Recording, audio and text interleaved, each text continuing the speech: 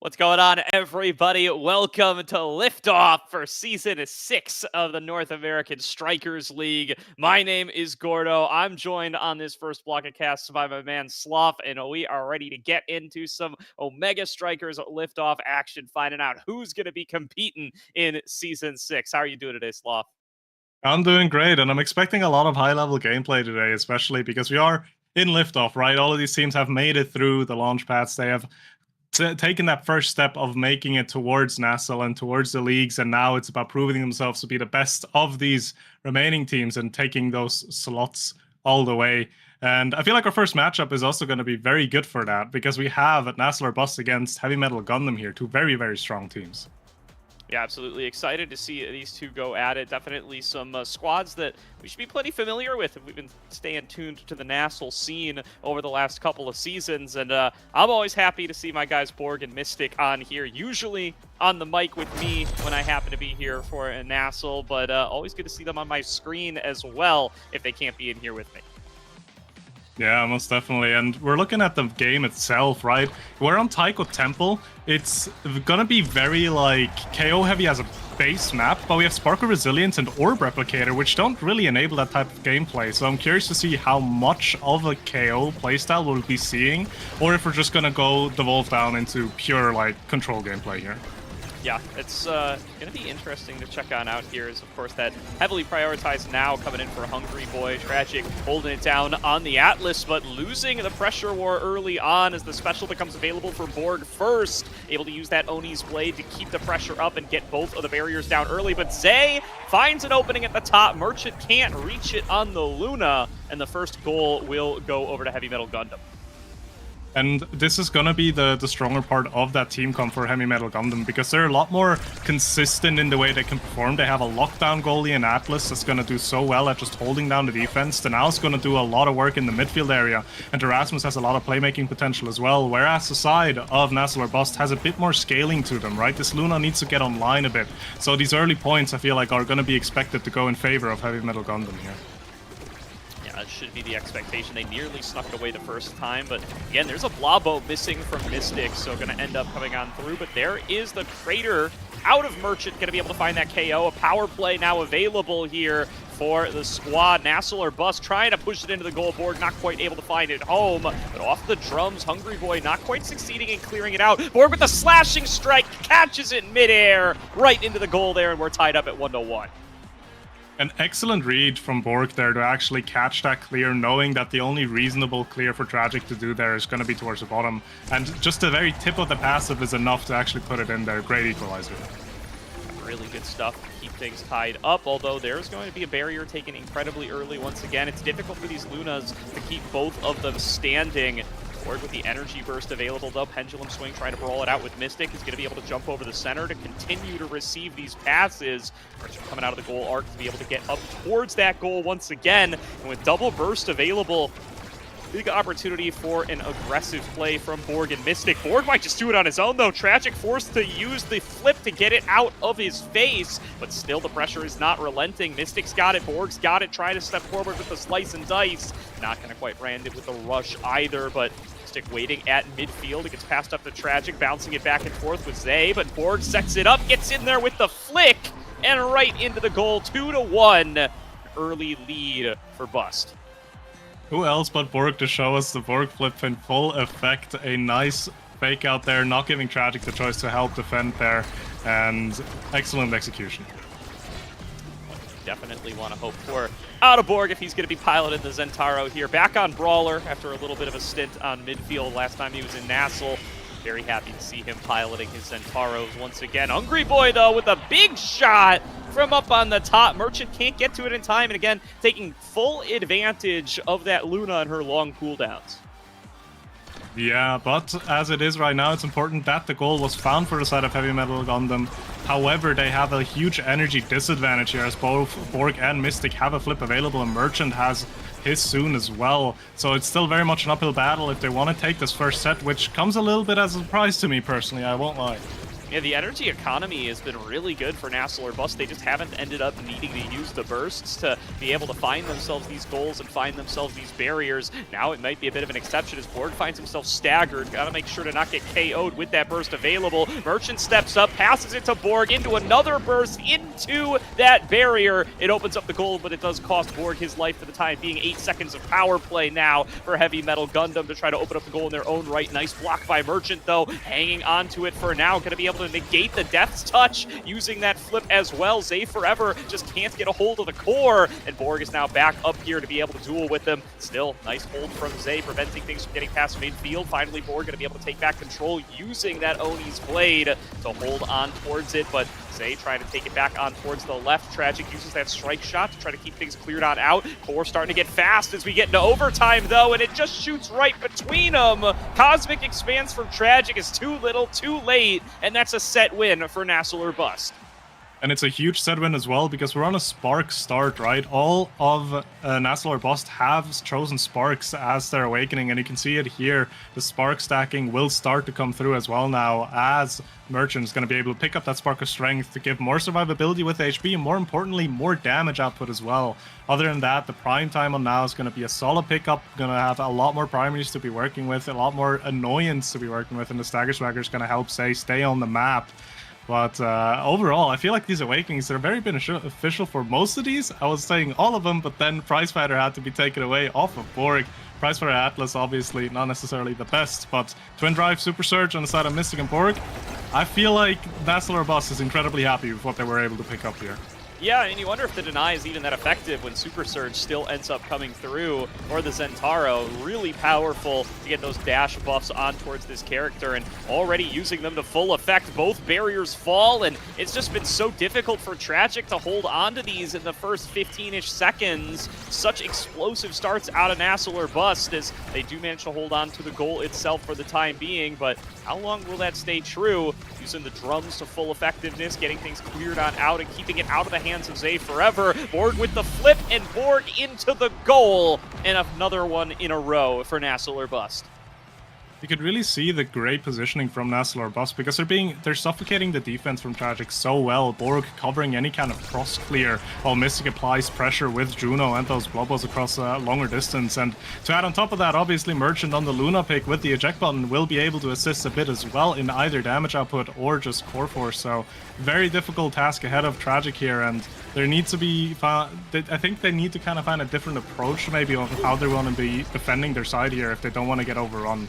Once again, just pinning it behind the barriers there into Oni's Blade. Ricochets down towards the bottom, and Borg comes up with both barriers in one go. Mystic and Merchant losing control of it a little bit there, though. Ends up getting an own barrier, if I'm not mistaken. Maybe some interruption there from Zay Forever, who's now on a bit of a breakaway. Has access to the energy burst. Hungry Boy about to have his as well. Trying to ricochet off the top, but Zay Forever's got it held onto. Deflected away by Merchant twice in a row, and he hangs on from the goal. Tragic can't get to the core in time. Borg steals one away out of nothing and takes NASL or Bust to 2-0 in set number 2. Tragic mistiming that strike shot is not what you want to be seeing in this position now. 2-0 up in favor of NASL or Bust as they're trying to close off this set as soon as possible, not trying to have it go to a set of 0.5 like they did last time. Yeah, I mean, the defense has been almost non-existent throughout this game at number 1 so far, it feels like, as these have been falling down so fast, so many quick goals, so many quick barriers achieved, and open goals nearly consistently across the board here on Taiko Temple. Hungry Boy gets the flip, and this time nobody able to produce the block in time. The Blabo's a little too short, and it will be a goal and a break in the streak as Heavy Metal Gundam get their first of the set. Yeah, the defense isn't holding up long, and on the side of Merchant, you would be kind of expecting it, right? The Luna is not necessarily going to be the best at holding it down on the defensive end, but Tragic is the one that needs to be trying to find a maybe a little bit more optimized way of using those abilities, because these barriers should not be dropping as fast as they are. Yeah, definitely looking to see a little more defense here from both sides, perhaps, but NASL or Bust definitely been the recipients of the most benefit here as they find themselves in a nice lead and potentially going to take a 2-0 set lead if they're able to find one more goal here. That's a nice open goal achieved, though. Zay Forever off the flip, going to be able to find his way onto the second barrier, and a 2-barrier advantage makes Heavy Metal Gundam look favored in this round. He passing it back up to Zay. Mystic trying to steal it away. Here comes Merchant getting involved, trying to get the header into the barrier, but won't quite be able to find it. Mystic continuing with the reset, but a nicely placed drone from Hungry Boy will get things back into Zay's hand, and a pendulum swing into the goal will tie us up as Heavy Metal Gundam make the reverse sweep and bring us to point number 5.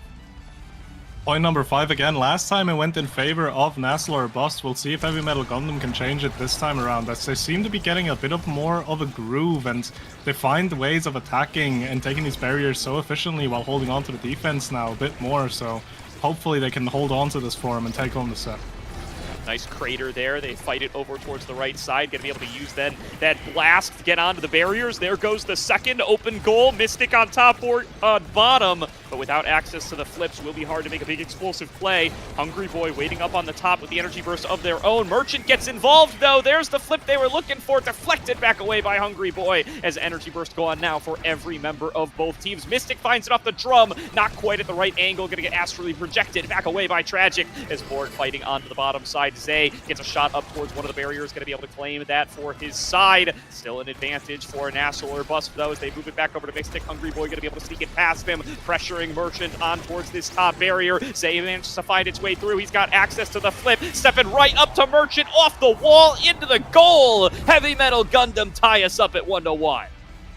Great execution on the attack. They're not really giving Merchant much to do, and just kind of overwhelming the defense there. So really good setup as we're now going into this draft, and we have 2 sparks here, and that's, you hate to see that if you're Heavy Metal Gundam, because Luna is actually the first pick on the side of NASL or Bust. You cannot deny both of these sparks, so Luna's gonna go triple spark guaranteed here as the build different find its way onto Rasmus, though. Size always incredible, and to be honest, you have rapid fire prime time on now as well, so these primaries are going to be flying out so much. These cooldowns are going to be so low for the now in the grand scheme of things. Cooldowns going lower for Mystic as well, as he's able to pick up the reverberation. A second spark for Borg, and I feel like the most important pickup here could arguably be the missile prop on Atlas, because that's going to help so much with holding the defense further up the field and making it easier for Tragic to work this Atlas. He can find his mark on those astral projections, really will be able to give pressure from further away even when that strike shot isn't available. KO on a Mystic found out of nowhere. I think that was a pendulum swing out of Zay Forever. We'll give a power play over to Heavy Metal Gundam. Find one of those barriers up in Merchant's face, who's going to try to take it around. Can't quite find it with the boost, but will be able to claim one. Mystic now going to fill in his sub-goalie, but can't defend the barrier. Open goal achieved for Heavy Metal Gundam. Merchant just back in time to be able to reflect the goal and prevent it from actually coming on through, but the pressure is not done yet, and they're going to get it back over to Borg. Moving forward with the Oni's played a nice flip right in melee range, takes Hungry Boy low and nearly gets the core in. Going to interrupt that Death's Touch as they manage to knock it back away with a Blabo. Mystic getting involved now, as is Merchant, coming in with a boost, but still not able to push it past Hungry Boy. Coming down from Mystic up on the top side, now into Zay's hands, who's going to have it fought back away by Mystic. Tragic waiting with the energy burst available and with all of his tools up, and Merchant is not back with the eject button in time. It's Heavy Metal Gundam on the board first. Yeah, we went into overtime, and the core's just going to start flying a lot faster. It's going to be a lot more difficult to control, and it's going to be so much more punishing if your eject button isn't necessarily exactly where it needs to be. Merchant, unfortunately, having to experience that there as the goal was being found. reflecting away as long as they can here, but it's been a really good comeback so far from Heavy Metal Gundam, really finding ways to keep things safer for longer as Tragic scales into the game a little bit more, has access to some more tools, some additional range, and that seems to have been the recipe that they needed to be able to avoid some of these more explosive starts out of Bust. So far holding on very effectively.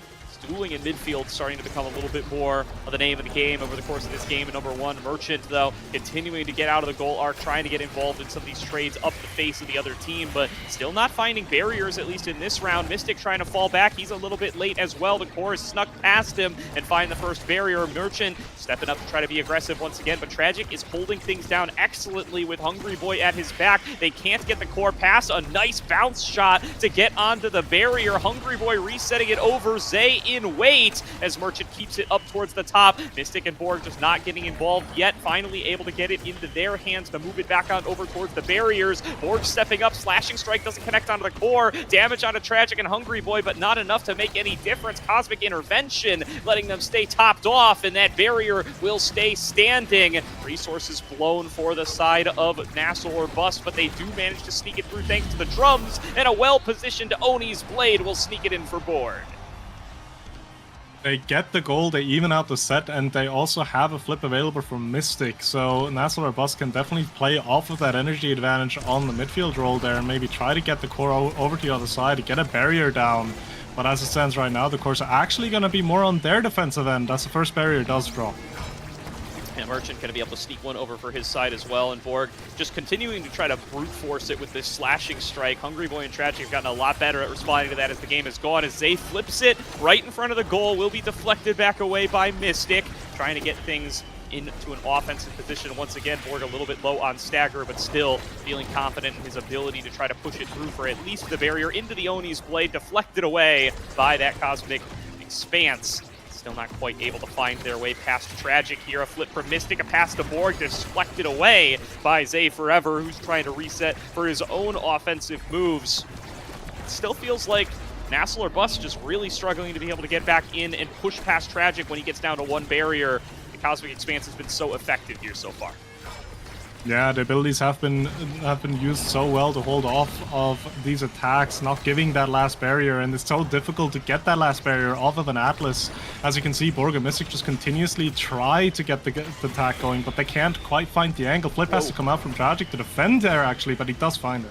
Yeah, and they do get the barrier there, so it's open goals for both sides now. Whammy not quite connecting on through, but Merchant going to try to buy some time so that Mystic and Borg can fall back into position. Pendulum Swing finds Mystic in the goal arc and creates a power play for Heavy Metal Gundam. Merchant and Borg now looking to try to buy as much time as they can. Don't want to hang out too much on the same side. They'll risk getting passed on and taken into the goal. Zay Forever capitalizes on the moment and takes it to 2-1. Capitalized just in time as well, as the third player for the side of NASL or Bust just came back, but wasn't really able to do anything anymore about that attack. The Luna ultimate comes down though and almost takes Zay out of commission completely. Yeah, really could have potentially created the opening that NASL or Bust need to go to a third 0.5, but not gonna find it on that move. Instead, they continue to duke it out at midfield, trying to get some pressure into their favor. Merchant not able to get the ricochet he wanted off the drum, still can't get it in towards the barriers. And fighting back and forth now are Zay up against the duo of Borg and Mystic. Zay starting to fall a little bit low, gonna have to go elusive to try to avoid Borg getting onto him with the rush and potentially taking him up on the top side. A lot of healing coming on across though from those double supports on his team. Healing available on both of those characters. Trying to go for the ricochet off the bottom. A nice quick strike in towards the barrier. Gonna open up the goal for the side of NASL or Bust. A rush forward from Borg. The flip available, used by Tragic first to clear things out. But Borg's still ready for it. Still not going to use the burst to try to get it on past that flip. He's going to stay in his pocket for the time being. Hungry Boy trying to close things out right now. Uses a flip of their own. Won't be able to push it in past the barrier. Bounce shot off the bottom. Deflected back away again. Zay Forever gets it back onto the offense, takes down the barrier, and finds that third goal. 2-1. Heavy Metal Gundam find themselves in the lead. And what an incredible defense that was from Tragic. I was almost completely certain that that goal was going to go in, but they're actually holding on and have to use the flip to defend it, but successfully do so and take home this set now as we're going into this third draft with, again, a lot of high-value awakenings. The fight or flight is going to help Hungry Boys so much with being mobile, being ever-present, making this now even more annoying. Deadeye is going to be a beautiful pickup for Merchant, just even more damage on the Luna as more size finds its way into Zay. The Adrenaline Rush is going to be a pickup for Atlas as well, potentially a deny pick off of the Centauro. It gives you 1 second as well. Not sure if you're going to find those KOs overall, but I definitely feel like you got to watch out now for Merchant and that damage that the Luna can bring out. However, who are you really going to be killing, right? Zay has Stagger Swagger and 2 healers right behind him, and the Now and the Atlas are not going to be easy targets to take out either. Yeah, and going to have to find their way on towards Hungry Boy or Tragic, you gotta believe. But yeah, as you said, damage awakenings on towards every member of NASL or Bust. Clearly seeing KOs as their potential pathway out of this situation, but both barriers fall pretty quickly. An opportunity for Heavy Metal Gundam to be able to take the lead in what could be their final set of game number 1. Zay Forever trying to take it on past Mystic. Mystic going to be able to just hold things on with the Blabos. Whammy connects, and Crater, rather, actually gets a fair bit of damage there. Zay does find himself staggered, gets healed right back up in an instant, but Borg able to use that opportunity to dash in and get that barrier down. Open goals for both sides. Borg with an opportunity, and he doesn't even need to touch it. Tragic doesn't reach the core in time, and that goal credit goes to Mystic.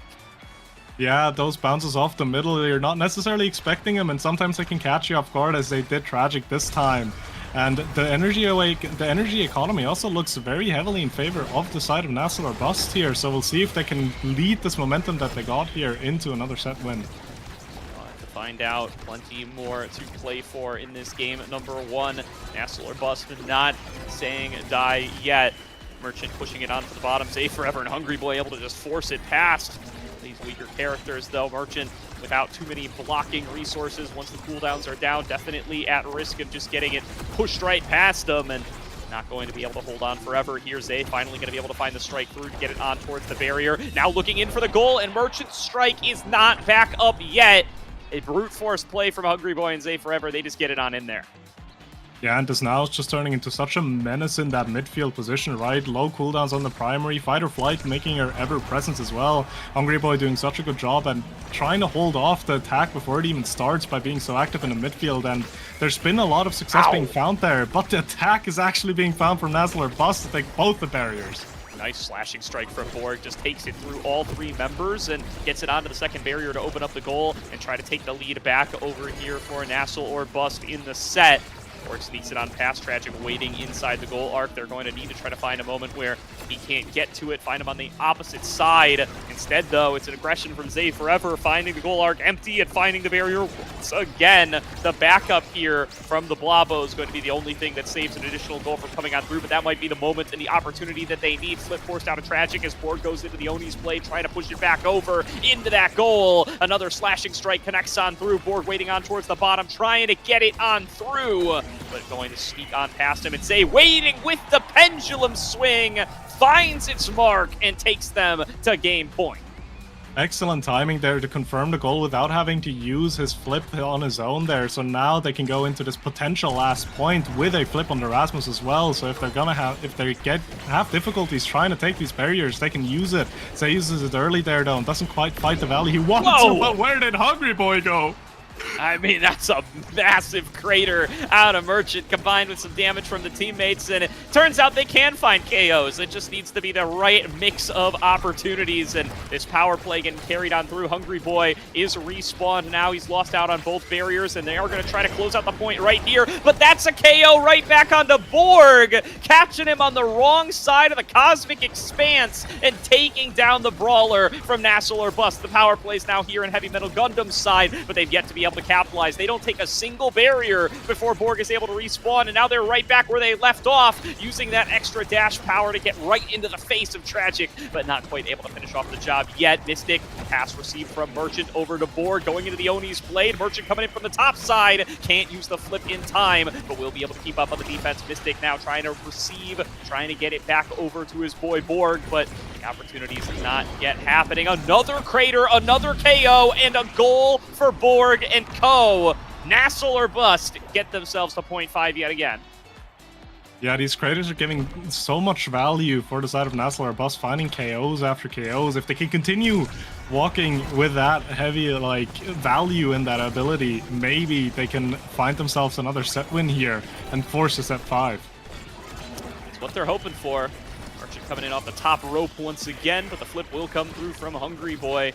Able to keep that defense going. This is a big crater, though. Hungry Boy staggered. Doesn't fall this time, but definitely at risk without the Celestial intervention from Tragic to be able to keep him standing. Nice defense on the barrier there. Tragic finding a good back strike to be able to reflect it back away and find a bounce that he finds favorable. Still nobody falling on down Zay. Very close here as the core does find itself stalled on the bottom side. Sneaking it back away from the expanse. Another crater gets Zay low again. Merchant not quite landing the boost, though. Going to stop that core from careening on through, but they still find both barriers, and Borg with the flip available uses it into the dash, deflected away by Zay forever, who will still be able to hold on for now and keep their hopes of being able to win the game on this set alive. Borg was taken out on the other side, and it's a power play for Heavy Metal Gundam, still with a chance to close the game, but look at that whammy, just carrying them that extra bit further and creating a power play now for NASL or Bus. Waiting with the crater, Merchant finds home and takes us to set number 5. Merchant just having a masterclass on the defense. They're using abilities excellently to hold off the core and still find KOs, and in the end with the Crater Maker also finds the goal in the end, and the extra special is gonna make this Luna so much more deadly, as now on each round start she's gonna have the potential to just take someone off if they do not have an evade. They need to pay the evade tax to even play the game at this point. As another Size Awakening finds its way onto Zay, this Rasmus also massive right now, making it so much more difficult to win Strike War against him, but you can just take him off the map with the Luna. Monumentalist, also an incredible pickup for Hungry Boy, though, giving him so much more area to affect efficiently in that midfield area. So we'll see how this is going to pan out, because both sides got some really high value awakenings here. Yeah, I mean, it's all about if that crater can keep having these sorts of impacts. The elusives come through once again. They're going to be forced out each and every time. At this point, Zay getting that extra life from the recovery drone as well might just be a big difference maker, as him getting KO'd has been a huge win con over on the side of NASL or Bust. Borg continuing to layer down a little bit of damage, getting himself repositioned, and a nice slashing strike to pick that core out of the air, nearly getting it on towards the second barrier. Not going to quite finish it up this time. Slice and Dice connects onto all three, though, and Mystic bouncing it between his Blabos back over to himself, keeping the pressure going. Finds it. Big damage onto the entire squad, and an energy burst as well. Oni's blade to cap it off. And Hungry Boy going to be low and caught up on the top side. Mystic hanging on alongside Merchant. They are going to be able to take one of those barriers. Hungry Boy continuing to get pressured on the other side from Merchant as the boost connects. Going to get bailed out, using the specials out of both him and Tragic to keep the health bar topped off. Borg not quite able to pick up on the core using that rush, but Merchant coming on through to make up the difference. Back over to Borg. A shot attempt from Mystic, but Zay's able to hold on. He reflects it back away. Getting on over towards the left side now, trying to get onto the last remaining barrier, but Borg reflects it up towards the top. Merchant waiting for it. Not quite able to get the strike that he was looking for, but able to click back to the eject button in time to be able to cover that remaining barrier. Still pressure on from Zay, but so far not able to find a hole in the armor. But Borg bounces it off the bottom, trying to get set up for another shot. Tragic able to hold on yet again. The Atlas starting to look impenetrable yet again here, Slough. Yeah, it's just so insane. Neither team's giving each other even an inch here, as the core's going back and forth, and the defense is holding up so well. Tragic's under pressure again, has to use the flip, will defend it successfully though, as the core goes back to Merchant. Mystic has a flip of his own as well. Doesn't even have to use it though, as the Juno Bubbles find the angle right past Hungry Boy and Tragic to take what seemed like a almost 5-minute long point. It wasn't, but it felt like it in favor of NASL or Bust. What a reflection there off of the bottom, just bouncing it up along that wall the entire way through and finding its way into the goal, and the aggression right where it left off here for the side of NASL or Bust. They get their first of their barriers, and it's the second one that has been tough for them, but they get it right there. Borg with a flip right in their face, can't get the empowered strike off before the gates open up, so not going to be able to get himself on towards game point yet. Very close to it though. Mystic waiting up on the top side.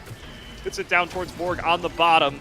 Zay going to be able to use the whiplash to get himself on over towards the first of the barriers. Drone waiting for the core onto the bottom side, going to get consumed by Borg instead, who takes a shot in the bottom corner. Tragic already using the expanse, not covering the goal entirely, and Borg finds the one hole. And that was such a tight angle to be finding for Borg there, because any kind of misalignment there either sends it towards the edge of the map where it just bounces back at you or directly into the Atlas expanse. So excellent angle from Borg there, as NASL or Bust are trying to set themselves up to just take the set 3-0 and take the first game. Look at that damage, too. Whammy's coming on through, and Oni's Blade onto the full squad. Already staggered his Zay forever, and yeah, you know, they're going to be able to heal back up before too long, but going to mean that they have to step away for at least a short bit. They can't just unrelentingly keep pushing for more and more. Another expanse going to be used. Here comes that blast from the crater. Merchant still helping on out at range. Another header comes on through, going to be able to find that barrier. Open goal now available, and Borg is in there! Finds the rush, finds the score, and game number 1 will go to NASL or Bust. Yeah, towards the end, they just got so incredibly oppressive with that damage, which I wasn't necessarily expecting, right? You have a really great team comp for surviving on the side of Heavy Metal Gundam, but it ended up just being too much. That Deadeye pickup for Merchant ended up being too much, and you can see that in the damage numbers as well. 51k damage off of Merchant, 61k damage off of Borg. Yes, in total there were only 4 KOs, but it's so difficult to play for Korra and contest the proper areas if you're consistently low, and that was the result of that damage. It wasn't taking out the team outright, it was just disallowing them from playing where they want to be playing, and just with extended pressure there, they ended up cracking the walls of Tragic there and take the first game. Yeah, really, really good stuff. You know, it started off looking really favored towards NASL or Bust. Heavy Metal Gundam finding a lot of angles to be able to play through in that mid-game, looking like they were going to be able to turn it back around, but finding new ways to be able to push on through those craters in set number 4 out of Merchant. Absolutely crucial, and then being able to find KOs and find ways to close the game out, and then the cooldown getting even lower enabled NASL or Bust to be able to take it the last way home. Yeah, and they took the game off of Taiko, and more importantly, they took the game off of Taiko, which was the map pick from Heavy Metal Gundam, I believe. So now they're going to go into the next map, which is going to be the Atlab, which is the map pick for NASL or Bust. So they're going into where they're potentially more comfortable overall, and we'll see if there's maybe going to be some draft adjustments from either of the teams here, if there's going to be any kind of plans going in as well. The Zentaru seem to be doing wonders for Borg. I'm curious if maybe the side of Heavy Metal Gundam are going to be looking to interrupt that pick, maybe take it away, or if there's a completely different prio going into this game too. Yeah, that's going to be the question. There could definitely be a change up in composition when you're on Atlas's lab compared to Taiko Temple. Maybe a little bit of shifting around of what the picks are going to end up being, and maybe a little bit of shifting around based on how that game number 1 played out. I mean, it is, I've been told it's a little bit more of a melee goalie meta these days, but Merchant showing up on the Luna looking really good in that game number 1. Not sure where exactly in the draft it ended up falling, but I do wonder if some additional precautions will be taken to try to stop that pick from making a difference for Merchant this time around. Yeah, and generally speaking, eject button goalies, right? They're not necessarily favored. You're very correct in that, but there are certain maps where you can still bring them out and have that effect. And Atlab is a map where you could be playing an eject goalie as well. So I'm curious to see if we're going to see that come out again as well. Maybe there's going to be a Luna again. Maybe there's going to be something like an Aimi. Not 100% certain on the map pool choice for Merchant, but it opens up a lot of avenues on this Atlab game. As I do believe we see the updated draft. This is the game on 1 stream draft. right now. Yeah.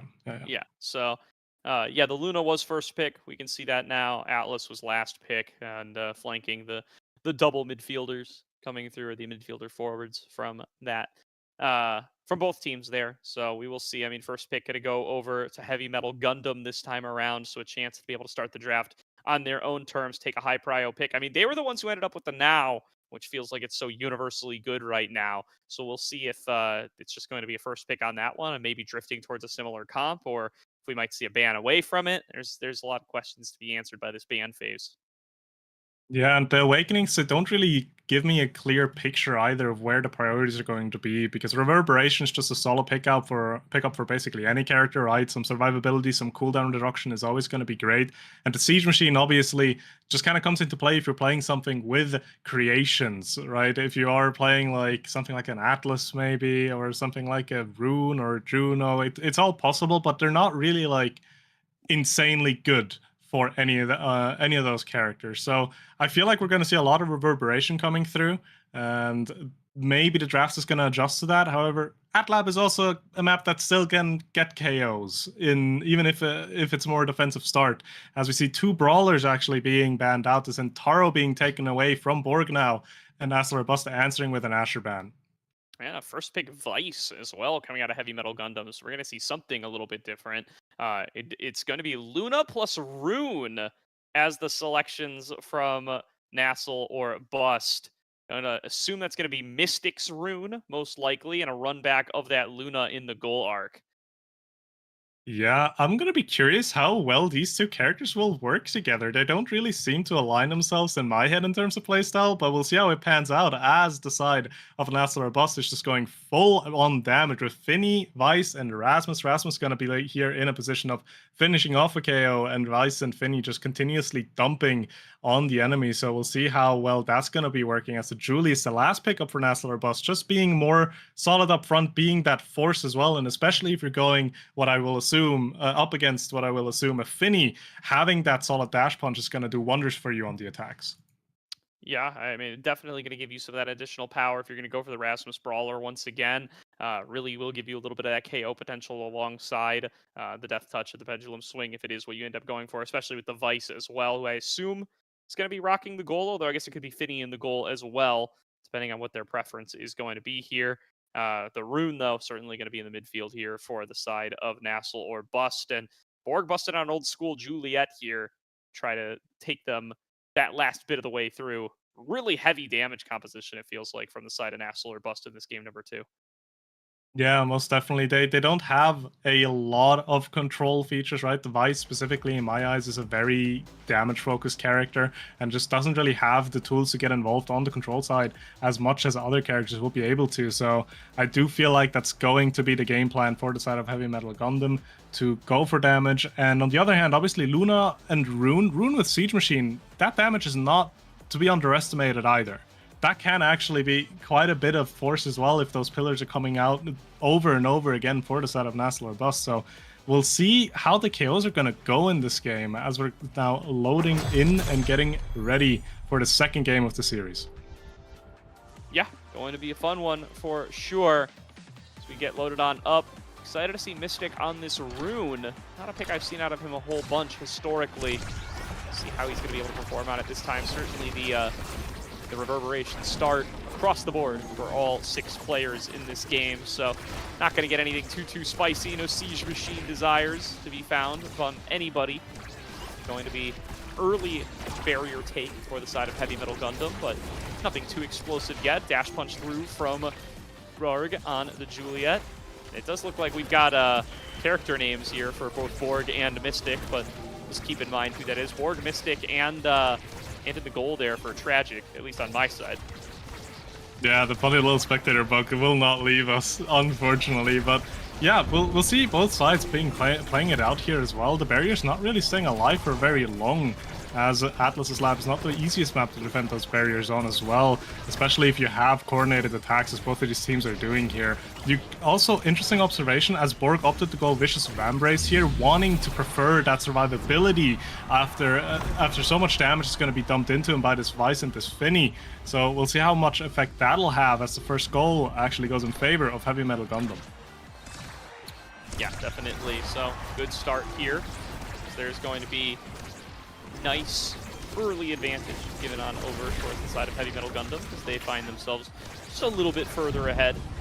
Going to still be a nice banish coming on through to find its way on towards Say Forever. He nearly gets taken down for that one, but instead going to find his way back onto the field, still getting pressured on by Borg, and double burst gonna take him down. Merchant and Borg join forces to be able to get Zay Forever right off the map here. See if they're going to be able to recover from this. Hungry Boy going to be receiving it at midfield. They're going to try to keep the pressure on, going to try to buy that extra time for Zay Forever to be able to respawn, and you know what? It's going to end up being enough here, but the banish coming on through finds its mark on towards Tragic. Buys that extra moment for them to be able to get their way on towards the barriers. Juliet taking it forward. It's Borg looking to take it into the goal. Can't quite find the dash punch here yet. It will get successfully cleared on out, and now it's Zay with the pendulum swing trying to find himself an opportunity, but a KO found on the other side will create a power play for NASL or Bust. Another barrier does end up falling. It's Safe Forever moving forward towards the right once again, but it's Borg dribbling it to himself and pushing it into the goal to tie things up at 1-1. Yeah, and even though we're looking at the team comps, and I would say Heavy Metal Gundam is favored if it comes to KOing, while NASL Bus is actually the team that finds these KOs a little bit more consistently here off of the edges, off of that Luna that Merchant is piloting so well as well here, and Mystic doing an excellent job cutting off any kind of passing play for the side of Heavy Metal Gundam. So a very excellent execution for the side of NASL Bus so far as they are looking to take a second goal here. Look to see. Oh, wow, it just slips right on through. Borg able to find it up against Tragic, just a little bit too slow on the strike there. And it will be a 2-1 advantage for NASL or Bust. Let's see if they can find their way back around this one as it kicks on off, and immediately it's one barrier, and it's looking like it's about to be two as Merchant arrives off the boost. Here comes the Crater coming in the middle of everybody, going to force those elusives on out, and now going to move it back around. A nice double barrier found by Zay Forever here. Try to move things back into his favor, but he's KO'd by Borg. Flame Flurry for the dribble, trying to get it into Merchant's hands, not quite able to get the timing right, but a nice anomaly from Mystic sets up for another strike. Going to far out that Banish, but not able to find its mark. Nice elusive away from Zay, going to keep him on the field, but the dash punch off of the pass from Merchant is beautiful. That's 3-1 for NASL or Bust. 3-1, and going into this draft with a priority pick for this Julie here, as Juliet will enjoy quite a bit of awakenings here. We have a 1-2 punch on the field. Interested to see if Borg is going to be opting in for that, because it's just going to give that Julie so much more KO range when it comes down to dash punching. Could also be Might of the Colossus, as it would be a solid delay off of Zay, but no, the 1-2 punch holds too much value as the size finds its way onto the Rasmus. Twin Drive, a solid pickup for Merchant. You saw how much effort, how much work he's been doing up front as well with these dashes just on that last goal, so having more of those is going to work wonders for him. As the Prime Time, the Prize Fighter, and the Castle Ass get picked up as well in this draft. More damage going towards the side of NASL or Bust here, so the KOs I don't think are going to slow down anytime soon. I do not think so either. Oh, going to be another aggressive start here. Oh, not quite able to find the barrier. There is Ol Hungry Boy, or Zay Forever rather, not quite able to get it there off the death touch. Instead, right in between the lines, and so instead we'll end up with two barriers going on over to NASL or Bust. It's going to be Mystic carrying it on towards the bottom, trying to get it into Borg's hands. A nice flip back away, though. They think they've isolated Borg here, staying alive as long as he can, but the death touch from Zay Forever will be able to create a power play for Heavy Metal Gundam as they look to get themselves onto the board for the first time in a while in this game number 2. He's going to be pushing on in here, seeing if Zay could get onto that barrier, but Merchant is holding down the line pretty effectively. Mystic at a sliver of HP, but still managing to hold on, avoiding the stagger. Dodges out of the death touch as well. Merchant nearly able to weave his way through to find it into the goal, but Core is kept at bay. Zay waiting for another opportunity to use the pendulum swing combo alongside Hungry Boy, pressuring on towards this barrier. Still held on to, though. Borg helping out on defense. Even with Mystic down, they can't find their way on towards this last barrier. Yeah, excellent strikes just being found off of Merchant and Borg there, as in the end, though, Zay says it's enough now, uses the flip and slides it right in as the goal is opening. Well executed there, but still an insane defense from the side of NASL or Bust.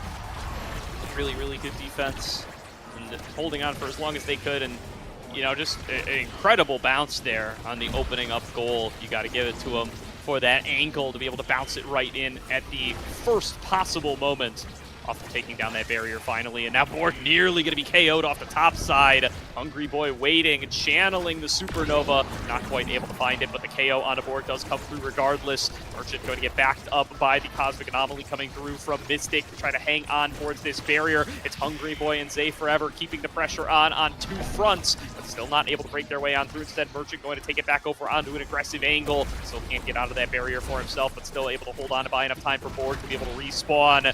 Now taken down towards the bottom.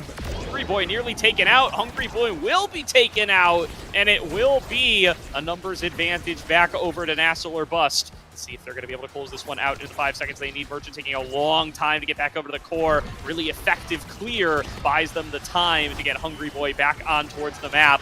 Now Zay pushing forward, and big Supernova finds the KO on a Mystic, creates the opening that they need to get the goal, and there's the shot from Hungry Boy to take it up to 2-0.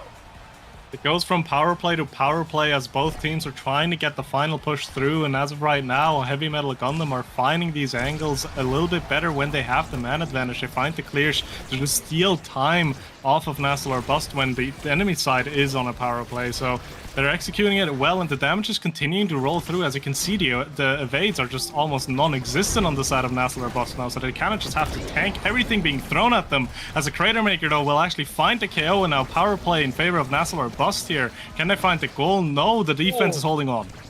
Very, very close, but no cigar this time around. Merchant going to move it around towards the top. The respawn has already come on through, and they are back at full strength on the side of Heavy Metal Gundam. Now another KO found by Borg, though, and despite that energy economy you called out earlier, it's KOs repeatedly coming through for NASL or Bust. But will they be able to turn it into the goal? Will they be able to take it down to that last bit? So far, it has been tough for him, and once again, the power play isn't enough. Merchant off the center just gets it onto his own barrier. A little bit of an oopsie there, and an open goal now for Heavy Metal Gundam to try to take a 3-0 set after getting taken out in set number 1 to tie things up. Back into Borg's hands, the reflect off of Finny, not quite enough to take it into the goal.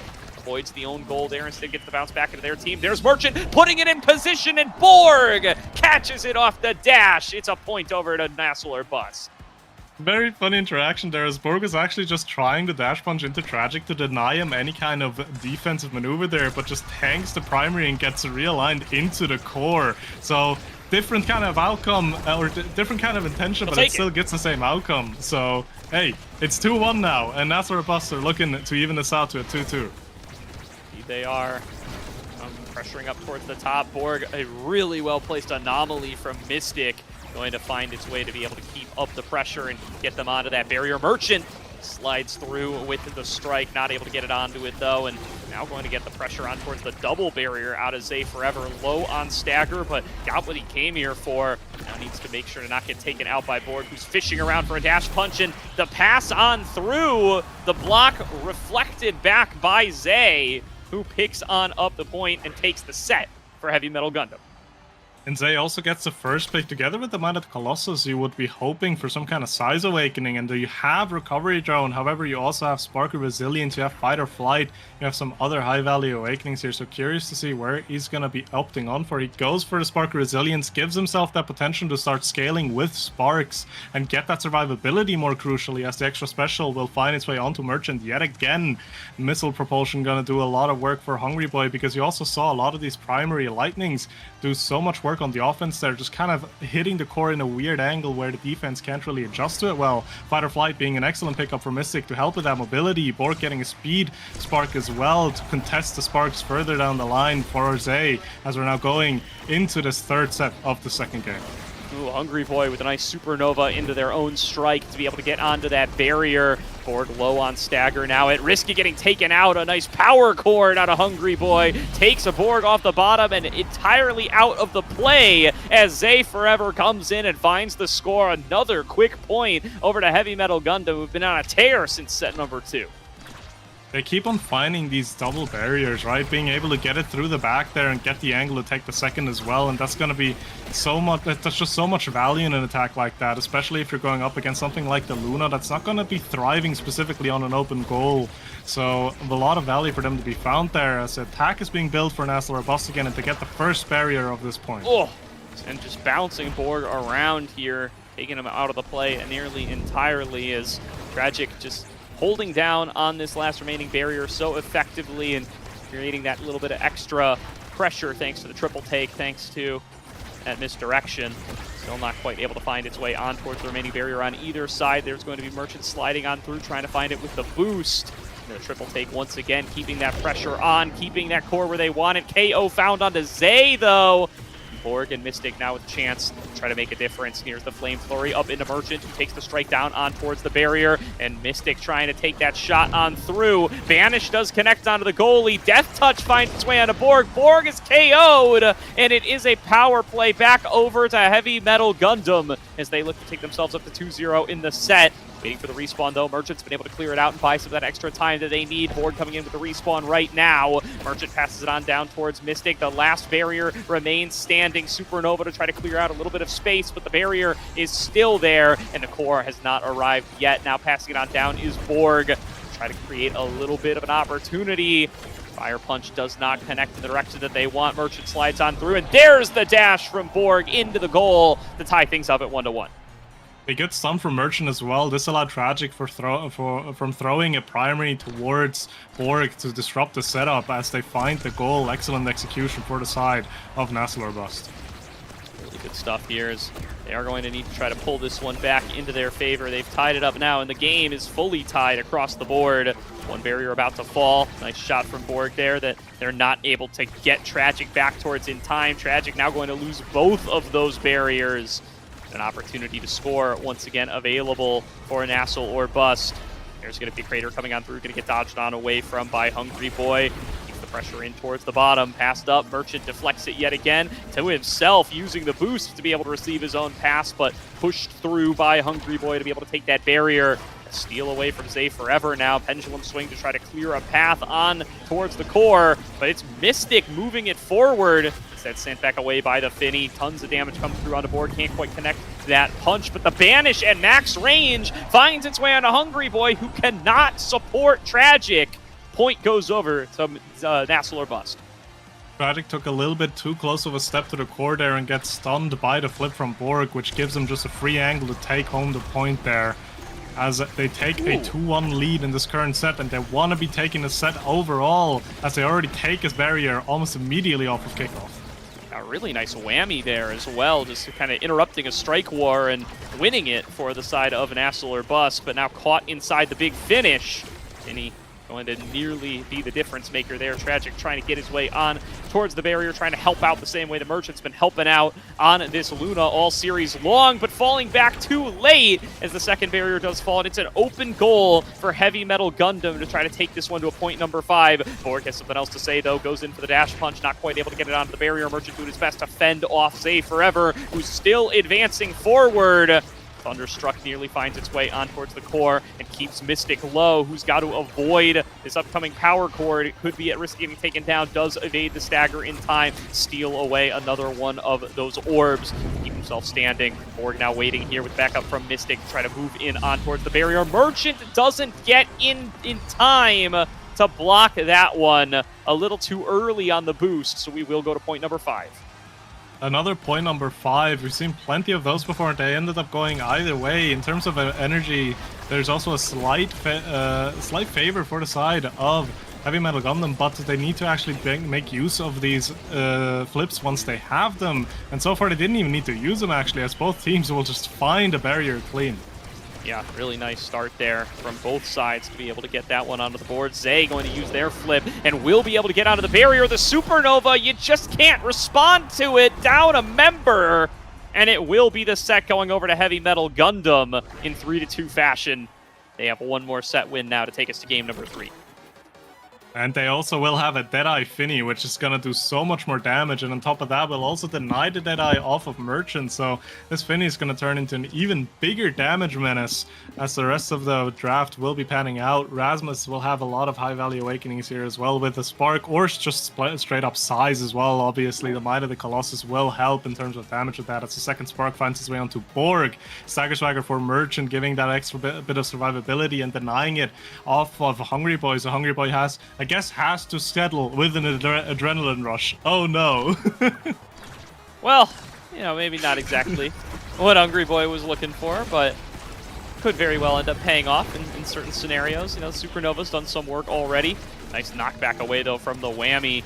Still pressure unrelenting from Heavy Metal Gundam. They do manage to find themselves both barriers very early here, and it's Borg taken completely out of the play, but the double barrier is responded to. Mystic finding his angle. Borg not retreating no matter how staggered he gets. Nearly able to find the goal. It's open goals for both sides now. Zay Forever, though, in such a strong position. Knocked back away by the power chord. Finally an orb to be able to get him back into competition for Borg. The pressure is still coming through. It's now Mystic who is in danger. Borg Supernova off. And and a flip out of Mystic is not going to be enough to find its way on towards the goal. Merchant and Mystic now doing their best to hang on. One more boost. Sorut's got to hit it on the bottom, and he can't get to it in time. It's another score over to Heavy Metal Gundam.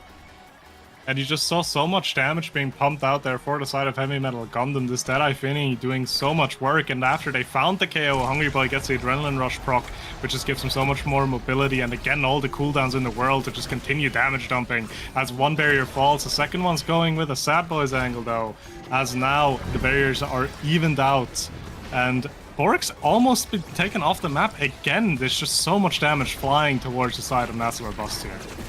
Absolutely is, and again, it's Borg who's taken kind of out of the play before it can truly get started, and now they're just going to bully him, try to keep him at bay the whole way long.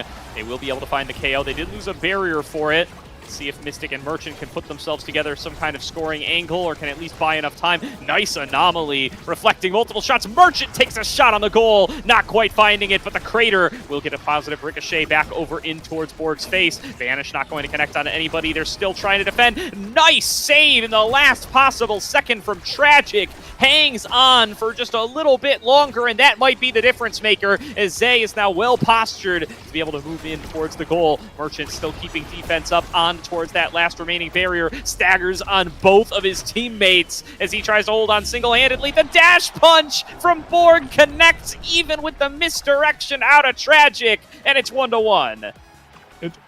I've seen this one before, right? This is weird that we get it twice in a game, but hey, if it ends up working out, but still, the goal was being found for the side of NASL Bust, but the difficulty still stands. They just have such a tough time staying on the map, and that's how you counteract that, right? You just completely overwhelm the defensive end of Heavy Metal Gundam, but if you can't get the goal, this is going to start to happen again, and the barrier just drops. The goal is being found.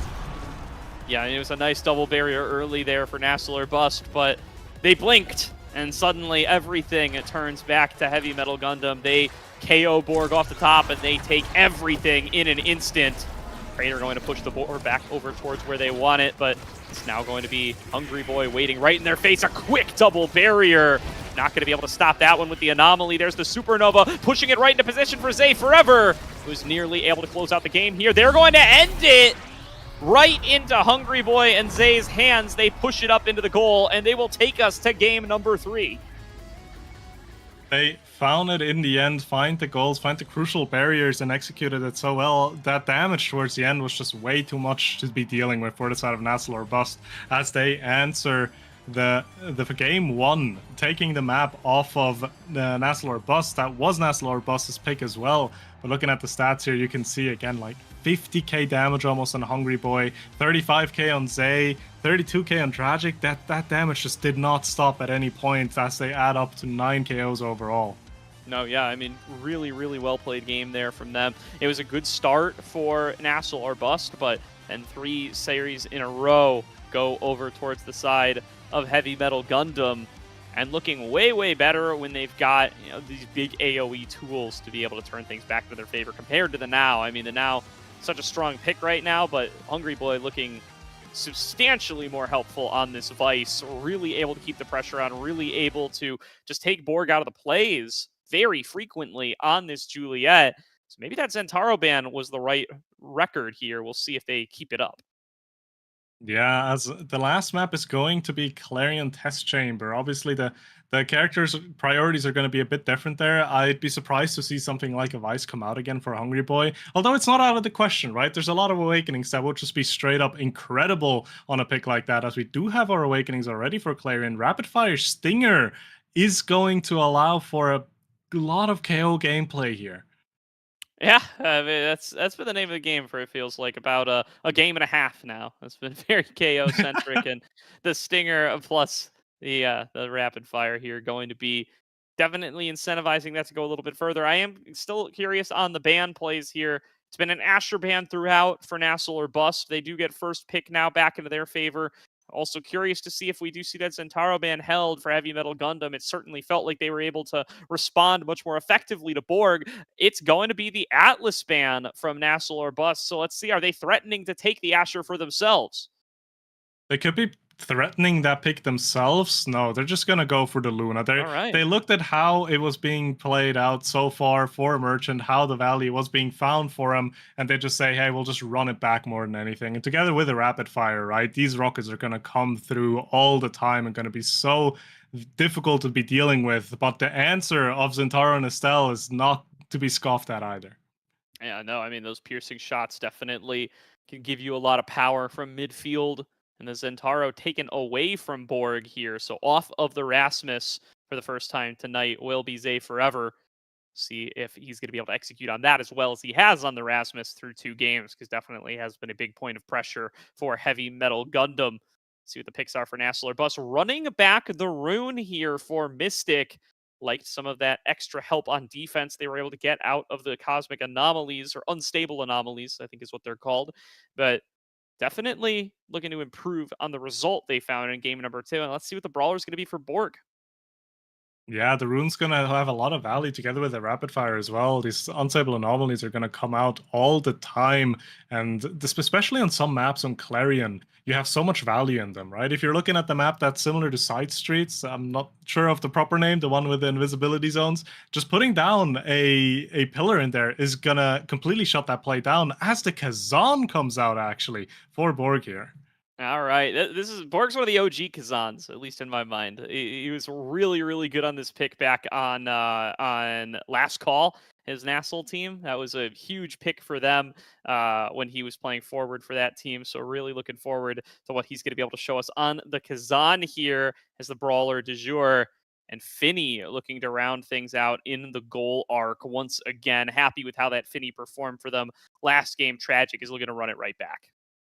Yeah, and all of these characters, they get so much benefit off of that rapid fire. I feel like the weakest one would be Kazan, but even then you get so much out of it because all of these primaries have so much impact. Primaries. Either they are incredibly strong when it comes to damage, or they're going to just have an immense amount of core control to them as well. So I feel like this is going to be a very fast-paced game. And again, the gut feelings telling me we're gonna see a few KOs this game as well. If you're looking at picks like the Luna and the Finney here. Yeah, I mean, Kazan, Zentaro definitely don't hurt you in that department either. On to Clarion Test Chamber as our decider map, and everything locked in as expected. Would be shocked to see anybody switching up who's in the goal arc or anything from this draft. Estelle making her first appearance on the day, as is Kazan. Love to see some unique drafts here from both sides as they try to adapt to one another's play style coming into this final game of the series. Yeah, and Zay actually picks up the Stinger as well, wants to get some extra damage on those Zentaro abilities and adds the dot to it. We'll see how much that's going to influence the damage department as we're going into kickoff, and the first barrier immediately gets taken. Yeah, a really good piercing shot, I believe it was, from Hungry Boy. Just ends up pushing it on through and ends up getting it right where they want it. But now going to be a nice bounce here. Good save from the triple take, but Borg is in position. Top spin as well to keep the pressure on. Nearly finds everything in the kitchen sink with that one. Instead, going to have to just settle for the 2 barriers. Open goal now achieved on the opposite side as well. The additional range available for this Heavy Metal Gundam comp going to certainly be something we are on the lookout for between this Finney and this Estelle. Crystal Thorns keeping the pressure on here. Borg starting to fall pretty low, but wants to move into scoring position regardless. Hungry Boy going to be able to keep things on the aggressive side. Mystic not able to get there in time. Borg trying to dash through, give him the slip, but not quite able to find it. Maddening defense on through. Still can't find his way into Hungry Boy, and Borg's got to watch out with how low this health bar's gotten. There's just so much damage being dumped into Borg, and he's just going to have to sit there and take it because he does have the slick kicks. He doesn't have anything that's going to help him with survivability, so he's just going to have to deal with it as flips come out left and right. 3 flips in quick succession, and actually Mystic is the one that gets taken out first here as a beautiful save comes out from Tragic right there. Yeah, I mean, Merchant had a great one too, just timing the whammy with when the strike would come through, but he is 1 versus 3 and cannot get there in time. Hungry Boy waiting with the Crystal Thorns to put it in the net. so many KOs being found towards the end there, and basically every player's energy just completely reset because all of the flips came out. And if we're looking at a KO game, we are on the KO map for Clarion now, and you can see that SA is almost immediately taken off the map. Borg not quite able to get the kill confirm on that primary there, but Zay is not safe yet as the KO gets found. One barrier drops, the second one's surely gonna follow suit. Perfect leverage from Borg, keeping that core right where he wants it, trying to keep the pressure up, but not quite able to find the second barrier, and Mystic is still staggered. No sustain really available for this team composition out of NASL or Bust, so they're going to have to either find it early on, or they're just going to have to wait for the old orbs and health regen to make the difference for them. Double banish, pretty good stuff there. Borg looking to capitalize with a maddening descent, but it's dodged away from by Zay forever. He's still going to be looking for these fights. Both these brawlers taking each other to staggered, but neither finding the KO, and it just slides between the uprights there. Merchant and Mystic can't get to the core in time. It's 2-0 for Heavy Metal Gundam. Both teams just throwing hands continuously. It just comes down to who's going to find the advantage faster, who's going to find these KOs or these forces faster. And so far, Heavy Metal Gundam been the team to do that. But looking at how the game's being played out as well, I'm very much excited to see how this first draft is going to go once this point is over, because there's so many Awakenings that hold so much prio like a Stagger Swagger in a game like this. Yeah, and that's another KO found on towards Borg, another power play for Heavy Metal Gundam. Nice passing plays, just up and down, splitting the focus, getting openings on towards the barriers, and they take them both before Borg is able to rejoin. Really solid stuff from Heavy Metal Gundam, putting them into a position to be able to potentially take this set in 3-0 fashion. Zay taking it on towards the bottom, passes it over. Hungry Boy is ready for it. Back pass into the Atlas Center. Takes the set for Heavy Metal Gundam. And takes first pick as well. We'll see what Awakenings we're going to be dealing with. A primetime rapid fire would be an insane threat here. Other than that, you have to Stagger Swagger, you have to stacks on stacks, you have a Super Surge. There's a lot of damage in this draft yet again, but the primetime rapid fire is not to be given up by Hungry Boy. A lot of piercing shots coming through here as the stacks and stacks finds its way onto Merchant, giving that extra bit of mobility. Stagger Swagger gonna help Tragic with staying alive, as the size for Kazan's gonna do a lot of work as well, especially in that 1v1 against Finny. Size is gonna do so much for you. Explosive entrance for Zentaro is nothing to scoff at either, because that's gonna add so much more damage in dash range to Zay. Yeah, absolutely. So a little bit of additional range. Actually, what does Super Surge even do for Rune? I'm not quite sure if it does anything really, but I'm not a Rune player. So, what were the last remaining Awakenings? Maybe there was a Castellast, that does something. Oh, yeah, then I don't know what happened there. Maybe I'm just not a Rune knower. Huh, alright, maybe Mystic knows something that we don't know. I'm gonna hope so, because that's an interesting one. I don't know what you would do dash range for on the Rune, but maybe there's some kind of effect that we're not. It might just be the damage. Super Surge just does more damage. Maybe those pillars do more damage. That could be the thing that I'm saying. The ones you leave behind. That would certainly make sense. Damage is today, but the game so far. So. Yeah, I certainly hope so for Mystic's sake, and for our sake. You know, so there's. We'll choose to believe that for the time being. Early KO does end up coming through for NASL or Bust. They will move on over. It's going to be Mystic waiting on the top side, setting out those anomalies. Borg taken low, trying to get the little poke on in towards that last remaining barrier. Not quite going to be able to find it here. Borg trying to get it onto that last barrier. Still not quite able to find its mark. It's going to be a piercing shot pushed on down. Merchant gets it in towards the bottom. Merchant coming through with the boost. Can not quite find that mark. It is instead going to be caught up inside the big finish. Pushed in towards Merchant. And down towards the bottom yet again. KOs on both sides, no brawlers available. And Mystic actually finds that barrier there. It just kind of scoots past Tragic and finds the open goal. Maddening Descent now clearing a path for Mystic to send it through. And NASL or Bust find their first point of game number 3.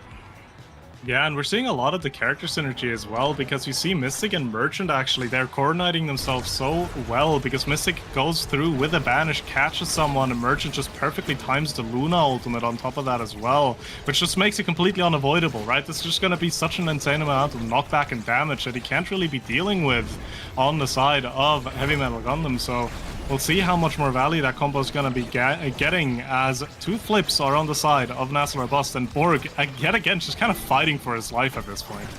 Yeah, taken out pretty low here. Now going to dash on through, not able to find it. Will be able to get a little bit of damage on his A forever, though. The rush in on towards Mystic's face. Going to chunk him out, but still using the anomalies as effectively as possible, and getting Zay a little bit trapped inside the zone. Big finish here. Borg slides on through with a crooked leverage KO. Hungry Boy now just trying to buy time using their resources. Vanish does connect on through. A little bit of a non-bow there, but it doesn't matter. They find the KO with Merchant either way. Just in time for the respawn. The power play continues on forward, and up into the skies goes Borg. Going to try to mix him up with that leverage into the strike. Still not going to be able to find its way into the goal. They do manage to take out both barriers now. Fighting for that center orb. It does go to Hungry Boy, who's going to use that extra power to try to find the goal for them. But Merchant finds the strike off the boost, sets up a scoring position for Borg, and it's 2-0 for NASL or Bust. And Borg has been doing such an excellent job as well, consistently being low but not being taken off the map, positioning himself in the middle of that map so well, which makes it so difficult to find a proper KO angle, and still continues to be a threat up front, even at low HP, as again being put down into stagger, but still stays on the map, which just brings so much value for the side of NASL or Bust here. Definitely does. Mystic juggling it on in, trying to get it onto the last barrier. Still can't find it, but Zay taking a fair bit of damage. It's another KO. Merchant has been on point with these whammies in set number 2, and it has spelled death for Heavy Metal Gundam. They get themselves a second barrier. They get themselves another KO and a score. Merchant takes it all along with set number 2. Excellent execution there, Merchant, as well as our first pick as well. As we have a Deadeye in here, we have Twin Drive Special. It has to be Deadeye. Oh, this actually is kind of unfortunate because you have extra special Deadeye and specialized training all in the same draft, which Merchant all wants to pick up. But the Deadeye is going to be a clear favorite here. It's also the eye off of Tragic. Tragic has to sell it with the extra special, which is still very happy about, taking that off of Rune, not giving those banishes over too much. Twin Drive, an excellent pickup for Borg, gonna help with survivability and damage output as the first spark finds its way into Mystic, and Zay will have to settle for the specialized training just to get some more damage on that ultimate ability. Yeah, I mean, between Rapid Fire and Twin Drive for Borg, it's like you just always have something up on the Kazan. Certainly plenty of abilities to go here. It does get that extra size there picked up from the center point as well. Going to be really good with the top spins. Just takes both barriers by brute force alone, and will be opening up the goal for their side. Mystic staggered here, though. Going to have to fall back for the time being. Borg perfectly happy to fill in on that role. Mystic is KO'd, so it is going to be a power play here. Borg doing a good job of holding things over to the right. Merchant going to be looking to work on that as well. A nice big finish, going to knock it all the way back before Merchant can fall back in time, so they will take the second barrier there. Crater pushes it in the wrong direction. Zay finds the KO, and it's Heavy Metal Gundam back on the board. That explosive entrance range was just enough to punish Merchant, who was hugging the wall a bit too tightly there to take the lead, as we're now going into the bouncy map with a flip available on Tragic as well. If he does need to use it defensively, he could even look to use it offensively on a map like this. Vanish not quite going to connect there. Almost going to be able to get onto those barriers, but the reflection will in fact still be favoring the side of NASL or Bust. Zay pushed back away. And I think descent from Borg going to be able to take Zay just a little bit lower, continuing to try to keep up that pressure, continuing to try to reflect him off the map. But in the meantime, the rest of the team are taking barriers. Finally, the power play is secured for Bust. But what can they do with that time? Borg going to be staggered in his own right, trying to push it past Tragic. Nice defense from Tragic, though, holding on for so long. They do take one barrier at the end of the day, but now the respawns come through. Borg is staggered. The goal is open, and a big opportunity for Hungry Boy and Zay. Piercing shot pushes it up towards the top. Borg going to be pushed towards the bottom. Merchant trying to take it back away, but it gets snagged by the big finish out of Tragic, who will keep that pressure on. Borg still in the middle of everything. Reflects it back over to Mystic. Nearly gets taken out, and the Crystal Thorns will be the end of it, but the bounce! Playing pinball with the characters here, as it's 2 versus 2 on the map. 2 and 2 as Merchant has to go for that dash and flip to save, as Mystic is almost about to be taken out as well, but a nice piercing shot set up from Hungry Boy will secure the point for the side of Heavy Metal Gundam here. I do want to point out as well, Borg is doing such a good job at staying alive, which brings the value at just continuously eating cooldowns off the side of Heavy Metal Gundam. They're not going to have those cooldowns anymore to use for the core or damage onto like Mystic or Merchant, because they're just continuously trying to take out Borg. But you can see it again, abilities being used back to back continuously, and Borg does not fall. Neither does Zay. Both of these brawlers find themselves nearly taken out here, and with the goop on the map, that's definitely going to be a little bit of a risk here. I think that was a oh yeah, that was a KO found. I'm losing track with everybody on the blinking health bars, but that was Zay taken out. Borg going to join him now. 3 seconds to go until that power play will be back to the side of Heavy Metal Gundam. Here comes Zay. Banish going to connect on through, trying to buy them that additional time. Merchant loses a big chunk of HP. Zay now getting involved, but Borg has respawn. Going to use that top spin to try to create some space. Not able to take control of the core, though. In with the Oni's Blade goes Zay. Good damage off that Stinger. Manages to take Merchant off the map. And now an opportunity for another 3-0. The full ace secured by Tragic, and Heavy Metal Gundam will keep the streak going. 3-0 for HMG, 3-0 for Bust, 3-0 for HMG right back. The momentum is just so incredibly valuable as both teams are just playing off of it perfectly, and we go into this draft. 1-2 punch, high value awakening for Zentaro, missile propulsion being insanely huge for Merchant as well. So we'll see where the priorities are going to lie. The adrenaline rush actually being picked up for Zay, which does make sense when you find a KO that's going to do so much for you. But the missile propulsion, definitely an awakening to be afraid of if you are side of Heavy Metal Gundam, as Merchant's going to do so much damage on this Luna. 1-2 punch, just again, more damage. Size for the Kazan. The Monumentalist for Finny is gonna do so much more damage. Again, it just damage central. It just turning into like an arms race of like who can just take out the enemy team faster, and that's the team that's gonna find the 3-0 in the set. And that's where Mystic may have found the life hack here with the recovery drone, because Borg has been staying alive for so long. So as long as Mystic can prevent his own death, maybe that'll be the recipe here. Based on the pattern we've been watching, we're expecting a 3-0 for Bust here, and they might just start it off. Nearly going to be able to find their way into the score. A really well-placed anomaly from Mystic was nearly the end of it, but they will be able to hold on for the time being. Now Borg waiting for the core. Merchant not quite able to connect onto it with the boost. Nice piercing shot from Hungry Boy. Will be able to clear things out. Borg going to be taken very low. Will be able to get the orbit time to be able to keep his health time on off for as long as possible. Zay dashing through, finds the barrier. Hungry Boy sending it down, banished away. Double banish for Mystic. Manages to save what could have been a score, but will they be able to turn it back into their side? Borg gets good damage on a cross. Hungry Boy passes it on down. Borg with the unfortunate ricochet sends it through the center and right back in through his own goalie's legs. The core does find its way into the net, and Hungry Boy has a flip now as well as we're going into the bouncy map. Gonna be a lot of chaos on this, added to the fact that again just damage is being dumped directly off a kickoff. Mystic and Borg down to half HP. Sage is doing so much damage on the Centauro big. And the Hungry Boy is not being a slouch either, as Mystic is down to be put into basically 1 HP again on 0 of 8 as well. Damage is not slowing down in the slightest. That's certainly tough for him here. Borg in the center, trying to fight for it, taken low on a stagger, trying to get in towards that last barrier. It's one down a piece, and Borg going to be KO'd. There is the adrenaline rush for Zay. KO found on the opposite side, though, by Mystic. He'll be able to try to keep things even at 2-2. Merchant trying to get involved, can't quite get the angle on towards the barrier, the big finish. Going to keep things pushed over towards the left, the power play now. Very brief for NASL or Bust. Zay forever, taken low, not going to fall. Maddening descent on through. Hungry Boy nearly taken in off the top. Mystic not going to be able to get any more. And it will be Merchant falling lower and lower to the damage of Zay and Hungry Boy. Got to be careful about getting taken out. They do manage to find a barrier on the opposite side. Open goal now for NASL or Bust. Will they be able to find their first non-perfect series of the set, or of the game, rather?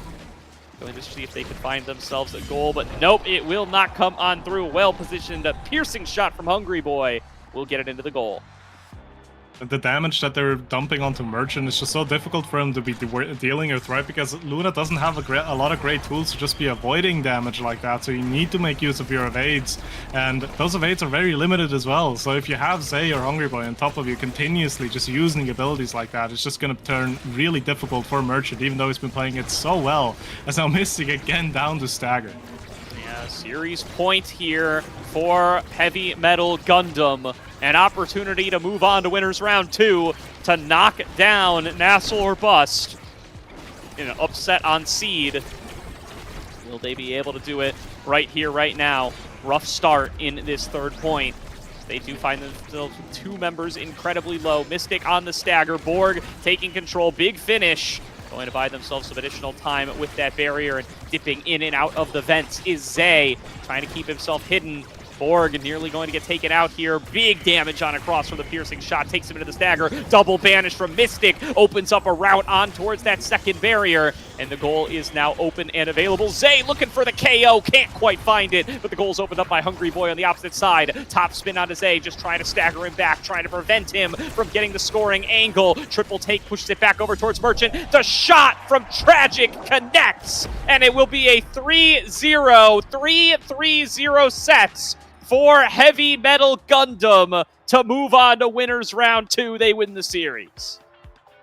The damage in the end just was too much, as Zay was all over the place, just being such an incredible nuisance to deal with, and just making use of that Centauro so excellently, as all of these sets were so incredibly lopsided, and you can see it in the KOs, how heavy these KOs were in this game as well. 15 KOs off of the side of Heavy Metal Gundam, and 12 KOs off of the side of NASL or Bust. Very, very energetic game if it comes to KOs. Oh boy, yeah, I mean, that was crazy. 3-0, 3-0, 3-0, 3-0 over 4 series, going back and forth between these two teams. And at the end of the day, it is going to be a win for Heavy Metal Gundam. What a big comeback series from them, having dropped in game number 1, winning 2 in a row for the reverse sweep, and now moving on towards winners round 2.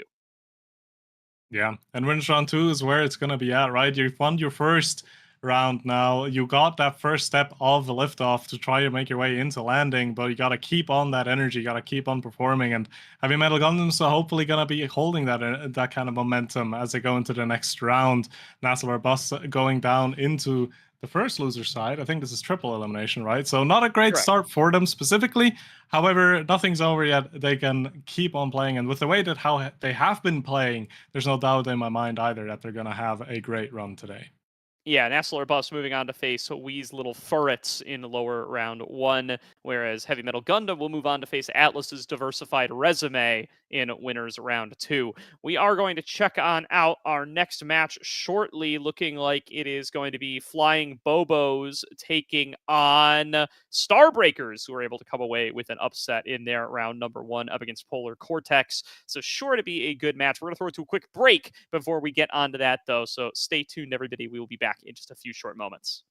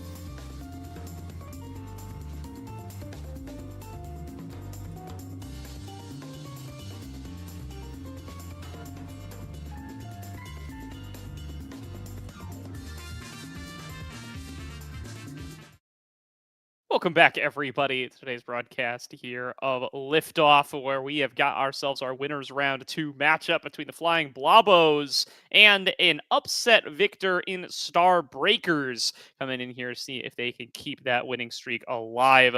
Real good stuff by Star Breakers, though. A 2-0 win over Polar Cortex. Certainly going to raise some eyebrows here, Slough. Yeah, most definitely. As a seed 12, finding yourself in the round 2, obviously that's a really good showing already, and they want to keep on that momentum and find their way into the qualification game, actually, which I believe will be the next round if they end up beating Flying Blobos. However, Flying Blobos is no easy opponent to go up against, as we're finding ourselves on Gates of Obscura for the first game on an Orb Replicator built different start. Interesting. So, probably a lot more built difference than Orb Replicators, but Gates of Obscura coming on across here, and it's another Kazan coming in for just Logan too. Oh, going to be a lot of new faces to join us here. Going to be that Kai in the goal for Dave. That's something a little bit new. Yeah, the Kai with the eject looking to be very present up front, right? And same thing with Pensando on his signature Juno here as well. On that eject button, trying to make plays, especially on a map like Gates. You can get away with a little bit more offensive goalie positioning if your team is covering the portals correctly, and we'll see how both of these teams are going to be playing that out. Absolutely here. Ooh, Slogan waiting up onto that barrier, looking to be able to take it forward. Jay, she comes up as well, and there's the top spin to find the KO out of Logan. Very nicely done to find the power play here for Stab, as they are going to be abbreviated. Starbreakers already off to a very solid start, nearly going to be able to find their way through there, and still keeping up the pressure. Jay coming in on the now once again, will not quite be able to find its way through, but that drone nearly pushed it on through. Pensando putting up a really strong defense, though, moving it forward on towards Fire Maiden, moving in towards that barrier, but Dave keeping up the defense. Giga Blast to get Maiden low, now nearly going to be able to take him down with the Energy Burst, and still holding on. Finally going to lose one of those barriers, and the pressure not going to stop there. Fire Maiden moves up forward, nearly going to be able to move on in towards that second barrier. Will be able to take it off of J-Man on the Crystal Thorns, or the Piercing Shot rather, but moving it right back onto the offense, and Logan will find a poke into the bottom corner to be able to take it in overtime. Will win that striker against a bubble almost immediately there. Pensando not able to react to it in time. Logan, really good execution there. Making use of that extra bit of range to get on Kazan strikes, as both barriers fall almost immediately on the side of Flying Globos. Pensando now needs to hold, again, open goal as the attack is going to continue to be built, and Jay takes a lot of damage, uses the ultimate though to keep herself alive. Back on through the portals. Really good use of Obscura here. Not quite going to be able to find home. Back on through yet again. Fireman moves on in with another dash towards the barrier. Dave still holding it down on this Kai. Really been everywhere they need to be, and it just drifts on through the portal. Pensando can't get to it in time, and it is 2-0. Yeah, being a bit too greedy with that flip there, thought he would be able to get to it and just strike it out, but in the end, the Juno base movement speed was not enough, as now the side of Stab will get an advantage, and a huge advantage at that, as they take out Pensando with flip as well. Starbreakers showing up to play here from 12th seed, coming up with the upset in round number 1, and now taking it to the Flying Blobos in game number 2. Teams that we would expect to be able to make it in towards landing, now collapsing up against this squad. Really great stuff from them so far. I know it's only the first set in a long best-of-3 series, but putting up a hell of a fight already here, and looking like they might be able to take this set number 1. Fire Maiden moving on forward with the slashing strike, gets into the Oni's blade, still cannot get the core where they want it. Dave holding up a really strong defense on this Kai. Finally will lose that second barrier. J-Man catching it outside of the portal, sending it back on in. Fireman gonna get blocked away, but it still won't be enough. Piercing shot from J-Man takes it in to the goal. A much needed answer from the Flying Blobos here as they get their first goal, and they are looking to take a second one as well. J-Man has a flip available if he does want to use it, if he can get himself into a position where he gets the value. But right now the portal plays are coming out for the side of Star Bursts, I believe. Sorry. Yeah, it does look like Starbreakers doing a really solid job here of hanging on in the early phases as it comes back on through the portal, back and forth. J-Man gets the double barrier right on the tip. Really well placed from the Flying Blobos. They're going to close out the point right there, taking it all the way to 0.5 in an instant for the Flying Blobos. Firemadden doing such a good job there with the dash redirect at the end of it, gets it right past Dave. And again, another flip available for the side of Flying Blobos. Let's see if they can make use of it to get this set 1 reverse sweep. Yeah, trying to see if they can turn it back into their favor. They are, of course, going to be heavily favored on seed here. Firemadden taking the pressure on towards Logan right off the bat, forces the stagger.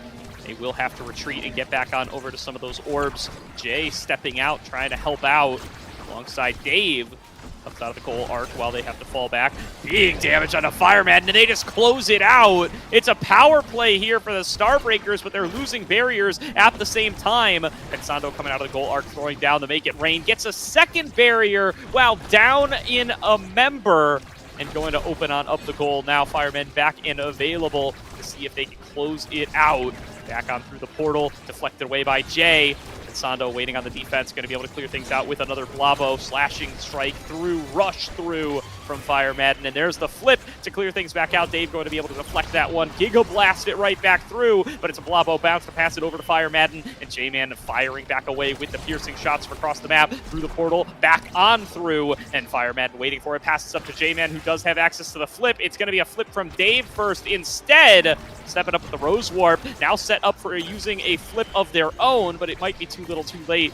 Piercing shot not going to be able to stop it from moving back forward with Logan to be able to take one of the barriers of their own on the opposite side. It does look like they'll still be able to hold on for the time being. Logan going to be able to deflect it off of that barrier as they open up the goal for themselves. It's open goals for both teams on 0.5. It's set number 1, and just Logan gonna look to close it out. Can't find their way on through. Now Jay here to help out with Dave, being able to nullify that piercing shot. Fireman trying to get back and involved through the portal. Dave falls back in time for the defense and gets it back over to Logan. Advancing forward, trying to use twerk leverage to try to set themselves up into a scoring position, but Fireman deflects it back away, getting it over to J-Man through these portals. Both goalies holding on for so long here, up against everything either side can throw through, and nobody's getting any further towards a goal.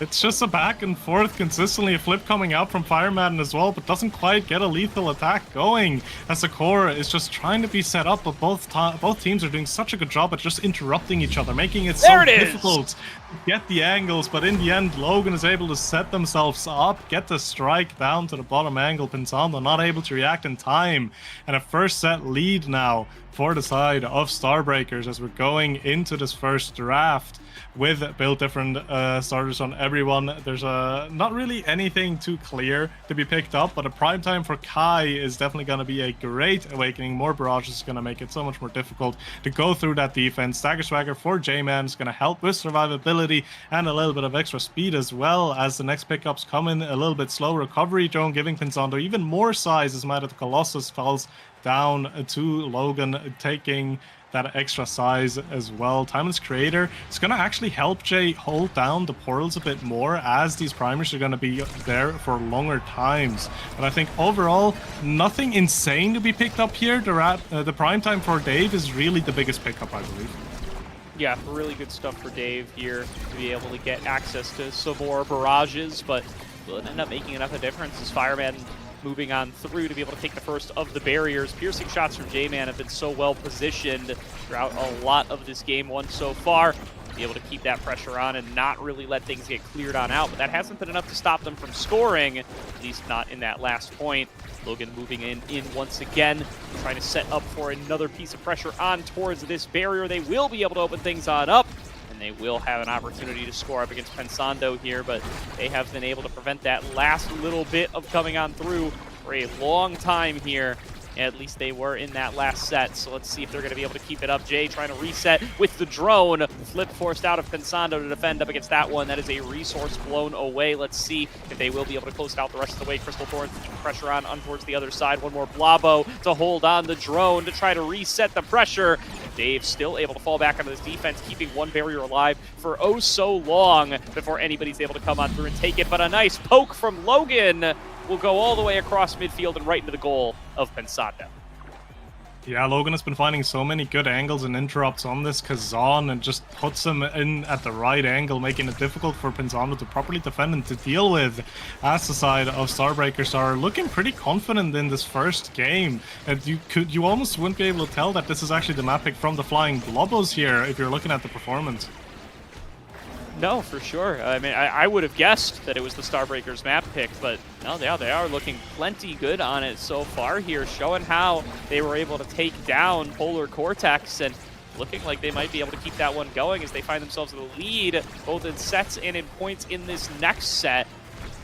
See if they're able to keep it going as the game does grow later, as we get a few more drafts in. So far, Fireman doing a good job of keeping themselves in a good position to be able to follow up. J-Man uses the Rose Warp to reset it, but Dave is able to fire it back away once again. Logan now setting on up for Jay. They're going to be able to take one barrier, looking for the bounce shot onto the second. Logan is there for the rebound to be able to take it as well. Open goal available, looking to close out the point, but Pensando and J-Man will be able to clear it away for now. Jay is going to have to fall back. J-Man continues to push in on the other side. Those names going to get confusing as this series goes on a little bit longer, but it's Fire Madden who's able to close it out and take a point here for Flying Blobos. They even it out, and J-Man has a flip available as well. We'll see how good they're going to be able to put it into use here as we're going into the next kickoff on Gates. Energy overall, though, is getting closer to flips, and the flip has to be used to stay alive as Logan almost takes them out there. As the first barrier does end up dropping. Second one is almost following suit, but a good defense from the side of Starbreakers will hold on to it. Yeah, Starbreaker's doing a really good job here. Dave especially has been able to withstand a lot of pressure in a lot of situations, and a pick that you would usually think would kind of struggle to defend some of these barriers on Gates of Obscura, but really has just always been on the right side of this barrier to be able to find angles to defend with Giga Blast and Barrage, as well as just their normal old strikes. Now going to be able to take a second barrier here is Logan. Jay there to follow up. Gets another pass on towards him, but it's not quite enough. Abilities blown on both sides, but it's the flip from Dave through the portal, nearly setting up for another scoring opportunity. Pensando has to fall back to keep up the defense, but the drone is already in position for Jay. They can get it around Fireman using these portals. They could take themselves into a scoring position. Crooked leverage just a little short there from Logan, going to stop them from being able to set up for another goal, but into the top corner. Pensando barely able to defend up against it in time. Now they will reset onto an aggressive side for the Flying Blobos. Instead, it's Jay with control, dribbling it off the top side, getting on towards that flip. Again, Logan just a little short on that crooked leverage, which could have pushed it on into the goal. I'm going to have to wait a little bit longer for another opportunity. Fire Madden trying to get on towards that barrier, but again, Dave just won't let this one go. He's always in the right spot, and a poke into the top corner again from Logan will be set point for the Starbreakers. Yeah, Dave's doing such a good job defensively. That prime time's coming into use as well because these barrages are just interrupting so many setups, and Jay is also doing such a good job playing around these portals and just making use of the map so excellently because Flying Bubbles, they don't really have a lot of portal priority by playing it out. Jay's always kind of covering it with that Timeless Creator and those primaries as well, just really making it difficult to get any kind of play going through the gates for the side of Flying Blobos, and that's going to make this map more specifically so much more difficult to execute. Yeah, I mean, Seed 12 here showing up to play. Finally, a KO going to come through onto Dave, so this rock-solid defense that's been helping them the whole game long going to be down for a few short seconds. They will lose one barrier in that process. Pensando coming out here to try to help on the power play. They will take a second barrier. Davey is now back, and Logan trying to sneak in there to try to take a barrier of their own. Gets another jab on through Jay, waiting back at midfield to be able to keep up the pressure. Top spin finds its way. There's the flip over to Jay, back to Logan. Not able to receive it, and cleared out by J-Man and Fire Madden, who look for their own aggressive angle. A beautiful piercing shot from J-Man will close out the point. They capitalize on the opportunity. You can hold it down as long as you can, but if a piercing shot is aligned with your body on the attack, that core is going to go flying through you if you don't get the evade out. So very well, good setup from J-Man there to get it past Dave. Wow. I mean, Dave just using the barrage to get through the Oni's blade there, pushes it through the portal, and nullifies that special out of Fire Madden. Now getting it back on through. Jay falling back to be able to defend. Flip right in front of the barrier. Hard to defend against that one. Dave will not be able to hold on. And Fireman comes back. The quick strike up to the top. And just like that, it is tied up by the Flying Blobos at 1 set apiece. It's tied up as we're going into this next draft. J-Man's going to get the priority pickup here, and you have a rapid fire, which almost certainly will have to be taken away from Dave. And even then, it's a solid pickup for the Estelle. Other than that, you have Explosive Entrance and Super Surge on the board. One of them is definitely finding its way onto Fire Madden as well. So a lot of damage and utility there coming through, as now is going to be next in line to pick something up. Will likely go for the Castellast. Yeah, plays for the buffs as Jay's going to have that Stinger. Going to do a lot of passive damage on the Juno for Pensando. And lastly, the Prize Fighter for Logan. Just going to enable a little bit more of that damage and maybe going to enable KOs further down the line for the side of Starbreakers. Pretty satisfying picks for everybody in this draft, so going to be looking to see who just makes the most use out of it. Great heal from Jay, going to prevent Logan from falling down too early here. A nicely placed piercing shot, though. Going to be able to take one of these barriers up against Dave. Dave doing his best to clear back away. Will be able to keep the defense on towards the lower barrier. And now it's Logan looking for an opportunity on the opposite side. Back through the portal comes Jay. Still can't quite get on towards them yet, but with the drones, with the further assistance, nearly going to be able to find it. It scoots right alongside the barrier the whole way through, and they still can't quite find its mark as Dave fends off another shot on the opposite side. Blobos come down from Make It Rain, keeping the pressure on, and Fireman now looking for the Oni's Blade and a slashing strike combo. Will be able to take it, and takes it all the way through with one more rush into the goal. Flying Blobos on the board first. Great setup, and Logan towards the end of that point as well was being put down into stagger, so the damage is starting to add up on the side of the Flying Blobos. Maybe they can play a little bit more into that, lean into it, and get those KOs going as well, as Logan's actually just toying around with them almost up front, takes both of the barriers in such a clean manner, and another poke will just send it right past Pensando. Starbreakers immediately answering that point. Yeah, 1-1, just like that. Back where we started, best of 3. To see who takes the lead in sets and who gets the first pick of the next draft. Now, Dave stepping up immediately, using that barrage. I'm sure that they do have whatever they need to be able to take it just a little bit further. That's a KO! That's Estelle off the map. That's a big opportunity for Starbreakers to be able to keep the lead going, and they just go right back into it. Logan sees no strike off the back of that flip, and will just be able to push it in right onto the tip to open up the goal. Power play now over, but Jay nearly already in position. She fallbacks over to Dave to be able to help out on the defense. Giga Blast doesn't quite connect. Both barriers fall as J-Man has a nicely placed piercing shot. Crystal Thorns combo. Guarantee that one. Jay goes for the flip. It's reflected back away. Fire Madden tries to take it on a breakaway. Will be fended away for the time being, but J-Man still waiting around midfield. Has access to the Rose Warp. Be able to reposition and get that core, that last little bit of oomph that it needs. Crystal Thorns keeping things onto the offensive side. Pensando clears it back over onto the opposite. Logan stepping forward, looking for the crooked leverage, can't quite find it. It does come on through towards the top side. Jay through the portal, staying present on both sides of the map has been her specialty throughout this game. At number 1, clearing it back out towards the top. Good damage out of Fire Madden, nearly able to clear a path on towards the goal, but not quite presenting itself yet. Yeah, not quite finding the angle either. And Fire Madden also using a flip there, not catching the core with it, resetting the energy as J-Man has a flip still to use here, but almost the core sneaks its way past Dave.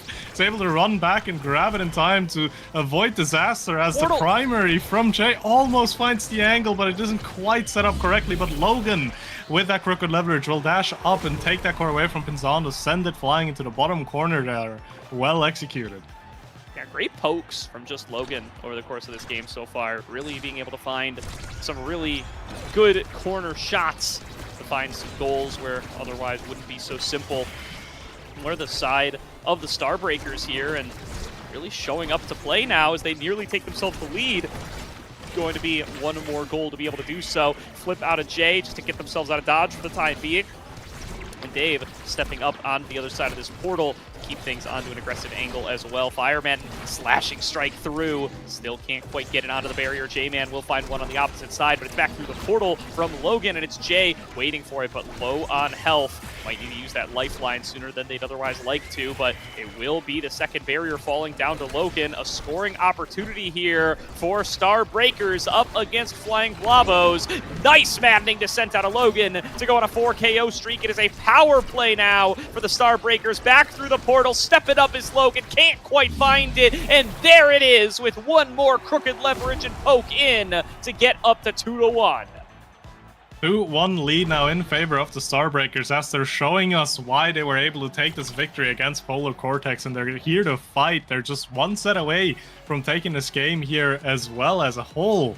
As we're now looking at all of these awakenings, you have the 1-2 punch that's going to be picked up here for Logan. Likely deny off of Pensando, not wanting to give that rune of the 1-2. Firefly being a solid pickup still though for Pensando. Still arguably deny, but I think Jay is going to be very happy to pick up the heavy impact. It's going to help a lot with damage, going to help a lot with cooldowns. As stacks and stacks fly down to J-Man. Extra special findings went to Dave, and Fireman will have to settle with a second spark, which as of right now is not going to give you a ton of value, but it's, if we were going into another set, this could be a 3-spark situation. In that position, Fireman's going to look very scary. Yeah, very well could here. Logan going to be able to find another KO off a big top spin. Power play for the Starbreakers to start off set number 4. One barrier going to fall very early. Dave going to be able to keep up the pressure on the top side. Does take the second. Coming out of the goal arc to help on out in the power play, and it makes up all of the difference. Jay trying to get it on over to Logan. It's going to be another Giga Blast. That is a fast core outside of the portal. Another top spin forces J-Man to go into the elusive, and Jay comes right on through with the drone. Nearly able to take it into the goal. Instead, it's going to be Fireman and J-Man now with a shot to be able to do something. Good defense for a while, but Dave can't hold on. Will eventually lose one of the barriers, but it comes back on through the portal, and Logan in a perfect position gives him the slip and finds the poke into the bottom right. Logan has just always found themselves in such a good position to just get these pokes, to get the angles past Pensando, where Pensando just doesn't really have a lot of tools to be dealing with it, because it's just so perfectly paced. As again, Logan finds a beautiful KO, takes off Fireman, who had flip as well, which makes it such a strong power play. Logan also up to 3 prizefighter stacks now, so this Kazan's going to continue to hurt even more. And I believe at this point we'll also have Red Core if we're going into overtime. Yeah, I mean, Starbreakers really showing up to play here up against one of the top-seeded teams in the event. Fantastic moves from them so far in this game. And they're looking to see if they can close on out game number 1 in just a couple more goals. We'll see if they're going to be able to keep that one going. J-Man takes a big chunk of damage from the top spin. Not quite enough to find themselves KO'd. Logan going to have to fall back to help out on defense now. It is open goals for both sides. Fireman picked it up in the rush, but wasn't able to quite find the strike. And Logan not quite in that perfect angle this time. Top spin off the top to dribble into themselves. Madden does have access to that flip. Gotta watch out for that one. It's the Blobo plus J-Man repositioning the Blob, repositioning the core rather, giving them the strike to tie it up at 1-1.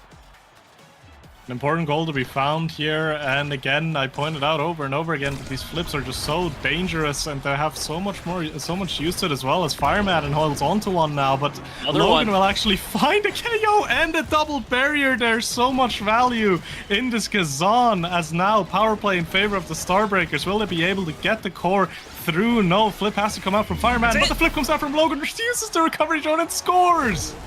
Beautiful. Denies the recovery drone as well. Does it all at once. It gets the double barrier, gets the KO, gets the recovery drone, gets the goal. And now in a 2-1 position on game point for the Starbreakers from seed 12. Oh, Lord. I mean...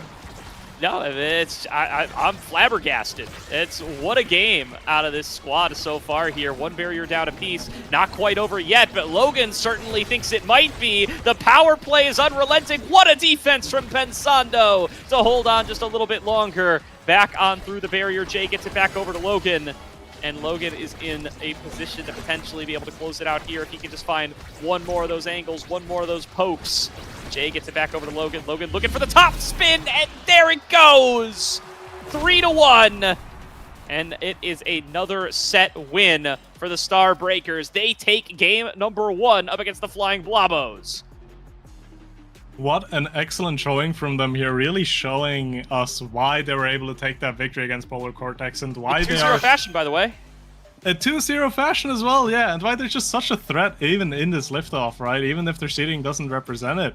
They were such a threat in front of the goal, and you can see it as well here. Logan, 10 goals, 0 assists, a true striker up front, getting all of these folks in past Pensando, and 8 KOs as well. What a performance from Logan in this game. Really, really good game. And I mean, I want to shout out Dave a little bit as well, right? 99 saves leading the scoreboard there. Really rock solid defense, especially in those early sets where Logan wasn't quite rolling yet, right? By set 3, set 4, Logan was scoring very, very quickly. But in set 1, that wasn't really the case. And it had to be a lot of defense from Dave to be able to buy them those opportunities and hold out long enough. He did that fantastically. Yeah, he did excellently. And even then, like, Jay did such a good job around these portals in the middle as well, right? Just being ever present, playing through it so well and getting these setups going. Starbreak is just having such a strong showing on the map pick from the side of Flying Blobos. So we'll see if they can keep up this performance, because the next map is going to be the pick from Starbreakers, which is going to be the Clarion Test Chamber, where the picks might differ a bit, right? Gates of Obscura is rather open in play. Sure, you have the portals that you can play through, but the style is going to be very different from what you're going to be encountering from Clarion Test Chamber. Yeah, but it is the Starbreakers' choice, their map pick, so we will see what they're going to be able to cook for us over there. I mean, definitely making that Kazan look very, very dangerous and, performing well across the board. So now with the Reverb Colossus start, what will be the selections? They do have first pick on the side of the Flying Blobos. I am almost maybe even expecting a ban off of on the Kazan from the Flying Blobos, simply just because of stylistic, right? Kazan's going to be a great character playing into something like the Juno. And you have a size start as well, which is going to be something to consider, but it's going to be a more standard ban. It's going to be the Asher. Asher, obviously, an insane stuffing forward and even a good goalie choice, together with size being taken off and the X being taken out as well. But the Kazan is not going to be banned. It's going to be taken for the side of the Flying Blobos. So I'm not going to have to deal with that on Logan this time around. Yeah, and they're going to take the Juno. So it's going to be a selection perhaps for Dave, perhaps for Jay here on the Starbreakers. Maybe a little bit more likely to be for Logan. But no, I mean, there's the Kai. So it probably will be Jay on the Juno, Kai in the goal arc based on how Dave played in game number 1. I mean, it looked very good for them there. They're going to round things out with an Octavia potentially, as well as the Now and the Rasmus to end things up for the Starbreakers. Yeah, so that'll likely be a Now in net then, I would believe, or I'm not fully familiar with Pensando's goalie pool. There's a potential it's gonna be a Kazan in net. I wouldn't be expecting it. You have a size awakening, it can work, but I'm gonna lean towards the Now in net here. And the Octavia, it's a very real threat if you're not accounting for it properly, especially if you have something like Reverberation that's going to give a bit of HP and it's going to give a bit of survivability to be playing with. So we'll see how both of these teams will be approaching this Octavia pick, because I feel like this could be very polarizing for either side here. Yeah, I definitely will agree with that one. So let's see how they're going to be able to execute here. Very different compositions from both sides coming into game number 2. But 3-0 on the day for Starbreakers. Certainly not what most folks would have had in their pick'ems. Going to be very interesting to see if they're going to be able to turn that into 4-0 and get themselves into a qualification match. It doesn't look like they're showing any signs of stopping. So looking for Fireman, J-Man, and Pensando to show up and show something different here to try to justify the better seed here. They're from 3rd seed. Flying Blabo is certainly a team we expect to make it, perhaps even from the winner's side, at least be competing for it. Yeah, most definitely. But that's going to be decided in this Clarion game now, as we're loading in, and we're going to see where the characters are going to go. The Now is going to go into the net, which makes the most sense. We'll see how well she's going to be able to defend against the shove from a Juno and from Erasmus. But we'll also see a lot of play up front with that Kazan and that Octavia. They're going to be very difficult to deal with from a defensive end, as everyone, with the exception of Fireman, will go for the Reverberation here, just wants the cooldown. Absolutely. Well, going to be mostly a cooldown as you would expect, but J-Man certainly going to be hoping for some good rolls on the drafts on this Octavia. We'll see if they'll be able to find any of them. So far, quick start here once again for the side of the Starbreakers. They take themselves an early double barrier. Dave's going to have to fall back to keep up the defense. See if Logan's going to be able to perform as well on this Rasmus as they did on the Kazan. So far, doing pretty well in some of these strike wars. The beat drop comes out of J-Man. Looking to connect some of these flow states, be able to keep themselves going. Be able to find more beat drops to keep up that flow state as long as possible. But Logan finds the angle straight through the middle with the whiplash for the first point. Starbreakers find the first point, to be expected to some degree, because the team comp from Flying Blobos are gonna have to scale, they're gonna have to get the Octavia online, because before Octavia's online, you just really have a Now and a Kazan doing most of your work, and the Now can't really leave the net all that much either. And even then, the Now's gonna have difficulty dealing with the playmaking from a Juno and a Rasmus, so early sets are probably gonna be favored for the side of Starbreakers, which would add even more value to the side of Flying Globals if you can steal away one of these first two sets. I really would here is, coming on in is Jay, trying to set up with the Blobo bounce and the Make It Rain. Top spin does connect there off of Fire Madden, trying to get back in towards the remaining barrier. Going to find some good angles onto it, but Dave's still hanging on up to the top with the Giga Blast, does get some good damage. Will end up losing that second barrier off the Ricochet. Man waiting on the bottom. The flow state did expire. Going to go for the flip right away to pass it over to Fire Madden. Dashing forward, looking to be able to get something with the pop-up. Doesn't quite find it there. And now just Logan pushing in under the bottom barrier. Finds one. A flip comes out of Jay. Pass to herself to get the second. Giga Blast to keep things into an aggressive angle. J-Man keeping up the flow state, though. Starting to go pretty fast. Gets it down to Fire Madden, who finds it in the bottom corner. Even after such a strong offensive play by Jay, it wasn't enough to secure the point for them, as the side of Flying Blobos will even it out, and we're going into a bit of a more chaotic map here on the Bouncy Castle. We'll see how both teams will be adjusting to a more chaotic map here. Yeah, for sure. So they do look to find another one of those big pop-up plays from Fire Madden, and they do get a second barrier off of it. J-Man keeping up a pressure in that flow state here. Octavia can be such a scaling threat, so definitely going to be one of those games where you're looking for the Starbreakers to find some of these early sets. It will be very impressive if they are able to come back later on, if Octavia is able to get some of these really powerful duration extending awakenings for the flow state. So far doing a solid job of being able to keep up the pressure at 1-1. Dave falls back out of the defense in time. Jay going to get pushed past the Sonic Boom out of J-Man. Nearly able to get it past, but they do hold on for the time being, and that was quite a few resources used. Still not be able to come up with it. The Blobo nearly sends it on into the barrier there, but Fireman looking for a breakaway on the bottom, goes in with the crooked leverage, gonna get fired back away on by Dave, but pushes it through with one more strike, and that'll be the lead over to the Flying Blobos.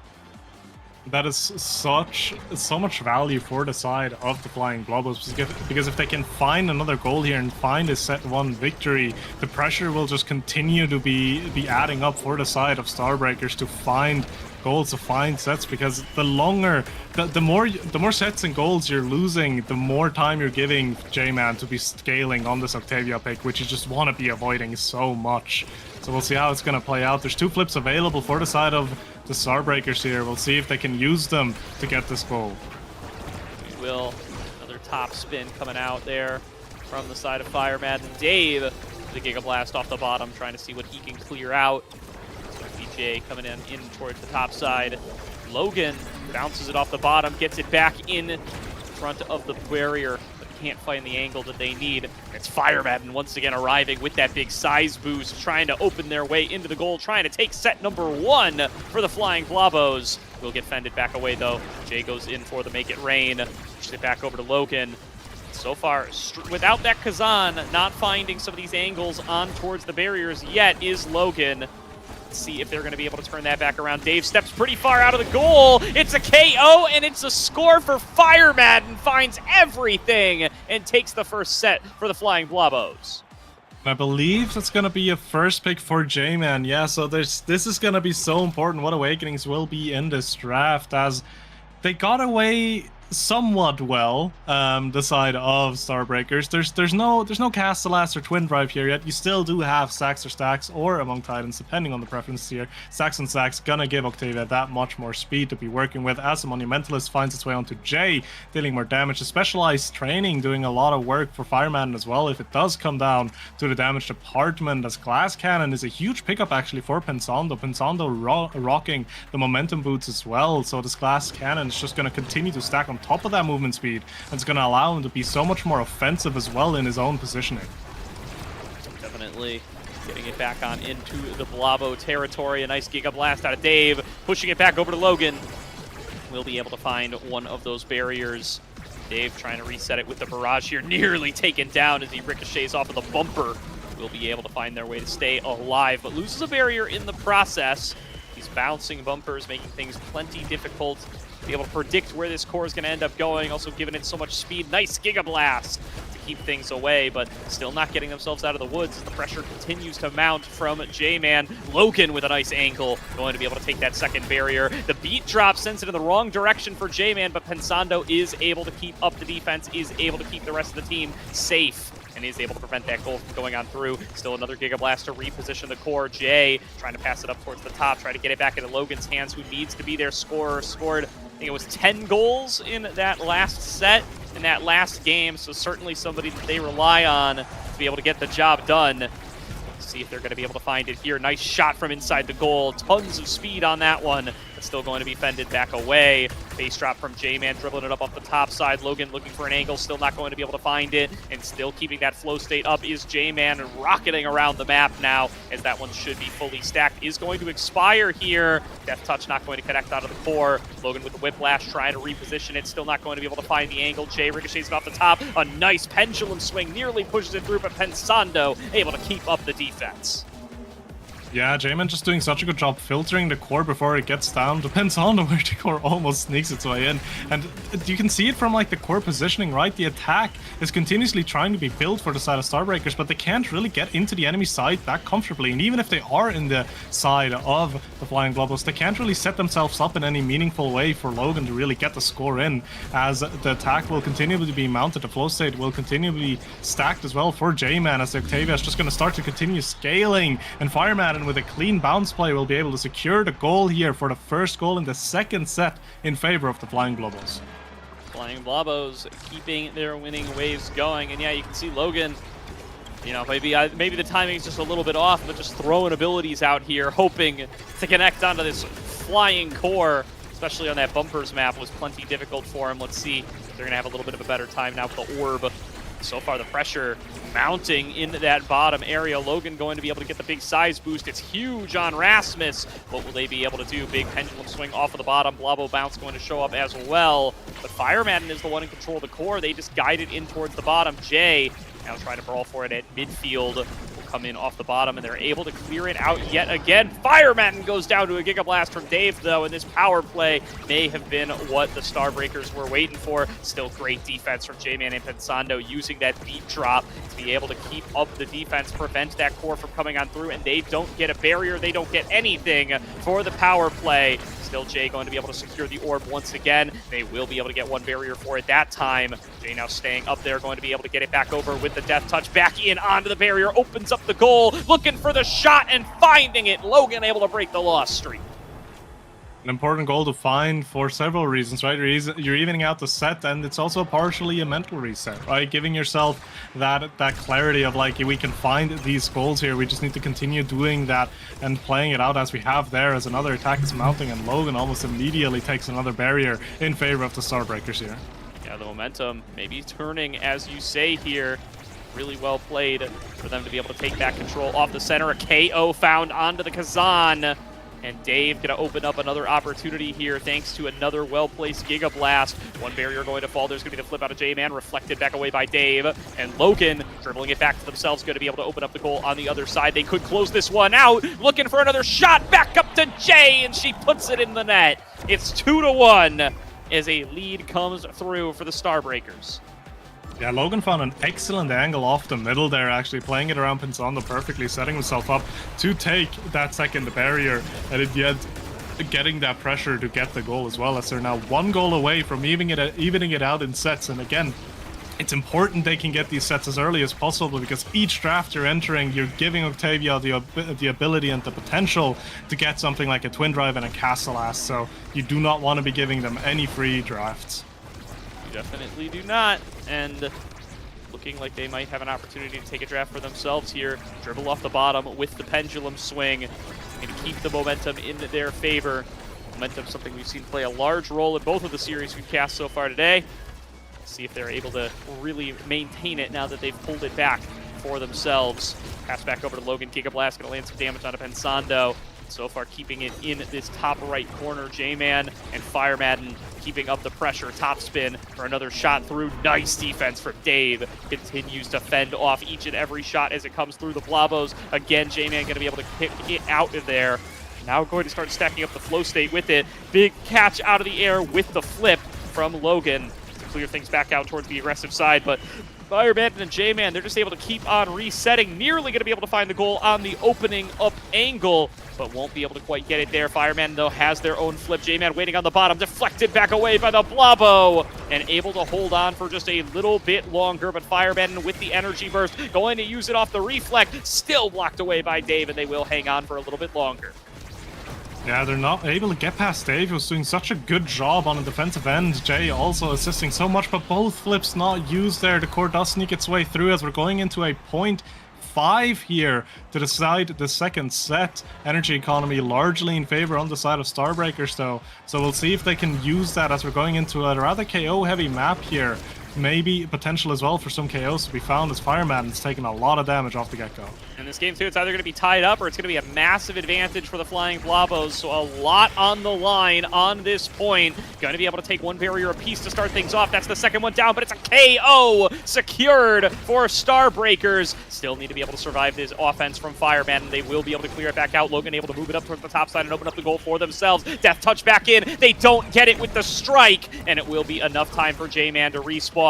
Logan's health bar falling low. Jay trying to fall back on the defense to be able to help out alongside Dave. Fireman sitting there with the top spin, nearly able to get it onto Logan, who has to juke backwards, looking to move on in for a potential strike. Still not quite able to find it. A big ricochet on Fireman, who gets staggered. Both brawlers finding themselves in that position. Swinging out with the pendulum swing. Crooked leverage, nearly able to find the KO. Stagger back away.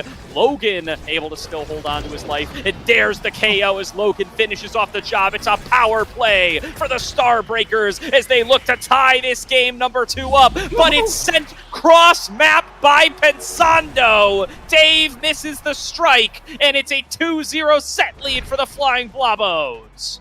What an incredible angle to be found there for Pensando, bouncing it off the bottom. Dave not able to reach it in time, and this is a 2-0 set lead now in favor of the Flying Blobos. They get fight or flight on the Octavia as well, which is not going to be easy to be dealing with. The speed is just going to continue to stack on this Octavia, on J-Man. So the side of Starbreakers, they have an incredible uphill battle to play out here. They do get rapid fire on the Juno, which is going to help quite a bit with that control environment. Heavy impact on the Rasmus as well, helping a bit with those cooldowns and a bit of damage output as well. Maybe looking to play a little bit more KO heavy on the Octavia here. But yeah, the biggest pickup of them all in this draft, definitely the fight or flight for J-Man here.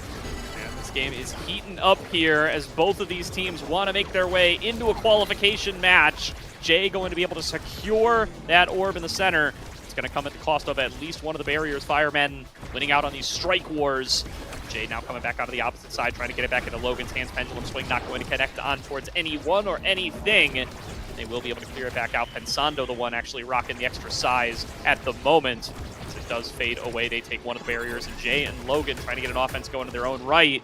Logan trying to take it back towards the other side. It's actually going to be that Sonic Boom pushing it back into the hands of Fire Madden, who does take the second barrier. Goes for a shot. Dave going to be able to fend that one away at the last moment. Death touch connecting onto the core as Logan advancing forward, trying to get out of that last remaining barrier. Madden does have access to the core flip as necessary, but it's Logan with the size, immediately turning that pendulum swing into a KO. Make it 2. It's a double KO to Logan, who picks up the second barrier and a perfect scoring opportunity opportunity now for the side of the Starbreakers. One respawn has come on across, but it was a double KO for an instant. Surely they'll be able to close out the point, but no. Back at full strength are the Flying Blavos. They will get another shot here. It's Dave getting the energy burst on out to clear things. Logan going to be able to pick it up with the Death Touch. Fireman picking up that extra size. Tons of damage onto just Logan, but another KO for Jay and Dave. Could be the opening that they need. The Giga Blast gonna push it on through, and they will find the point. Pendulum Swing doing a lot of work there as well, stunning Pensando, not allowing him to do anything as the core is being sent right past him. But that was a lot of work to get this first point. There's a lot of KOs to be found, and they're huge if you find them, but you do need to be a bit worried for the side of Starbreakers. What'll happen if you cannot find these KOs on the edges like that? Yeah, absolutely. And Fireman's just waiting for it that time. Dave gets the reflect up, but the Kazan is in position to push it on through. 1-1 on the scoreboard. And it will be still the Flying Blavos looking to see if they can close out this game number 2. Another Giga Blast coming on across, and Jay stepping up forward. Looking to be able to get on towards these barriers yet again, looking to be able to turn the game and the momentum back in their favor. It's been a whiplash out of Logan, going to be able to find that bottom barrier. Let's see if they can turn it into a little bit more. A nice flip out of J-Man, going to find its way on towards one of the barriers of the Starbreakers. Again, with this bonus damage map, this is where we expect to potentially see a few more of those executes coming on through. J-Man finds themselves pretty low. It's a combo from Logan comes on across. Fireman is in front of the goal here with a flip as well. Will use it and actually uses the crooked leverage so excellently to fake out Dave and just strikes it right past him. This will put Flying Blavos one goal away from evening out this series 1-1 and taking the map. Moving on through. What can they find? It's 2-1. A potential game 3 in the immediate future as the Flying Blavos looking very strong in this game number 2, fully in control with the Kazan in their hands. And the Giga Blast's not quite connecting. Logan in a good position to make this into a double barrier. Flip coming on across from J-Man. Blavo nearly sends it in for Jay, but it's reflected away by Pensando. Still, Logan with another opportunity. Going to push for a little bit extra. Dave coming in for help from midfield. Back on towards the Blavos, not going to be able to find their mark. A big Giga Blast gets onto Firemadden. Nearly going to be able to KO him off the top side. And Logan on a little breakaway, but J-Man is just so fast in that flow state, able to keep it going thanks to the Sonic Boom. Firemadden waiting for it. There's the pop-up in on towards the last barrier to open up the goal. Whiplash KOs him. J-Man looking to find the score, can't quite get it. But now off of the middle, nearly going to be able to find it. Passed on over to Jay. Jay looking to be able to take it into the goal. Pensando able to fall back in time to be able to find the defense, but a big Death Touch out of Logan saves it and takes it to point number 5. A huge point to be found. It's gonna give you the opportunity to take this third set and go into another set right after, but we are on the bounce map. It's gonna be difficult to control the core here properly, as the core is gonna bounce back and forth. Fireman and taking a lot of damage as well as they're trying to mount the attacks, but no barrier found just yet.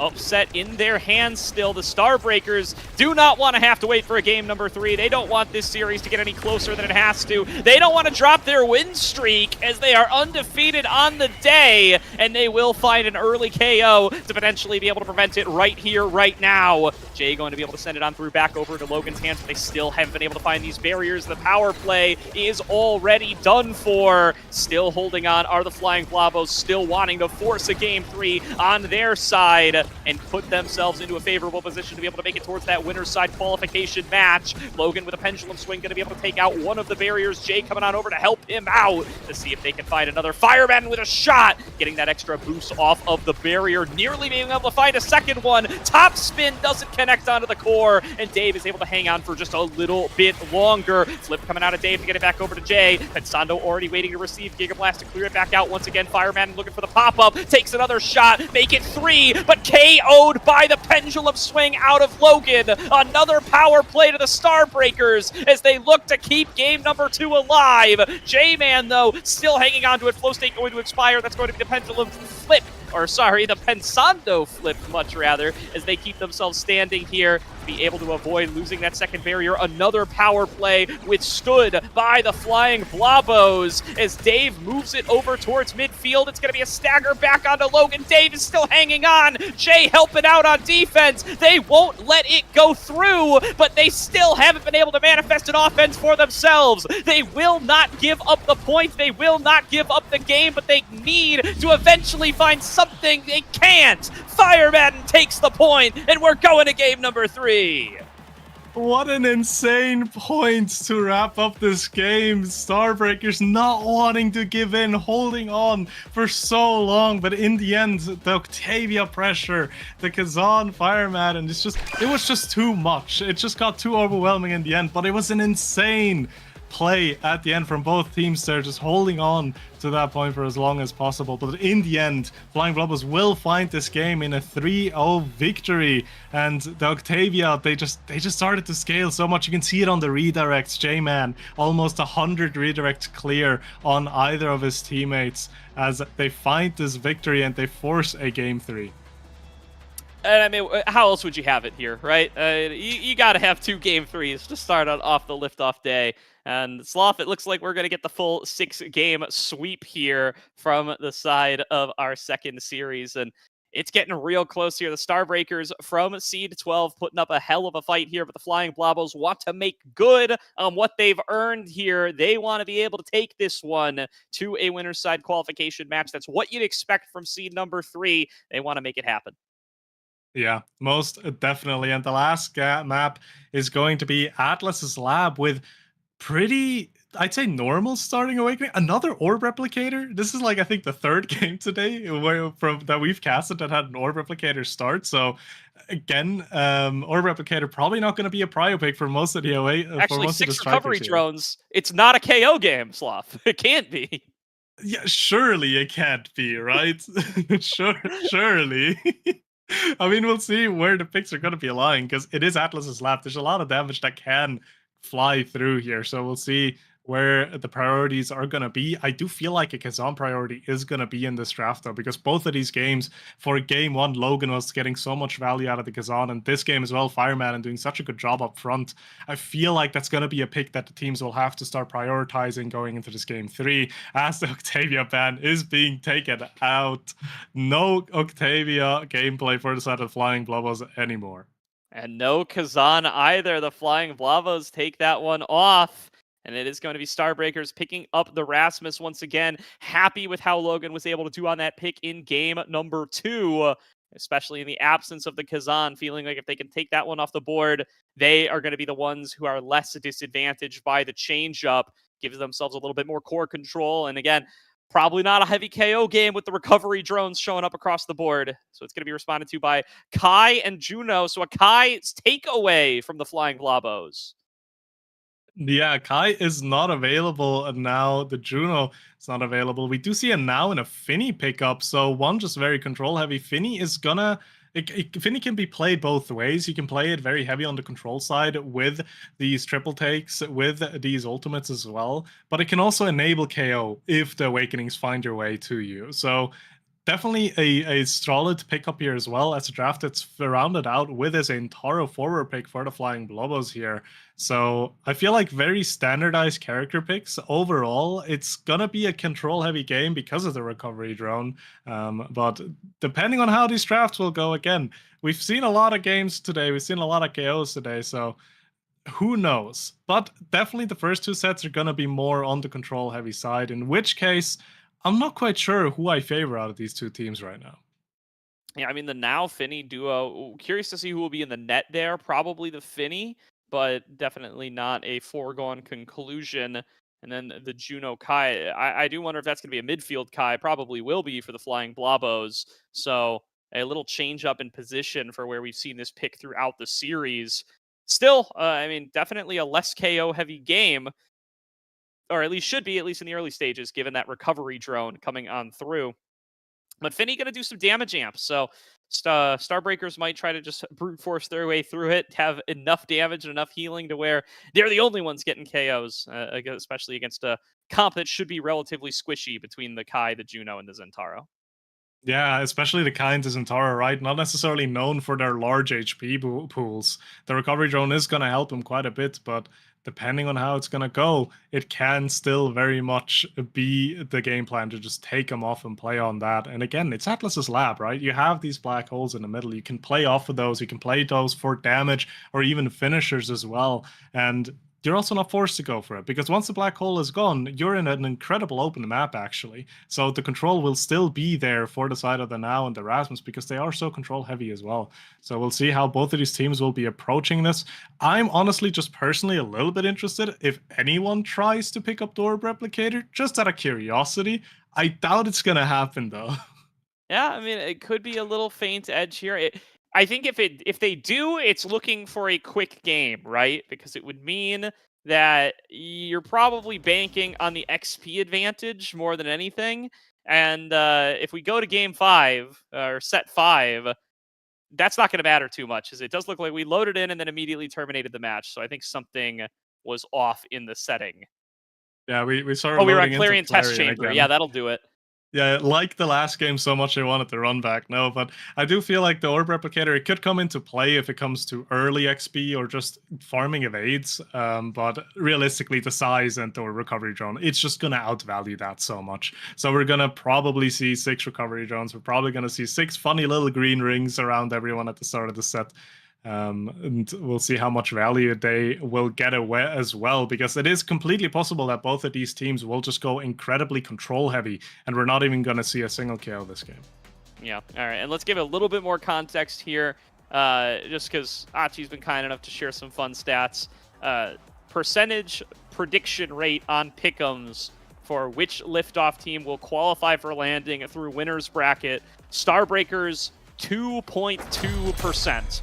1 vote for them to make it through winner's bracket. They are 1 win away from getting a shot at doing just that. Yeah, but hey, sometimes all you need are these 2.2%. So we'll see how it's going to be played out here, as the recovery drone pickup is going to be there for everyone, and an incredibly strong pickup, actually, for the Starbreakers here to just take the double barrier almost immediately. This is not an awakening that was meant to be worn by 6 people. This looks ridiculous. Very correct. Yeah, well, what can you do? I mean, this is it is what it is, and it's going to be what our screens look like for a lot of this game number 3. Fire Madden finds himself incredibly low, but there's Logan ready to push it in. First goal of game number 3 to the Starbreakers. Oh, Gordo, you just wait for visual clarity once Unstoppable is back. Unstoppable and Recovery Drone, that is a masterpiece of visual work. There we go. That'll be great. You know, I've always thought when watching Omega Strikers, what if everybody had a giant green circle around them for me to be able to better understand where everybody is? I think this makes things better. Logan nearly able to find another score there off the back of the pendulum swing. Jay's in a great position. Pensando fends it away with a nice Blabo shot to be able to keep up the defense, but Dave very close, being able to help on out here with the big finish, and the pressure, the aggression from Starbreakers paying off big time in this game number 3. They're not finding their KOs, but it doesn't look like they need to. Logan's there to put it in the net, and it's a 2-0 start. Yeah, they're doing such a good job at getting that pressure off early. Pensando with the Juno pick is not going to be the best at defending head-on attacks, and especially if you're angling those attacks correctly, you can look to even force it through both sides of the barriers to take these double barriers, and that's exactly what the side of Starbreakers have been doing so far. And aside from that as well, you can see Fire Madden down to very low HP almost immediately again. They're also just kind of ability dumping on him, which makes it so much more difficult for him to even get involved in any way in this core battle. Yeah, and ooh, a nice ricochet off the bottom, going to be able to find its way on towards that second barrier, opening things up. Fire Madden nearly able to take it in for the score. The triple take going to do a little bit to help cover them there. Jay taking in towards the bottom alongside Logan, does have access to the energy burst and wants to be careful to not give up too much here. Still, they've got a lot of space to play with the 2-0 advantage on the set. Jay's going to carry things on over. Nearly a shot on towards the barrier, and J-Man can't hang on for that long. Will eventually come on through. Pensando trying to carry it away with the Blabo bounce. The map will be fully cleared out at this stage. There's going to be Fire Madden looking to put it into the goal, and they will be able to take it. Yeah, and a lot of damage is just continuously being pumped into the side of the Flying Globos, but not a single recovery drone being procced just yet. So it looks like it's not even necessarily the plan to just take him out outright, but just get him low enough to a point where they can't necessarily contest the core as well as they would like to. As a beautiful Giga Blast from J-Man will actually get a double barrier off of Dave here, and Flying Globos are in a prime position to even out this set. Yeah, chances on getting it to a 0.5 here. Jay trying to take it in towards the bottom. It's been really tough for them to get out of these barriers in the last couple of points. Fire Madden comes through. Now here comes Pensando. Kind of filling in as a pseudo midfield, setting up with Fire Madden to take it. And it is 2-2 going to 0.5 in set number 1 already. Really just setting the stage for what this game will be. They're neck and neck and just not giving each other any kind of space. Finding these goals, finding these barriers, but now it's going to come down to this very last point of the set to see who's going to take the set lead. Jay coming in for the bottom again with those drones, but without Logan there, just not able to really get it past any of J-Man or Pensando. They've got so many tools at range to be able to fend things off. Nice damage onto Fire Madden. Going to be able to find one of the barriers. J-Man now going to be alongside Jay. This is where they want their duo to be. Nice death touch onto Pensando to pull them away, but it's a breakaway from Fire Madden, finding their way on towards that last barrier. Flip out of J-Man, pass up to Fire Madden, fended away by Dave, and just Logan will be there in time to be able to flip it back and get it over on towards the right side of the map. Needs to be able to hold on to it here, though. Whenever Dave has been isolated with Fire Madden, it's been very tough for them to keep up the defense, and this is going to be no exception. Able to hang on for now. Big damage on the Fire Madden from the misdirection, and there is going to be the recovery drone taken out. It's on 0.5, so I don't think it's going to make too much of a difference, but something to keep in mind in case they manage to create it again on this point and this point alone. Jay moving in towards the bottom. Fire Madden ricochets it off towards the center. Will be repositioning themselves, but still not able to find a hole in the armor. Dave going to be able to clear things out yet again.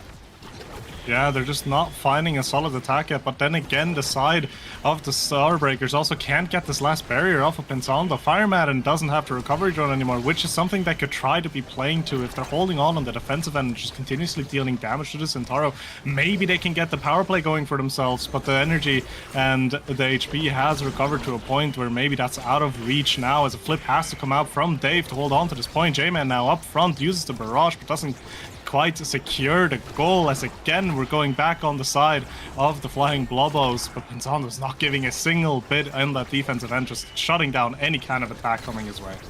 Yeah, wow, really big ricochets coming across the whole map here in overtime, and none of them quite finding their way into the goal or onto the barrier, but it's finally Fire Madden with a beautiful setup, flip into the rush, takes it into the goal, and takes set number 1 for the Flying Globos, 2 away from a qualification match.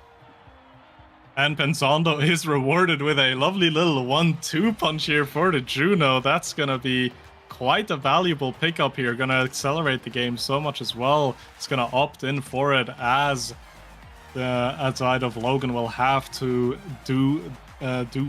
make work the explosive entrance, taking that away from Centauro as well. The Stagger Swagger holding a lot of value for Dave, keeping him alive even more. The missile propulsion finding its way into J-Man, gonna make the Kai actually very dangerous along the edges of the map. That Giga Blast is gonna hurt quite a bit now and gonna push you back very far as well, as the Monk Titans pickup for Jay is gonna do so much for the movement speed, and especially the size for the Rasmus, especially character who loves some extra size to be working with. Yeah, I mean, Logan, when picking up additional size on that last clearing test chamber map, that was really where, you know, they were able to make some huge moves here, find those big KOs off the increased size, the pendulum swing, utilize the extra space of the Whiplash. It's definitely a pick that you want to see on the likes of this Rasmus, and anything that they can do to pump him up just a little bit further going to be a great help towards their ability to execute on offense. Dave going to get it back on over towards Jay, moving in for the second barrier. Logan going to be able to find the shot onto it. Fire Madden going to be able to turn fire on the opposite side, slices and dices right through, takes it in with the flip. Fire Madden popping off inside the enemy team goal arc to be able to put another one on the board for the Flying Globos. Fire Madden just doing such a good job up front, just making it life for Dave so difficult with these flips, with these plays, just making excellent use of the Centauro's kit there to just get these goals in and get these leads for the side of the Flying Globos in this game 3. For sure. duking it out back and forth once again, moving in towards the top barrier, but it is again retained over by FireMadden, and the big finish is not going to be enough to scoop the core out of the way of the barrier. Does end up going down. Flying Blabos on quite the win streak here, having pulled back in that set number 1. Now looking to just keep that win streak going. Momentum been such a big point in this series, and they need to be able to get it back into their favor on the side of the Starbreakers. They want to be able to pull this one back and complete their upset run, losing their first game of the day in that last game number 2, trying to avoid making it 2 in a row. FireMadden dashing on forward, nearly able to get it on towards the bottom barrier. Jay going to be able to fend things back off. There's the shot on through. Logan going to be able to grab it with the death touch. Still not able to put it on towards that last remaining barrier, though. Yeah, the attack is continuously being thrown towards the side of Starbreaker. So as the Sad Boys angles comes through, Daves is holding onto this barrier so well, but you can see that eject button on Pensando doing a lot of work as well, because as soon as the core slightly goes over to their side, he can just jump up front and immediately restart the attack with the Blobos and that eject button himself. As now, for the first time in a while, they are actually more on the defensive end, with a lot of damage finding its way onto FireMadden. Recovery drone even popped onto Zentaro, which is going to potentially be the difference maker in some of the points further down the line, because there's no res on the Zentaro anymore. Meanwhile, the entire rest of the game will still have that potential to just be taken right back into action. Definitely will, because there's going to be a lot of pressure being exerted on towards this bottom barrier. FireMadden still managing to hang on. Dave sends it towards the center. It gets reflected by the black hole right back into the barrier, which they lose. And FireMadden is still staying on the offense, even while staggered, even with the recovery drone down. Just wants to be able to score here and be able to keep the winning streak going. Now going to be blocked away by the triple take. Nicely done. Logan going to be able to finish the job, and an actual power play for the first time, I think, in this whole series, or at least in this whole game, thanks to the recovery drone start. See if Logan's going to be able to make use of it. Once again, though, I mean, it was true in game number 2 as well. Starbreakers not really able to turn these power plays into much effect on offense. Yeah, it's really difficult for them to do so, because Pensando just kind of excels at interrupting these attack setups early, especially on a pick like the Juno with the Blobo. What a beautiful Giga Blast finds the goal actually from J-Man there. But yeah, Pensando does a beautiful job at interrupting any kind of setup early, so even if you are in a power play, he just interrupts it, sends it into a dead area, and the power play almost immediately gets killed for the side of Starbreakers.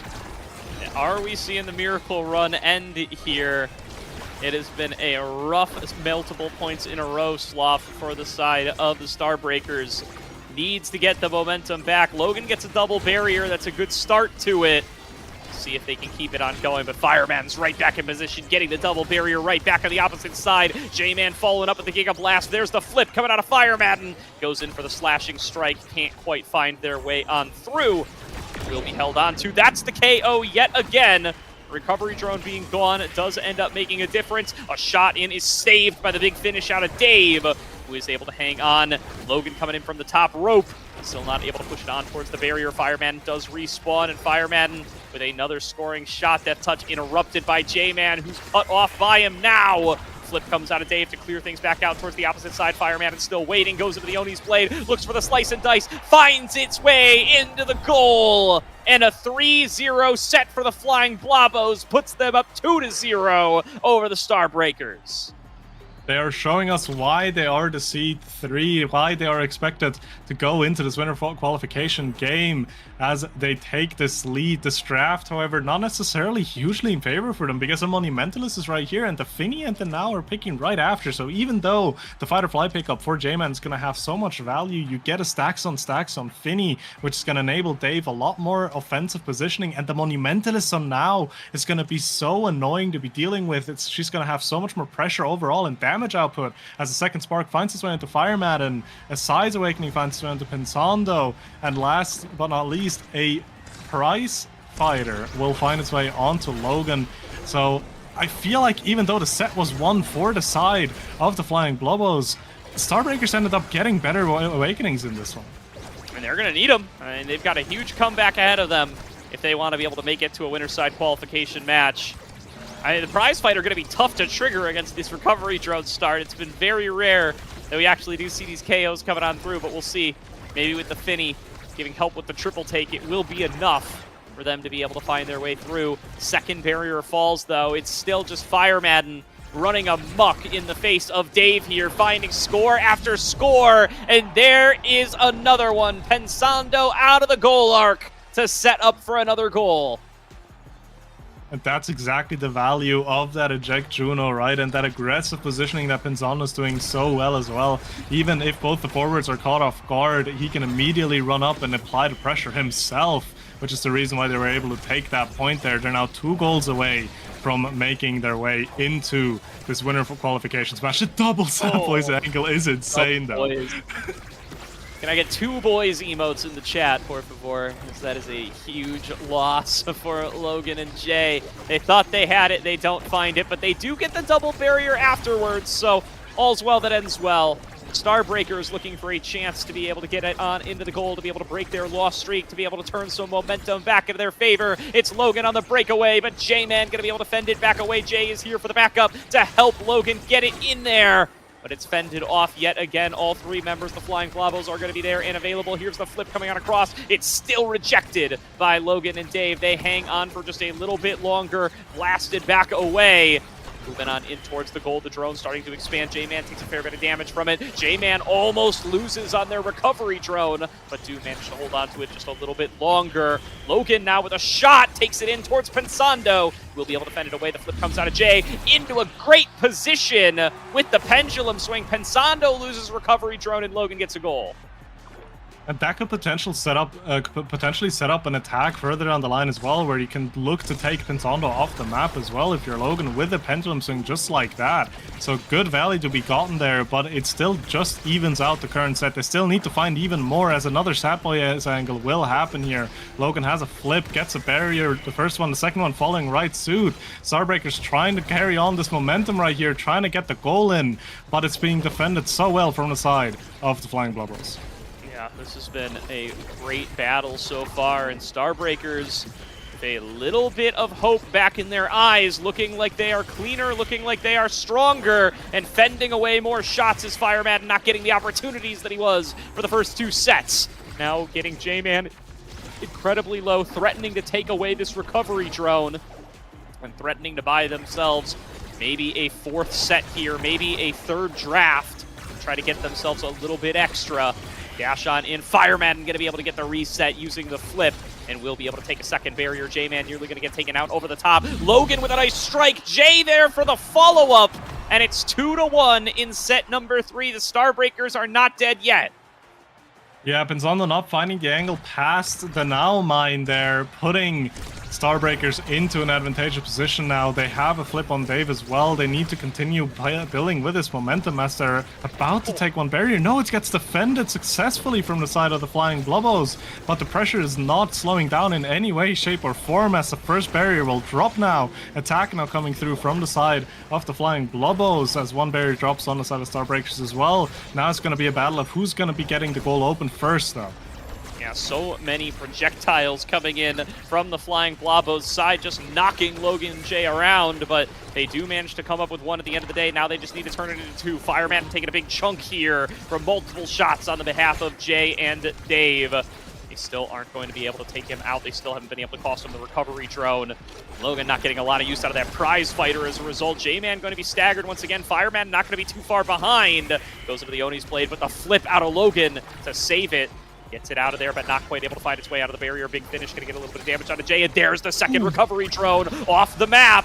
Logan getting the opportunities that they need and getting the potential to actually be able to create power plays here. Big pendulum swing, knocks back 2, finds the second barrier. Death Touch going to get interrupted by J-Man, and another boys angle. Fireman does not get the barrier that they deserved, but now going to get turned back around on Fireman. Going to be able to find the second barrier one way or the other, but just Logan trying to set up in front of the goal, trying to find the set win, trying to take this to a set number 4, and trying to hang on in this series. Fireman with another Another big shot gets fended away by Dave. Now going to be sent into the elusive, going to be staggered back away. Dave trying to reset things, trying to get it back over to Jay. Jay gets it over to Logan. Death touch not quite connecting. Neither does the misdirection. Off the center. Third recovery drone down. Everybody on fly. Now vulnerable. And an opportunity for Logan and Co to potentially actually be able to take some of them off the map. Maybe just to be able to take the point right here, right now. Pendulum swing off the top. Looking to reset for another shot on goal. Looking for it up in front. Fended away by J-Man. Pensando going to be able to clear it back on over. Fireman takes it through the center. It's still in Logan's hands. Back into the death touch. Takes another shot. Still can't find its mark.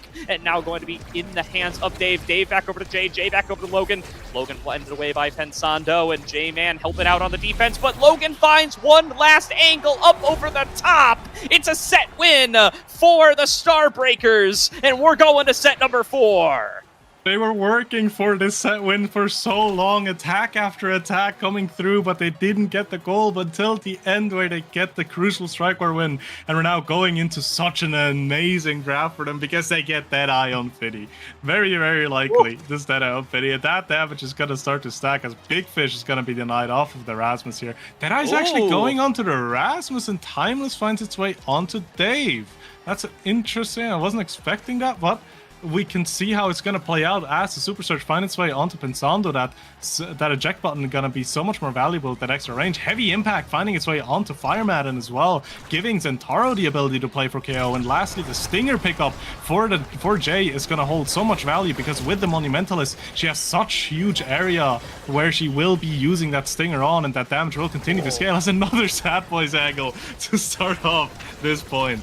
I guess I'm going to wander outside of my play-by-play comfort zone a little bit here. Was that Big Brain? Did they leave up the Deadeye because J-Man would be forced to take Big Fish away from Logan, so they get Deadeye on Logan and Timeless Creator on Dave as a net benefit? I would assume so, something like that. I could also imagine the world where they were just kind of trying to test the field, see if they can get more size onto Logan as well. And I mean, the Deadeye for Logan is going to do a decent amount of work as well, because not only is it the ultimate that will get some value out of it, actually the pendulum swing at the very, very tip of Rasmus's primary will also get the Deadeye bonus. So it will have some value for them in the end. That's the first recovery drone gets popped already, and we are not even 1 goal in. Yeah, that's what I'm saying. I think Deadeye is like second best on Rasmus, and you can guarantee that rather than losing both Deadeye and Big Fish by leaving it up. I think that was really smart by the Starbreakers, and let's see if that's going to be enough for them to take it into a win. Is Logan going to be able to duel with Pensando one-on-one in the strike war and takes it into the goal? It is definitely enough to take a set, not a set lead, a goal lead in this 4th set here, and they need to continue working on with that momentum. And again, J-Man already lost his recovery drone. He also needs to be wary of these edges to not give power plays to the side of Starbreakers. On the other hand, the Flying Blobos don't really have any kind of way to get a power play going for them. They don't have that damage more consistently enough, so they're just gonna have to continue to win strike wars and play off of those advantages. As again, 1 barrier down on each side, Fireman holds a lot of damage on top of them as well, though. Might have to use the flip to even just stay alive at this point. Yeah, maybe. Logan coming in with the pendulum swing here from the top side, not quite able to find its way on towards the second barrier. Logan gets the pass on down, back over to Jay. Jay looking for pressure on towards this second barrier. Flip comes on across. Jay ends up KO'd off the bottom, loses out on their recovery drone. Now going to be a target to potentially be taken off the map here. They do get themselves another shot at them. Jay's going to be able to hold on for a little bit longer. She will be able to fend it back away. Sending on out this drone, trying to set up for another shot on goal. J-Man gets it back in on towards the barrier. Open goals for both sides. Logan on a breakaway, interrupted by Pensando. Jay going to be able to stop that flip, but it's Fire Madden right into the corner to be able to take it back into the goal, tying it up at 1-1. Yeah, a really good setup there from J-Man, using that Giga Blast to interrupt Dave early and following it up with a barrage there. Very difficult to defend, as we're now evened out again, and the kickoff will commence. Very low energy bars though on J-Man and Pensando, so do need to watch out for that to not get to take it down too low, as another Sad Boys angle will come through both sides in 1 barrier now. Good damage on a cross. Fireman nearly taken up off the top, but at the end of the day, it is a double barrier secured for the Flying Blobos. and a chance to be able to take themselves once again on towards series point. They have 2 set wins already in this game, number 3. Fire Madden wants to close things out on this set if they can.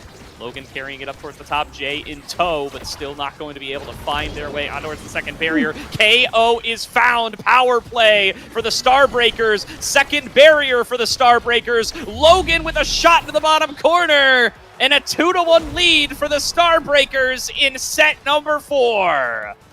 They're just 1 goal away from sending us to a set 5 here. And Jay has a flip for herself as well. Meanwhile, Fireman and no evades. J-Man just 1 and a recovery drone blocked as well. Another recovery drone down. Fireman and J-Man both vulnerable. And a chance for Logan to make good on that prize fighter they picked up in the second draft. Flip coming out of Jay, trying to disrupt any of these dashes coming in. Try to take back control of the core. One barrier already found. And Logan resetting here. We talked about this series being about momentum, especially for the Starbreakers. They finally started winning some sets in set number 3. They finally started winning some rounds in set number 3. And they are pulling it back. They are looking for another set win. They are looking to take us to set number 5 to potentially fully reverse sweep game number 3. Big finish going to go in the wrong direction. Dave going to lose out on one of his barriers. That's going to be the second one. But Logan finds the KO and the power play for the Starbreakers. Pulls it in with a death touch. Jay gets the reset. A second KO for Logan. 3 versus 1 on the map. Pendulum swing can't find it. Pensando able to fend it back away. Jay takes another shot. Pensando holds that one as well. Pensando is unbreakable and hangs on for the full respawn of the team. But just like that, Dave, the misdirection cross map wins the set for the Starbreakers and takes us the full distance. Dave not only doing an absolute masterclass on the defensive end, also going to be active up front as that misdirection will find the goal going into this last draft now. We do have Rapid Fire, we have Twin Drive, we have Extra Special, all valuable awakenings across the board. The Primetime finding its way onto Logan, definitely a solid pickup for him. The Aerial's going to enable J-Man to be so much more faster on the map, but the Twin Drive is actually a massive pickup for the set of Dave. Those triple takes have been doing so much work and the damage into core control department. Rapid Fire finding its way to Pensando, and the last 2 pickups being Reverberation and Extra Special here. So overall, this is just going to keep being the same as we've been seeing already, just even more extreme. But a huge pickup for Dave here with the Twin Drive. Going to have so much more defensive utility and offensive utility, as he's already been playing it so extremely well with just 1 secondary. Yeah, and a really early blow on the recovery drone. A second one! And just like that, the starting awakenings are erased on 2 critical members of the Flying Blobos. Just Logan thanking his lucky stars here. But it's going to be a quick score for J-Man. A trade of 2 recovery drones for the point. I don't know if you take that one as the Starbreakers. I feel like you can still be very happy with it, because now you can start playing for these power plays. You can start playing for these KO angles that the other side of the Flying Blobos are not able to play for at all, really. So yes, you did lose 1 point, but you're immediately taking a power play. You're immediately setting yourself up for a 3v2 push here, as both barriers drop. Can they find an angle to even get the goal in the end? More damage being done, potentially even looking to take the recovery drum off of Pensando if they keep this up, but no, it gets defended. A barrier goes down, the recovery drone does drop, and now the play is evened out in the end. Flip comes out for Fire Madden, but the barrier still stands. Dave holding on as it stands right now, and no goal just yet. Another KO, Logan on a 6 KO streak, refreshing the power play once again. Pensando finding the barrier though. J-Man pushing it, Dave! Can't defend it in time! And the Flying Blobos take a 2-0 lead in set number 5, game number 3. 1 goal away from getting themselves into a qualification match. The point was looking so good for the Starbreakers, but in the end, J-Man was just there, was just present, and completely shut down that point as they're now up in this set. 1 barrier down on both sides. Now Flip comes up from Pensando, as we'll see who will be taking on home at this point. No room for errors any longer. Recovery drones down across the board, but no room for error. They need to be able to take 3 points in a row here. They need to be able to clutch up if they want to take themselves into that qualification match for landing. And it is still the Flying Blabos with the advantage, wanting to make good on their 3rd seed. They've been made to bleed throughout this series, but they still want the win. They make good on 3rd seed, 3-0 in set number 5. The Flying Blabos are moving on to a winner's side qual. And that last set was all J-Man, just continuously running up with that Kai, being so present in the push, doing so much work in the end, taking all 3 goals there as well. Definitely a deserved match MVP in the end here, as we're looking at the rest of the stats, and you can just see how long this game was. We're almost at 30 minutes. So much damage coming out from all sides. Somehow, on a recovery drone start, we're looking at 7 KOs total for the side of Starbreakers, but in the end, it just wasn't enough to get the win going, but still an incredible showing for both of these teams here. And even though the side of Flying Blobos will be moving on to the qualification match, I feel like Starbreakers are looking for that qualification today as well, maybe just in the mid bracket.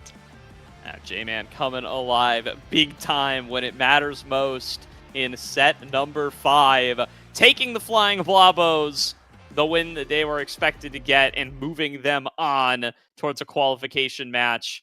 Does look like Atlas's diversified resume are up 1-0 over Heavy Metal Gundam, but still to be determined who their opponent will be in that potentially final match. Somebody's going to landing off the back of that one, Sloth. Yeah, most definitely. And it's going to be an interesting series as well, and an exciting series. And there, as all of these teams have come in today with just 1 goal, and that goal is making it into landing. So that series is going to be incredible. Definitely really good stuff here, though. Super impressive run so far from the Starbreakers. Excited to see what they can show us over in the lower bracket. But huge congrats for the Flying Blobos, not letting some errors get to them, not letting a game number 1 loss get to them, and pulling it out in set number 5 there to be able to close it out and move themselves into a qualification match, hoping to be able to make it to landing here. And if they keep playing like that, it certainly looks like they will be able to make it here, Sloth. Yeah, definitely agree. I will definitely agree.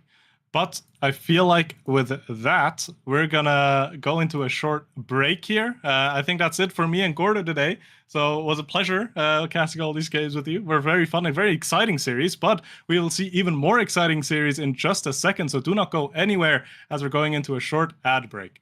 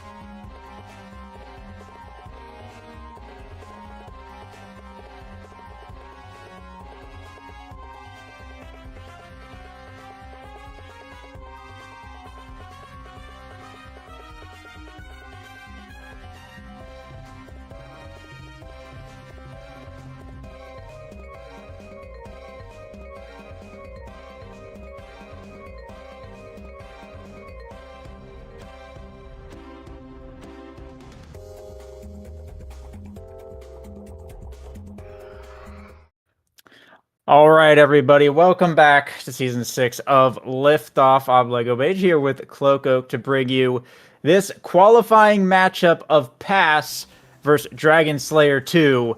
Loading in now, getting into Atlas Lab. And I did notice it was an ad rush start, but we were talking a little bit before this started that these are two of kind of the most fun teams to be watching right now go up against each other. Well, and on an ad rush start with Tempo Melon, Pummelers, Luna.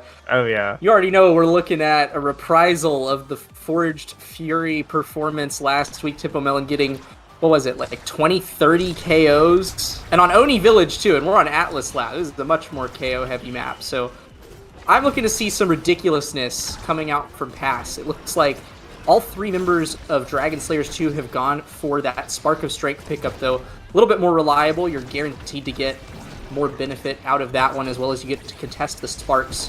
So, off to a very heated start, though. Barriers already being taken by Dragon Slayers as we move into set 1.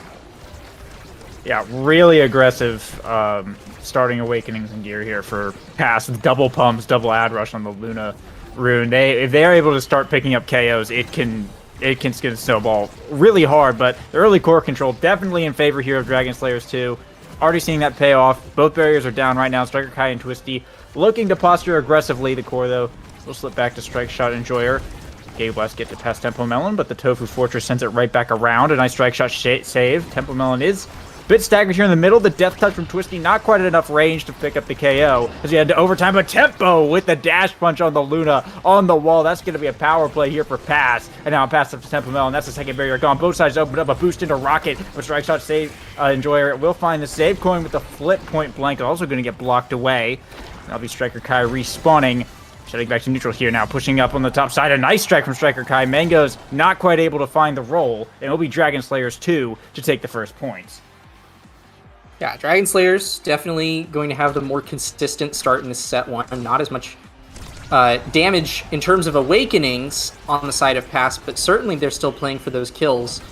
And I'd like to really admire the decision to go double midfield here. Or maybe it's arguably not double midfield, maybe it's arguably Tempo Melon Brawler on the Luna, but I think that you could construe this as a double midfield for sure. And it is going to slow down the points, but Pass doesn't have a problem with that. They've already committed to this idea of we're going to win by killing, and that's how this is going to happen. There we go, the Rune Luna bullcrap! I love this derpy combo. It sucks to play against, it feels awful to play against, but to watch these top players cook on it, it's highly entertaining. So they're going to be doing this the whole game. And Pass have already made it clear exactly how they intend to win here. But for now, it's Dragon Slayers 2 at the forefront. They're the ones who have an open goal in front of them once again. Yeah, Pass now trying to get some offense going here. They force the core flip out Strike Shot Enjoyer, but the Banish and the Nuke not quite lining up. And Dragon Slayers 2 will get out with minimal damage. Striker Kai is staggered, though, in the backfield. Takes a rocket. Send them flying. Twisty now with the core. Pass down Striker Kai up into the corner. Twisty looking for a shot. Not quite able to hold on to it. And that's Striker Kai down. Another power play for Pass. His Coin up in the top corner looking for the pass to Tempo Melon. They'll bring down the second barrier now. Back to Tempo Melon down to Coin looking for the corner. A great strike shot from the now goalie. But Tempo Melon is able to keep possession. And with a dribble to a shot, will find the center of the net. Pass able to tie it up at 1. Yeah, and with the Pummelers on Tempo and Coin, Striker Kai and Twisty both opting for Mags. That Mags pickup by Dragon Slayers, weirdly enough, almost plays into game plan of Pass, because when you have to come back on defense as a result of a power play, and both of the enemy forwards have Pummelers, it is a massive speed difference. But none of that's going to be happening now. It's a power play and 2 barriers down for Dragon Slayers. Yeah, Dragon Slayer's trying to force this power play here.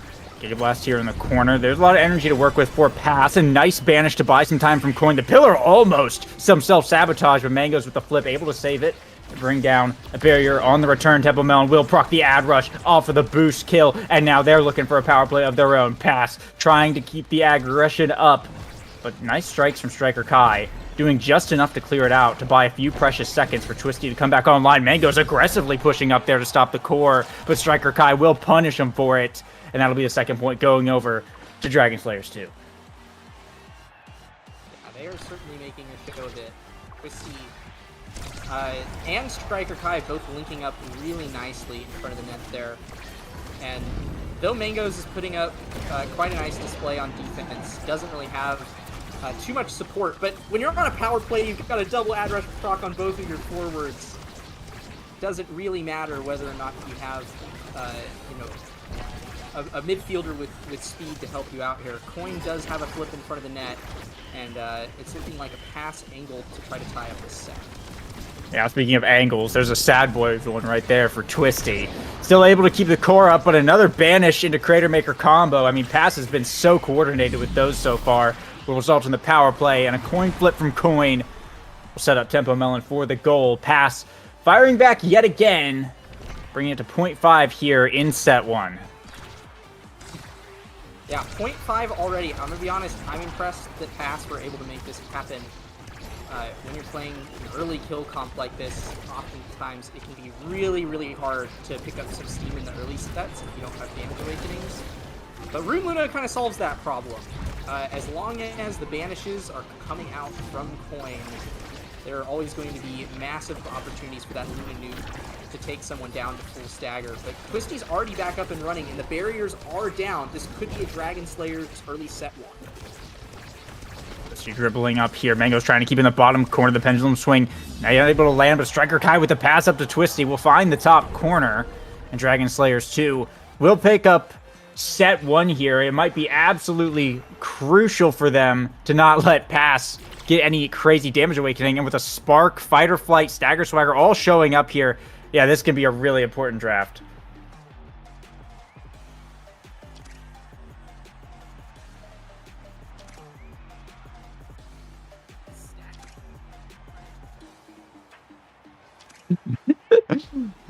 I think Cloak's mic might be a little bit broken at the moment. But yeah, we will see the Spark go first, of course, to Striker Kai. The Fight or Flight, followed by the Stagger Swagger, going over to Pass. Very important awakenings in that draft. Strike Shot Enjoyer going to pick up the Explosive, and Twisty on the Heavy Impact for the extra cooldown. Mangoes did pick up the Creations, the Cast to Last, not the Cast to Last, the other thing, Timeless, for those soups, but that's a really solid draft here for Pass to get away with 2 of the best awakenings, the best survival awakenings in the game, and they're getting even more value now off of their kills.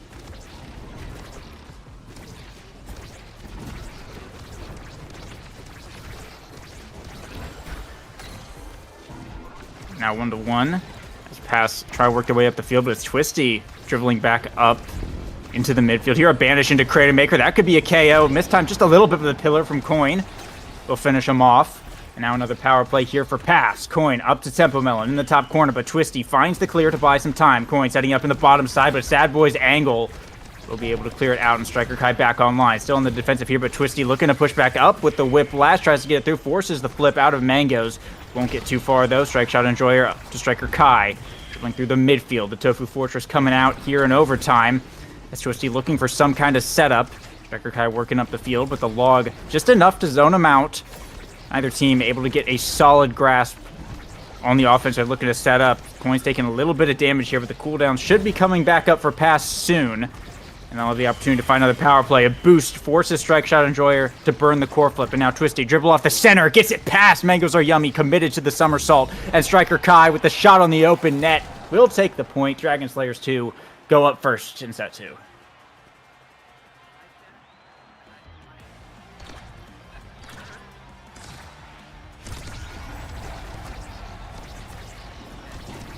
Rolling right into the next kickoff.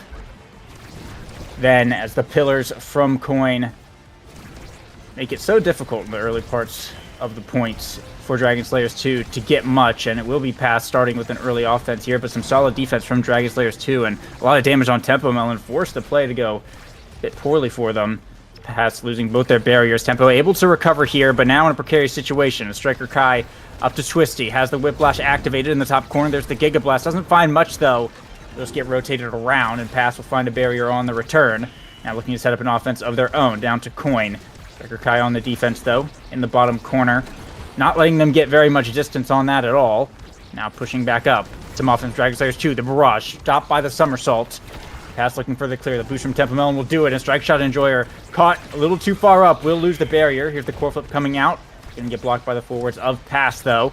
Now Tempo down to Coin, looking for the bottom side. Has the pillar set up, not able to find much. Striker Kai on the defense with the barrage to force it out, but big damage comes on to Twisty in the midfield. This could be a power play right here. A core flip from Striker Kai, answered with a flip from Mangoes Are Yummy. Down to Coin with a redirect off the wall, banks it in, and Pass tie it up again.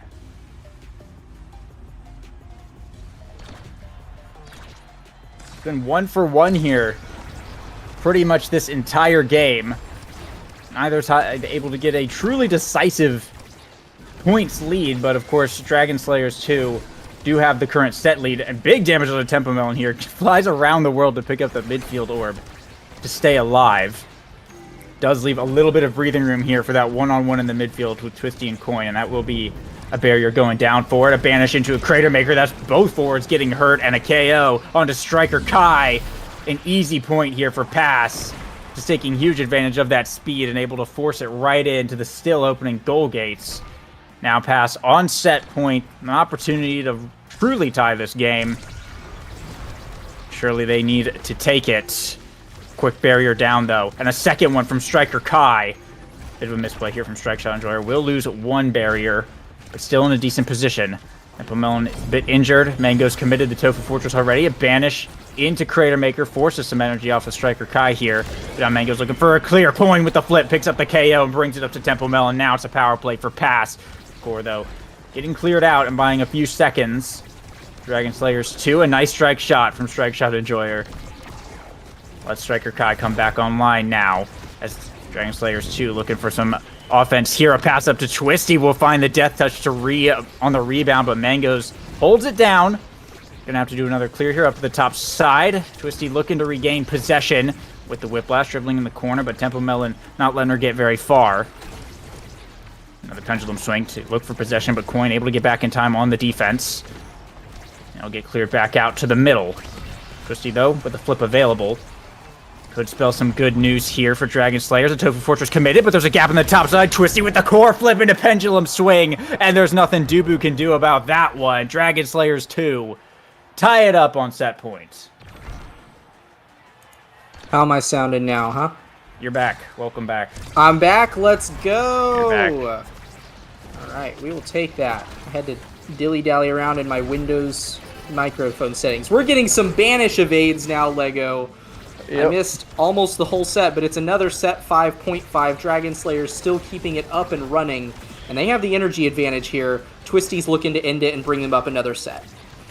I see dribbling in the top corner. Strike Shot Enjoyer up here in the midfield as well to keep the pressure on, but losing a little bit of momentum right now, though. Twisty sends it back in to an offensive zone.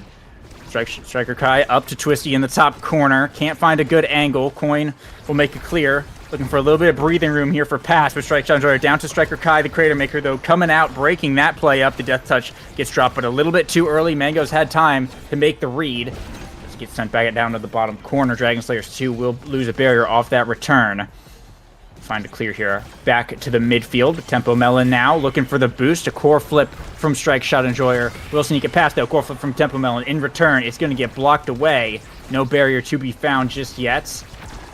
Now Coin going to get blocked by the barrage. The Death Touch from Twisty almost stealing the core away, but not able to find it. But Tempo going down, and now it's a power play for Dragon Slayer. Strike Shot Enjoyer to Striker Kai, but the pillar from Coin is perfectly placed, and that steals the barrier away when they're short-handed. The banish almost lasting long enough to find the point. Now Tempo Melon coming back, boosting into the bottom corner. Beautiful setup right to the middle. Strike Shot Enjoyer can't place the primary in time, and Pass. They'll take the sets. What a reaction from Tempo to change direction mid-boost on a whim to get to that bottom corner. That was crazy. Yeah, incredibly clutch, especially because Dragon Slayer's still playing really, really strong that point, but Pass managed to get it out. That'll be a monumentalist pickup by Coin. That means it will not be available for this now. But similarly, Denial's coming out from Striker Kai, picking up that Deadeye, making sure Tempo will not have access to it. She does still get Super Surge, though. And those dashes, just like you said, those boosts are particularly nasty. That is a Pauldron's Might of the Colossus Dubu. Mango's looking to get in on the killing action a little bit more. And I'm a little worried about Twisty's ability to get value out of Glass Cannon when the enemy's game plan is to beat her up as much as possible along with all of her teammates. So we'll see how that plays out, but our sets are tied up for now, LEGO, and we're starting off set 3 with yet another disgusting neutral state as both of these teams desperately try to beat one another up and grab barriers. Yeah, that's how it's been for the majority of this game here. Once they find a foothold, they're able to make a big explosive impact, but until then, it's a lot of just battling. Striker Kai, though, finds a gap in the defense. Gets the pass up to Twisty.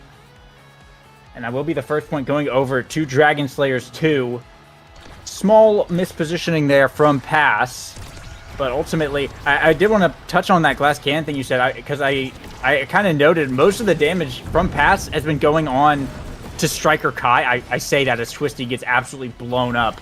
But most of it up to this point has been going, most of the KOs have been landing onto Striker Kai. So curious to see if that damage allocation changes at all. Yeah, one thing is for sure, Dragon Slayers 2 are adapting really well to the game plan of Pass. So I've noticed Strike Shot Enjoyer holding on to the now ult. And what a call out from Twisty, point blank in front of the net to get a 2-point lead in this set.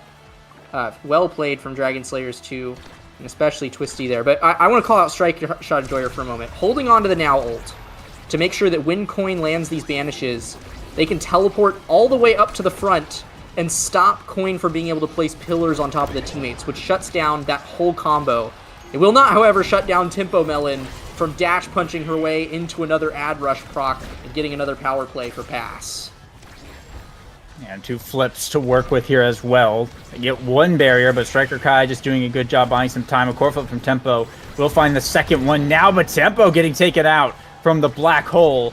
It's just Coin in the 1v3. A core flip here to the top side. The Strike Shot Enjoyer is going to shut that down. Now Mango's forced to buy a little bit of time. A banish into pillar onto Twisty, but Mango's will lose 1 barrier here. Twisty looking pretty hurt. Tempo picks up the KO on the respawn, and now another power play immediately for Pass, pushing up to the top corner. Strike Shot Enjoyer buys just enough room to avoid the boost, and now Striker Kai looking to buy some time here, but Tempo with the core up to the top side. Doesn't have a boost cooldown to commit. And now taking some damage from Twisty on the respawn. The banish going wide. Tempo boosting into the bottom corner here, but Striker Shot Enjoyer bringing it around the bottom side. Giga Blast not able to find much. A pass up to Twisty here.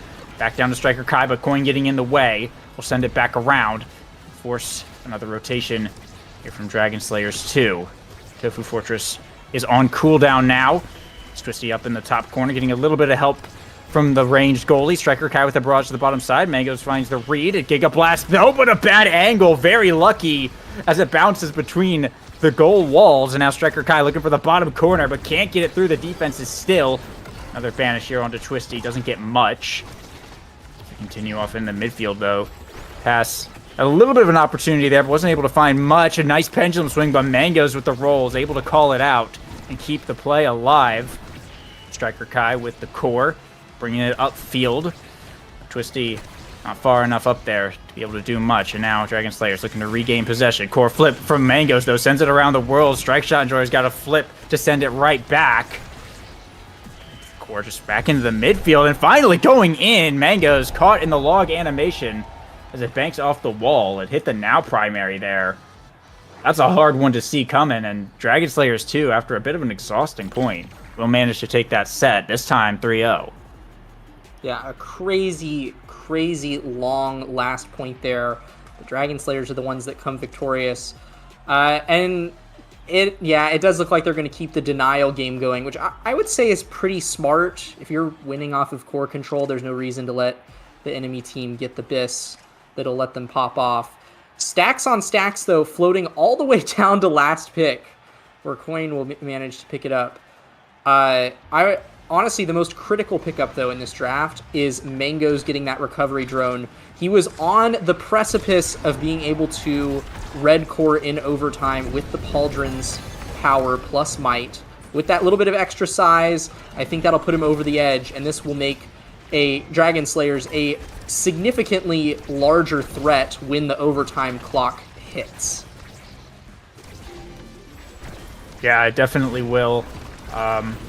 But so far, I think we're just going to continue to get more of the same. As you point out, pretty much every point is going to be going into overtime with what we've seen thus far. And well, now we've just entered the Oni Village version of this map state, where you have the 2 barriers on the top side and the open space at the bottom. A lot of times they can last pretty long, but Pass able to find the barrier there with a bit of aggressive push. Will open up that goal pretty early on. Now passes to Temple, a boost to the corner. Doesn't get too much there. Tofu Fortress in the midfield forces Twisty to have to dribble around a bit. Striker Kai got some speed on the defense and keeping it good. And now we hit that overtime. There's Mangoes hitting that red core, as you mentioned. Now Twisty dribbling up the field. A nice somersault from Mangoes. Clears it out of there pretty quick. Striker Kai, but the Banished getting 2 of them. However, they're able to get out in time to avoid the Crater Maker. And they'll stay alive. A boost up from Temple Melon. Doesn't have the redirect, though, to send it to the bottom of the net. Striker Enjoyer does go for the flip. It gets it up to Twisty, and that's the barrier gone. Can't find the point just yet. Striker Kai to the top corner. Twisty with the whiplash, but Coin finds the clear and has a flip available of his own. Here in the midfield. Just pushing up with the death touch. Mangoes finds the somersault, though, and that's a block core flip from Coin. A pass to Tempo Melon with the boost to redirect it point blank. Some crazy timing coming out from Coin and Tempo Melon this whole match. Another example right there to pick up that point.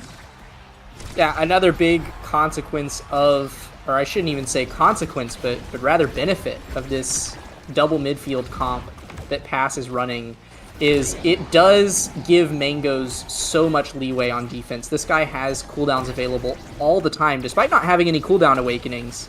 Allows him to respond to Twisty really effectively. Even when his team gets double KO'd, what a power play here for Dragon Slayers 2 as they get to run up the field. Burning energy here, getting both barriers and cracking open the net. And Twisty is able to find a nice shot to the bottom. Mangoes very big, but not very fast on that Dubu. Can't make those cross-net saves in time. And Dragon Slayers 2 is able to get on the power play. Good things absolutely happen, but they continue to go 1 for 1. That last set was really the outlier here. We'll see if they're able to keep it up. A core flip, though, blocked by Twisty, and that results in a barrier lost in Twisty with the KO as well. They're looking for a second one, potentially. Temple Melon's pretty hurt, but another power play for Dragon Slayers. Tofu Fortress coming out here.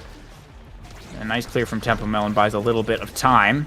Striker Kai looking to keep the offense up. Dribble off the black hole. Twisty having to recover just a bit. She ran out of energy here. Striker Kai taking quite a bit of damage. Almost got KO'd. But now Pass with the pressure in the bottom side. The pillar from Coin will pick up the first barrier. A double banish coming out. No Crater Maker to follow up. And it'll be Dragon Slayers dribbling back up the field. There's the Crater Maker, but it might be too late. A nice death touch from Twisty. Calls out Mango's roll, and that's the second barrier gone. Twisty with the whiplash available. Able to win the foot race against Mango's. And just push it right in. Dragon Slayers 2 on match points. Obviously, Twisty and Striker Kai are putting up a good show on offense, doing a fantastic job keeping possession and playing their life, right? They've been dodging a lot of these abilities that are putting up, but I really got to hand it to Strike Shot Enjoyer. Has really been the MVP of countering Pass's game plan here, leaving up orbs for his brawler and midfielder, who are both liable to getting KO'd a lot more than they are in this match. And also, the clutch now ults have been insane. And this guy has picked up specialized training, which means that in the event that Tempo Melon doesn't get a knockback KO like that, they can be healed from stagger. But for now, Tempo's going on a rampage. This is Pass's time to possibly reclaim the set. And one barrier there. Tempo Melon will open up the goal. A bit of a misplay there. Results of the core of the precarious situation. Tempo able to sneak the rocket in just as Strike Shot Enjoyer was looking for the save. And I guess able to get the right angle or the right timing on it. Stealing that point away a little bit as Pass. 2-2 now. Another 0.5. Another 0.5, but the barriers are very quickly lost on the side of Pass. Dragon Slayers with a fantastic opportunity, especially with this power play to close out game one. Put themselves up a tab on the board. Twisty running forward, but Tempo catches her with a dash punch. Tempo there to receive, and now with the ad rush proc and the pummeler speed with Coin back on the field, runs up, almost gets another kill on Striker Kai there. The Striker Kai and Strike Shot Enjoyer successfully defending away long enough for Twisty to come back on the field. Coin now running up here. Banish goes wide. Twisty almost catches it past a Mango's rolling up the field, but Tempo there to catch, make the save, and Passer staying in this despite all of that insane series of events. Yeah, now back to 3-on-3 here, but Twisty and Striker Kai pushing up to the top corner. Now primary in there, but Twisty with the pendulum swing was ready and waiting for the clear. The classic Rasmus play, able to call out Mangoes and send it right in. Mangoes didn't even have time to use a core flip there because it was overtime with all that speed.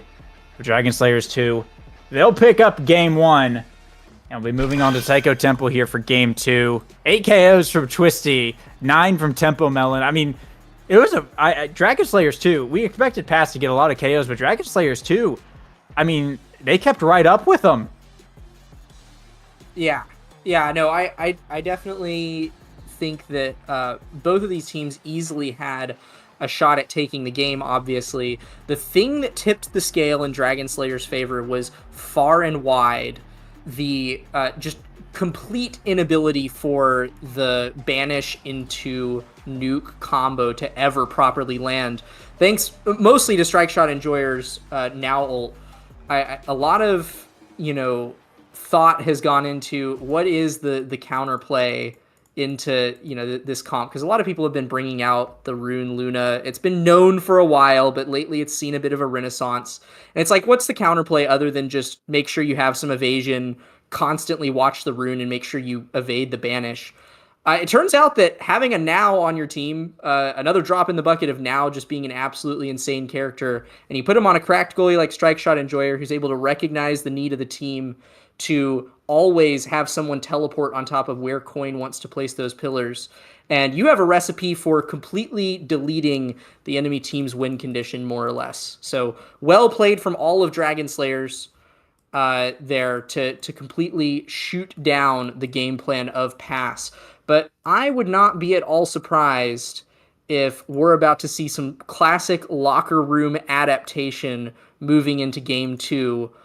Pass certainly has an opportunity to try to undo some of what we just saw in that game. And like you said, it was close. So if they tweak just a little bit, there's a very decent chance we could be seeing a game 3. Yeah, and that was Dragon Slayer's map anyway. So Pass playing a little bit more on their home turf here with the Taiko Temple. I wouldn't be surprised if we see changes obviously come out from both teams, right? I think if you're Dragon Slayers, you expect Pass to not do the same thing. Then again, they could just do the same thing because Dragon Slayers 2 is expecting them not to do the same thing, if you know what I mean. But no, it's a Stacks Monu start, so pretty different playing field here regardless.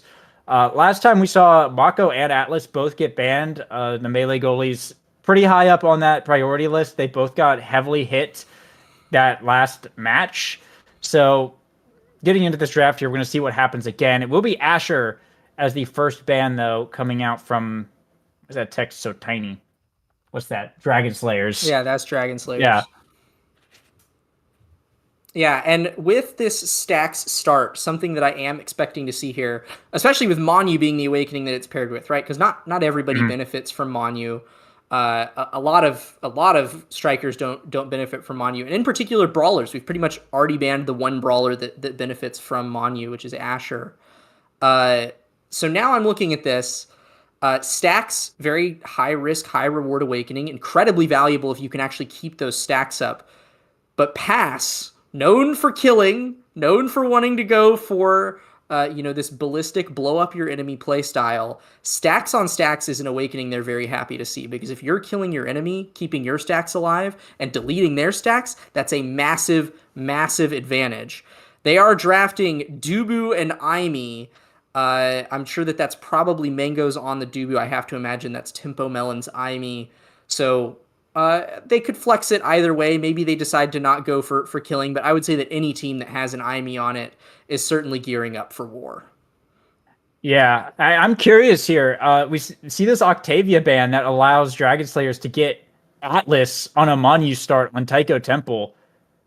Is the Octavia? Do you think the Octavia ban's really warranted here?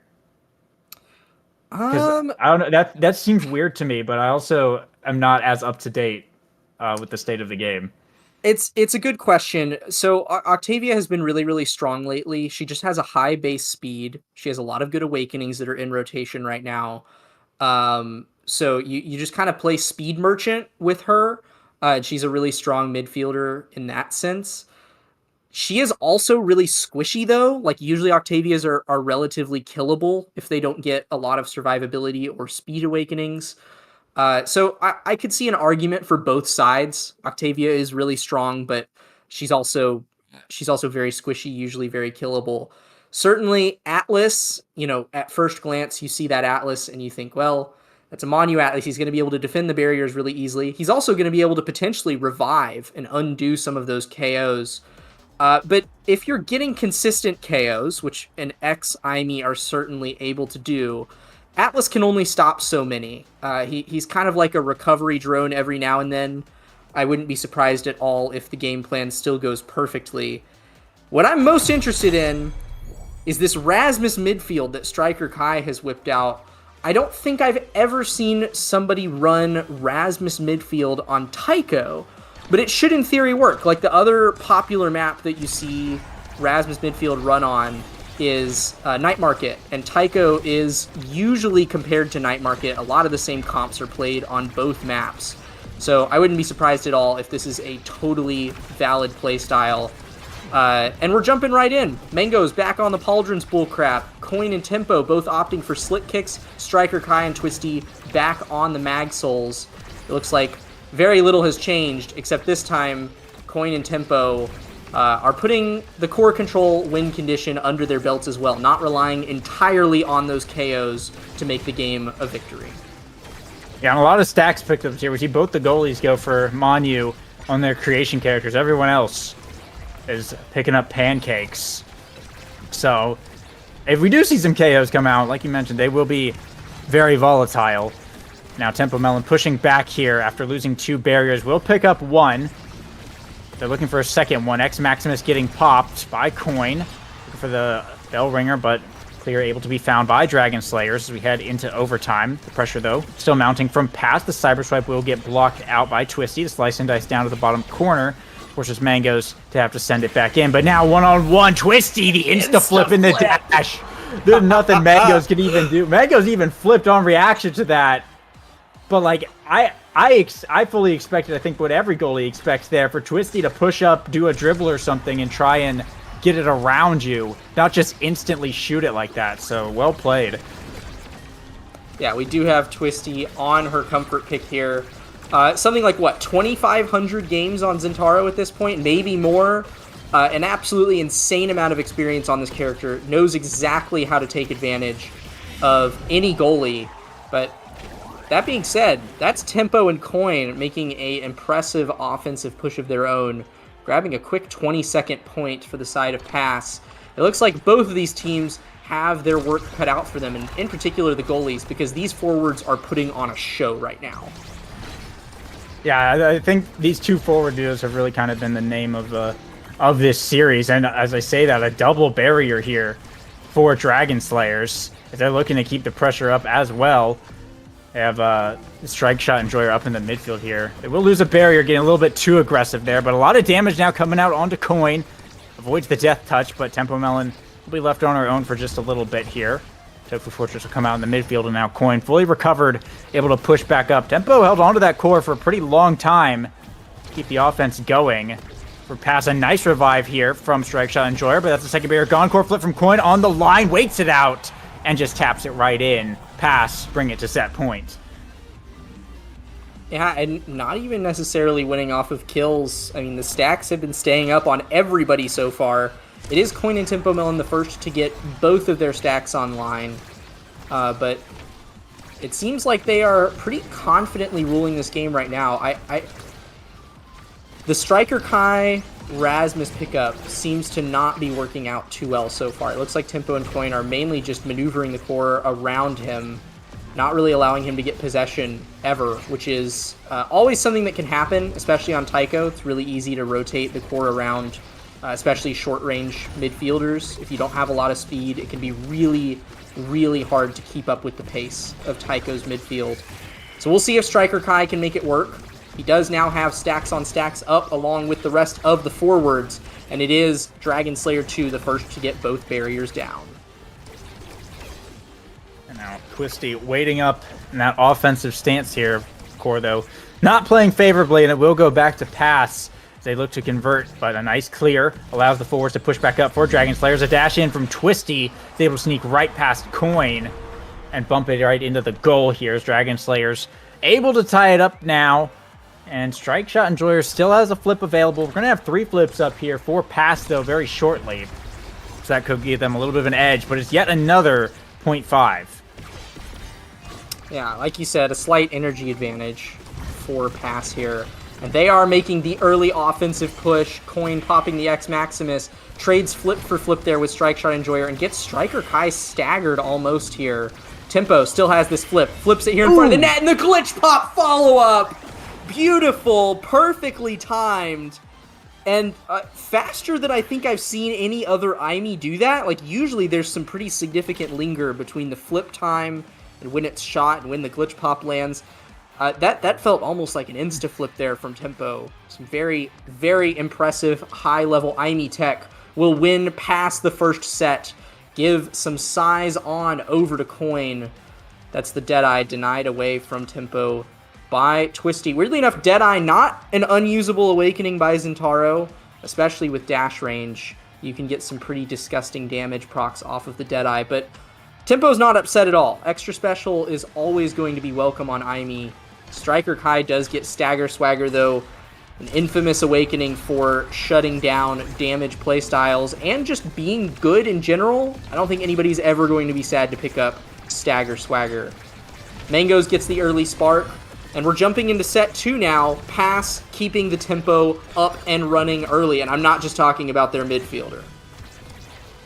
Yeah, there was a surprising amount of potential damage awakenings in that draft, but we haven't really seen KOs at all this game. It has not been the name of the game, and it was definitely hard to deny anything, I think, away from Tempo Melon. So I think coming out with that extra special is really, really good, just for having constant cat cannons. And now more core flips coming out. Oh, Tempo actually saved it with the glitch pop. Gonna have to rectify a bit of that mistake. She does have a core flip available, so we see if that gets used here. The pressure is still mounting from pass. X Maximus from Coin, a pass up to Tempo Melon in the top corner, but the strike shot sends it back away, though. Mango's right there to send it back in. Tempo goes for the flip, but not able to find the core. Is going to receive the pass yet again. The IME turret coming out on the top side. The clear comes out from Strike Shot Enjoyer. Now Twisty in the 1-on-2. Not able to find a barrier just yet. Brings it to the top side, though, where Coin is. And it's going to get cleared out by Dragon Slayers again. Tofu Fortress comes down in the middle of the field from Mangoes. Pass trying to regain some control. A nice shot from Coin right to the middle. Splits the uprights. The Astral Projection didn't quite land, or if it did, I think Coin may have strike warded it. It was kind of crazy right there. Yeah, that was impressive to be sure. But oh wow, a double barrier right off the bat from Dragon Slayers. Coming off of that last point, you need that. You need the morale boost almost more than the barriers, because that was some impressive possession keeping from Pass. But some nice defense here. Getting out a lot of abilities as well from the side of Pass is going to make sure that Dragon Slayers are feeling good in this point too. And Striker Kai and Twisty finally getting in the stacks game, only 50 away from being at the same speed level as Coin and Tempo Melon have been since early last point. Another flip available here for Tempo Melon. Pass has been getting quite a bit of energy this game. We do see a flip up here for Strike Shot Enjoyer as well. The IME turret coming out, goes for the flip, and somehow the barrier's still up. Coin wasn't able to get it. I don't know how that clear was made, but now it's back to Twisty on the offense. One-on-one versus Tempo Melon here, trying to get it past. Battling in the top corner are the other forwards. Core flip getting traded all around, but not going in. Sent back around the world, and that's the barrier gone for Dragon Slayers. Twisty with a shot to the bottom side. Striker Kai looking to follow up, doesn't quite find it. Now Tempo Melon back on the defense. The Tofu Fortress coming out. They're trying to clear up a Twisty in the top of the corner. Shot to the top is going to get blocked. Tempo Melon is staggered, looking for something to the top of the net, but can't find it. Coin another pass up to the top, but Ivy just can't quite reach that one. And now it's Dragon Slayers back on the return. Twisty looking for the KO. Not able to find enough damage that floats back to Strike Shot Enjoyer. Pass down to Striker Kai. Twisty looking for the slice and dice. Able to just sneak it past Mangoes, who can't catch up in time. And Dragon Slayers tie it at 1. Yeah, Twisty once again demonstrating that, you're more than welcome to leave the Zentaro on the table, but you might just live to regret it. Twisty might be a little good at this character.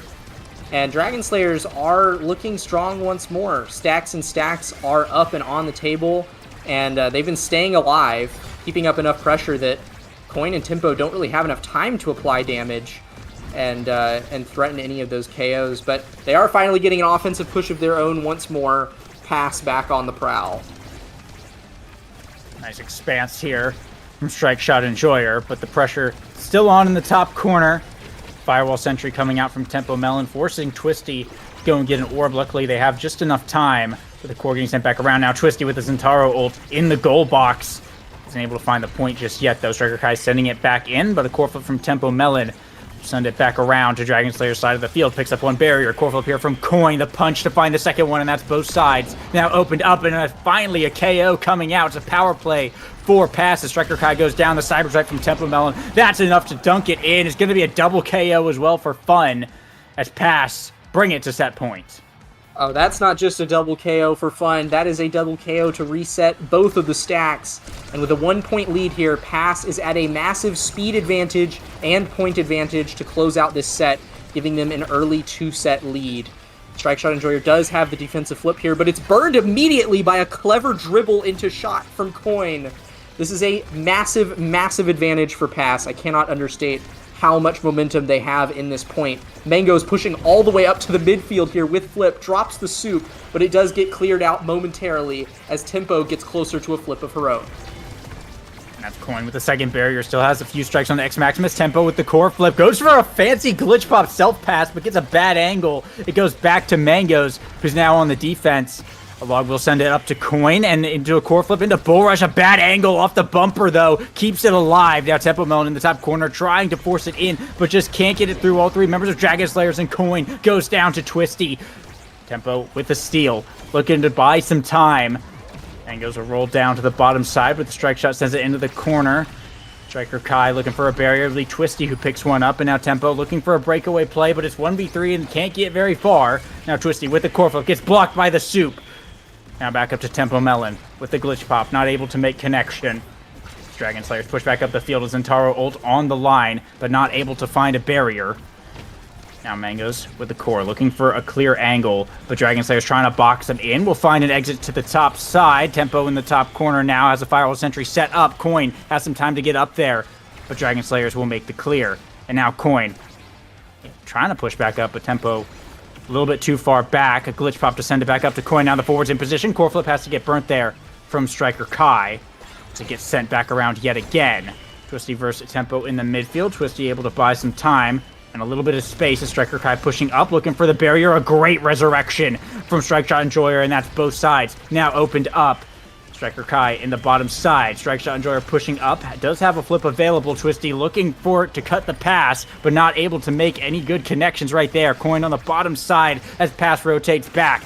Tempo Melon gets flipped right on, but the save from Mangoes stops it from going right in as the point continues on. Twisty looking for a shot to the top, just barely able to sneak it through. And finally, Dragon Slayers tying it again on set point.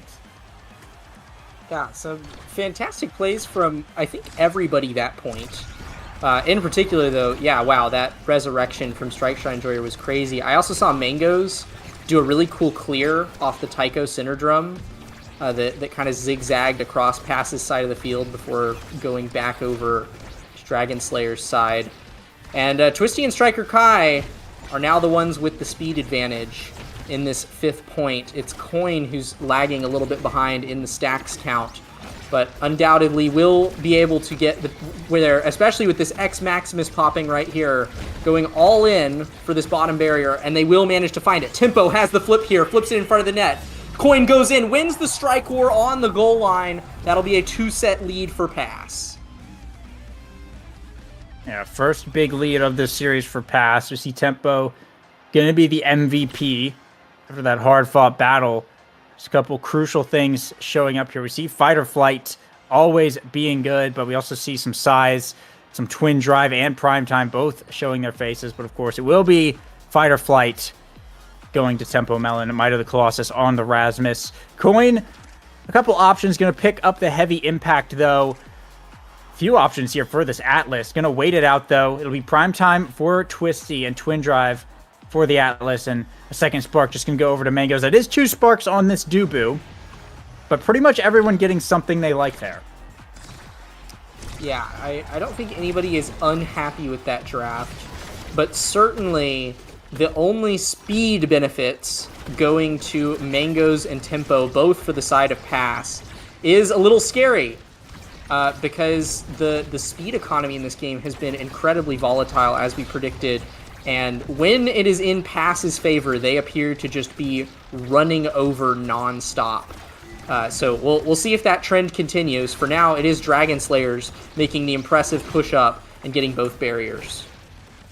2 core flips available here for Pass, but it's Striker Kai with a Strike War win. Just as Pass were beginning to rotate down, Coin thought that he won that, but Striker Kai just barely struck second and was able to sneak it right in, stealing off that first point here for Dragon Slayers. Oh my gosh. Oh my, what a double barrier. And Coin already has the flip locked and loaded, falling back to midfield to hopefully get it cleared out. But Twisty's low. The glitch pop will keep her low, but doesn't even need the flip. Tempo will just find a demon angle right around Strike Shot Enjoyer. And that'll be a 1-1 tied up set. Once more, Coin and Tempo finding an easier job taking these slip kicks up. Just both Aimi and X doing so much collateral damage. I have to imagine that, you know, just having a million AoE abilities plus that turret that just hits things for fun is guaranteed to get these stacks on stacks up and running quickly. Already Coin getting to 150 right there. And we're right back into the throes of it. Dragon Slayers doing their best to make the most of this situation. Turret now coming out as Coin picking up that first barrier here for Pass. There's a core flip available for Strike Shot Enjoyer, and now Twisty as well, but Dragon Slayers confined to their goal box a little bit as Tempo Melon and Coin just keeping the pressure on. The Atlas Ult getting used a little bit early there to just keep the health up. Coin, Tempo Melon, both forced to that top lane. It will allow a bit of breathing room here for Dragon Slayers as Core Flip's getting traded by Twisty and Mangoes. That's one barrier down. The Zentaro is going to bring down another. There's an open goal for Pass. Core Flip here from Strike Shot Enjoyer, but not able to do anything with it. It gets back to Coin, who finds the second barrier. It's both sides opened here in overtime. Now Coin looking for a shot to the top. Tempo trying to find a rebound, but Twisty forces it back through. And now 2 forwards pushing up with Coin with the Core Flip. It's able to send it back to the midfield. Twisty bringing it down. Looking for Striker Kai to do something, but Mango's able to find a way out of it. Dragon Slayer's looking to reset the pressure here. Get back into position. Coin buying some time, though, in the midfield. Gets it back into this top corner, and now the pressure in Pass's favor. Pops the X Maximus, brings it down to Tempo, but Striker Kai doing a good job covering her. Now back up to Twisty, looking for a shot to the top or something, potentially. No, the Zen ult going to get shut down. A slice and dice to the bottom. Tempo, what a save. Core flip from Twisty, doesn't have the angle. And Pass continue to keep the defense up. Mango's up to the top side, trying to find a way to clear it out of here, but so far Dragon Slayer's just keeping the pressure mounting with this speed. Twisty looking for a dribble into dash. Tempo with the core flip has to save that one. Sets up a defensive turret here. Gets it back to Coin in the midfield, but Striker Kai continues to win strike wars and just keeps sending it back in. Finally, an opportunity for some offense here for Pass. Not able to do much, though. Dragon Slayers quickly shut that down. Sends it back in here. Striker Kai with Twisty. Ult on the line. A core flip, though, from Mango's. Real patient with it to send it back around. Now Tempo with the dribble in the midfield, looking to get it to Coin, but the speed a little bit too much. Almost a self-goal from Striker Kai, but the core flip from Strike Shot Enjoyer able to keep it safe. The Tofu Fortress coming out in the midfield. Coin not able to force it through Twisty, though, as shots continue to rain down on Pass's net. And now pushing up, Dragon Slayers. They're looking for the point, but a nice save here from Tempo Melon. Wins the strike war, but eventually getting back to Twisty. The slice and dice finally enough to force it through and beat the somersault. A slog of a point, but Dragon Slayers will take it. Yeah, what a crazy, crazy long point, and I cannot commend Twisty enough for her work there, because it has been pretty consistent. Twisty has had to make the most of occasional offensive pushes, right? I mean, look at her go right now, consistently getting Dubu abilities out left and right, and oftentimes all on her own, like Striker Kai not even able to come up on offense a lot of the times. It's impressive, because Pass is having to, consistently keep possession against a Twin Drive Atlas for, multiple tens of seconds, and Twisty is just getting the occasional push here, and making the most of it, doing a really good job of it. But Dragon Slayers are putting themselves back in this game, even 2 sets down. They're 1 point up and looking to take their first set of the game. Flip here from Tempo Melon, forced off of that strike shot. Now they'll get some big corner pressure here. They get 1 barrier and earn the goalie's core flip as well. Coin looking worse for wear, has to fall back and recover just a little bit as Twisty looking for the KO. Might be able to get a double bouncer, sends them flying, and that's Coin down. A power play for Dragon Slayers. Twisty with a shot to the net, brought to Zen ult, pops the core flip and sends it right to the top corner through Mangoes, and Dragon Slayers 2 steal away the set and stay in game 2. Twisty has the number. What can I say? Twisty has the number. A well-deserved set MVP for her. And lots of attractive things on the table here for Zentaro. Explosive entrance, probably the most stereotypical one. But some people would be eyeing Rapid Fire to pair with Primetime here. Possibly Stinger. Possibly a Spark denial from this Dubu, who's about to get triple Spark. Nope, it just floats right down to Mangoes. That is a triple Spark Dubu. And instead, it'll be a double size deny away from Coin, who will instead opt for Explosive Entrance. That doesn't leave much for Striker Kai, although I have to admit, I'm surprised that Stinger was the pickup there. Especially because, I mean, again, speed has seemed to be a massive deficit for Striker Kai. So there was aerials on the table there, could have gotten some more haste off of the Rasmus secondary, but perhaps he knows something that I don't. We're jumping now into set 4, and Coin is looking worse for wear, already staggered on Dragon Slayer's side of the field. Now maybe that's the reason maybe we're picking up Stinger here, is they saw that it is possible to actually kill Coin in that last set. If you just kind of focus them, and they're like, hey, let's incorporate that in the game plan as well. But I think a lot of eyes right now are on this triple Spark Dubu. Speed, of course, is a big weakness of these melee goalies, and we've seen Twisty just kind of outpace them a couple of times, as well as just get some nice redirects with the slice and dice, and with that extra speed, those extra cooldowns, it's going to help out quite a lot on Pass's defense to just make these go even longer. We head into overtime with both goals opened up. Twisty down a flip, but Striker Kai about to have one available. Tempo Melon with a breakaway play, looking for the 2-on-1. The X-Maximus gets popped, sends the Atlas reeling, and that's a goalie power play, but a core flip of Striker Kai almost shifts it in. What a save from Mangoes. The somersault keeps it alive, and now it's Twisty who's looking really rough. Has the recovery drone available. So far, Dragon Slayers making the saves, though, that they need to, and their goalie's back online. What a power play kill from Dragon Slayers. And back to 3v3. Tempo with the glitch pop. Self-pass to herself and into the bottom corner. That's going to be the point for Pass. They come up with it eventually. Well played, Pass. Well frickin' played. I got to call out, I mean, obviously that Mango's roll was sick. This guy is going to have a much easier time this set. I mean, the words triple spark. We hear those words. We cower in fear. But in particular, it was the spark of focus that was picked up. Probably the most valuable spark, at least on goalie, but honestly might be the most valuable especially anywhere. On Dubu. Yeah, Dubu freaking loves cooldown, right? So certainly Mangos is going to have a much easier time. Has had to burn a lot against Twisty, and already she's back having him burn even more. So just getting those abilities back faster is going to patch up a little bit of the hole that allowed Dragon Slayers to pick up a set last point. That's a clean double barrier from Tempo Melon, though, with the flip, and the barrier advantage falls to Pass. Yeah, you couldn't ask for more for that. You get both barriers with the flip, and you got Strike Shot Enjoyer's flip as well. But now Coin looking worse for wear. As Striker Kai with the core flip sends it in, picks up the barrier. Coin trying to fight for his life, but gets taken off the field now. The power play for Dragon Slayers, and Twisty's got a flip available. Mango's trying to keep it away, but the Zatara with the core flip to the top corner sinks it right in. Dragon Slayers tying it up yet again, 1-1, keeping this game really interesting. Twisty is in Mango's head. Oceanfront property in this guy's frontal lobe. I believe that was a blink self pass on kickoff from Tempo Melon. That was the hyper blink.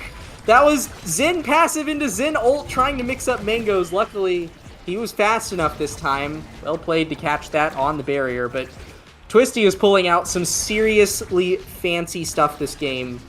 Some really high-tech Zen stuff. The Striker Kai is showing off here, gliding in front of the net with that Rasmus secondary. Doesn't find anything, though. It's Pass going back for their barriers. And they'll pick up one here off of the glitch pop. They look for a second one. Coin has a flip now available.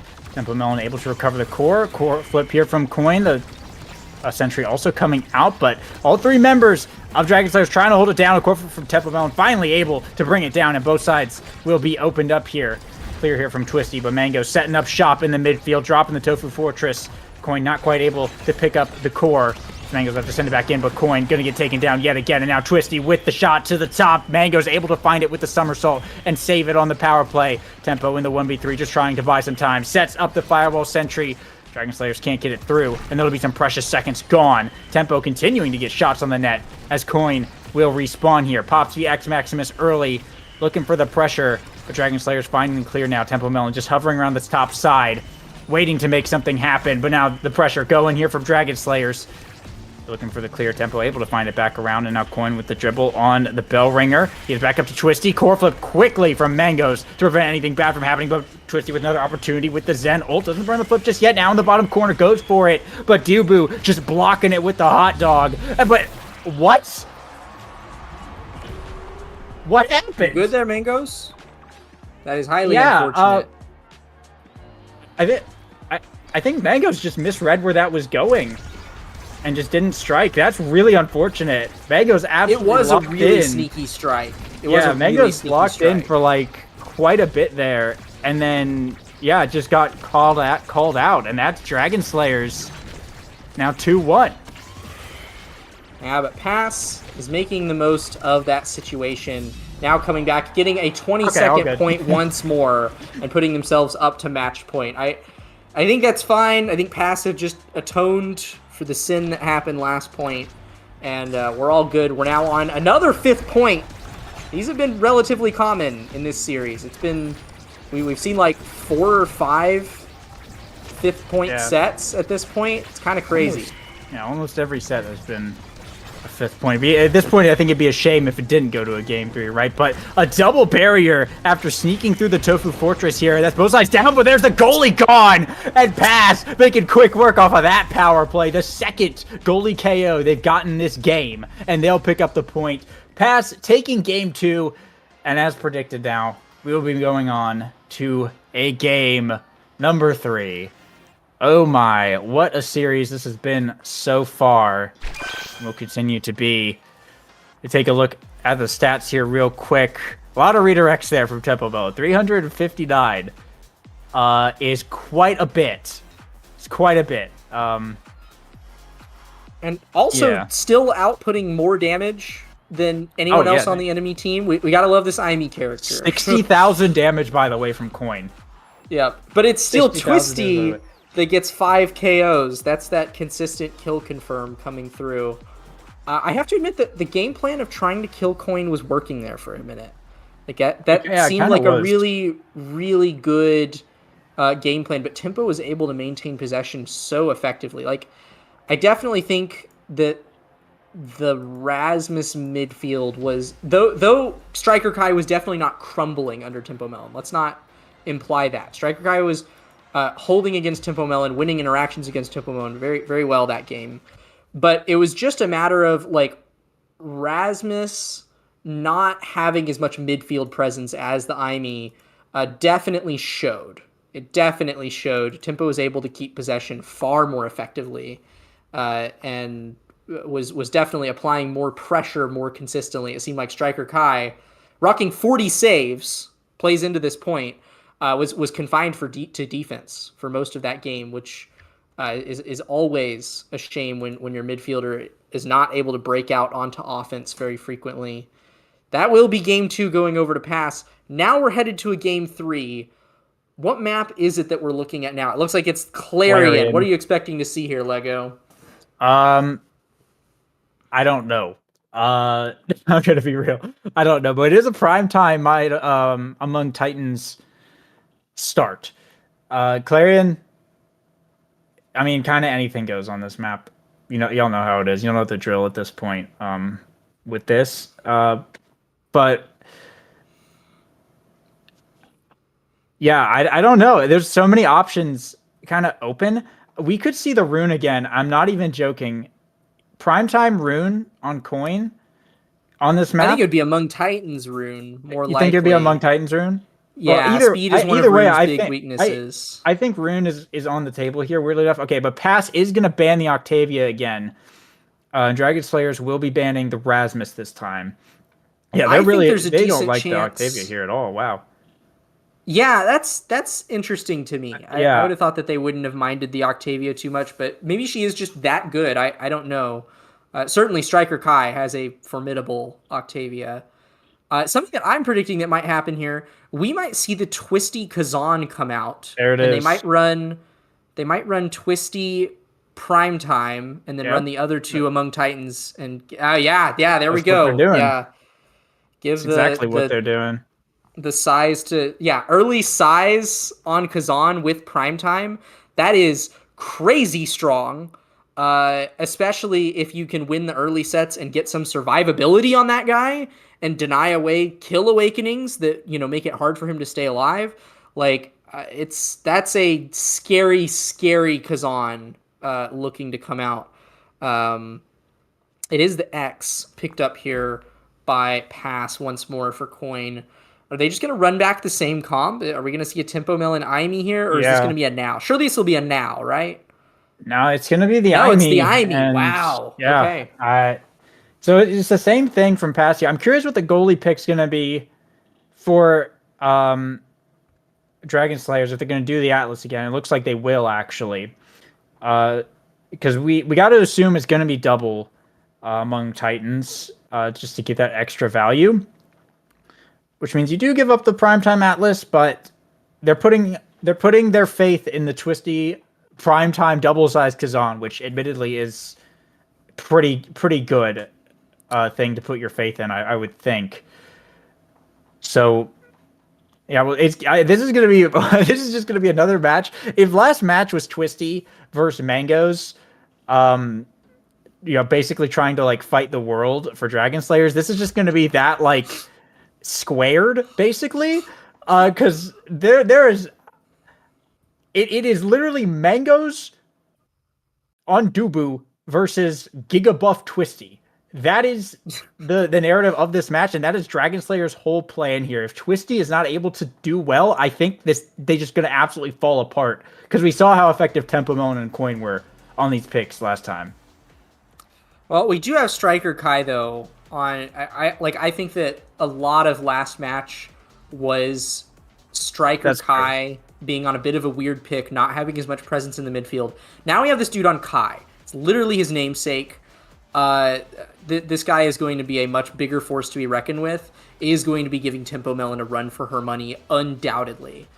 I'll be interested to see if Coin opts for Among Titans or Primetime here. It will be Among Titans. Oh, actually, it's Among Titans all around. Okay, Twisty is not going to be running big Primetime Kazan, which that's what I would have done. But yeah, it is interesting.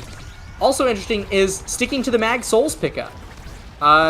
Personally, I'm not a big fan of Mag Souls Kazan, but I also am not as good as Twisty. So she knows something I don't.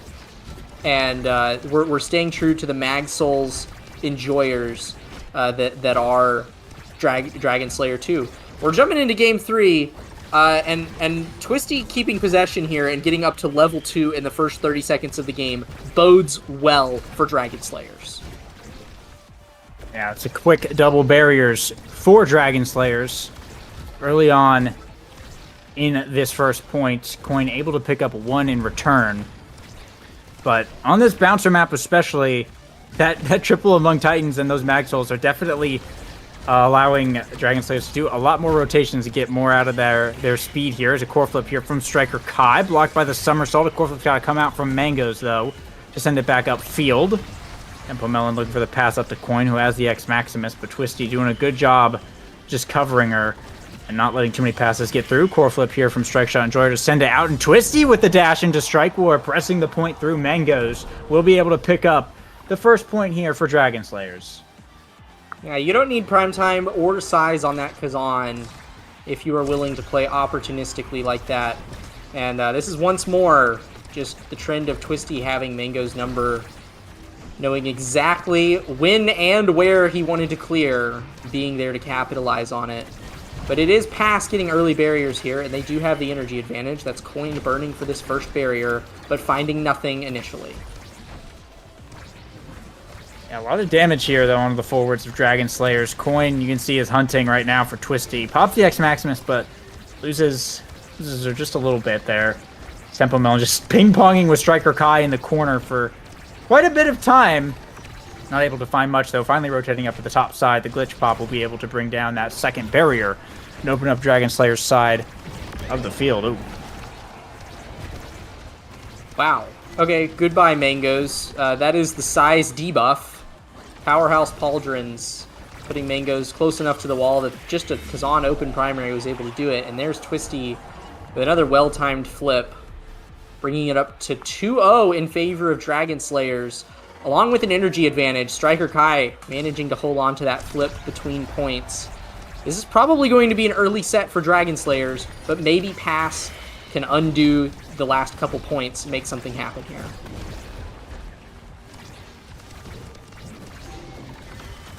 We're moving now into yet another classic of this series, which is just both teams going back and forth, trying to maintain possession, but Dragon Slayer's successfully snagging 2 barriers. Striker Kai does go down for the count, has to go back for an orb after being staggered. Tempo Melon following suit. But that Kazan, Twisty, hunting for a kill here, likely to find one. There she goes. Twisty now hunting in front of the net for a goal, as Striker Kai and Twisty both staggered by Coin's flip. Mangoes sending it back up, defending it away. Coin manages to find a reciprocal KO as Tempo Melon comes back online. A brief power play here for the side of Pass. Striker Kai staggered, but now healed by the orb. Strike Shot Enjoyer keeping the barrier alive as Tempo and Coin trying to find a passing play here, but Twisty and Striker Kai successfully interrupting all of that, bringing back to another neutral state as Striker Kai and Twisty now linked back up in the midfield. Mangoes and Strike Shot Enjoyer both holding on to defensive flips here. The barrier advantage still solidly on the side of Dragon Slayers. Strike Shot not having to burn the flip yet, but there it comes, and the X Maximus is big enough to catch the flip. Coin bringing down that second barrier as Tempo and Mangoes both with flips of their own in the back, looking to close out the point here, hopefully tie up the set. Coin goes wide, but finds the strike, threads the needle between midfielder and goalie, and that'll be the first point on the board for Pass this game. They're not down for the count yet. They'll stay in the set. So it looks like after the mic troubles earlier, Lego's power went out and his internet's gone, so I guess I'll tag in, but Cloak, it's been a crazy series so far, right? We're already at game 3. And so much energy on the side of Pass. This is a huge opportunity, but with Striker Kai so massive and not KO'd by Coin, this could be still an advantage for Dragon Slayers too. But Strike Shot Enjoyer flipped off the map. Tempo Melon, what a clutch play, and now they're pushing the advantage here in the power play in the corner. One barrier already down, looking for 2 here, and Coin is low though, so gotta be very careful here. Coin low, Twisty low as well, but that Atlas ult will resolve some of that problem for Dragon Slayers. Good patience there from Strike Shot Enjoyer, waiting out the glitch pop, but Tempo does manage to find the barrier shortly thereafter anyways. Twisty taken out by the Bell Ringer, caught mid-animation, and with a core flip as well. Tragic for Dragon Slayers. That's Coin winning a strike war on the goal line, tying up the set. Pass, keeping it in here. Welcome back, Lego Mage. How's your power doing? We're back. Yeah, I don't know. It's not even thundering. It's just raining, and it just fucking... My bad. It just flickered like 3 times, and my internet just kind of shot itself. So, yeah, we're back now. Well, I'm almost back though. I have to restart the game. Tempo just got a kill combo there with Aimee, and Pass have another power play under their belt. Twisty has not gotten to play much these past couple points, but she's back now. We're on the Atlas Orb variant, and Tempo is about to get another flip. Both barriers down for Dragon Slayers. Pass angling for their first set. It's a fantastic flip angle. That'll secure the first set for Pass. Moving into this draft, Tempo Melon will be looking at a set MVP to hopefully claim some bis. Okay. We're back in the game. We're back on everything, and now I can actually see what is going on. Very cool.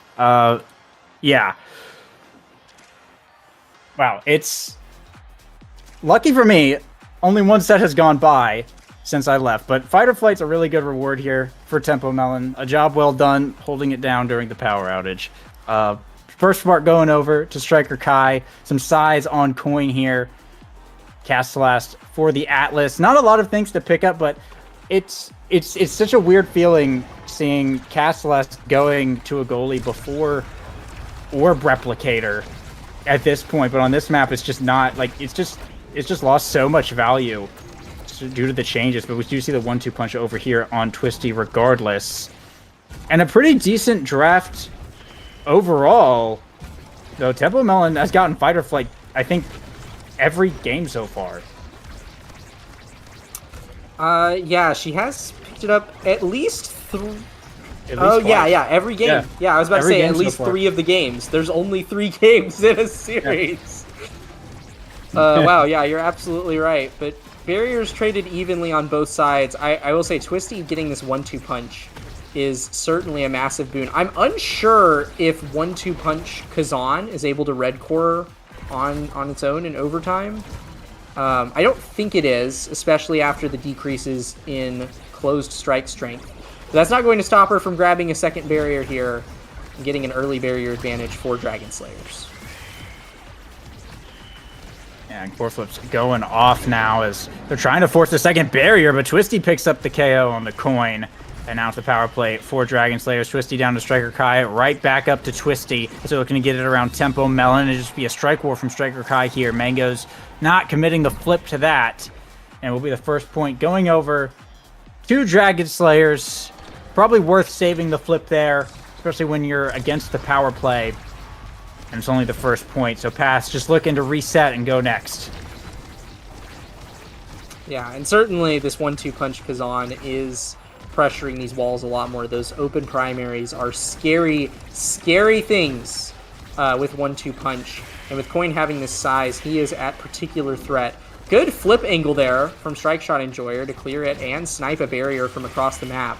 Mango's immediately forced all of his cooldowns out, and both barriers are very quickly gone due to some good timed strikes and ability chains from Twisty.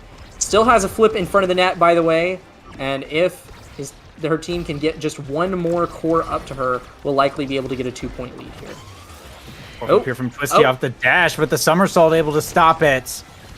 But able to find the follow-up. The pressure's still on from Dragon Slayers as Twisty still keeping that aggressive stance, looking for Striker Kai to get it through Coin. A little bit of help here from Strike Shot Enjoy the barrage, and Twisty with the top spin. Oh my gosh! A perfect setup.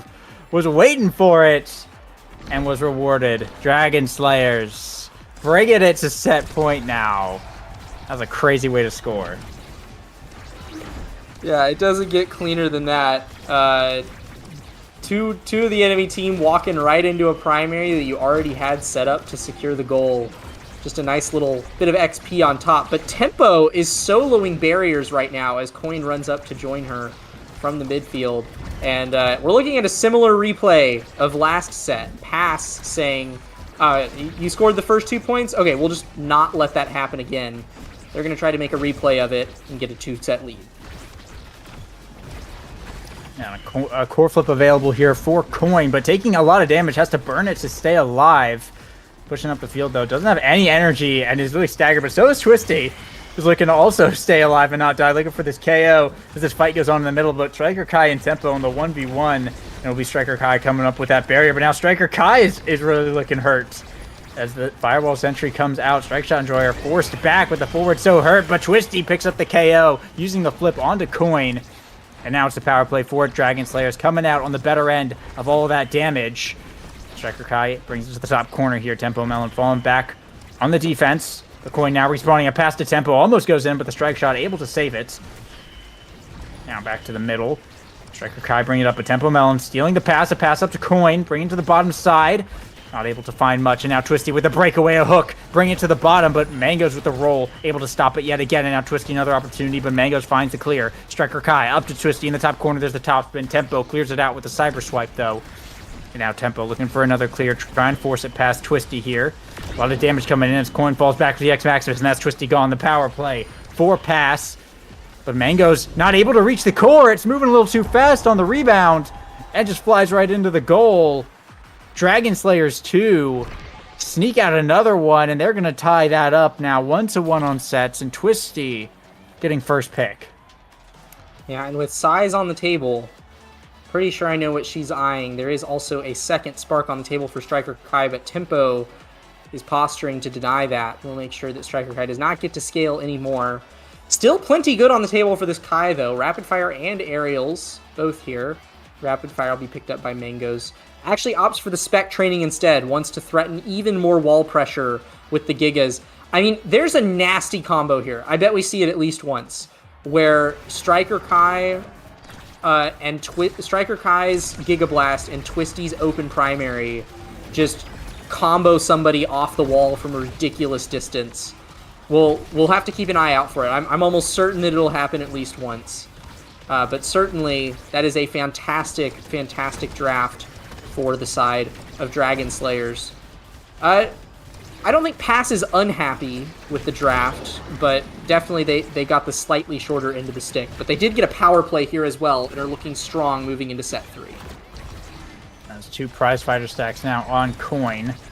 So looking to bring out some barriers, but Strike Shot Enjoyer, Striker Kai holding it down on the defense, keeping both of them alive, and now Twisty comes right back online. The power play killed off the barrage here from Striker Kai, gets the barrier soon after. Now it's a big momentum swing there for Dragon Slayers. Tempo trying to force it through this bottom lane. Strike Shot Enjoyer burns the flip on nothing and will lose a barrier there. Pressure mounting from Pass. That's a flip burnt and a barrier lost. Both sides now opened up. Coin with the dribble, but doesn't find the point. Gets it back up to Twisty, though. Tempo with the strike war to send it back around. Coin looking to cut off the pass. A pass down Tempo, looking to the top side. A strike shot. Able to save it away. And Twisty with the steal on the hook. Brings it to the top corner. Can't make too much happen other than Mangoes has to touch the core. But they'll just send it right back up to the forwards of Pass. Coin looking to get it past Striker Kai. The barrage making that difficult. Not able to find a good clear here from Dragon Slayers. Tempo holding the midfield down pretty well. Gets it back up to Coin with the X-Maximus. The Astral Projection blocks the shot. Striker Kai still looking for a pass angle to Twisty. The Tempo Melon doing a good job with the coverage. Twisty finally able to get one past, but it just gets sent back right around. Tempo Melon will lose the strike forward there, but Mangoes just sends it right back in. Core flip from Striker Kai. Gets sent around the world, but Twisty able to recover. A core flip from Mangoes. A core flip to Coin. And a shot right to the top side. Pass. Take the first point in set 3. Yeah, we have core speed on both of the brawlers now in overtime. Just that 2 prize fighter stacks is enough to give Coin the power necessarily to red core, and Twisty having that 1-2 punch is doing a similar job. But Twisty might be dead soon. I don't know. It's strange because Tempo and Coin, they don't really have a consistent kill confirm. They just pressure like a lot of knockback and damage.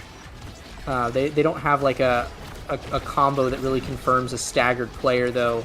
So they're having trouble securing these KOs, Twisty being allowed to stay alive and actually heal to full there. But Coin will be the one grabbing the orb in the center. This X is about to go Insano mode. Have 2 flips available here. Twisty taking a lot of damage, but has the Atlas healing. Coin, I think, still wants to hover for that KO if possible, but Core is calling. And priorities have changed now. A bull rush for that second barrier. Core flip here from Tempo Melon's going to get blocked. Core flip here from Coin on the line. And nothing left to stop that one. Pass. Pick up a second point now on set points. Looking to get ahead. Yeah, definitely Coin was hoping for a third prize fighter stack there, but a point is hardly a bad consolation prize. It's about as good of a consolation prize as you can get. And they're grabbing early barriers here. I'm a little surprised at how much Pass seems to be ruling the game this set. It seems like possession has constantly been on their side. Doesn't really get cleared too much. They're getting KOs and power plays. Coin is at 3 prize fighter stacks now. It seems like their windfall has finally hit. Mango is walking all the way up to the midfield line to get this barrier take, while Strike Shot Enjoyer and Twisty do a fantastic job holding it down. But just barely, their barrier gets taken, and Pass are on the verge of grabbing another set here. And Twisty taking quite a bit of damage, but wasn't quite able to land the cyber swipe. They still have an open goal to work with. Coin with a pass down to the middle. But Dragon Slayer's defense will hold. Send it back around. Mangoes with a clear here to Coin. Sends it around the expanse, but Strike Shot Enjoyer able to catch up to it in time. And now Coin, taking too much damage, going to have to fall back here to try and stay alive. Twisty hovering for this KO. Striker Kai pushing up. That's one barrier gone, and now the power play. Twisty with the Strike War win for the second barrier. Opens up the goal. Pass up to Twisty. Brings it down to Striker Kai. It's on the bottom side. It has to face the Tofu Fortress, though, and just can't get it through. A Giga Blast to send it back in, but Mangoes finds the clear. Now Twisty looking for the Strike War into top spin, but Mangoes finds the clear. Now Coin back alive. Gets it down to Tempo Melon. Dribbling up the field. A bull rush to force through. Strike Shot Enjoyer brings it back around for Twisty, though. Mango sending it back in. Twisty with the core flip here. A pass up to the center. Doesn't get too much momentum off of that bounce. And it's just back into the corner here for Pass on the defense. Twisty looking for the hook. Doesn't quite find the shot. Tempo with the dribble. Trying to get it past, but Twisty making this difficult. Finally a clear over to Coin, but a core flip here from Strike Shot Enjoyer is going to just stall it out. Nowhere to send that. And now it's Coin putting on the pressure. Pops EX Maximus. Tempo Melon pushing up with the core flip on the line. Goes for the glitch pop, but just gets the wrong angle on it. And now Giga Blast coming in, and it's just at an alarming speed. Striker Kai catching Mangoes a little too close to the goal line, and sinks in the core as well. Dragon Slayers 2 put themselves on the board. Yeah, the first time we've seen that specialized training pickup come into play for Striker Kai. They also managed to run away with a prize fighter stack from Coin there. So very well done from them. Twisty getting this size has been massive, pun intended, for this set. Like, Twisty taking up that much more space on the field, having these huge strikes to contest Mangoes and Tempo has been really big. She's going to grab another barrier here, and Dragon Slayers now looking to do a redo of what Pass did in set 1, reverse sweeping the set, but they still have 2 points left to go if they want to make it happen. A nice little mix-up there from Twisty, almost gets the point, but Mangoes was there to catch it. Striker Kai now staggered in the midfield. It's going to be a little bit longer before Dragon Slayers are able to make this happen. Fourth up here from Mangoes. A pass up to Coin. Forces Strike Shot Enjoyer to flip it out of there. Now Coin looking for another opportunity, though, but it's Twisty who takes over in the top corner. Mangoes has to clear it back around, but Twisty getting another chance. Mangoes with the somersault saves it. Now Twisty with the crooked leverage. It gets back to Coin now. Pops the X Maximus in the top corner here. The bell ringer almost picks up a KO, but not quite. Twisty still barely alive, and now Coin taking a lot of damage in return. Firewall Sentry comes out from Tempo Melon, but doesn't find too much. And Twisty picks up the KO as a power play for Dragon Slayers. Mangoes and Tempo just got to keep the core alive. A nice somersault to buy some time. And that should be Coin coming back, though. Twisty with the crook leverage, getting knocked around. She's still staggered is the problem, and just can't commit too hard without getting KO'd here. Striker Kai trying to get it back up. Twisty still trying to recover. X Maximus here from Coin forces Twisty to evade. Finally has some health back. And Striker Kai trying to send it in, but it's a 1v3 for Twisty. And just can't force it past the Fireball Sentry set up at the perfect spot. Bad angle on the Expanse. It's Pass who come up lucky with the points. And they'll take the set as well. Coin gonna be the MVP for that one. Yeah, that was a close point for Pass. It could have easily gone the other direction, but they held on through the power play. They're rewarded with a Coin set MVP. Will be denying away another spark from Striker Kai. Doesn't want that Giga Blast getting any more strength. But it will still get a little bit more strength with Explosive Entrance. That's a very valuable pickup. Tempo Melon gets extra special once more on the Aimee. Mango's getting Might for the 3rd time this series on Pauldron's Dubu. Lots of common themes that we're seeing replayed over and over and over again. But Twisty getting cooldown reduction, that reverb falling all the way back to last pick is pretty surprising to me. Stagger, obviously going to be very valuable on Kazan, who doesn't have a lot of it to work with. And going up against this Aimee X, you're oftentimes really in need of it. And then getting that cooldown reduction on top of it is a crazy valuable pick for you to get in last draft spot. So neither team's upset with this, but if Pass can take one more set, they will be claiming the landing spot here. So there's a lot on the line here as we move into set 4. A lot on the line indeed. Twisty getting bell-ringered into the center, almost getting taken out. Coin probably going to pick it up, yeah, with the X Maximus into core flip. Will bring the power play to Pass. Striker Kai, a great clear to the bottom side. It's just going to buy so much time. Pass are not going to be able to do anything with this, really. And Twisty just comes right back online. Tempo does have a flip available. Should Pass find themselves needing to use it, but right now battling over this top lane. Not much comes of it, but a lot of damage getting shared around. A topspin here from Twisty is answered with the core flip from Mango, who finds just barely enough of that barrier to open up the goal. Now Coin, a pass down to Tempo, looking for the core flip here to the bottom side. The cyber swipe, the hit stun, gets the KO, and Tempo sinks it home. That was kind of crazy. Core flip it, kill the goalie, but miss the core, and then go back to shoot the shot. Crazy. Well, and Tempo doesn't even have damage awakenings. Like, that was literally just like a spur-of-the-moment spot of Strike Shot Enjoyer being too far back in the goal box. Pops that recovery drone. Who knows? It might mean something later. It definitely helps score that point right there, but not having a recovery drone on the goalie, it wouldn't be the first time that Pass has found KOs onto Strike Shot Enjoyer. I wouldn't be surprised if they found one again. Right now, though, they're finding his barriers. That's another one down, and Pass is looking strong as ever in this game and in this series. Flip there, blocked by Tempo Melon. As now Pass looking to get this offense going yet again with all that momentum, but that momentum getting shut down as Coin launched off the field, still in X Maximus form. Another power play here for Dragon Slayers. Tempo, though, just doing a good job winning the Strike Wars against Twisty, just buys so much time. Does not allow anything to happen there. Soup coming out from Mangoes, but the core just going to phase through it naturally, as it does, and bring down the barrier, break the audio as well. And now it's an open goal for Pass, off a bit of a Dubu moment. Twisty and Mangoes both with flips available. Be a crucial interaction for this potential set point for Pass. Coin, though, doing a good job holding onto the core. The Bellringer triple. Core flip here from Strike Shot Enjoyer, but the glitch pop call out from Tempo Melon steals the barrier off of the clear. And now it's both sides opened up. Twisty, though, looking to receive the core. Core flip comes out from Mangoes first to clear it out of there, but it gets right back to Striker Kai. Pass to Twisty. Go for the flip, but Tempo Melon trades. It doesn't go very far at all. And Twisty with the top spin, able to capitalize on the miss angle from the clear and tie the game at 1-1. Yeah, this is some fantastic. We've used the word capitalize to describe what Twisty does a lot this series, but in particular this game. It seems like she's constantly...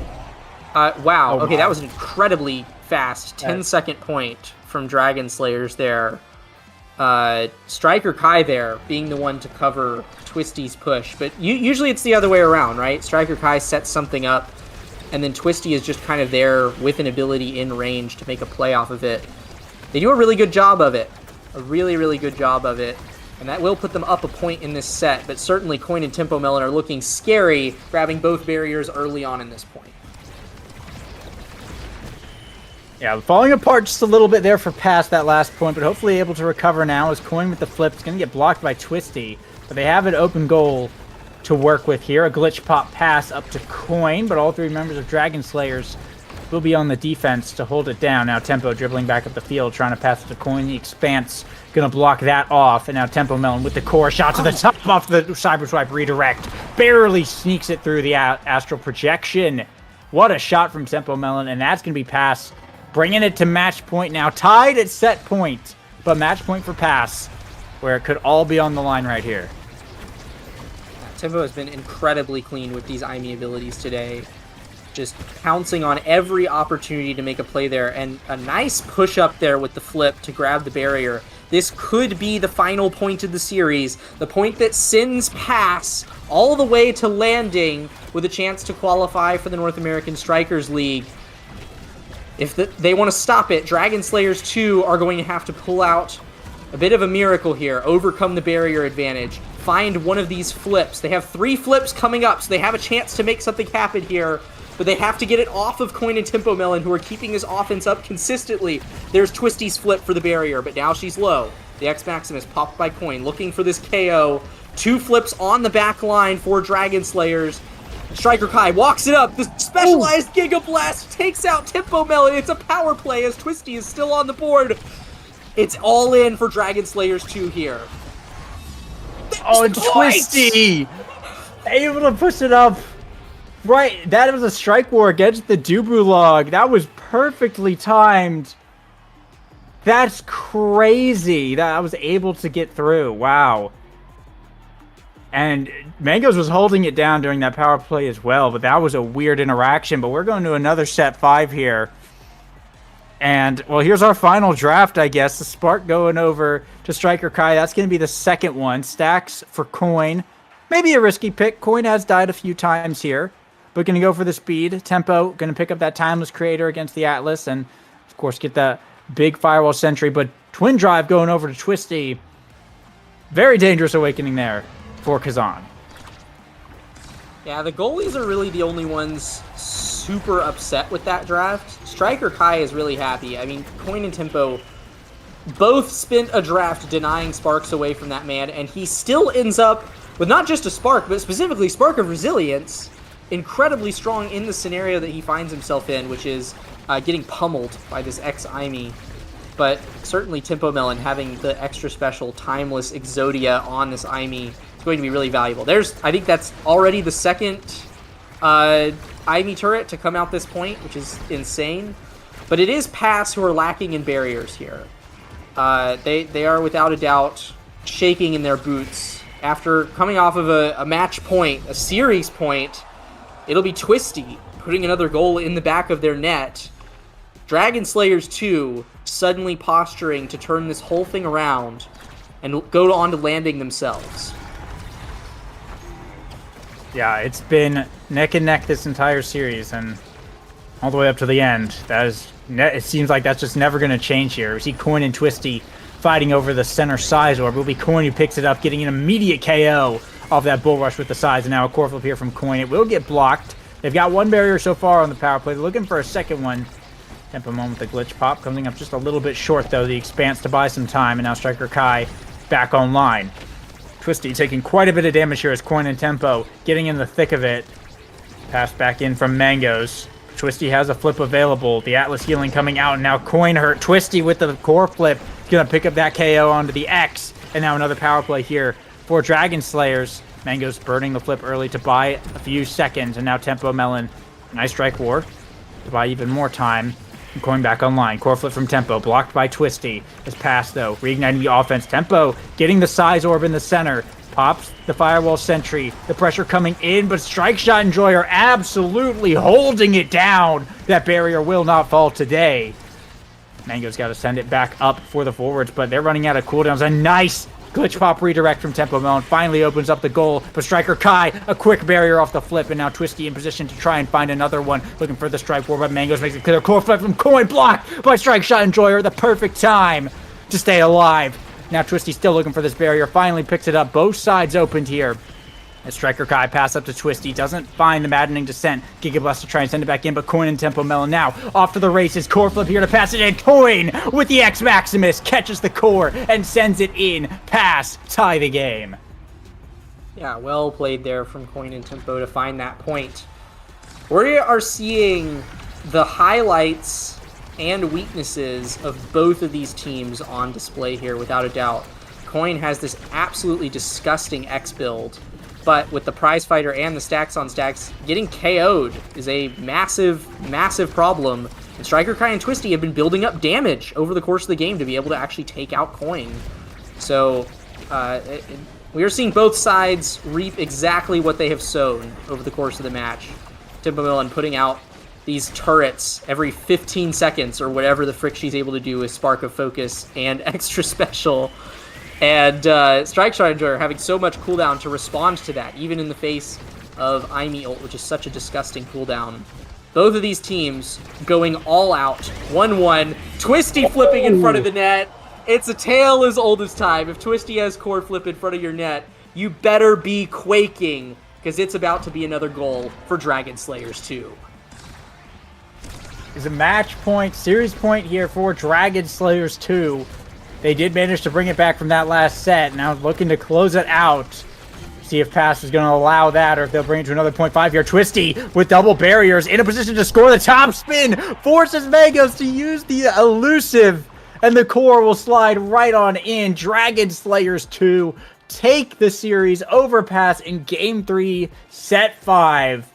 They'll take the win, and they're going to be moving on to the winner's side of landing with that one. What a series. A great win there for Dragon Slayers 2.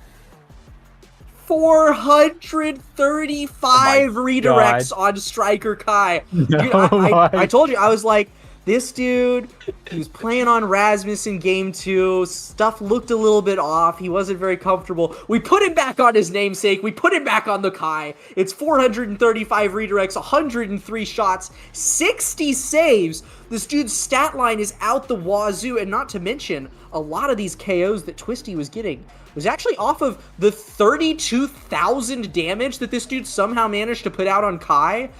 Like, that's insane. Yeah, well played all around from Dragon Slayers 2. A comp that you look at it and you think, there's no possible way that this could KO. No, the Aimi X on the other team, that's the team that's going to be KOing. Psych, only 9 KOs between Coin and Tempo Melon to match the 13 collective KOs of Dragon Slayers 2.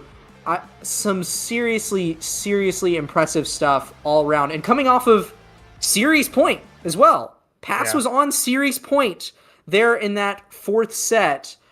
And Dragon Slayers brought it back from the brink of defeat to come full circle and straight on through to landing. Well played from all 3 of them. A good series indeed. An exhausting one, to be sure. But we're not done yet, because we are going to have more Omega Strikers coming up in just a bit. We're going to throw it to a quick break before we get on to our next series. But as soon as we come back, more landing qualifications. So don't go anywhere.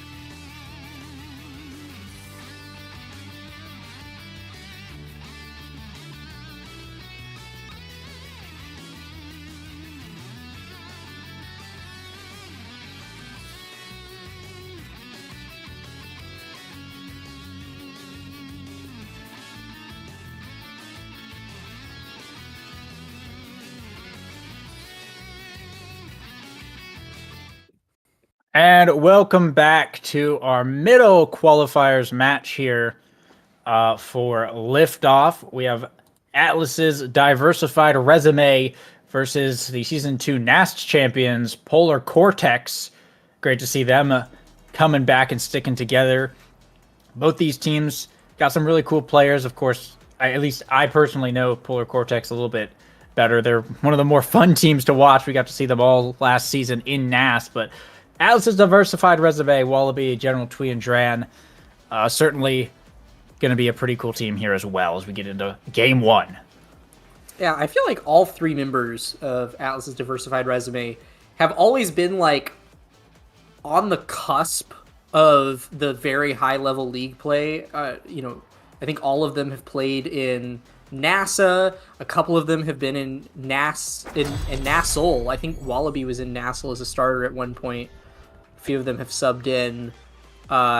So they've always been, they're at the edge threatening to come in. But this team, the three of them combined, seems like the strongest that any of them has ever been. They synergize really well together. They're fun to watch. And they play for, like, the things that they're good at. Like, here we see General Twee running the Luna midfield on Tycho. Nobody does that. But this guy is good enough at the character that he can just do it. And he's playing Slick Kicks as well. This guy's playing Slick Kicks Luna. His brawler is playing Mag Souls X. That, like, there's just some crazy stuff that they whip out. But what little I've seen of them has been fun so far. And I'm sure this series is going to be no different. It is fight or flight all around, across the board. And we have Name Chaotic back on his signature Slick Kicks. Looks like we're down for a slobber knocker of a series, Lego. Indeed, and one barrier to one barrier here, and I'm going to be a early KO there from Name Chaotic. Bringing Wallaby off the field for a bit. He gets put in jail by Dran for just a few moments, but will easily wait out the prison sentence here. Going for this barrier, Dran, the core flip, will be able to find a clear. Wallaby comes back online. The power play now killed. General Twee with a boost into a flip. A nice shot to the barrier, but the Fool able to protect it. And there's going to be another KO, this time from Atlas's resume. They'll be picking up the power play here of their own. Trying to get the core back around here, but the Fool making some nice clears. Buys quite a bit of time for Name Chaotic to come back online. Keeping overtime here. General Twee looking for the drive-by. Doesn't quite find it. A rocket to try and snipe. Also going to get cleared out. Back up to Name Chaotic here. Picks up that second barrier. And it's Polar Cortex who are first to open up the goal. Bring the core around to the top side with the Juno Slime. Trying to keep it in, but General Twee finding a clear here. A Slime to win the strike war. Passes it up to Name Chaotic, who will find the bottom of the net, and be Polar Cortex striking first. Now, the other interesting thing I always find about Polar Cortex, Name Chaotic running this Julie character. Perhaps one of the last bastions of Juliet players is Name Chaotic. But this dude cooks. This dude cooks on the character. We got to see the Shaolin kick come out quite a few times in NAST finals. Shaolin kick. So I'm hoping he brings back the signature. This dude is able to get some serious mix-ups on the character. And look at him go. Solos that whole... I mean, I say solos. A was there to back him up. But certainly it was Name Chaotic doing the heavy lifting, doing a perfect combo to get both of those barriers, and then flipping to secure the point. Polar Cortex looking really strong with an early 2-point lead. Yeah, they're looking pretty good here. Name Chaotic, of course, putting in some good work. The Fool making smart, efficient clears, and just getting it back around like that. I mean, not even necessarily needing to rely on A to force it through the forwards. A lot of times just getting it around the forwards himself and just right up to Name Chaotic. We've seen that a few times with pretty good reward, but now it's both sides opened up, and General Twee open on the bottom side with an open net. He's going to be able to bump it right in as Atlas's diversified resume able to get themselves here on the board. How did that barrier go down? How did Wallaby get that barrier? It looked like his flip somehow made the core go through Asher Primary, which is something I've never seen before. I don't know. I'm going to have to rewatch that one back because something weird happened there. Or maybe something very normal happened and I am just blind. Yeah, but Atlas' diversified resume opening up the goal again very quickly. General Tweet with the flip available, going to boost in. There's the flip, the Atlas primary to try and stop it, but Wallaby right there to catch the rebound and sink it in. Even as General Tweet gets sent off the map, they'll be tied up here on 0.5 for this first set. Of course, ever crucial. I love the Atlas emotes all matching from Atlas's diversified resume. That is, I just love it. I love it when teams coordinate their emotes. It's really cute. It would have been funny if they had all different Atlas emotes, though. So that way it's a little more diverse, right? Oh, yeah, that's true. Diverse, yeah. yeah. Write that down. Somebody get their PR manager in here. Well, name Chaotic, though, making short work of that point. Pick up that second barrier, the core flip to send it in. They'll be the fool, though, getting the MVP, the credit for that first pick. A lot of speed showing up. We see a couple sparks here among Titans, Twin.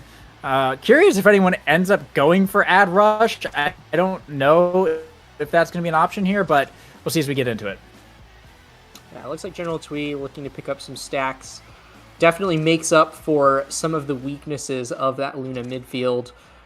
Certainly she's strong when she has her dash up, but when you don't have the dash up, you really wish you had speed.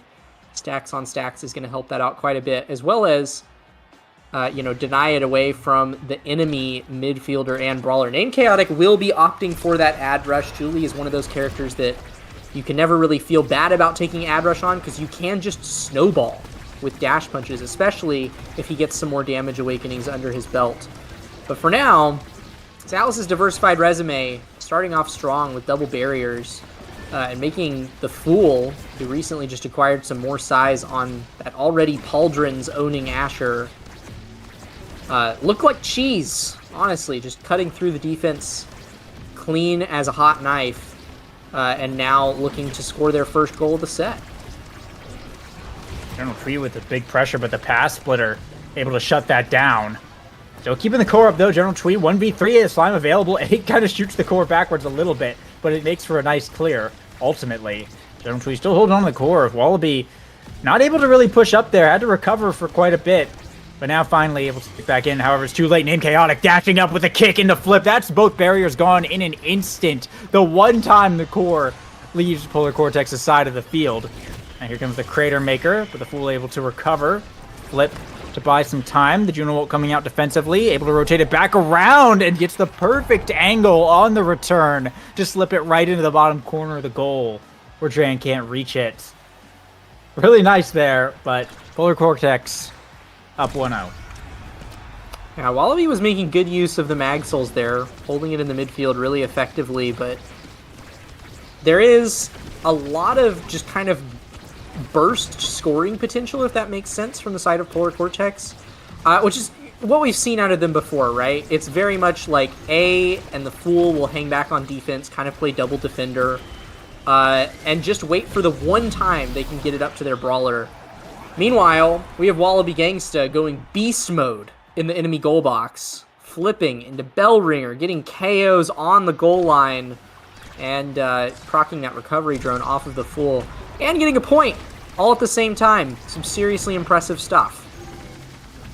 Oh, General Twee, what a shot for the double barrier. Now Wallaby pushing up hardcore flip here from General Twee, sends it through three of them for a 10-second goal here from Atlas's diversified resume, and now they're looking to steal this set as they're on set point. Dran still's got a flip available. Polar Cortex just got hit with an absolute blitz of points right there. And looking, it's going to be hard to recover to this set for them, I think. Peak efficiency, yeah, especially because General Twee picked up 150 stacks in the midst of that. Luna is not an easy character to pick up stacks on. Let's keep that in mind. She doesn't put out a lot of hits, but General Twee makes it happen. And they're killing Name Chaotic in their own net! This is a power play for them now. Wallaby just calmly walking over to get an orb. The Fool's going to have to burn a lot of cooldowns here while they wait patiently for Name Chaotic to come back.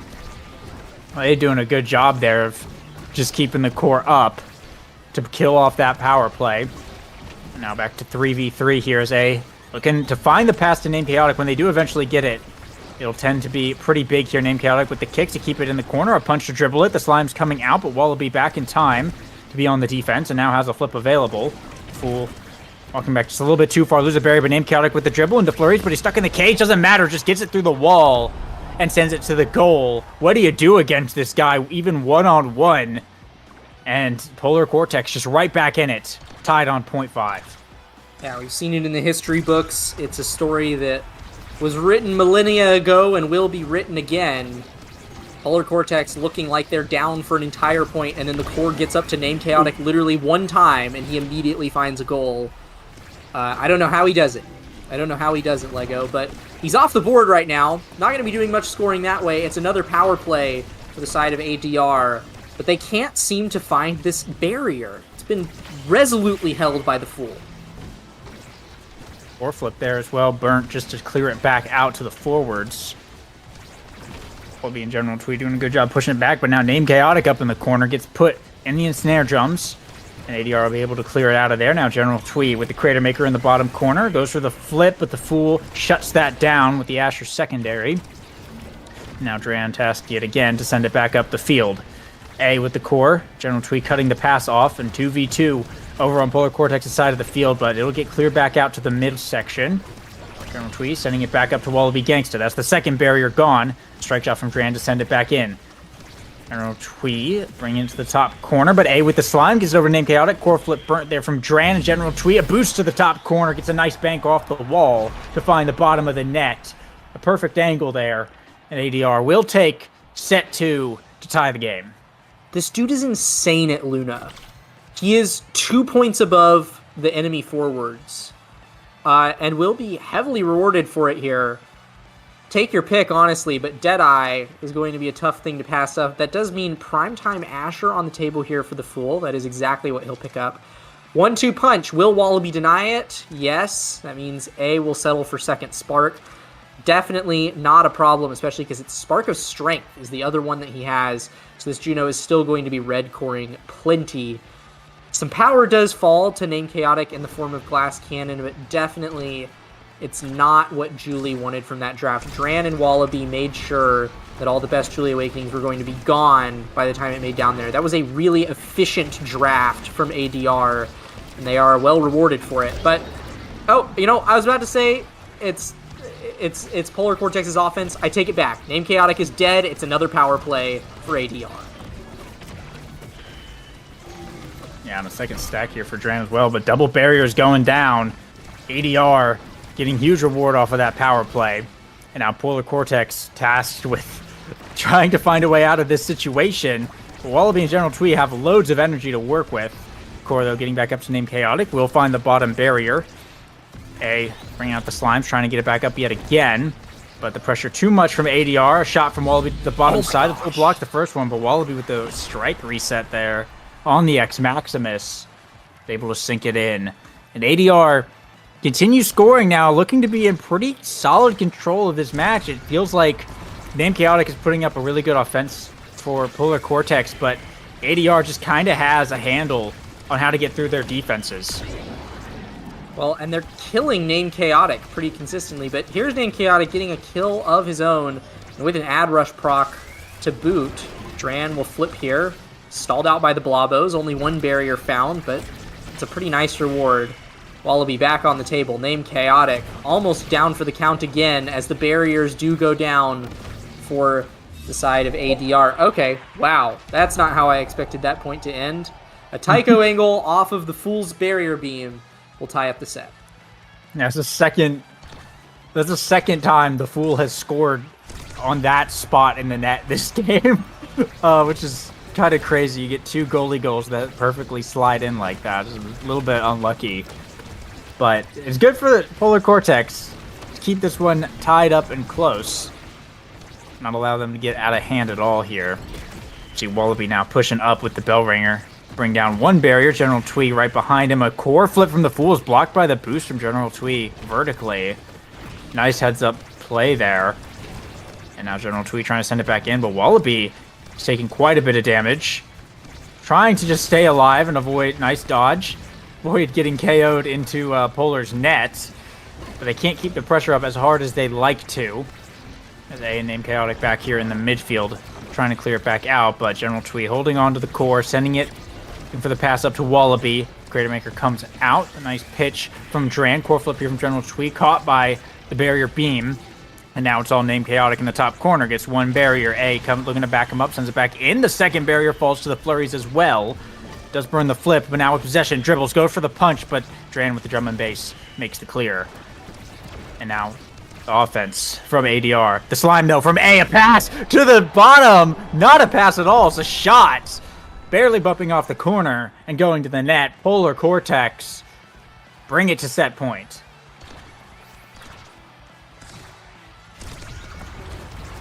Polar Cortex, as usual, making a fantastic demonstration of their defense. Holding really effectively, especially because this is a bit of an unconventional corner offense that Wallaby and Twee are putting up. So if you'll notice, Wallaby is actually staying pretty tight to the wall, which is not too uncommon on a map like this, but usually you would have your midfielder, you know, posturing to cover the outclear. Twee is technically doing that, but is really just relying on like Luna dashes and the ludicrous amount of speed that this guy has with fight or flight and stacks on stacks to get around the map, which is really interesting. And it seems to be working out for them for now. It's being defended away well by the Fool, but they're keeping up possession, and clearly they were able to find some barriers this point. So there's a pretty decent chance that they'll be able to tie up the set right here. Fool defending hard in this top corner. Pressure mounting from ADR there. Now going to go over to the bottom side. A nice slime from A. Gets back over to Name Chaotic, and that's one barrier down. Look for a second one, but Dran with the clear. And now getting What around the angle. pass splitter. Wallaby finds it off the bumper to get it around not only the pass splitter, but also the barrier beam there from the Fool. To tie the game yet again. ADR keeping it neck and neck. Another 0.5 set, and I mean, this just might be another slog of a series. It might be. We might be in the trenches. We might be in the mud. Yeah, it might be. It might be long. I don't know though. I don't know, because it does seem like ADR is finding their footing pretty quickly. I mean, Twee's build is already absolutely disgusting. This dude has the midfield build. Look how fast this dude is. He can pretty much run wherever he wants at all times. And he's also got Deadeye on Luna. So, really, like, the only big win conditions that I see for the side of Polar Cortex is they're actually able to get some damage onto Name Chaotic, and you can just chain Ad Rush procs into victory.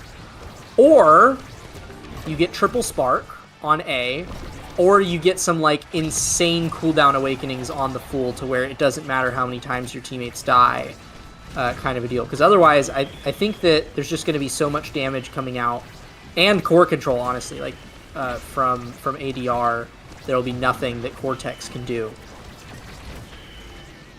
That's not the case right now, though. They're doing just fine, actually. Yeah, you know what? They got a Casters little bit curse more than everything I nothing said. there.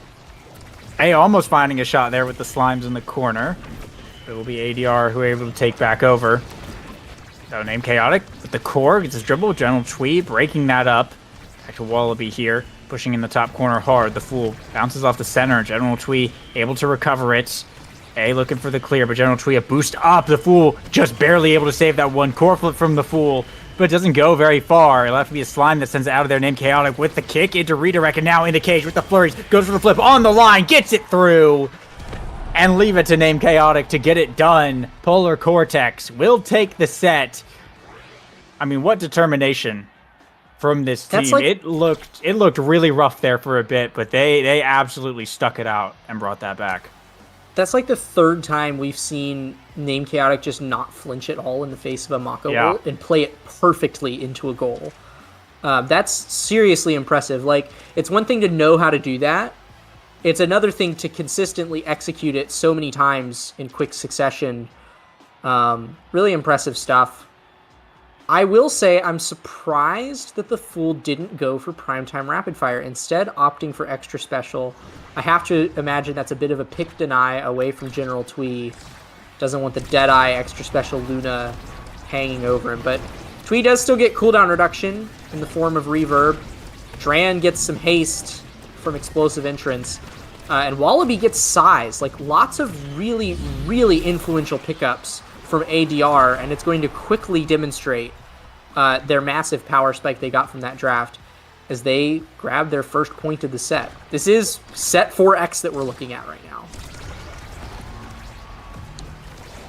Yeah, I mean, there's a lot of good awakenings on that X, and it's really coming online for ADR, but it's just up to Polar Cortex to keep the grit up, I guess, and keep making things happen where they can. It's been a 1-for-1 match this whole game so far, and we'll see if ADR is able to finally get the momentum and change that. But just when Wallaby looks like he's in a good spot to take that barrier, the Fool just launches him off the map.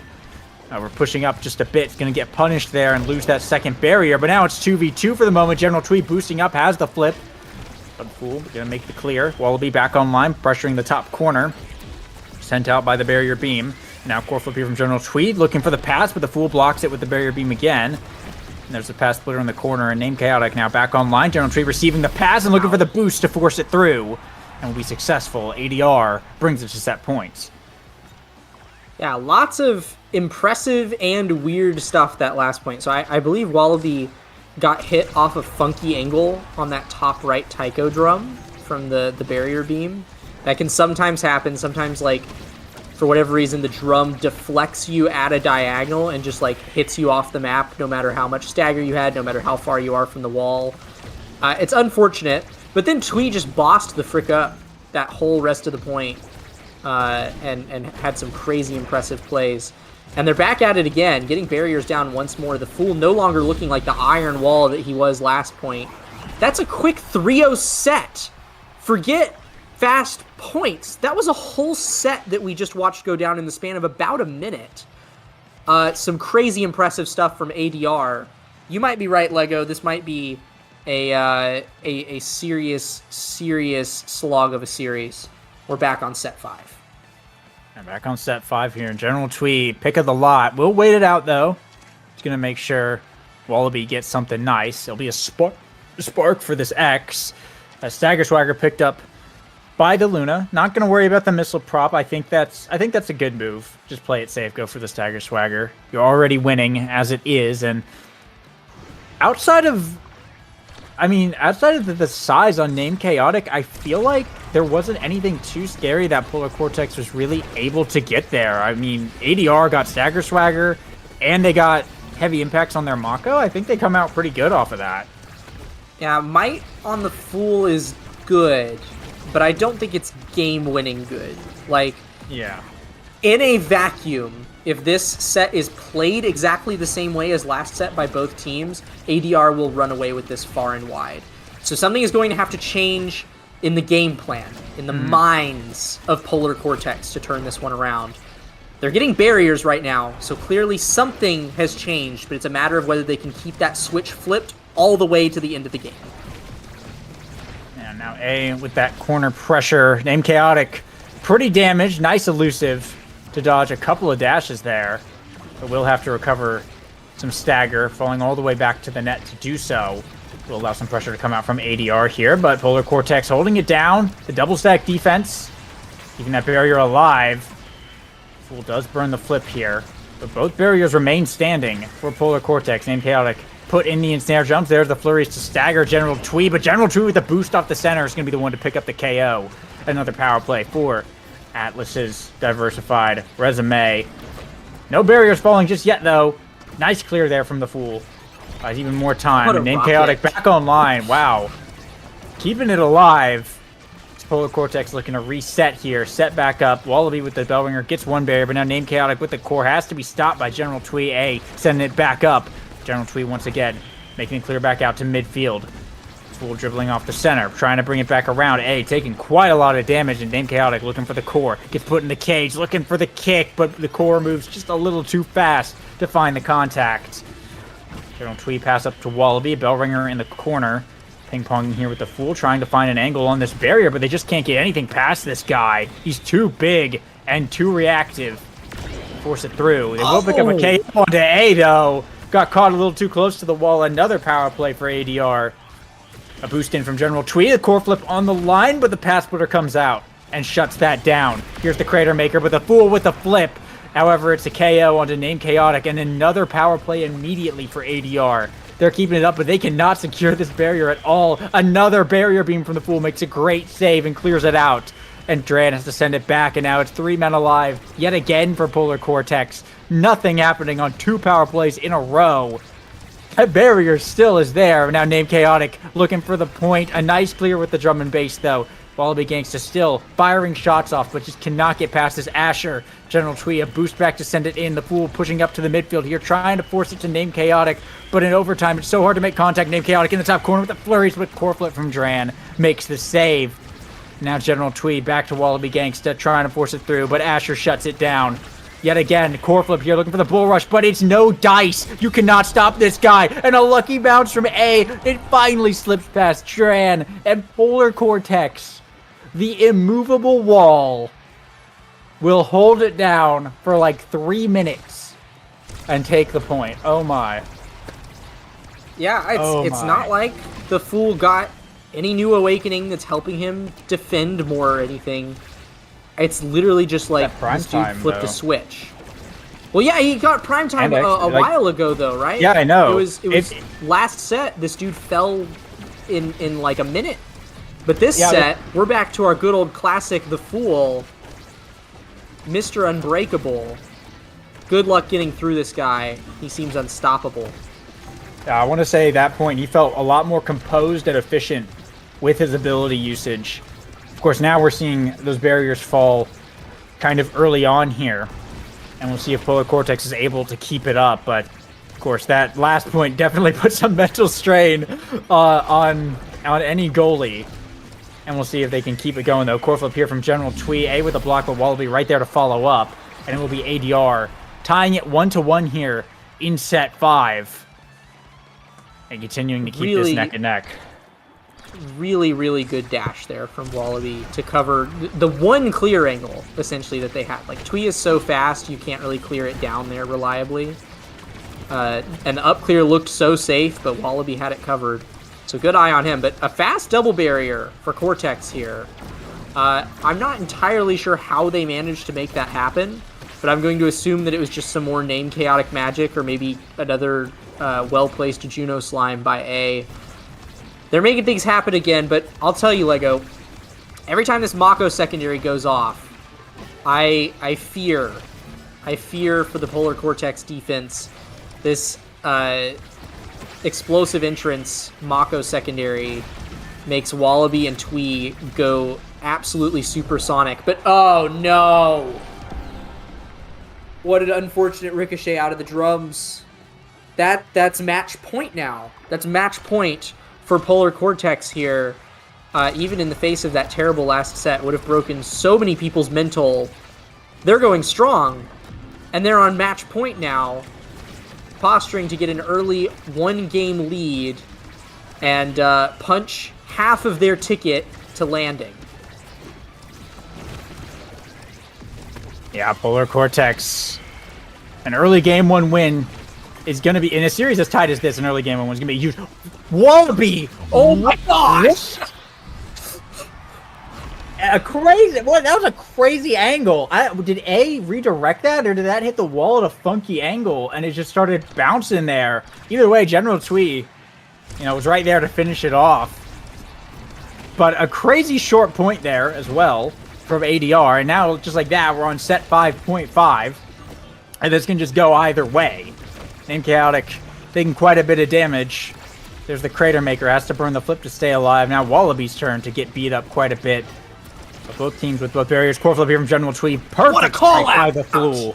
Perfect strike. Saved the double barrier from going down right there with that. Didn't even need a barrier beam. That guy is locked in. However, Name Chaotic going to go down there. Another power play for ADR. Wallaby takes a lot of damage here from the slime. Not able to contribute too much. And the Fool able to kill it off. Now Name Chaotic back online, and Polar looking to push back up the field. General Twee pass down to Wallaby Gangsta, putting it back in this bottom corner. Core flip burnt there by the Fool, but General Twee with the boost picks off one of the barriers. A versus General Twee in the midfield here as Twee passed down to Wallaby into the bottom corner. A bull rush in, but taking so much damage in the slime from A. Finishes him off. One barrier down. On the return is a much-needed power play for Polar, but the Fool got stunned by the Crater Maker, and that's an open goal. Dran up in the midfield, though, committing to this offense. And Chaotic receiving the core with the flurries. A right there to back him up. The core slipping through. A Wallaby pass down to Twee, boosting in, but the Fool with a beam holds it down. Named Chaotic on 1 HP with a kick. Opens up the other side of the goal. Just needs a good strike war. Getting beat up by Wallaby. Trying to run for his life right now. Gets the orb. Nice elusive against the bell ringer, but it's not enough. He goes down. It's a power play. Core flip from General Twee. Sends it around. A perfect clear from the Fool to keep it from going in. Now General Twee with the rocket of the barrier beam stops it. A pass down to Wallaby. Shot to the top. Blocked by A. Pushing in, but another great clear by A. Keeps it held down. And Named Chaotic coming back online to even it up the score, and a perfect slide. Wow, just barely. Dran caught in Snare Drum's animation. The slime from A in overtime, enough to red core it, and Polar Cortex will take game 1. Yeah, it was a little scary there for a minute. We saw, the Polar Cortex infamous defensive powerhouse. They slipped for a moment there in the middle of that game. It looked really, really scary. And then they brought it back. It was suddenly like it never left, and that final point was no different. The Fool and A having so many perfect clears, getting it all the way out and around. And I mean, nowhere else is the name defensive powerhouse as exemplified as in this stat line that Polar Cortex is rocking. Only 150 redirects on Named Chaotic. That dude did not get the core much, but still got 5 goals, still had a couple KOs. No, you're looking at the Fool and A, each boasting over 300 redirects, 208 saves on the Fool. You cannot understate how insane these guys are at just holding the core, making sure it doesn't go in their net. Yeah. General Twee had 395 redirects as well on Luna, which is pretty impressive. But yeah, I mean, the 208 saves is, yeah, that's insane. But yeah, that whole match was literally the Fool and A hold it down like forever, or as long as they possibly can, get it to Named Chaotic like twice a game, once to get the barriers and then once to score the point, and then they win. That's all they have to do. It's kind of crazy how this team functions, but it works and it's really cool to watch.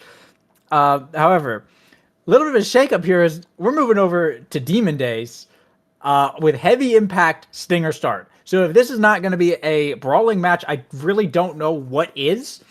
And it's going to be interesting to see how this shakes up. I could easily see the Asher coming back out again for Polar Cortex. I could see, Named Chaotic has a couple options to go with. So it could kind of go a couple directions there. But I'm curious what these midfield picks are going to end up looking like, and what ADR's answer to all of this is going to be. General Twee has the Finny here.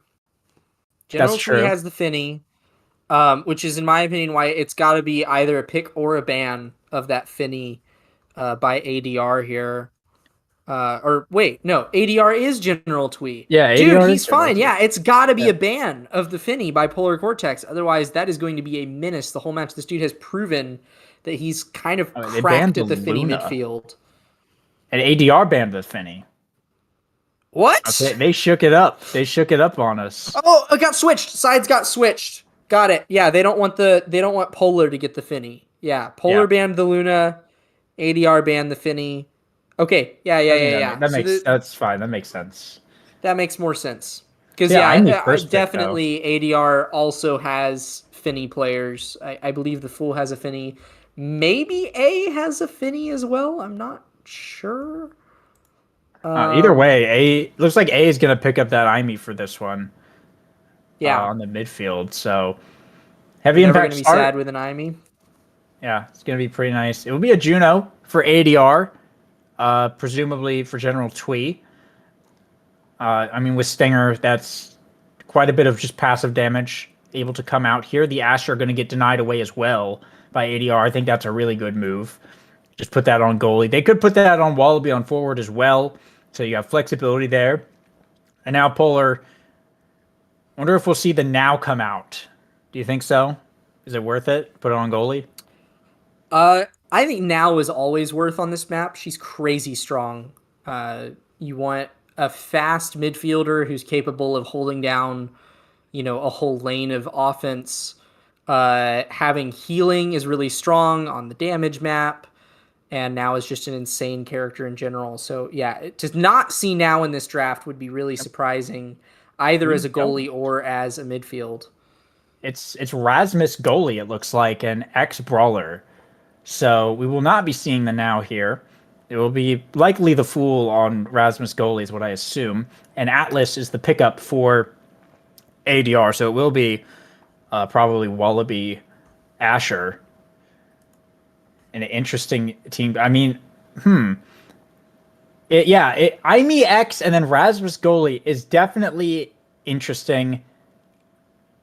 I feel like you expect to see the IME X with more of like a lockdown goalie rather than the Rasmus, but on this map, like Rasmus goalie is a lot more acceptable than on certain other maps.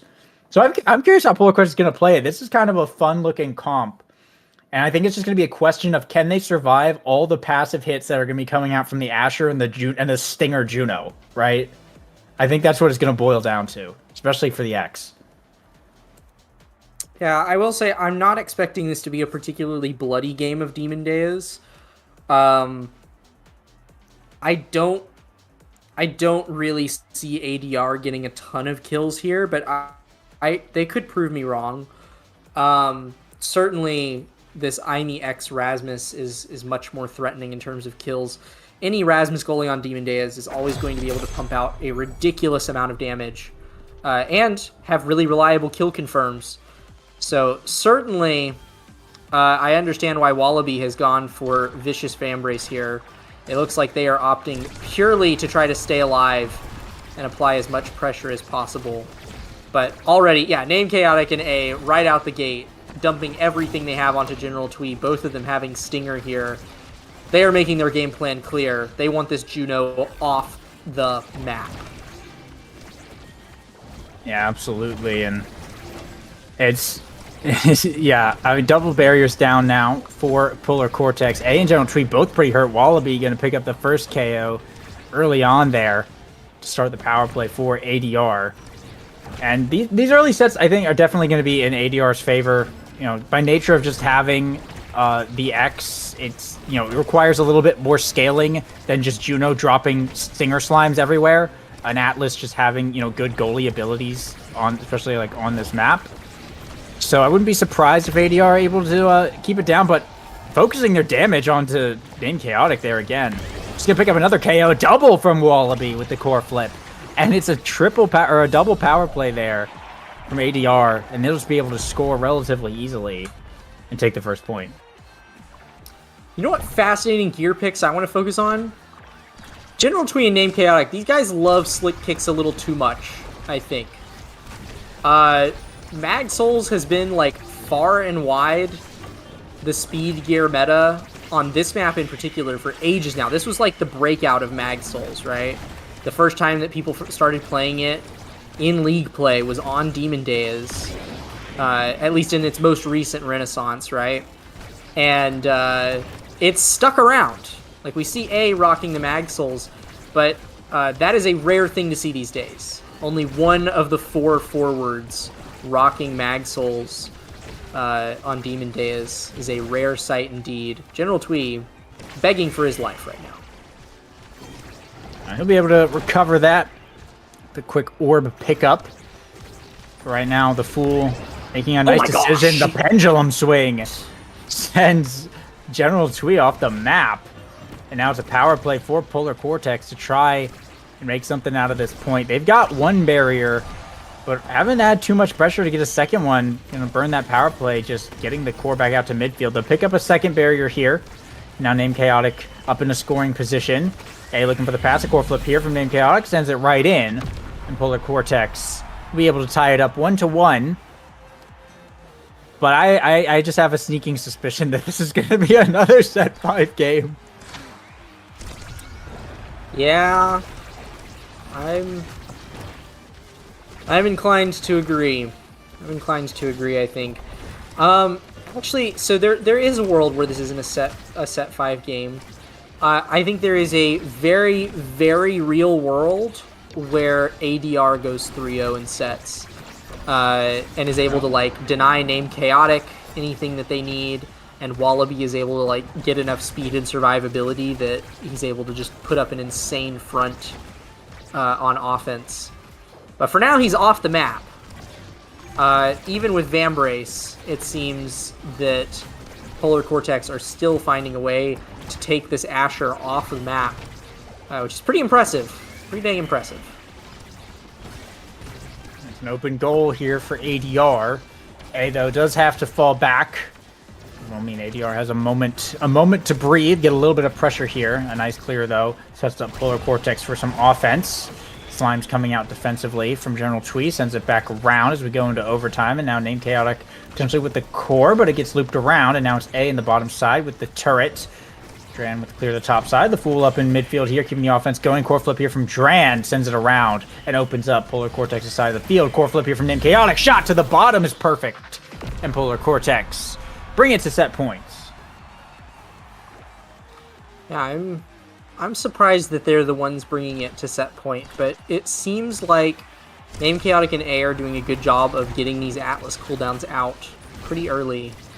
And then, when an Atlas doesn't have cooldowns, I mean, when any goalie doesn't have cooldowns, there's not much you can do, but certainly Atlas is not very fast, not particularly large. I mean, he's slightly larger than everybody else, but it's pretty dang easy to close the deal once you bait out all those cooldowns.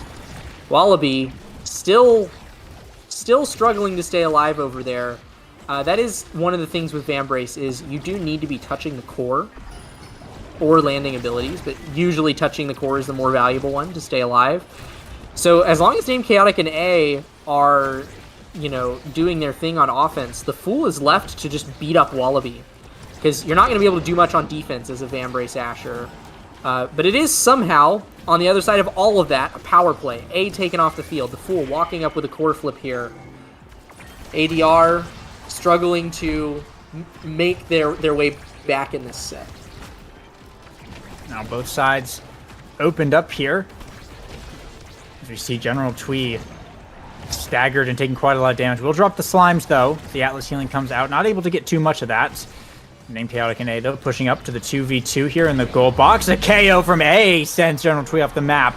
And a quick dribble will find the shot. Polar Cortex able to take set 1 here off a pretty long point. A going to be the MVP. Take a look at this draft. Some stagger showing up, but it looks like it's going to be Deadeye or potentially extra special for this IME. Yeah, and I'd like to undo the statement that I had earlier about this not being a bloody game of Demon Days. Somehow, I neglected to factor into the calculations that this was a stinger-heavy impact start. And it's about to get even bloodier. We're going to have more turrets flying out here with extra special IME. 1-2 punch on the Fool is going to just up this dude's killing potential even more. That is a denial away from Twee, who will settle for Reverb. Definitely not a bad consolation prize when death is on the table so much.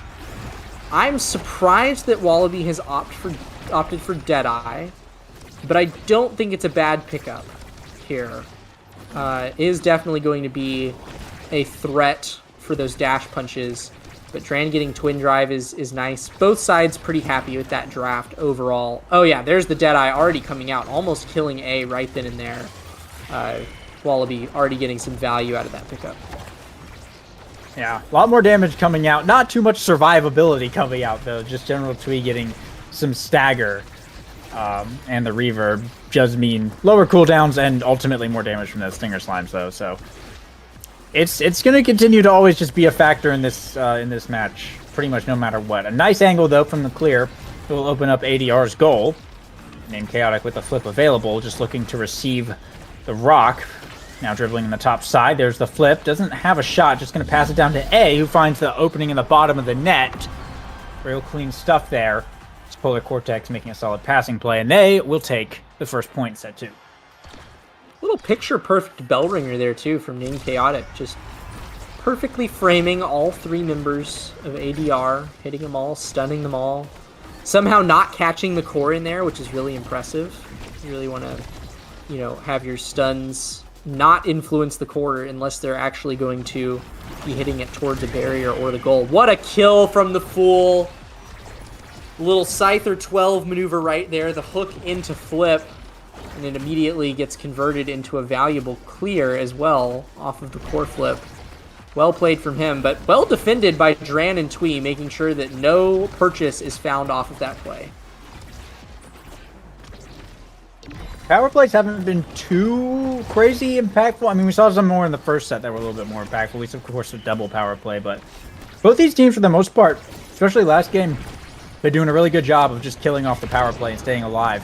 Speaking of power plays, though, Dran and General Twee able to start one of their own here. A core flip here from General Twee. Bounce it around. They got one barrier. And A now is pretty staggered. But a core flip brings down the second one off of ADR side of the field. And now Name Chaotic is back online. X Maximus and just starts swinging at General Twee. The healing comes out, but a death touch into a pendulum swing. Now General Twee is staggered, but now Polar Cortex going to lose their barrier. A pass up to Wallaby. Doesn't quite find the angle, though. Now General Twee trying to send it back into the pass splitter. The turret comes out defensively. Core flip from Wallaby. A shot to the top. Just sneaks it past the Whiplash. And ADR going to tie it again. Yeah, well played from them. Quite a few nice plays from Wallaby and Twee there. Some nice creative flips into... I saw Wallaby trying to do some like dash mix-ups with Asher Dash. But overall, just more than anything, getting out cooldowns from the enemy team and making the flips that much more valuable in front of the net. But Wallaby not getting the core is becoming a really big problem. This dude is constantly either staggered or dead. We have the Fool walking all the way up to midfield, and it's Name Chaotic's flip this time that'll be finding its way into the bottom of ADR's net. Yeah, that's... Wallaby not being able to stay alive is a big, big problem, because ADR does not have an offense without him. Yeah, and we're seeing it just again now. Polar Cortex kind of focusing a lot of their damage onto Wallaby as they found that he's pretty killable at this point. The Atlas ult going to come out for a little bit of a healing there, but does have a bit of a significant cooldown. See, one barrier down for Polar Cortex as a core flip is burned. But not able to get too much offense of their own going at the moment. They are chipping away at Wallaby yet again, and Name Chaotic will dash back to pick up that KO. They will lose their second barrier, though, so now they got to make this power play really count. Name Chaotic is pretty hurt here, though. See if they're able to make anything happen, but General Twee with the slime is going to even it up, and now it's a power play for ADR, and the slime's just redirecting it there around the Fool. Polar Cortex not able to get anything off of that kill, and ADR ends that game with both, or in that point rather, with both of their barriers still intact. The damage on Judo Primary is so criminal. It's so criminal. The fact that he was able to KO from that distance was insane. This General Twee guy is he's a pretty funny player. He's a pretty funny player. Got some real shenaniganery under his belt. But yeah, I will say Polar Cortex feeling strong here despite losing that last point. I think that their gameplay is really consistent. Like the Fool just occasionally hitting Wallaby, making sure he can't really play. As long as he doesn't get to touch the core, it's fine. That getting the core to Wallaby there by Twee is incredibly clutch. That's the whole reason they're in it right now. Wallaby just immediately heals up to half. He's alive for now. He's able to collect this orb. They might be able to get the set here, and if they can get Wallaby just a couple more good awakenings, he is going to be a force to be reckoned with. Oh, there's the set. Bit of a misplay from the Fool. The core came back at just the wrong time, and he thought he was going to be able to get some damage on Wallaby. And ADR gonna punish him for it. Another 0.5 set there. Going over to ADR this time to tie the game again. It's gonna be the name of tonight, pretty much. Everything tonight. But rapid fire going over to this Judo. We see Fight or Flight here. That's gonna fall to A. That's a really big pickup. And with Wallaby all the way at the bottom, there's not a lot of great pickups for this Asher. I assume Primetime's going to get off the board. No, Dran's going to be nice and leave it up. That's a good move there from ADR to make sure that Wallaby gets something, as Spark of Focus was picked up by Name Chaotic. Kind of interesting. No sparks have been taken up to this point. Yeah, no sparks have shown up to my knowledge, so there's a pretty decent chance that Name Chaotic will get good return on investment. And especially when, you know, you're looking at an X that is, you know, now without a doubt going to be around going into late sets. Like, we will be seeing a set for this game. I would say that the Spark pickup is pretty dang valuable because he's just going to be threatening too many Awakenings. It kind of turns him into like an undeniable beast next draft. And A, meanwhile, might just straight up take the set. So if you've got an undeniable X moving into a 1 set, that is a very strong position that Polar Cortex can put themselves in. They definitely got the more valuable picks in that draft, despite being the loser of that set. Fight or Flight on A, Fool getting more size. That's some seriously scary stuff that Polar Cortex got. And that first point here, see if ADR is able to match it, as they have been thus far in the game. Battling around this midfield here. General Twee burning the core flip there, and as well Name Chaotic. A lot of damage coming out, though, onto these forwards here. Wallaby forced to go back to get the orb, a nice elusive to avoid the bull rush and getting KO'd. But the core mostly just kind of floating back around. They haven't neither team has really prioritized core control as much as they were previously in the previous match. There's a lot of moments where there's just time spent just clearing the core around the backside, and people are just kind of trading damage around, which is part of why I think some of these points are going quite long. But both sides now opening up in overtime. Name Chaotic, a nice bull rush, forces Dran onto his feet there. And the Slime's coming out, a nice pass to Wallaby, and the Fool can't get down there in time. Wallaby will tie it up yet again. To bounce off of what you were just saying, I think another big reason that the points are so long here, I feel like there isn't really like great opportunities to play core control with either of these comps.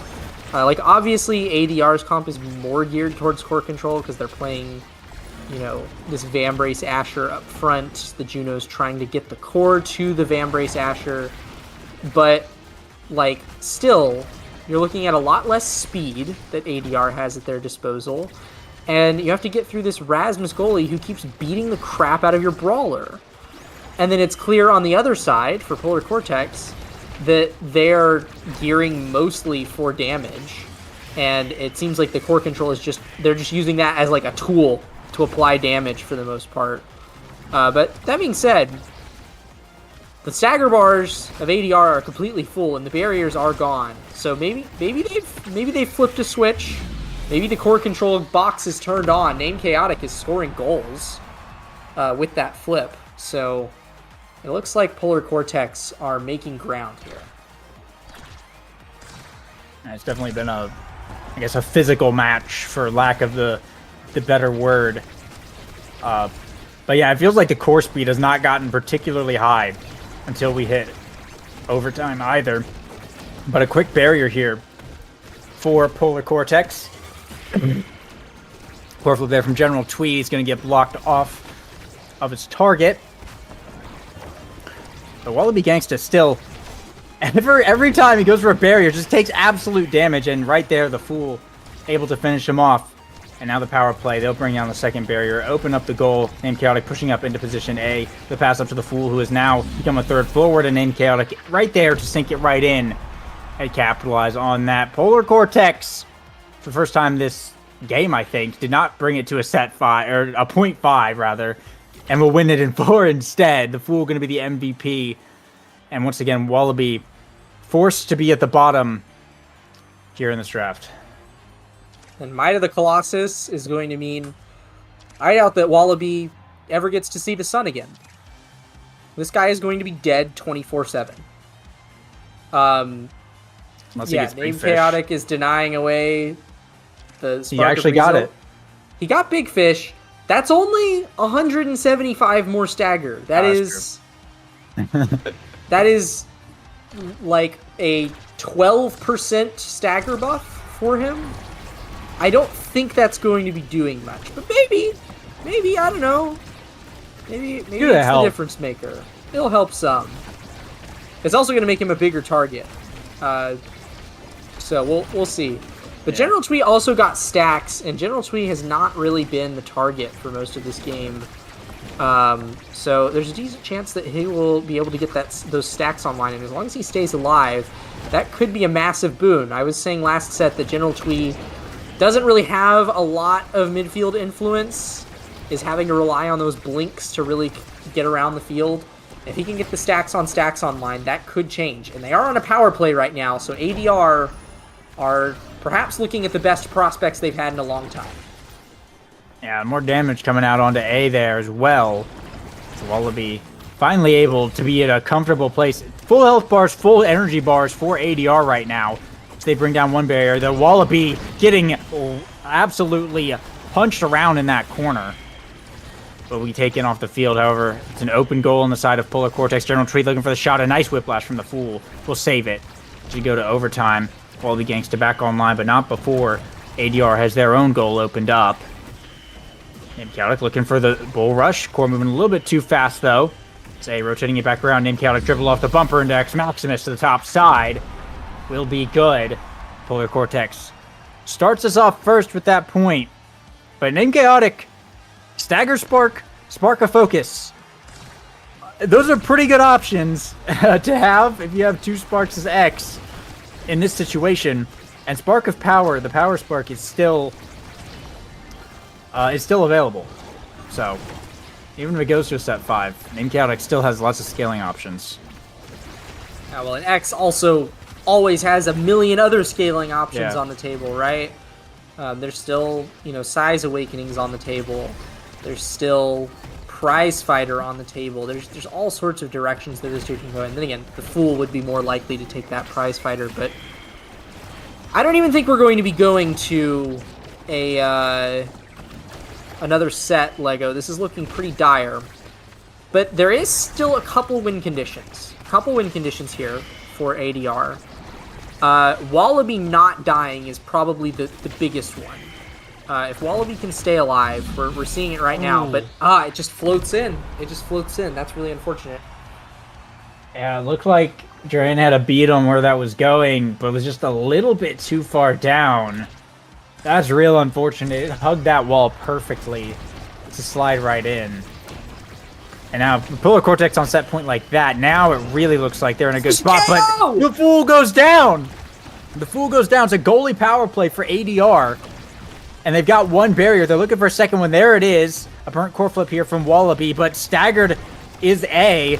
And that guy's going to go down as well. General Twee trying to send it back in. Wallaby forcing through. Will win the strike war. And ADR putting themselves on the board. They might be right back in this set. Yeah, I mean, if Wallaby can find just a couple more power plays like that, they will be doing just fine. General Twee does have 150 stacks now, thanks to the length of the points that dude has been able to build up his stacks on stacks. And Juno, for whatever reason, has unlimited stagger, so I don't see him dying anytime soon unless he gets hit with like a million stagger or stinger procs. So ADR not looking entirely lost for them, but the barriers do go down. Chaotic has a flip in front of the net. That's a scary situation to be in. He flips.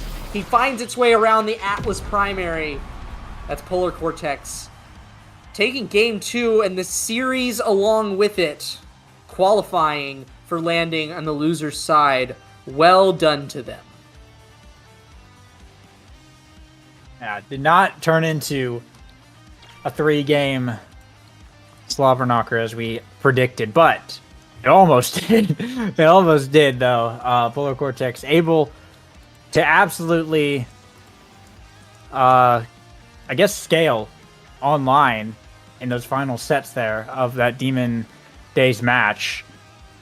Playing solid. Nothing crazy on the stat lines, as that was a relatively shorter game compared to some of the stuff we've seen tonight, but quite a few KOs from both sides. I mean, 10 from ADR is not bad at all. They actually won the KO game, but Polar Cortex's KOs just came at a better time. Once they realized that they were able to consistently kill Wallaby is when things kind of fell apart for ADR there. But yeah, big series win for Polar Cortex, moving to landing with that. We do have some more series coming up in just a bit, though. We're going to be throwing it to another quick break here. So stick around, and when we come back, we'll have more Omega Strikers. Stay tuned.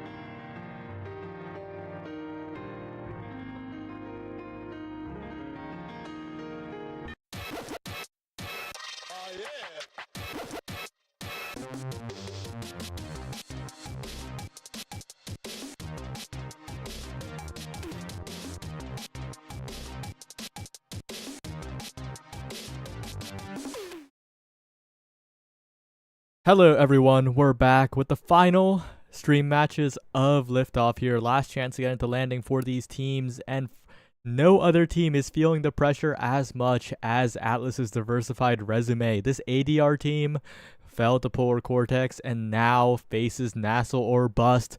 Winner of this gets a chance to survive in landing. Loser, that's it. That's the end of the road.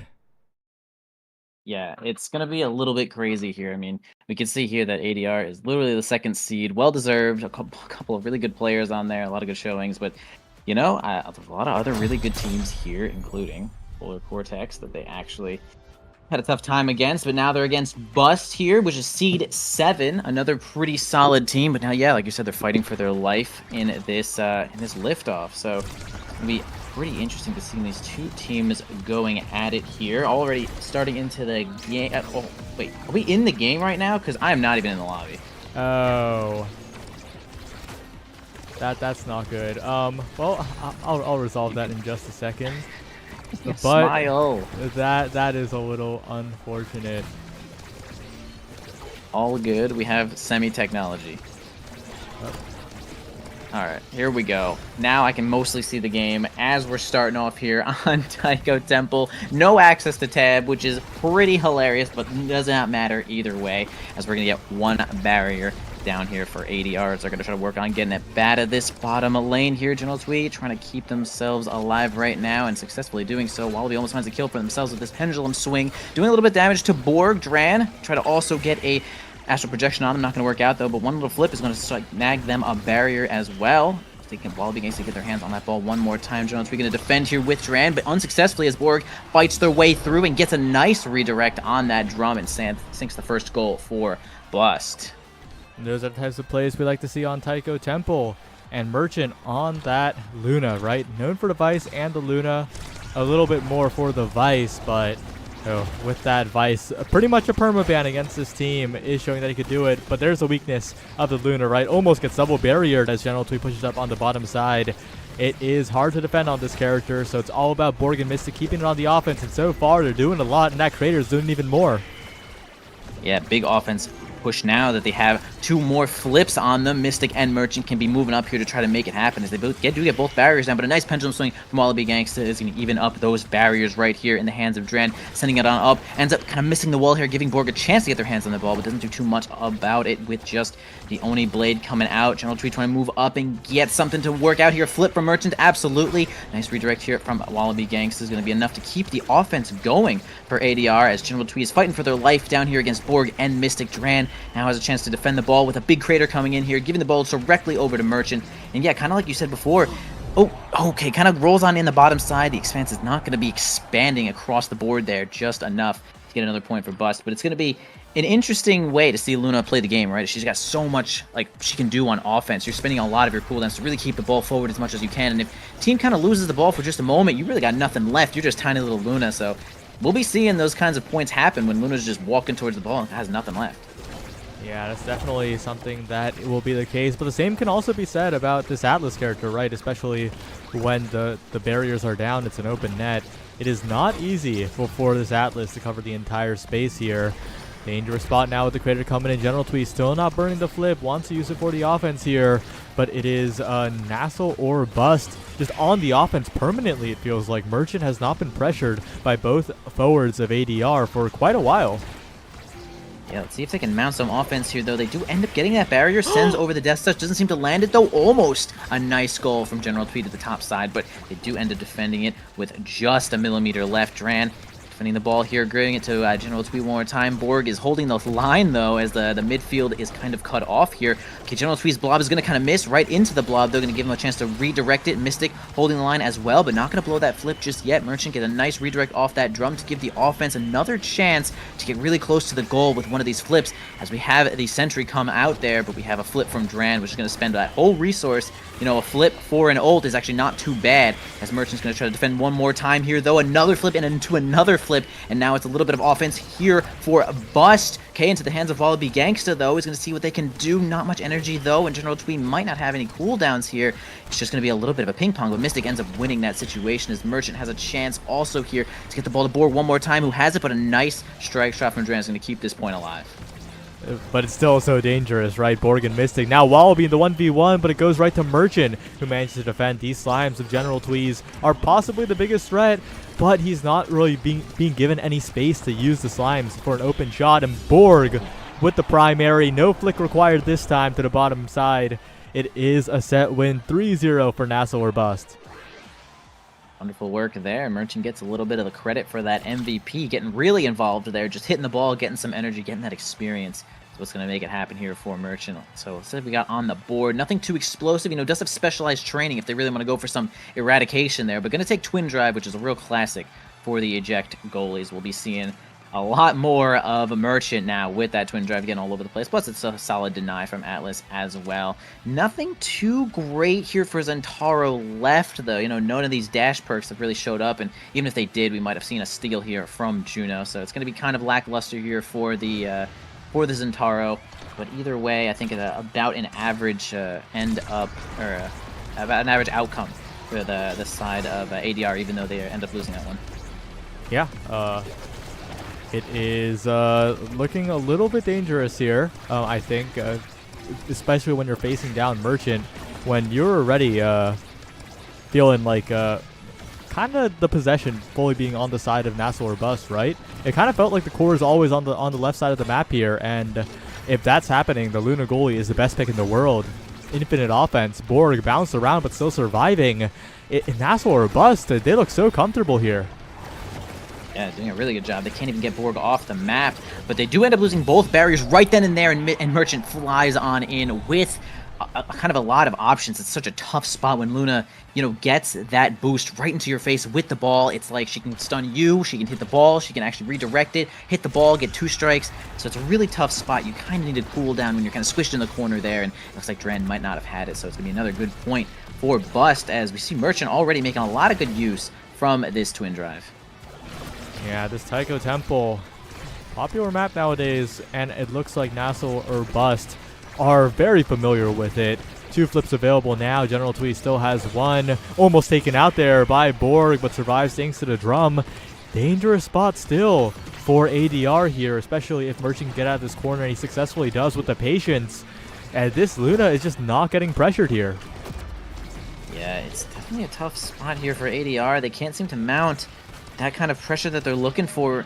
And Juno does have a solid amount of control of the map. I mean, she really does get to place extra Junos sometimes to, like, block balls that are sent into space, but it's not really working out right now, as really Bust does have a lot of the control. And look at that, the ball gets kind of sent into nowhere, but Merchant, no problem with that Twin Drive boost, is going to be able to collect that ball, but they cannot collect this power play, which is actually on the side of ADR. So this is their chance to score. Luna does actually have a cooldown, but smacks their face right into the wall, which is going to pretty much just stop you. You know, you hit the wall with some of these movement abilities, and you just kind of stop. So you're going to have to get the angle right perfectly. You needed a cardinal direction down to get that one in there. But nice score there from ADR, taking good advantage of that power play. And, I mean, that's kind of what we're looking for here. If they can't seem to maintain a lot of ball control, they might have to get a kill or 2. Yeah, we'll see if they are able to replicate that performance here. I think it's very possible, especially because the Juno has a pretty good time into the Luna. A lot of single hits means that the Slimes will be able to take advantage of the creation aspect, but Merchant isn't isn't having to play against the Juno much. General Twee staying mostly on the defense to try and get the core out of that half. Meanwhile, Wall will be a bit solo on the offense here because Mystic and Borg are pushing up in the corner so effectively, forcing General Twee back. But with Borg gone, this could be the huge turnaround that ADR needs. I was going to mention that they were doing some pretty good damage to Borg every now and again, but they weren't end up finishing those kills as often as they possibly should. But they do get it now. Power play active here. Luna, not too many cooldowns left, but they do end up surviving that situation until they finally get that barrier. As I'm speaking about it, Mystic had flip there, gets killed with it. A lot of value for Wallaby Gangsta's pendulum swing there, as General Twee now has a chance to get the ball on over to the Brawler, maybe get this ball on in there. Absolutely good pass. Nice getting that ball forward to just combo with that pendulum swing, going to stun Merchant out of that one, and there's going to be a point for ADR as it should be, right on that nice power play. Yeah, very, very well done. We'll see if they can get another here. General Twee, though, interrupted by Borg, but good primaries out by Dran. That's the important part. This Atlas needs to make sure the core doesn't stay too long on his half. It needs to really just play the melee goalie. It needs to walk up to the midline and just to make it so that Merchant is the one feeling the pressure instead. Wallaby desperately trying to get in there. But these glitch pops from Mystic have done so much work in making sure the core is not in the hands, is not in the possession of ADR too often. Yeah, and we can see what's happening a lot is that Borg and Mystic are putting on a really good offensive push most of the time, and it's usually like one clear method here for Dran that gets covered by Merchant, so that's kind of making it so that Bust just has a lot more offense a lot more of the time, which really just, eventually the pressure gets to you, you just run out of strikes or something, and your barrier is going to go down. I think that's really where Bust is benefiting a lot here, as they have two flips here, one on Merchant, one on Mystic. What's it going to be? Maybe going to flip out of it. Yeah, a little bit of pressure there onto Merchant. They're going to end up spending that flip, but not going to have it for a situation that might be showing up a little bit soon. But here comes the Crater plus the Sentry is going to be just enough to get that goal. Flip from General Twee is not going to do it yet. Mystic with this flip could be moving up here to combo over with Borg. Almost ends up losing the barrier there, but Merchant on that one here also probably has a secondary to come up, but General Twee and Gangsta finally do get that last barrier, as Merchant does have a secondary left to get it through. A flip from Mystic is going to be not good enough to get this ball here, though. Merchant trying to keep it forward as well, but it's going to fly right on back with a nice redirect from Dran, and that's going to be enough pressure to give Wallaby Gangsta the goal, and there you go. ADR grabbing their first set of this game. Let's see. Okay, we got Gangsta getting the first Awakening, maybe one of their better players to get it. And this is a very scary draft if you're NASL or Bust, because there's so many good choices here for the Juno. Deadeye also incredibly good on the Rasmus. Those pendulum swings at the very tip. It's just a tip or hitbox now. That Deadeye's going to proc and you will get knocked off the map. Spark of Agility coming through for this Juno, who already has a Spark of Focus. Cooldown reduction is the name of the game, and even though the rapid fire is denied, right, that Juno is still benefiting greatly. Yeah, it also has a lot more benefit to go. If some really devastating awakenings show up that cannot be denied, it could result in Luna getting another spark there, which would be pretty rough here for ADR. But we'll see what happens there, though. Dren did have to take 1-2 punch, which actually kind of helps clear the ball some of the time, especially in overtime, although they do get kind of locked in there from the expanse, but only losing one barrier, which is kind of a godsend there. It was almost a guarantee to lose both, but we're holding it down right now. Nice mix up there from Dren to actually not go for the pass. Kind of mixes Borg a little bit there, and they end up keeping this barrier as well. Borg a little bit low. I mean, like you said, Wallaby Gangsta now has Deadeye. They have a lot of damage that they can actually end up spending onto Borg if they want to go that route. And we'll see if they can actually make it happen. I mean, we know that Zentaro is such a good glass cannon, really, when it comes to a lot of offense, but really killing him is kind of where he is lacking in a lot of the gameplay. Yeah, Borg could be the target, but we'll have to be focused down efficiently, right? It is a stagger swagger start after all, so... Oh, there's the value. Missed it, caught a little bit too close to the edge. I think it would have killed without Deadeye there, but Borg also incredibly low, and ADR showing their damage potential here as Merchant forced to burn the flip. Dangerous spot, but he gets out of it. Barrier still alive, and the power play ends.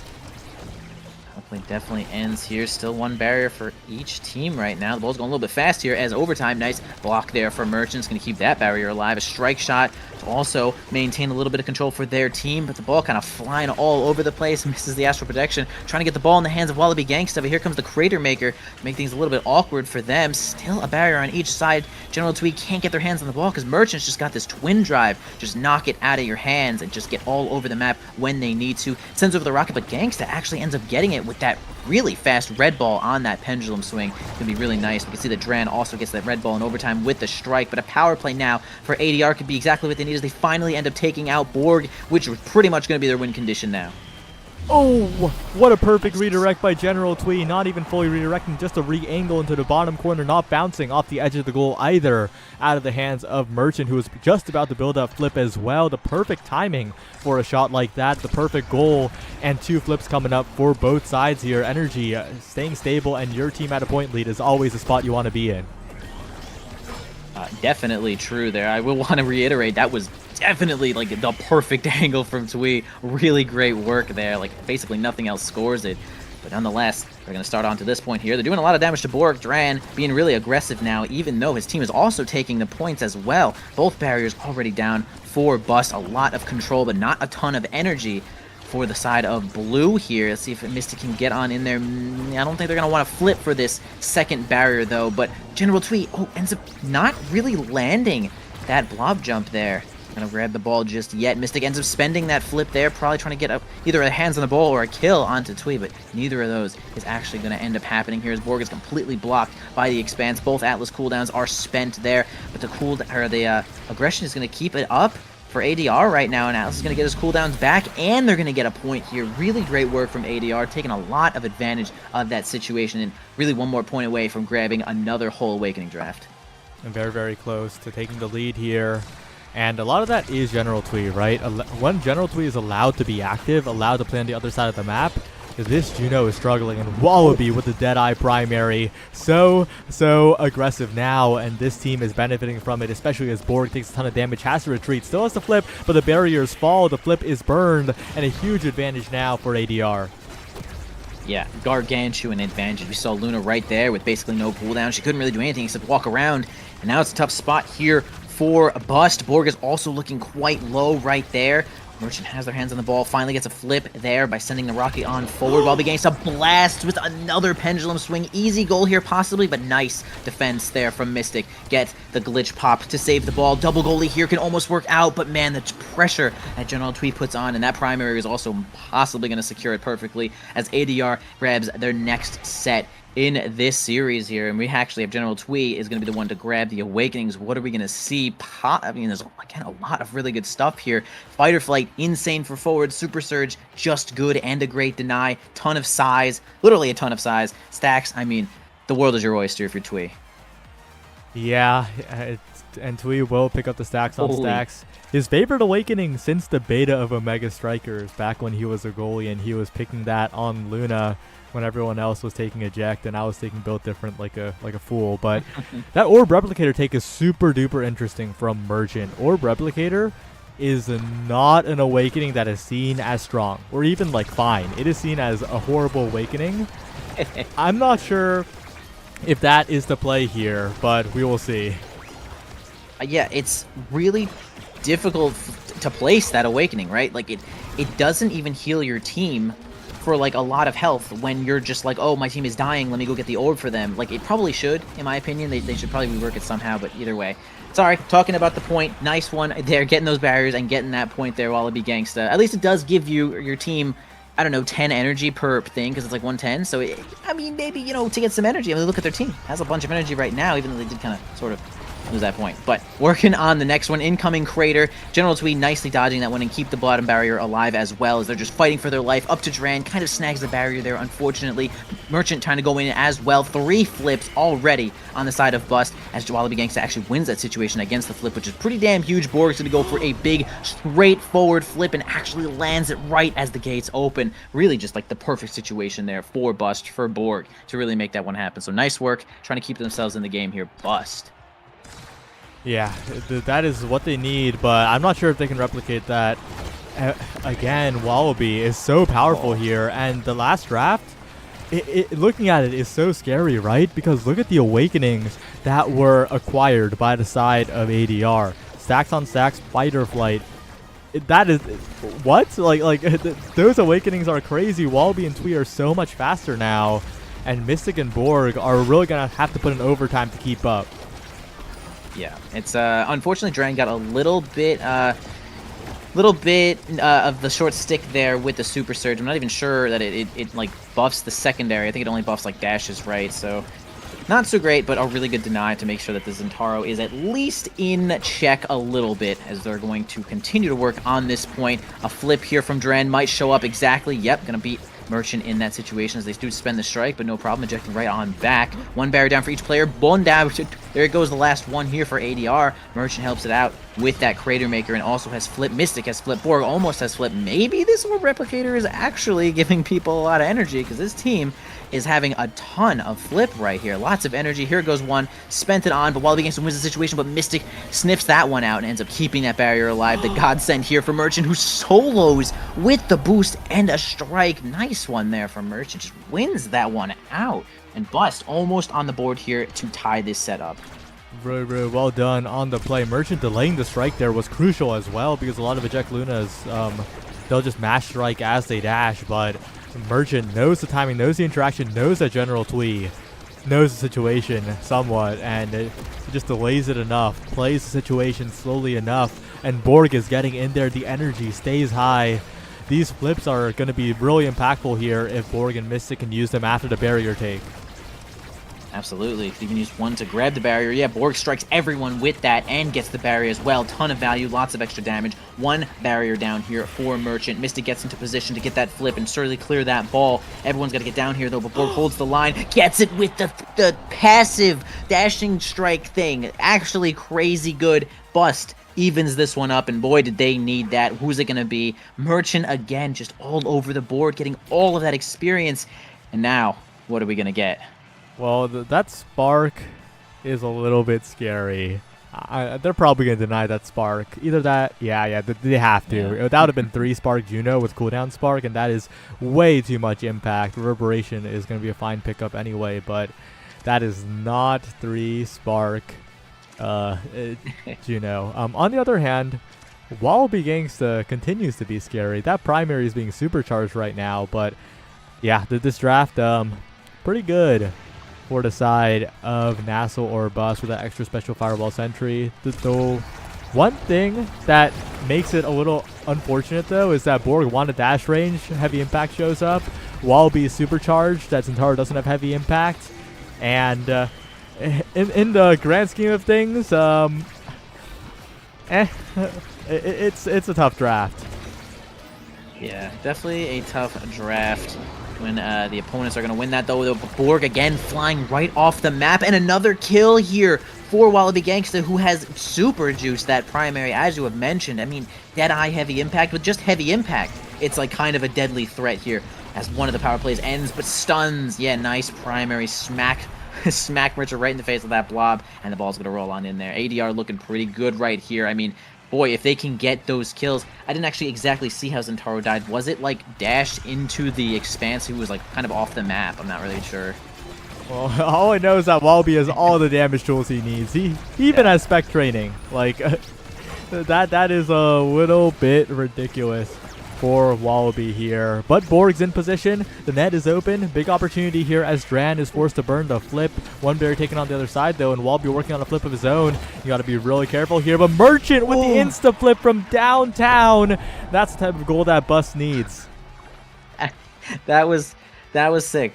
Merchant actually barreling in like a demon, like a literal missile, and gets that one in there. Blasts Twee out of the way with the flip. Really good timing as well. So nice one there for Merchant. Only spends one of those twin drive things as well. Gonna have another one here. Yes, spends it to just keep the ball forward as usual. They do end up losing that situation, which is going to cause one barrier. Luna doesn't have much left here as the team is going to rally and make sure that one stays alive. Oni Blade comes out, but Borg takes a ton of damage in return.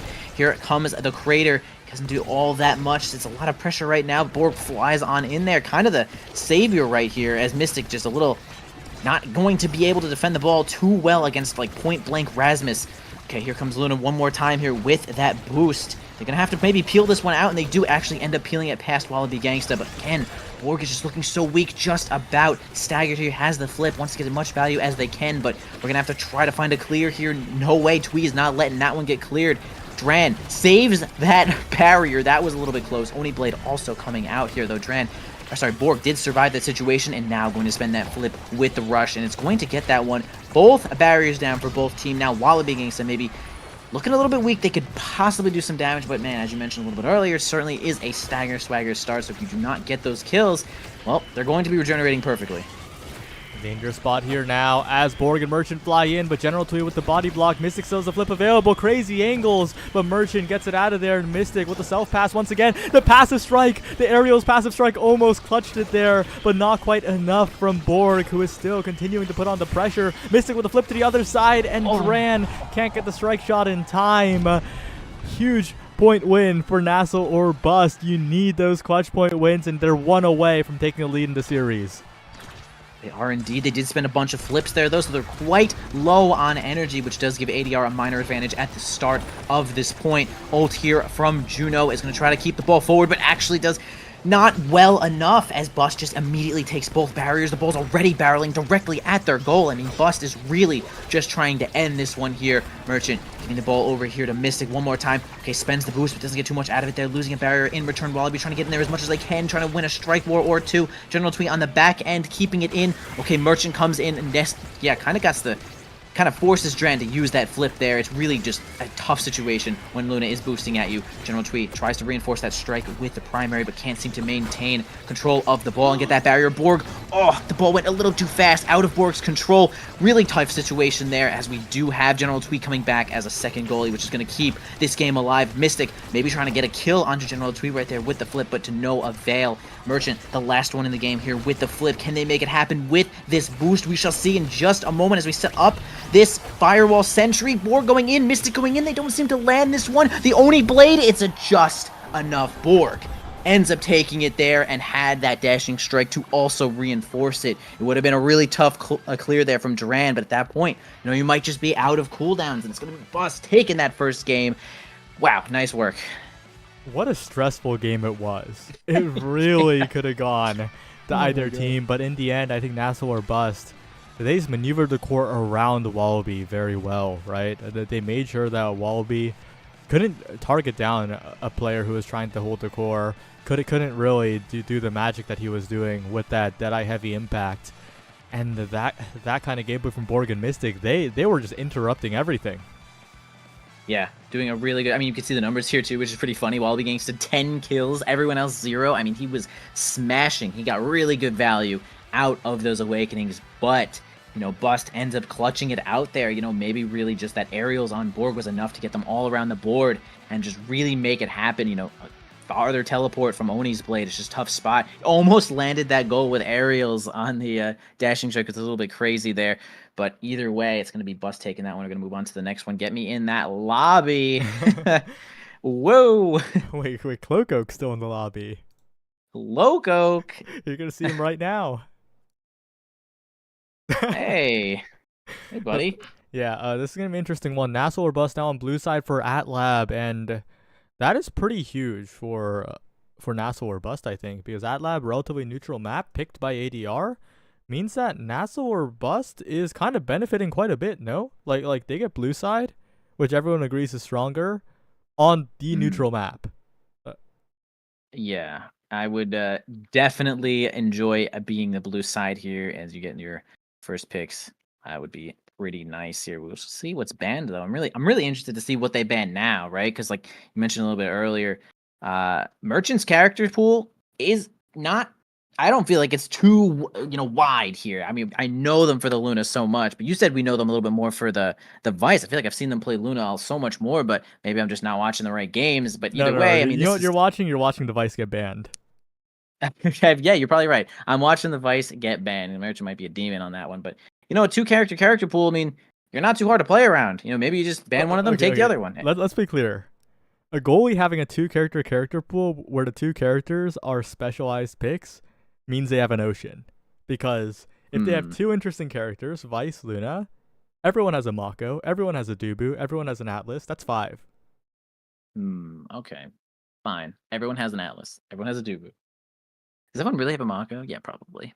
Everyone who's like at this level probably has a Mako. Yeah, probably. That's fair. Yeah, being able to at least play Luna is just huge. I think like Luna is such a I don't know. You just don't think about it as much as like, oh man, just play the character that'll beat Zentaro or something, right? Like just pick Atlas. But like Luna is just this like special force to be reckoned with. I mean, got MVP. Was it 3 in a row, or was it, I'm not sure if it was 3 for their wins, but at least two. At least 2. They were hitting the ball and they were doing crazy. And there you go. Vice banned, Atlas banned, Luna picked. Bust is, I mean, they're back. Merchant's so back. I looked at the start. And ADR has a bit of an uphill road, because this is extra special Luna on AtLab. They will need to figure out a way to survive, because I think that NASL or bust already has the tools they need. They might. I mean, the happiest star Luna in the world. I mean, craters all over the place. Like, and the other awakening is Colossus or whatever. Might have like that is not even that great. But we do see X showing up here. Yeah, X pretty interesting here. Good with Mako. I'll say X is good with Mako though. On the other team, we do have Amy and Zentaro Bite Ooh, Breakers. wait, are they gonna last pick Era here? General Twee is an Era picker. It could be X Era Mako. Is that still good against this? Well, they'll have to survive, but the thing about that is that they also can fight back, and it is Might of the Colossus start. Wait, this Era pick is looking pretty likely. Oh, it's a Juno. It's a Juno. Okay.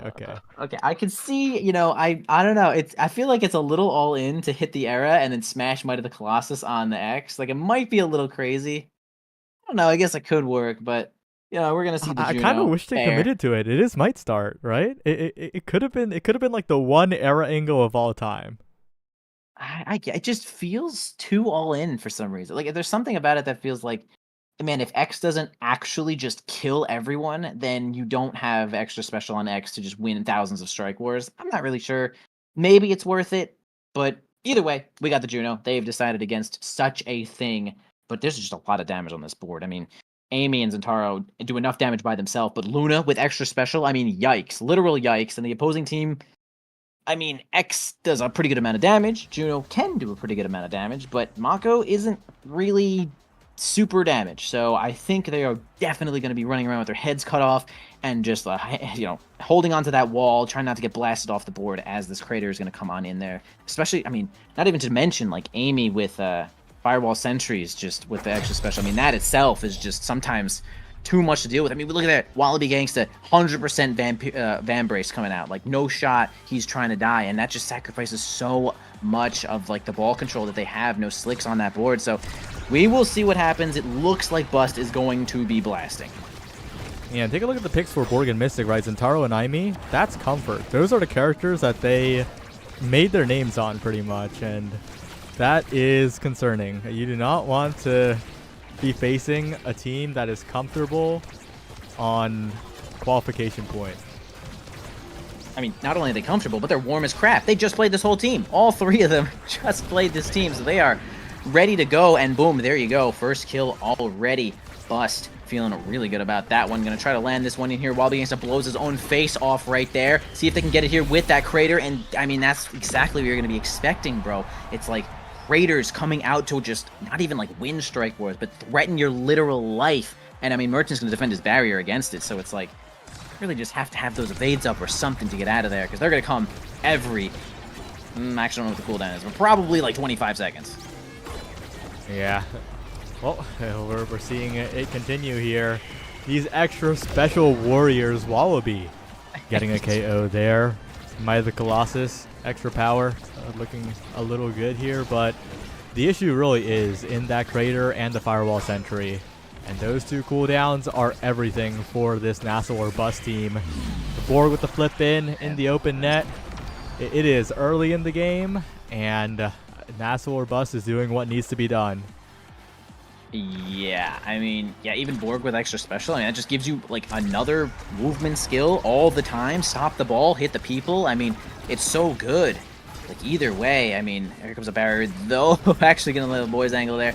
Not gonna land that barrier. Okay, Merchant also kind of gets one, but okay, we do get the last one there as the crater comes out to just get evaded, but it does spend a bunch of energy and some time for the enemy team as they're gonna knock it on over to the bottom side here. Everyone misses the ball. It's really just hugging the edge of the world. Mystic spending the cooldown to get away from Wallaby, but ends up getting bull rushed either way. A flip here from Merchant, trying to get it on through, but it's going to be nearly impossible, but they almost get it out with that rocket, with the help of Borg too. But now Borg is looking really low here. A nice wait there from Wallaby Gangsta is going to secure that one. Okay, a questionable angle actually ends up making Merchant second guess themselves for just a moment, possibly not wanting to get KO'd, but ball does end up rolling in. ADR does get a kill, and they do get the point for it. So we'll see if they can sort of keep that up. Again, it's kind of on Wallaby to really find those kills, but it's still going to be tough. Yeah, it is, and especially if Wallaby has no evade, right? That is a very scary spot to be in. Damage can be pumped right now, and Mystic and Merchant are waiting. The rocket's landing, the crater coming up sometime in the future, and Wallaby still has not built up an evade, unfortunately. Now trying to do so, but again, it is such a risk. Borg, however, Zentaro right, low stagger. That is the one thing that Zentaro can't do, is tank a bunch of hits, and we're seeing that right now, but the cooldowns just aren't there. Wow, what a combo onto Wallaby as well, and it is so dangerous as 2 flips are missed simultaneously from different teams. I haven't seen that. I think Borg was in threat of dying there, and I think he used it defensively. But either way, that is going to spend a whole resource for the side of Bust. A flip here from Merchant's going to stop the ball, send it on over down to Borg. He's going to try to help play second goalie for just a moment as they wait for this power play to end. Dren gets nicely in front. Okay, not a flip, but actually it's going to be an overtime here. Bell ringer there from Wallaby is going to make things a little bit awkward. A nice rocket there is going to keep the strike advantage, but yeah, the ball's moving a little bit fast here and with General Twee to hand the ball right on over to Wallaby. It's actually going to even this one up, even though Bust was, they started hard. They started with exactly what we thought they would. Tons of damage, lots of kills. But, ADR is actually finding their path right now. Yeah, it's pretty huge that the core speed from either Colossus X Maximus was there, because Merchant was in a pretty chill spot. Got the rocket to bait out the strike. A very, very important part of Luna defensively, but is going to have to play some more defense here because both barriers just went down, and that's the downside of Luna versus the Mako. A lot harder to defend here, and Dran is still healthy despite the Crater coming through. Big opportunity for ADR to take an early set here, and they have so much scaling potential in the core control and the survivability department. Yeah, they do. Honestly, like I mentioned a moment ago, I feel like Buster was doing so well right in the beginning. They weren't even really letting X play a whole lot, and he was kind of back down on experience, which is pretty much where you want to do. But now, Wallaby Gangsta's got a lot of time to play. Blast the flip, gets a kill, secures the goal, and that probably puts X at #1, which is a damn catastrophe. If you are Bust, all you try to do is stop X from playing, but now he is playing. Here we go. First pick here is going to be Wallaby Gangsta. What's he getting? Yeah, he's getting something. He's definitely getting something. Could opt for size here, could opt for stacks, could opt for that speed. We will see what he ends up choosing here, but Merchant's eyes are, as always, on that twin drive. A lot more mobility here. Heavy impact falling down to the Zentaro. That is a huge pickup for Borg, but I think Wallaby recognizes that. I think I will have the most impact with size here. He just goes for it, but it does mean that a lot of good picks here for Bust. Yeah, they do get some pretty good awakenings, and it kind of feels like, once again, we find ourselves possibly in a all-in situation where Wallaby and the team has gone mega on the size. Might of the Colossus going basically Supremo mode when X Maximus is popped, and it's really going to be Wallaby getting in there and doing those bell ringers to just kind of try to one-shot people. I mean, here he goes. Lots of damage already being spent. I mean, really, if you could somehow kill Borg in every X Maximus, or at least threaten him to just knock him out of the game for like 10 seconds while he tries to regenerate, maybe that's exactly what they need. As one barrier goes down, both of these teams. Borg looking a little bit weak here, though. Yeah, kind of out of the game. Can't really help in the defense. It's going to kind of threatened even when trying to attempt an offense here. Dran even going to keep him from regenerating too, as we see General Twee and Gangsta just trying to push this one in here, though. The black hole doesn't do any favors for them. Wallaby Gangsta almost has a strike advantage there, but the blobs were not really placed exactly where they want, though. Barrier down here. Dran going to try to defend one more time. Merchant does have flip. Borg is looking at no health right now, and Wallaby Gangsta is working on trying to get this kill. There's the kill, there's the flip, the barrier still standing, and the firewall sentry, a bit of a nuisance here as Mystic sets up. Bellringer jump from General Twee. So much control here from this Juno, and with that sheer amount of size, it is definitely looking scary. If the Luna's ever stuck in a 1v1, Wallaby has all the control in the world. Mystic interrupts, good cyber swipe hit stun there as Borg now goes in. But it is still such a scary goal to score when Borg is low, when Mystic can't keep up with all this speed. The flip has to be burned. Borg now with the big opportunity. Good glitch pop. Merchant gets in there but doesn't get a strike redirect on it. And Borg is so incredibly low right now, and the Crater sends it backwards. It is just so difficult to play against this massive X and this Juno in overtime. Yeah, they really have it made for them in overtime, as like the Juno Blob's really going to hit the red ball. Wallaby's really hard to a block, and Dran playing like a semi-melee goalie. It's just hard to get the barriers from him. Such a good team right now, just all around. Here comes the Crater to secure that this point. Sorry, this barrier certainly goes down. Wallaby Gangsta on the front lines here. Can't seem to maintain control of the ball just yet. Big bull rush, but man, Merchant wins a crazy situation there to keep that barrier alive. Borg again looking a little bit low. Okay, a strike war here. Not really, actually. General Twee and Opposite to go for maybe a clear angle there, but one barrier goes down for Bust now. So they're going to try to hand balls into the Blobos here. We're going to block the top side, Wallaby Gangsta, and they both have the top side here blocked. Borg's going to come back here, though, for a third goalie situation to try to get that one out of here, though. Only Blade to teleport around the map. They're trying to keep the ball in. Yeah, the X Maximus. Too many strikes. The flip comes out here. The Crater not going to land, as the flip is certainly going to be evaded as well. Borg, no health left to deal with. Can't really play all that much, and now it's just really up to Merchant and Mystic. It really is, and Mystic's regenning back, but Wallaby and General Twee just winning the strike wars, making these interactions so scary, and Merchant barely getting back in time. Borg barely surviving. Dran's just not under that much pressure. I'm not going to lie, because Twee and Wallaby are just so massive in terms of control. Like, Twee, of course, is small in hitbox, Wallaby the opposite. But this Juno covers so many angles. Nightmare matchup for Luna here. Yeah, we do see it again. We just saw it last game.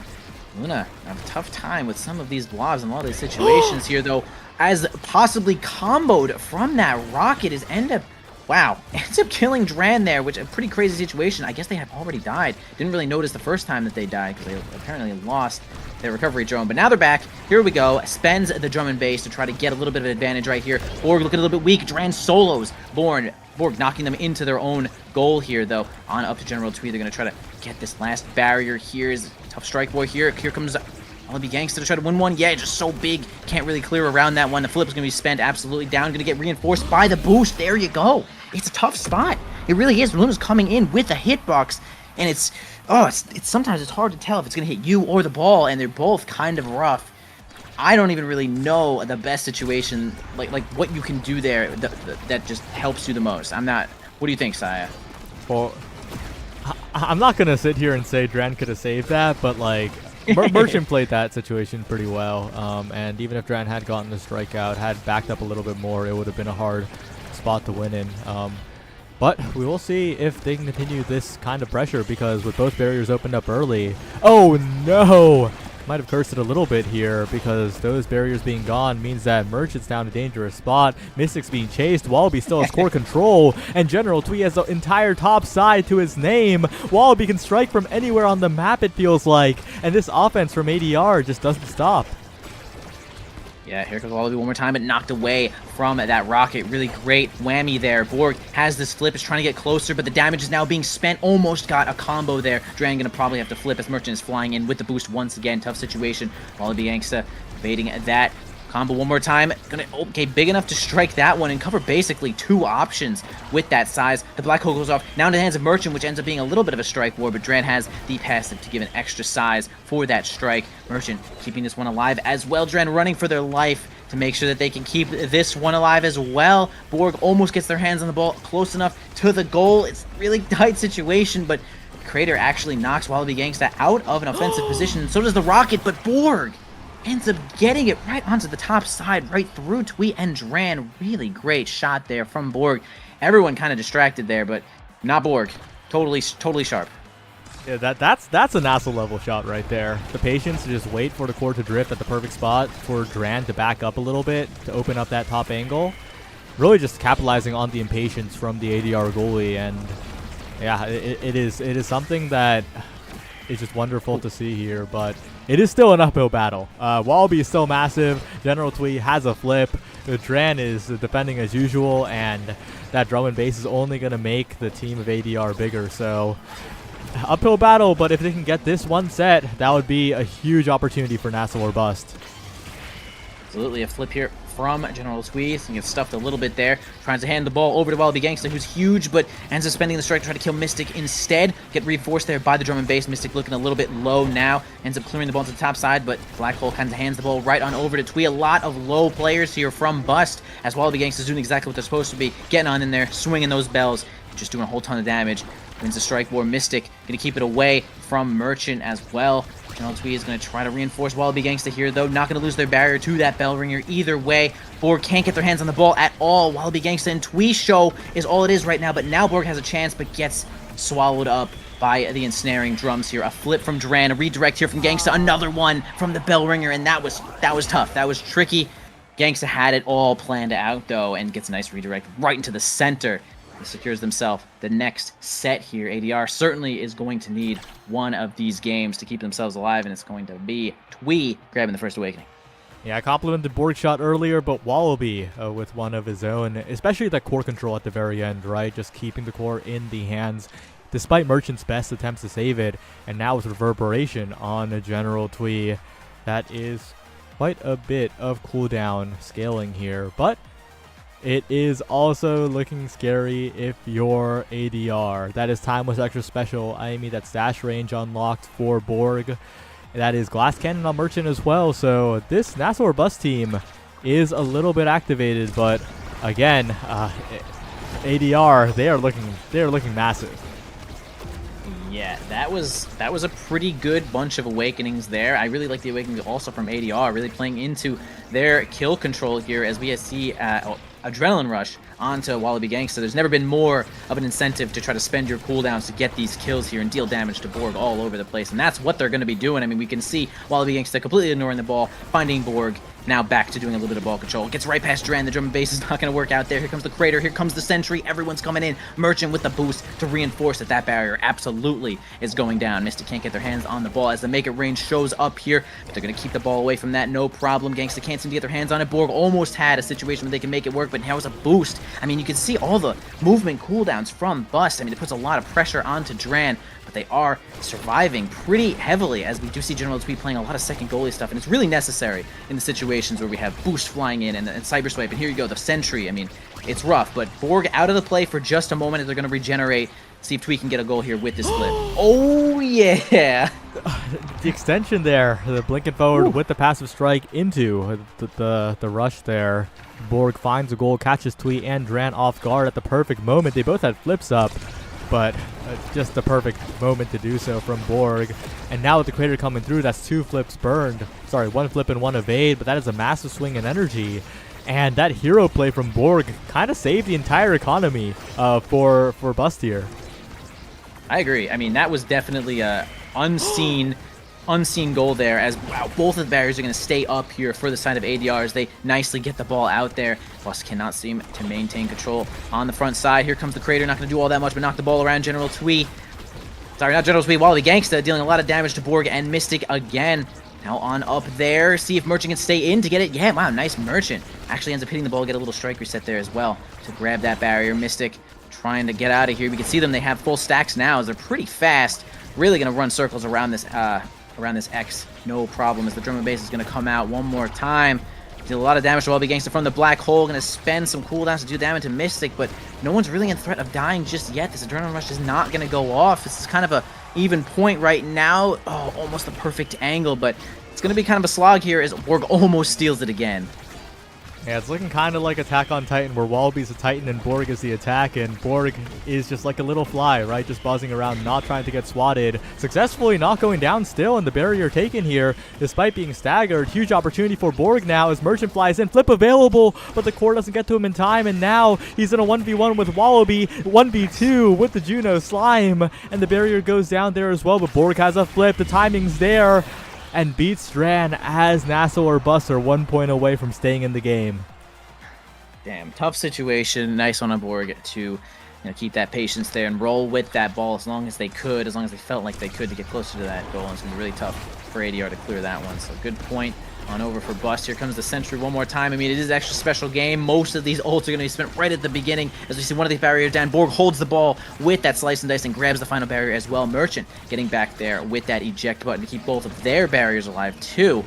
Wallaby Gangsta is trying to maintain control of the ball here with General Twee. Trying to get a double, but not favorable bounce here for ADR, but it's going to be a kill. Here comes Adrenaline Rush from Wallaby Gangsta. Never been more powerful than this moment here, although I think Sentry's up again to pretty much negate all of this pressure. A flip from Mystic is going to certainly keep the ball out of there, and now the power play is over. And, I mean, really, one of the benefits of just having all of this extra special is right there. I mean, they had a power play, but, I mean, Sentry just negated all of that. Yeah, it really shores up the defensive weaknesses of the Luna goalie very, very well. If Mystic can drop back, drop the Firewall Sentry with a Timeless Crater like you mentioned. Dangerous spot here though, Wallaby X Maximus. Pretty much impossible to strike war against here. The flip though, looking quite small, relatively speaking. And whoa, Borg again! Boosts his way forward. just catches the core on one opening from Dran from across the map and punishes immediately. That's the power of a Centauro. And I'm not talking your average solo queue Centauro. This is Borg we're talking about. Yeah, Borg is actually just the sniper. He's actually just the sniper here, and he's just like, boom, there's my shot. And double a dashing strike into rush, and boom, he's got it. 1-2 punch showing up here for Borg, and make them a little bit more powerful. Steal that from Juno as well, but I mean, Fight or Flight is like dummy strong, super powerful, especially with maybe Juno. I'm not entirely sure if you get it from, you know, blobs and stuff, but if you do, kind of crazy. If you don't, still quite strong here though. And one thing to note, we actually have Super Surge showing up for Wallaby Gangsta, which normally kind of makes up for some of X's like immobility and a lot of shock factor when it comes to a lot of these bull rushes. So we'll see if that changes basically anything. Merchant also kind of getting stingers, so I mean, they're playing to their kill outs. Yeah, General Twee famously loves speed, and that's a lot of it. Slick kicks among Titans and Fight or Flight means that this guy has double slick kicks basically and passive speed. It is a little ridiculous here as Wallaby goes in. But again, right, these power plays are being defended quite well by Bust here. They just put down the turret, or don't even put down the turret sometimes, and get some good glitch pops, get some good rockets, and get out of there. Yeah, I mean, if we're talking just like straight up like character abilities, I mean, Bust certainly has the big ones, right? When it comes to just controlling the ball in a lot of situations that will just like stop movement, right?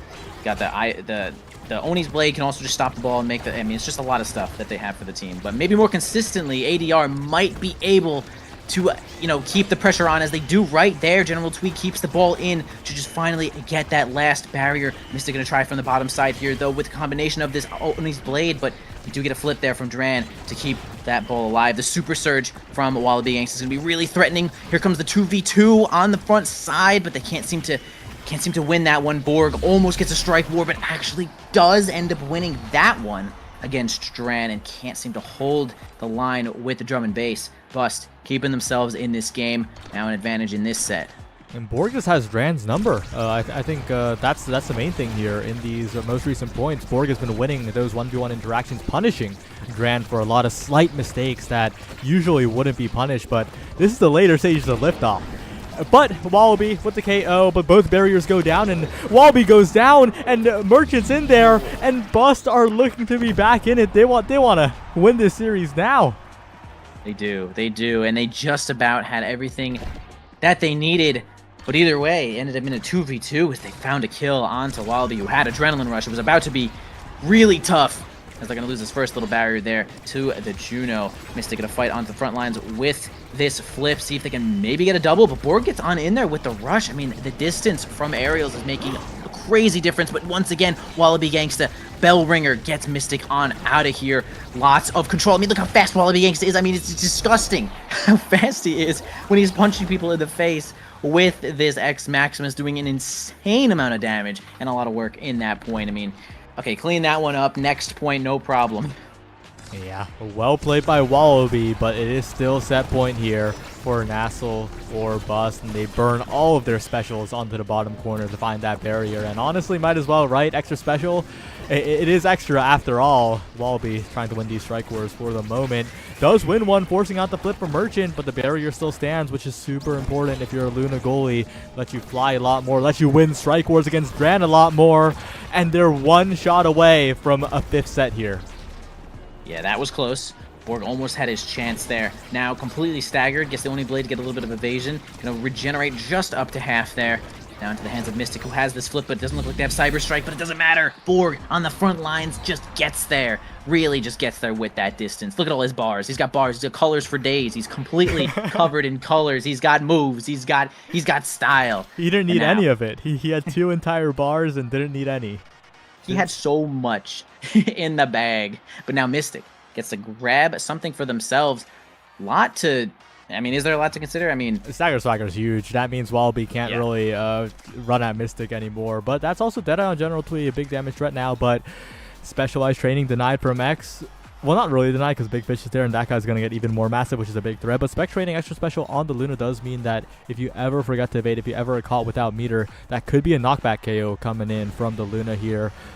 huge draft for both teams, but Wallaby is looking so massive that low key, what if he just like walks at them and wins every strike war? He's doing that. What if He's he just walking at them walks and at them and winning. wins every strike war again for the goal? He might do that, especially with that drum and bass, giving even more size. Here comes all the specials here from Bust.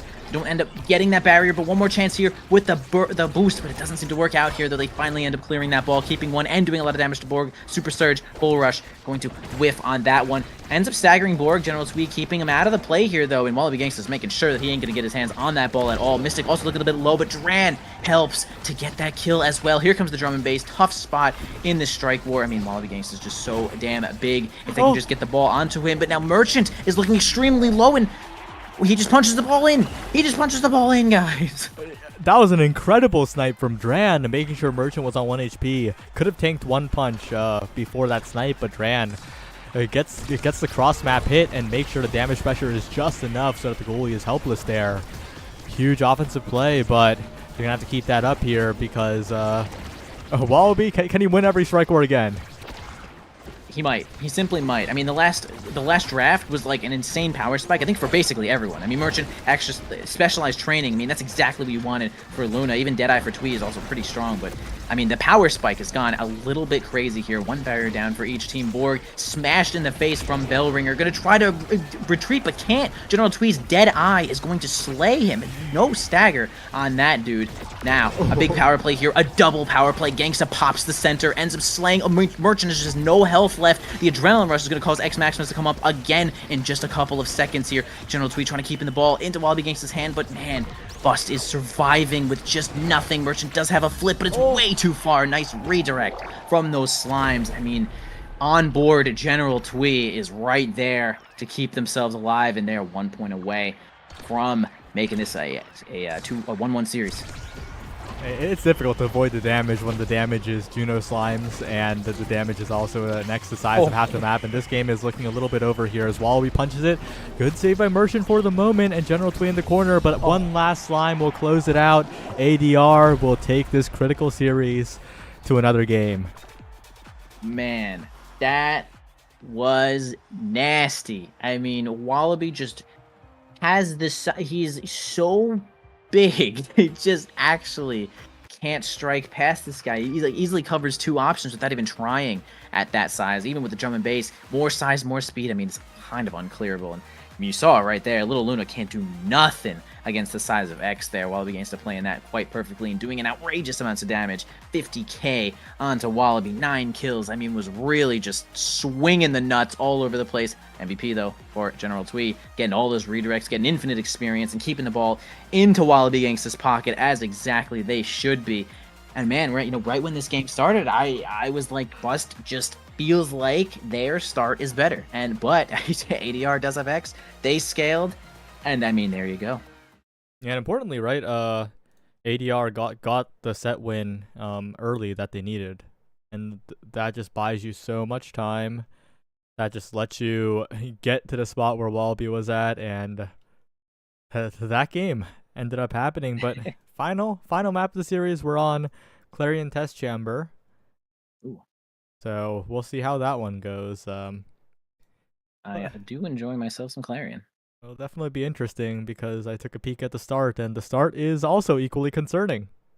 Okay, well, let's just hope it's not specialized training as a start, because that would be, oh man, there's so many toxic awakenings, right? Like specialized training and like, oh and man, like heavy even impact. just adrenaline rush. Yeah, like imagine heavy impact was a start, right? Deadeye, just so annoying to deal with these things. You just can't avoid getting blasted. But either way, how concerned should we be? Well, we'll take a look. Oh, there it is. Heavy impact and the greatest spark of all time, possibly actually the second best spark of all time. Not really sure. There's a lot of good sparks out there, but nerfed into the ground here is our beautiful spark of agility. I mean, it was kind of busted. Who knows? We're going to get here on Clarion, one of my favorite maps to commentate on. I mean, Clarion and Gates, I think, are my favorite maps because there's a lot of nuance to come out here, though. You got to know how to play both of these. Are you good, bro? Is he good? He's freaking out. I'm watching. He's freaking out. They're not not done picking out their drafts. I want to see these bans, bro. Are they going to ban the Vice again? Is it just be Infinite Vice ban? I mean, Heavy Impact is kind of yikes for Vice. There's no way they let Merchant Vice through on the Heavy Impact start. That's clear. And there is the ban from ADR. Huge priority pickup. The Luna also less of a threat. Didn't win, but still, that extra special start of the Luna, exactly what you like to see. This start, in comparison, not what you like to see as Luna. Heavy Impact, quite bad on the character. It does something, and yeah, something. So we'll see what happens here. Get 3 seconds of cooldown on your ult. I don't even. The ult does not actually impact. No, that, it is right? an impact. It is an impact. Oh, it isn't. Okay, but that's it. So it's a projectile and an impact. How many projectile and impact moves are there? Gigablast. Yeah. Glitch pop. Okay, here we go. Yeah. We're getting the chat. The chat's working out. Thank you, Dubsta. Handing it on over there, Crater. That's what we were talking about. We were talking about Crater. Yeah, but the Mako worked well for them. I do like them picking it again, threatening the X pick as well. Especially if Bust repeat and go Aimi Zentaro here. Both great characters with the Heavy Impact. They could respond with the X. Oh, Rasmus, a bit of a departure from what was previously picked. Okay, I mean, hey, we did see Wallaby Gangsta snag a bunch of kills. They didn't end up winning that game, but they did snag a ton of kills with, it was actually Deadeye, but then they had a Heavy Impact afterwards, so either way, it's going to be lots of side lanes. You know, Juliet, as a character, sometimes you think about on side lanes getting some kills, but Rasmus isn't really the character you think who's going to get all those kills, but he actually might. Also, Rasmus goalies decent on this map, I'd say, as well. You see Amy also showing up here for Bust. Mystic once again, most likely grabbing their Amy. That's 3 games in a row here from Mystic. Warm as you could be. We'll see what happens here with work on this Rasmus, possibly. Interesting. Yeah, we'll have to see. We'll have to see how it goes here. Era finally picked up. That's a specialty pick. That kind of signals the next to me, right? Surely this is after the performance last game and deciding to back it up. There's the X Era. I do understand the Juno pick from previous game. It helped so much in overtime where Era would have been pretty much helpless. Yeah. But Clarion tends to be a lot more closed in a lot of its variants, so the Era looking quite decent, not gonna lie. That character feels pretty unpickable most times, but in this situation, I'm kind of liking it. Zentaro locked in as well, which signals that Rasmus is going into the goal box for Merchant. Interesting game coming up here. And this is an important one too, right? Because NASL or bust is NASL or bust. That's this. If they lose, they're busting. That's it. That's this game, bro. NASL or bust is everything on the line. Respectively, of course, NASL or bust is definitely, a goal of yours to have. I'm not gonna lie, Sorry. If they win, they're busting. If they lose, they're busted. There we go. Oh yeah, okay. important difference. I was gonna say last game the Era would scare me with some of those starts, but yeah, now could be a little interesting, right? Because even Era's primary is an impact. So get a little cooldown on that too if you hit 2 things. So she does get a little bit of benefit here, especially with X's gonna be bull rushing at people onto these side lanes. So we'll see what happens. Some of the best counterplay that you can do to X Era Mako is to try and kill X, right? He can't really go anywhere. He can't really do anything. So Amy and Zentaro might be trying as hard as they can once again to just do as much damage to this X as possible and just get them out of the game. And we'll see if they're successful, because it'll be pretty damn obvious if they're not, because X is going to be stepping on your face and stealing all those barriers and getting the goal and moving over to the NASL there. So we'll see what happens as we loading on into this game. Merchant grabbing onto the powerhouse Bulgers. Borg going for broke, taking a siphoning wand, ready to destroy this X. That's what I'm saying, bro. Gonna be trying to kill this X as much as they can, and Wallaby trying to do the best counter that they can. Vambrace again to keep themselves alive, and we'll see if it works out. I mean, that's gonna be the big thing to watch out for this game. Although Borg gets smashed immediately, and yeah, Zentaro's low health pool is kind of on the other side here. Can Borg survive too? Good evade there, but Borg is still very, very low. And this early game is going to be a little awkward, right? Relatively low power early game. Nothing too crazy in the Awakening start either. Of course, Heavy Impact going a little crazy right now. And Borg almost dead, but these orbs are going to keep it up just enough. Set 2 is where everything will begin. But set 1 is so much more stressful for Bust here. If Bust let Mako Era X win set 1, that is a nightmare you're walking into. Yeah, it's rough. I mean, crap. Even if Wallaby gets like second in the pick here, just gets enough experience, that's also just kind of rough. We'll see what happens. Wallaby really hasn't gotten any barriers or anything yet, but they do get bust a point there as they're gonna use their determination to grab that goal. I mean, they're doing it perfect right now, though. Wallaby really hasn't played all that much. It's the only level 1 on the board. I mean, that is exactly what you want to do. Get that ball away from X no matter what. Playing a little game of keep away at the moment, but Wallaby pushing forward, almost taking a barrier there, almost not good enough for the moment. Wallaby, though, will cash out with the flip. Open net at their back. Huge opportunity. Dran owned barrier, but honestly, that's fine because one still stands. But Twee and Wallaby are taking a lot of chip here, and this map is where it sticks.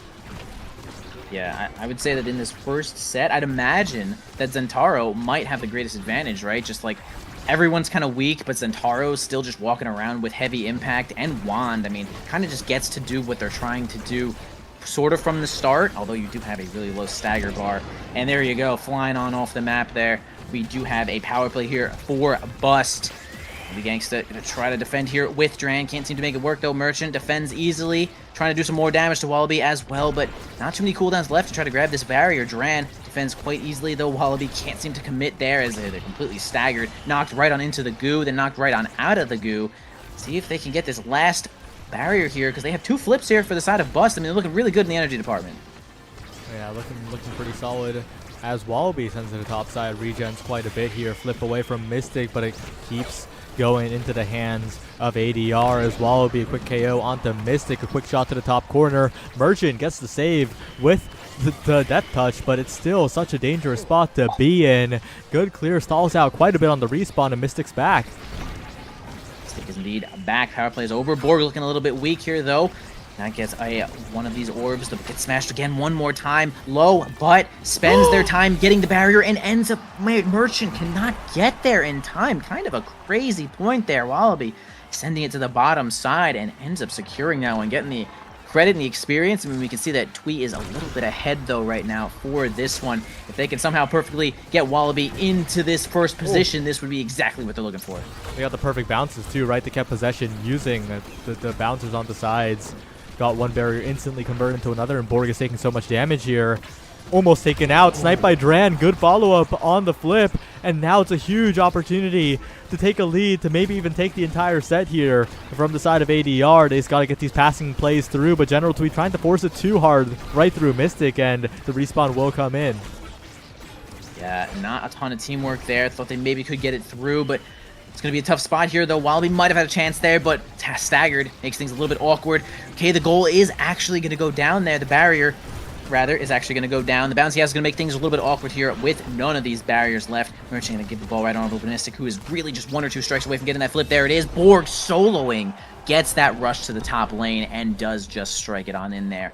Giving Bust another point, which, again, reiterating, the opposing team is ex-Aramako, so you need help. You must win this set.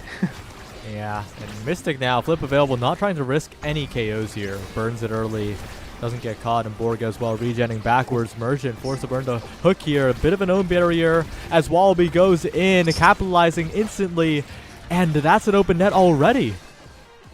Yeah, open net already. Dran got their eyes set onto Borg across the map, ends up knocking them into stagger radius there. Borg a little bit weak, does just get the distance on it. Wallaby securing that kill. Okay, a little bit of a power play here for ADR. Can they land it? Stalls here with the flip. Mystic on the front lines to help it on through. Okay, jumps out of the goal with that cyber swipe, but Merchant does end up defending. Borg is now back to keep this ball forward as much as they can. The Atlas in the center is kind of just doing wonders here for the side of Bust to keep this offense going. General Twee, really great patience there to win that strike war. Dran's gonna try to keep the ball forward, but Wallaby Gangsta gets in there with the X Maximus. I mean, the real classic. I mean, that is simply Strike, Maximus, Classic. Rasmus doesn't have a ton to really deal with that in the really close quarters if they don't have Whiplash, so good work there from Wallaby Gangsta. I mean, this first set has just really been close quarters. It's been tough. It really has been, and Wallaby, bigger than the last game, a bit temporary, but still scaled up, ready to X Maximus all over them. doesn't get both barriers, but pushes forward onto the second, and General Twee is positioning so scarily, right? It has the follow-up there at all times. The corner offense activated. The NATO as well doing a lot of chip to Merchant, but that's not going to be a KO anytime soon. Barrier, though, taken. Flip available, burned by Wallaby, but still in a very good spot to score the entire thing. And Wallaby, what a great final strike to close it out. And it is a nightmare for NASL or bust now. Okay, almost the true nightmare. X is not first, so that's sort of something. There's a lot of awakenings here. There's a lot. There's 8 of them. I see They're them. spec training big fish. I think Wallaby's gonna be happy with either, and I think he's probably gonna get spec training here. Yeah.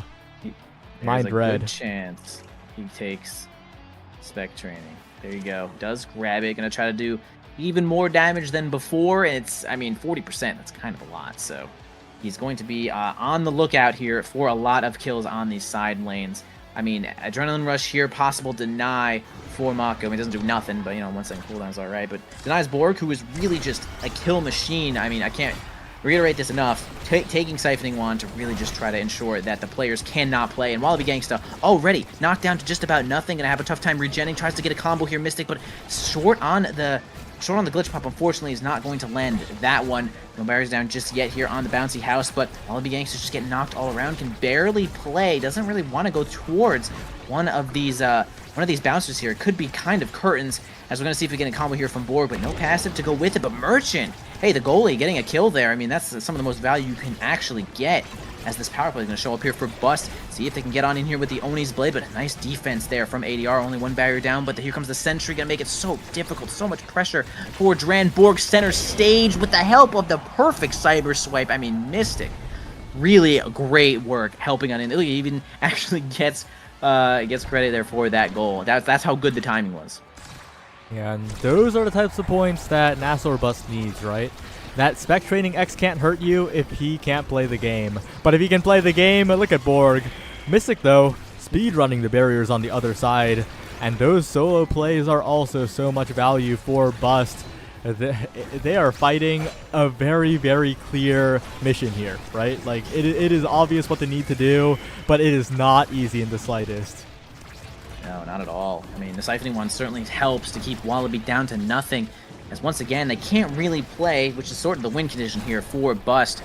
They're going to try to get a little bit of teamwork here, knocks him into the goo, going to evade on out of there. Spends a little bit of energy for that. The Death Touch comes out, but doesn't seem to land on anyone just yet. Wallaby Gangsta sent down to just about nothing again. Also, Twee completely staggered. Now it's just Red Team Stadium here, although Borg looking a little bit low, but finally gets that kill on to General Twee, and also finds it on to Wallaby. I mean, the big double power play here. Some pass plays, nice interruption from Duran to see if they can stall just long enough. Maybe 1 more second. Oh, so close. Good try there from Duran, but I mean, that 3v1 is quite difficult there. Bust is just about on the board here for this next set. Yeah, that flip angle was a little awkward, right? It went right back into the hands of the forward, so definitely needed something a little bit trickier there, but really tough situation, 1v3, trying to stall it to respawn, so can't really blame the goalie in that situation. Mystic and Borg, though. Mystic in particular has become so much more active this set, and it's showing, too. Mystic is getting a lot of value, but Wallaby has just taken out the goalie. That was an insane amount of knockback, literally just from X Maximus. I mean, I watched the Rasmus gets punched in the face into that goal, and Twee, with the speed of the drum and bass, gets there right when they need to and puts it onto the top side. Good combination there. Good help from Duran, too. I mean, that's exactly what we're looking for here from ADR, as they're going to try to keep themselves alive in this next set, though. Here comes the Sentry from Mystic, but it's going to get completely negated from that Maelstrom from Era. I mean, it's really great to have that on the side lanes. Okay, Mystic, Cyber Swipes on in there, gets the Maelstrom Orb. Okay, General Twee doesn't give a crap about that, though. Flipping on, getting those barriers. Mystic can't get any value out of the Maelstrom Orb at all. Losing a barrier for the side of ADR, though. Merch is going to try to get the ball to Borg one more time, although being chased into space. Yeah, doesn't want to spend the flip to evade, and Wallaby gets everything that they need, although Mystic wins that situation, dies in return, and the Strike War from this double power play is going to be just too much pressure for Merchant to deal with. And now, 1 more point away from this set, and the nightmare might continue. This is really, really important that they make sure Wallaby can't play here. He doesn't have evade. This is your one chance to make sure this X is gone. Getting the healing. No, not getting the healing. Knockback perfectly. Wallaby, though, still surviving here.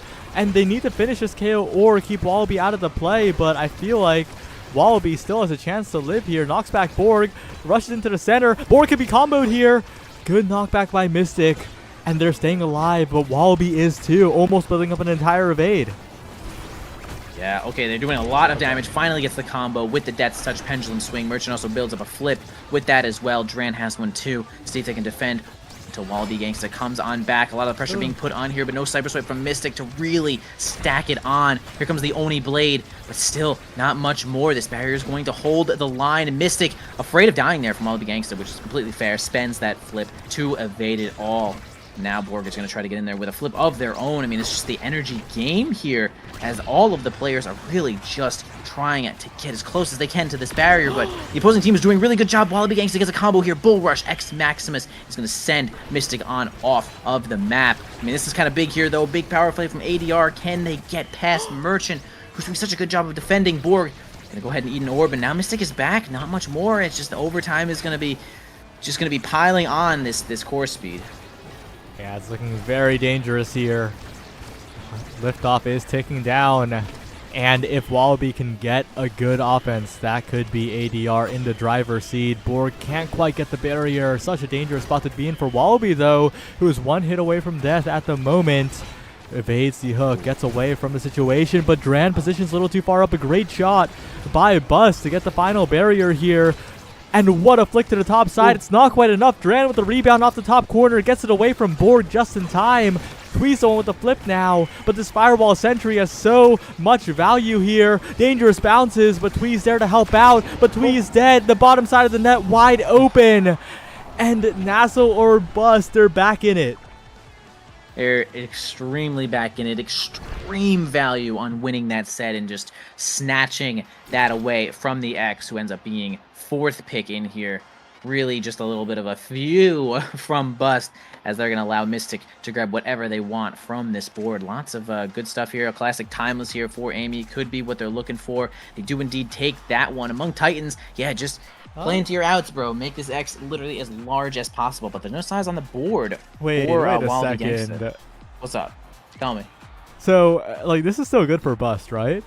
But I feel like ADR is very happy because they just got Dash Awakening on Mako. They got 1-2 punch on the Spectrating X, and they got Among Titans on the Era, who is dead. But like, NASL or Bust can kill them, yes, but ADR can kill them right back if they have the good opportunity. But okay, well, they do have a lot of damage. Let's be clear. This is insane amounts of damage here from Bust as the entire team kind of dies almost at the same time. Wallaby Gangsta just finally regenerates. Oh! He gets a lot of that health back from the Vicious Fan Brace, but a really good Maelstrom there from General Twee is going to sink that final barrier. Mystic fighting their way out of here, though. Borg just about no health, tries to get a flick, but Dran, big enough and ready enough with that German base, is going to keep that point alive too. The Firewall Sentry is going to try to make something happen here. Bounces off the thing. Here we go. Borg doesn't have passive to reinforce it, but it does have Slice and Dice to stun and get that ball in there, though. That was explosive from Bust. They did an outrageous amount of damage right at the start, and they were able to clean that one up. And I'm curious to see how many times we will see that kind of opening. I mean, Stinger for Zentaro is going to stop the regeneration almost completely at this point, and we'll see how much combo we can get there with that wand. Yeah, Wallaby is looking so dangerously low. Heals up a little bit, but and needs to just get somewhere. Needs to get in the action somehow. He does a ton of damage, but he is taking even more in return. And Merchant with a Deadeye, of course, will also be a huge damage threat. Possibly the biggest damage threat, depending on the situation. Borg will clean up the kill. And in NASL or Bust, they're looking to slowly, methodically take this set, take another set, and win this game. But we'll see if ADR can survive. It's scary. It is scary. I mean, we were just talking about how ADR got some really great awakenings there, and they certainly did, but something about the coordination here from Bust has really just unleashed the damage. I mean, possibly this Stinger is what's getting everyone to just deal a ton of damage and just focus a little bit more, because Merchant also getting that Deadeye is going to be able to finish off kills quite easily from across the board. No barriers down just yet, though. Merchant maybe moving up here with this flip, going to try to make sure they don't die to this bull rush in the corner. That seems to be the classic situation that keeps happening. Oni Blade to just deal more and more damage to Wallaby, and Mystic finishes off with a Cyber Swipe. I mean, this is it. This is how you beat X era Mako. Not guaranteed every time, but you really just want to kill X as much as you can. He can't go all anywhere, right? And if Wallaby Gangsta had a Dash Awakening, maybe that would be a little bit more... he'd have a little bit more mobility to get away, but doesn't, and they're taking advantage of that perfectly. Still no barriers down, though, although that power play, and now a new one, created here from Wallaby Gangsta. We'll see if they can grab some barriers, as ADR is going to work on this power play. But the issue is then you have to get past Merchant, and Merchant is chilling. That guy is basically only has to press his buttons to get some KOs. Like, that guy is under 0 threat because Xera has no range as a comp, and the fact they're forced to survive means they just can't really get anything done at all. And that's Merchant taking 2 barriers, one of the opponents and one of his own. It is looking like such a comfortable state for NASL or Bust to be in. The last set was really the big decider, but ADR, maybe they'll find something here. They do find a big strike war there from Wallaby Gangsta, who doesn't have a whole ton of size, only a little bit from the... Oh, wow. Crazy X Maximus there. Nice reaction from Wallaby, and good angle to get it right on through. Mystic and Merchant possibly stack the strike there, but either way, Wallaby gets a nice angle, really gets it in there with 1-2 punch. Also, just speeding up that ball. I mean, in overtime, this X is really going to be striking the crap out of that ball as everyone's going in on the Maelstrom. We do see it onto Era, though. It's not going to get an outrageous amount of value from it, but certainly going to steal it from the opponents. So we do have Wallaby Gangsta once again, the main kill target, but Twee in the perfect position, still both barriers, and we just talked about how that was the hardest part for this game, is getting past Merchant, and they do right then and there. And we'll see if they can actually land this goal, as Wallaby does end up regenerating, and this is kind of their chance to, you know, get another point here in this set. Yeah. Just this low range comp does not want to touch that core at all, because it definitely could mean getting KO'd. Wallaby takes advantage of Borg barely missing the smite, but can't dash through the terrain, just barely. Borg taking a ton of damage, but not getting KO'd as Twee tries to solo score here. Has the NATO. A good elusive by Merchant. Such a scary situation to be in. This ADR team is surviving somehow. Yeah, and Merchant trying to solo deal a ton of damage to Wallaby, although Wallaby trying to regenerate by just smacking people around, and actually does end up getting it with that bell ringer. Man, just staying in front of that goal is all you need, right? Twee's going to put that ball right into your pocket and allow you to get that goal, and we have a completely even game here onto Atlas Sanctuary, whatever the heck it's called. So they're going to try to focus one more time on killing maybe this X, maybe focusing on killing this Era, I'm not really sure, but a bell ringer can grab the first goal. Twee can maybe try to get that one in there, but no position just yet, as they're going to fight it out one more time here, though. Wallaby, once again, in threat of dying, and that's their whole comp, really, right now. Yeah, and this is the variant that I think Twee and Wallaby want to play on, right? Especially as a decider point. It's a lot more claustrophobic, and once the core gets past the halfway line, it is very possible to keep it contained. The NATO has a lot of value, and it is looking like Wallaby is alive right now. Yeah, Wallaby is indeed alive. Merchant going to keep that one also out of his goal with that Whiplash. Going to use the Death Touch, spend it, and get it over to Borg and Mystic. Wallaby Gangsta can't really play the game for just a moment, but second goalie here, General Twee, is going to keep that one alive. A nice evade here from Borg. They're kind of counter-damaging him, although not completely staggered just yet. It's going to keep playing until it's over, and a nice rush is going to grab that barrier. Again, the sniper really just waiting for their moment to strike. Ball tries to get on over. Really nice from Twee. Almost had it down into the Atlas circle. Going to make things really awkward for Merchant, who's going to continue to deal damage to Wallaby. Has no more moves left, but wait, I think a Mystic was actually the one that knocked Gangsta out of the way. Did he just die to a Maelstrom? He died to a Maelstrom, and that's the set! ADR! They won the set! Oh my god. If Gangsta is the, okay, again, Twee, just the ball-hitting champion of the world, gets first place, and even, we do even see Bust in taking over the experience here over Wallaby Gangsta and getting 2 in a row for that one. So it's not a complete catastrophe here for Bust, even though it's a rough spot here, though, as ADR is going to be able to take anything they want on this board, possibly more size for X, possibly Stagger more Swagger? Super Surge. I don't know, Saggers, but yeah, it's like a lot. Oh, this is... Okay, so the thing is, Stagger Swagger doesn't do that. No, it does do that much. It does do that. I feel like Wallaby should have just taken the Stagger Swagger. I feel like that might have been enough, because I don't know. I don't know anymore. I don't know. Could go next. I've seen Super Surge go like so crazy with the Bull Rush, especially on Clarion. Like, this might be one of the best maps here for that Bull Rush too, because there's just so many side lanes. Every map is a threat. You know, He is dying. Is he- it going to keep you alive against Stinger? It won't, right? Because like, no, it's just you gonna know what the Stinger issue stops is? you. Well, Tell me. I don't know anymore. Well, let's play He by doesn't know. Let's play it out. I'm playing by playing Wallaby Gangsta quite weak right now as the Maelstrom's going to come on through. Just a millimeter away from getting that one. Borg sniped again. Just, or actually the sniper here, bro, and doing a ton of damage to Dran. Actually ends up getting the kill. Borg does not even care about these people. With this wand, with this stinger, no one can regenerate. They do a little bit of damage with the help of Mystic and Merchant. General Tweed gonna try to get it on through. Can't seem to maintain enough speed. Goalie X, Zoli showing up for just a moment. Dran finds their way back, but the 1-2 punch in overtime is gonna keep the ball really far away. Ooh. Here comes the Super Surge. Blasts Borg into the blast zone, onto the goo. Ooh. Mystic also be sent off. It was a double power play into a counter. Double power play here though, but Merchant has the flip. Can he survive? Absolutely not. Against this 3v1 here, though, Merchant gonna certainly keep that flip that can be better used on this next point. Okay, so Ooh, ooh. yeah, this is a game where This is nasty. the loser gets no more chances and the winner gets a chance at NASL, and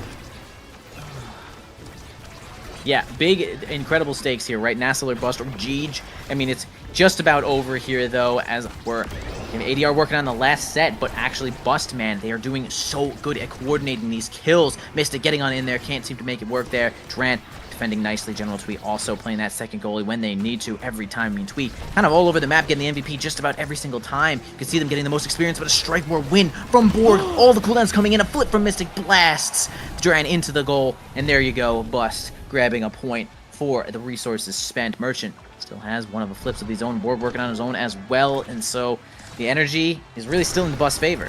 And the main issue is, right, the main issue is that Wallaby's only real way of blowing someone up is by dash punching them. And if they're aware of that, like Borg was just there, Wallaby can't really get anything done in the KO department. Okay, wait, maybe he can with the center orb. That's But insane Mystic, damage. again, good heads up evade to not let that happen. And so if Borg and Mystic don't let it happen, ADR really just can't get it done. Yeah, I think also Wallaby can somehow avoid getting like hit by Borg basically at all. I mean, he can regenerate completely, right? With this vicious fan breaks, he goes in there and just spins his face off, and that But that heals imagine him if for he like had Stagger thousands. Swagger. Okay, if he could have Stagger Strike, but Stinger does stop you from regenerating, so Stagger Strike still wouldn't activate until you're, out and about. So it could be, whatever. I don't mind, obviously, the Super Surge pick. I am a Super Surge X believer. No, wait, for this sure, Wallaby but guy man, survived! literally surviving. With Borg on deck, he actually spends basically everything to try to get that. Wallaby fully regenerates now, as you can still hit the ball and regenerate with the Vicious Fan Brace, but still, after all of that, only one barrier down for each team. Wallaby staying in the middle, just trying to regenerate as much as possible. I think you can probably even heal off this center orb with that Van Brace, right? Just a little bit, and now Wallaby's massive, and now Borg is on the chopping block here. Double Oh KO! my God. The biggest X of all time! Not actually of all time, but that's a huge goal, and ADR are suddenly 1 point away. Oh my, I didn't check how much power. I mean, it gives you 50 power, right? So 170 power, 1-2 punch, explosion there from X, and we have a minor disconnect here. Where are you, Borg? Borg return to is us. not with us right now. Borg actually died. Did Wallaby Borg's, Gangsta bell rang his computer. Borg's computer started lagging after all the VFX in that one, but yeah, really, really good play by Wallaby. But again, right, like, he can't really do that unless Bust let him. Bust fumbled the Arrow Orb, and Wallaby got all of the keys to the kingdom and blew them all up, and we'll see what happens here. I mean, it depends, right? Because, like, a bell ringer or two, and then maybe, like, a hit from Twee, and then, I mean, you just have regular X Maximus punching you with these Awakenings, and that's a lot of damage, too.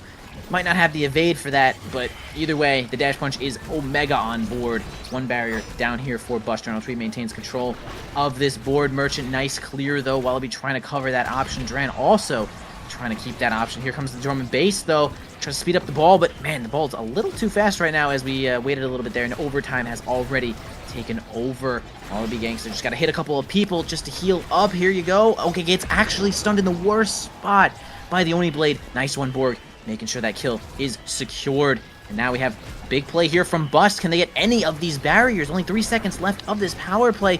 There you go, at least one. So that's certainly something. That's one. One barrier to Firewall Sentry set up. Big opportunity. But Wallaby is just punching the ping pong favorable if you're a 1-2 punch X. And Wallaby's in there, open net. All it takes is one small opening. And General Twee also has flip. NASL or Bust. Dangerous spot to be in for this team. And it might be curtains here. A final flip by General Twee. Despite all the damage, despite everything, ADR survive and they're landing. That's it.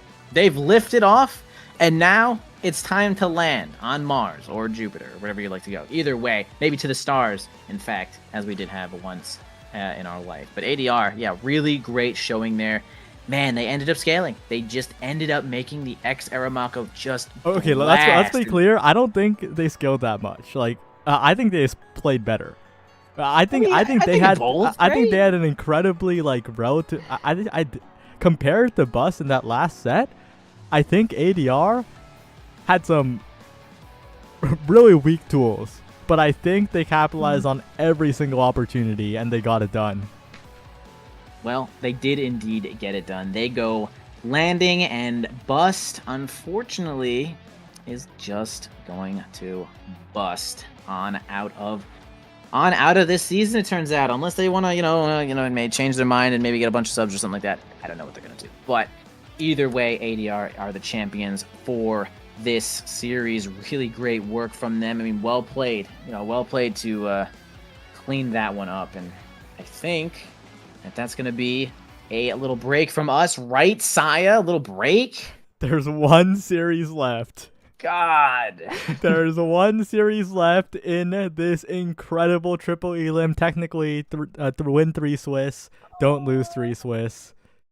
And it's Pass versus Stab. We started the day watching Stab almost take down Fly, and now Stab has made it all the way here again. Another chance at landing, but Pass is in their way. We'll see what happens in this next match. Don't go anywhere. We'll see you soon.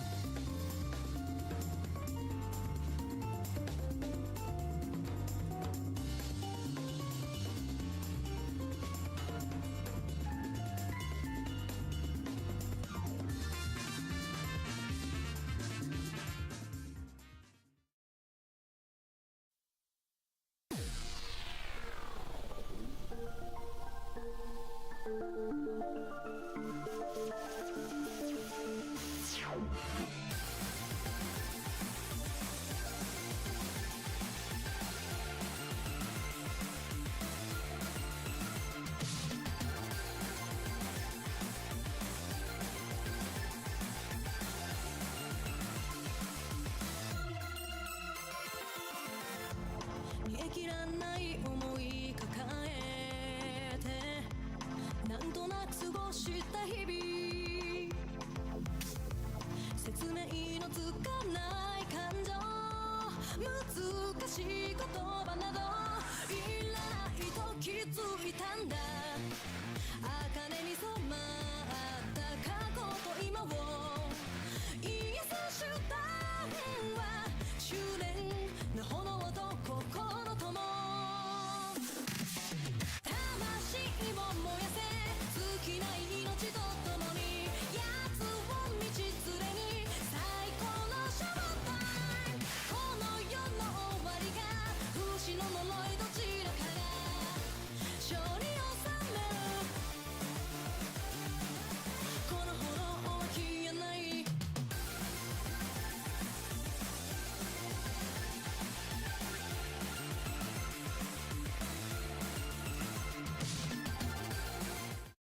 Final series, we're here, and it is Pass versus Stab. Two teams from opposite the seeding facing each other now for the final spot in landing. Who you got?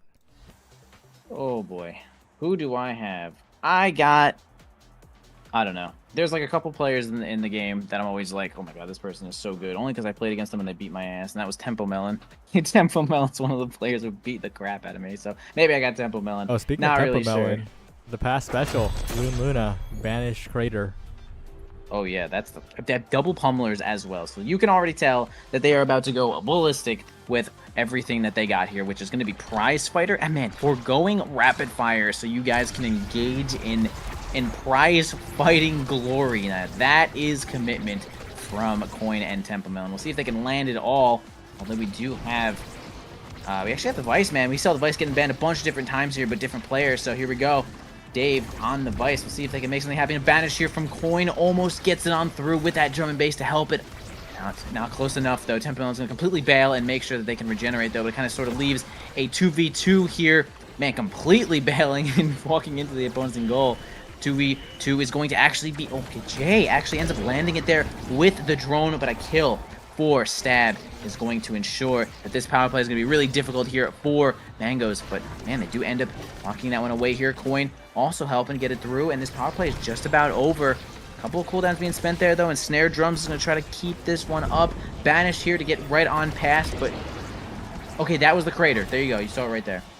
Yeah, that definitely was. And to the top side, Tempo floats it. Not enough follow-up there, but now it's overtime, and this rune's getting scary. Dave, though, rushing forward, trying to find an opportunity, but not quite. The respawn does come in, and just Logan and Jay, they do have a little bit more mobility, right? If they do find a good shot against Mangoes, they should be able to work their way around or maybe right through as they strike word of flip. Just Logan gets it done for the first goal of the game. Really nice there, though. It's kind of a guess, you know, and if someone flips right in your face, kind of just cover as much as you can, strike maybe twice when they got the flip up there, and it's going to be a win for just Logan. Mangoes trying to be a little bit more tricky with it maybe next time, as one barrier goes down here for Stab, pops the center, but actually at an angle that's going to be relatively favorable here for Mangoes. Tempo Melon finds a kill there, though. We do have, just Logan is going to be the one to fall off the map here, though, and the power play is going to result in their goal. We can see 2 stacks of Prize Fighter on each here, Coin and Tempo Melon. Just Logan at 0, getting absolutely 0 benefit from this awakening, as it's 1-1 right now. Yeah, those kinds of points are something that we kind of expect, but just Logan comboing off Tempo, getting a return KO. Pretty clutch here. Logan, though, amazing follow-up off of the Thunderstruck coming out from Dave. The synergy there, quite impressive, but I think a lot of the pressure will halt for the moment while both Coin and Jay were gone. But with Dave coming in, this barrier needs to fall soon if Stab's going to be the one to win this point. Yeah, Tempo Melon got that flip. Yeah, loading up the mega combo right there, which is going to be, you know, whammy, into boost, into flip. Tempo Melon trying to get a kill with this flip, but now going to roll the ball right into the goal. It's going to be almost a really great redirect off that crater, but can't seem to make it work just yet. Dave going to use the supernova to make sure that they can't get stunned around, but winning a situation is Tempo Melon, who's going to land that second goal for them. Now getting 3 stacks of prize fighter. So here we go. Luna, a huge threat right now. And kind of all you need with Luna is just this. Yeah, that could have been just an amazing trick shot out of Tempo Melon. Still a great attempt and a great dodge by Jay, not getting banished there. Scary situation if you ever get banished versus this particular team. Although, although just a rocket will also do the trick, honestly. Yeah, especially a rocket with 180 power and pummelers. I mean, that's incredible. Yeah, flip's certainly going to be spent there from Dave to make sure that they don't fly off the map. Tempo Melon, or sorry, Mango's winning a couple situations there to keep this barrier alive. Coin going to try to use double strike there to beat Jay in that situation, but has double strike of their own. Tempo Melon going to try to bail again to make sure they're not too close to the wall. They want to keep these stacks of prize fighter as much as they can. Jay kind of ends up peeling the ball right over to Tempo Melon, but they do end up getting the ball line out of there, although only one barrier down for each side of the team here. Coin sets up an anomaly for the bottom 2 of them, but none of them are going to land just yet right here as Tempo Melon's going to try to regenerate, losing 1 stack. They finally get a kill. Here we go. Stab with their first power play. Can they grab some stuff? Coin gets the banish. Ton of damage. The combo indeed to get the stagger, but not much more than that. Not much more than that. Maybe they can find more here, though, because Logan's all healed up. Jay's about to work on a flip as well, and 2 flips available. They should be able to do something here, but Logan comboed into the pillar, taking way too much damage. Getting a return KO, though. That's Coin going down. Dave trying to really just supernova that one, but with another flip steal, just Logan has Mango's number on all these flips, it looks like. Yeah, really great counter flip there from Logan to ensure that goal. Coin 0 stacks of prize fighter. Tempo Melon lost 1. Logan gained 1, though. Look at all the power being exchanged here, though. Perfect alchemy, perhaps, from these 2 teams. Really good advantage there, but a nice win from Mango's going to keep that barrier up to Jay. Already was knocked down to about half, trying to get a little kill onto Tempo Melon, possibly. As look how low they are right now. They might be able to work on that. As the Anomaly's going to knock the ball right on over to the red team. No, Tempo Melon look a little bit weak, but no one has the range to get over to Tempo Melon except for the Death's Touch that ended up getting a save there onto Tempo Melon because of the drone. Unfortunate there. Logan going to find themselves also staggered. Tempo Melon's going to be kind of knocked all over the place, but I think that's just about it for the cooldowns on Stab. Tempo Melon finally going to regenerate here into... Logan also going to regenerate because of that lifeline. And 1 barrier down for each team, and they were really going for the kills as the banish comes out and tries to get a combo, but not much more than that. Not much more. Logan almost going down. Good evade. Very present in the moment here as Jay with the flip. Awkward situation to be in, taking a lot of damage, but Tempo takes the brunt of it here. Big opportunity to KO the Luna once again, but so far just regenning back, and this barrier is so crucial. The goalie that loses it first probably loses the point here, so really dangerous spot to be in. Yeah, I could probably agree with that, especially since this barrier is probably going to result in one of these power plays here, though. Coin now maybe the target of the kill. Wow, crazy flip. Tries to go for the Supreme behind the back there, but it's really tough. You can't even practice that in training mode because, you know, smile. Either way, we're going to get a little bit of combo with that banish, but it's not going to be a kill. Jay using the lifeline to heal themselves up nicely. Logan using a couple of cooldowns to almost make it through, but Mango's does keep that one alive with the drum and bass too. Jay approaching here from the top lane, though. Coin come back with a bunch of full cooldowns, sets up the anomaly to try to block the top side. Gets it on through, though. Dave with a really great angle, though. Now we have a 2v1 for just a moment, but man, Mango's again surviving the situation. Jay self-dribbling for just a moment. Coin has a chance to redirect. Tempo Melon with the boost flip ends up stopping the ball and getting it on in as Dave was trying to get the supernova on through, but there you go, dude, pass. Well, Mango's surprising me is certainly with this MVP. Yeah, it's dangerous draft as well, right? Plenty of Great Awakenings on the board. Heavy Impact could be denied here from Device, but the Twin Drive also a huge pickup. And I think that Missile... Okay, so I thought that Twin Drive might have been opted for by Dave, but choose the Missile Prop instead does want that additional damage and that reach on the primary here. But Adrenaline Rush is the real game warper. If Tempo finds 1 KO, that'll chain into more damage, into more damage, into more damage, and that is scary to deal with. That is true. Interesting pick there for Coin. I think Spark of Focus is pretty good, and certainly can be scaling a little bit more later, as there was 2 sparks on that board, which is, you know, whatever. But I do think that in general, Twin Drive is kind of like it's not like so good, insane for Rune, but like it gives Rune this like full board coverage at a lot of different times. Though if you were really going for ball, I think that Twin Drive is actually so good for Rune. But either way, we're gonna have 2 barriers down there, 4 stabs, and fight their brains out for this last one. Almost gets it on through, but Mango's honestly doing such a great job of defending. Coin gonna set up an anomaly there, but gonna make themselves backtrash to win a strike board there against both of them. It doesn't seem to work out, but possibly this range of that missile prop helping out Dave to win a strike board against Mango's. Here comes the Crater coming in hot, and wow, I mean, I feel like Logan just won a strike board against like basically 3 people. And I'll say, so here's that point. Rare miss on the KO combo there from Coin and Tempo. Usually they link up on that quite well and blow someone up from full health into nothing. But there it was a bit of a miss, and we need to see that consistency that they showed in the previous games because Starbreakers, this is a scary team.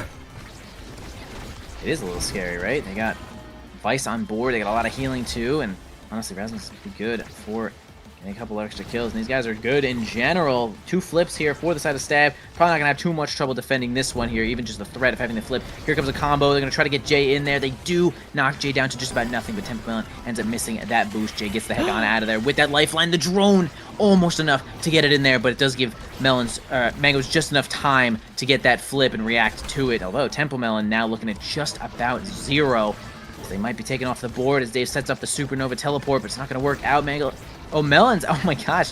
Tempo Melon actually ends up dodging all of the hits from Logan and regenerates nicely. It's just Logan is pushing on the bottom lane the entire time. Dave's going to go in for a center stage flip, but does not indeed do that just yet. Banish here from Coin. Ooh. Combination, just enough knockback. Incredible combo. Man, you'll see it over and over again with Tempo Melon and Coin, and that is, you're going to have to either evade or sacrifice yourself to the Blood God. Yeah, one of the counterplays is... Oh, Jay just counterplayed Dave. Oh, no. Bad things are happening. Well, okay. To distract from that tragedy, let's talk about something else. There's a lot of fruit in this liftoff. There's Tempo Melon, there's Overgrown Lemon, there's Mangoes Are Yummy. That's like... There's J, which could stand for anything like juice. Yeah, and then there's... No, I think that's about it. Yeah, that might be it. Either way, nice kill here for the side of Pass. Again, we see that the adrenaline rush on Temple Mill, and they certainly had something to do with that kill. 3 stacks to 3 stacks on their team. They are incredibly powerful right now, as the combo just never stops and just gives them kind of free stacks of this prize fighter, as the super boost comes out from Mangoes to get the ball so fast into the hands of Temple Melon. Sometimes it's hard to remember that Mako can do that, but it's such a good strategy to use as they take the next point in this set here. Pass looking good right now with what they have to work with. Alright. Oh, did he get around the barrier? There's the Sad Boys angles you were looking for here. But another banish comes through. Jay is not long for this world. The timing is a little bit missed though, unfortunately, but still dash punch by Tempo Melon. And we're seeing Pass play their game plan to perfection right now.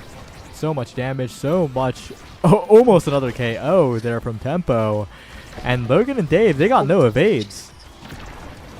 They do not have any evades. Tempo Melon, though, got staggered on out of there, though, but a lot of determination here coming from Jay and Logan are just going to get that barrier and get a kill themselves. Here we go. They might be able to make it happen with this power play. Well, maybe we are at a lack of cooldowns here, and we are jailed a little bit by that ensnared drums. The anomaly is also going to hold the line, as just Logan is going to be the next target of kill. Ends up missing the rocket on that one. Jay, nice self-dribble to defeat Tempo Melon in that strike force situation, but it's going to be the Crater Maker that's going to take that final barrier. Coin has this flip for Tempo Melon on the bottom side. Here it comes. I thought it was coming in just a moment earlier, but there it was. Coin can't seem to maintain control of the ball. Dave, no primary to threaten one of these options, but down on over to Coin once again. Here we go. Set up the anomaly, and it's overtime, and you got no strike left.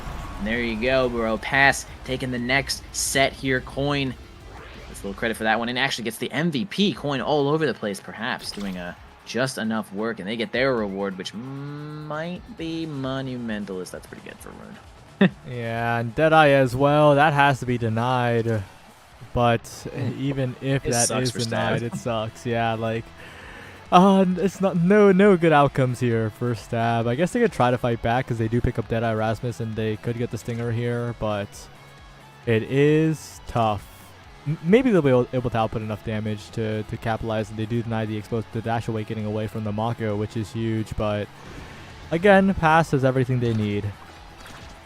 They certainly do.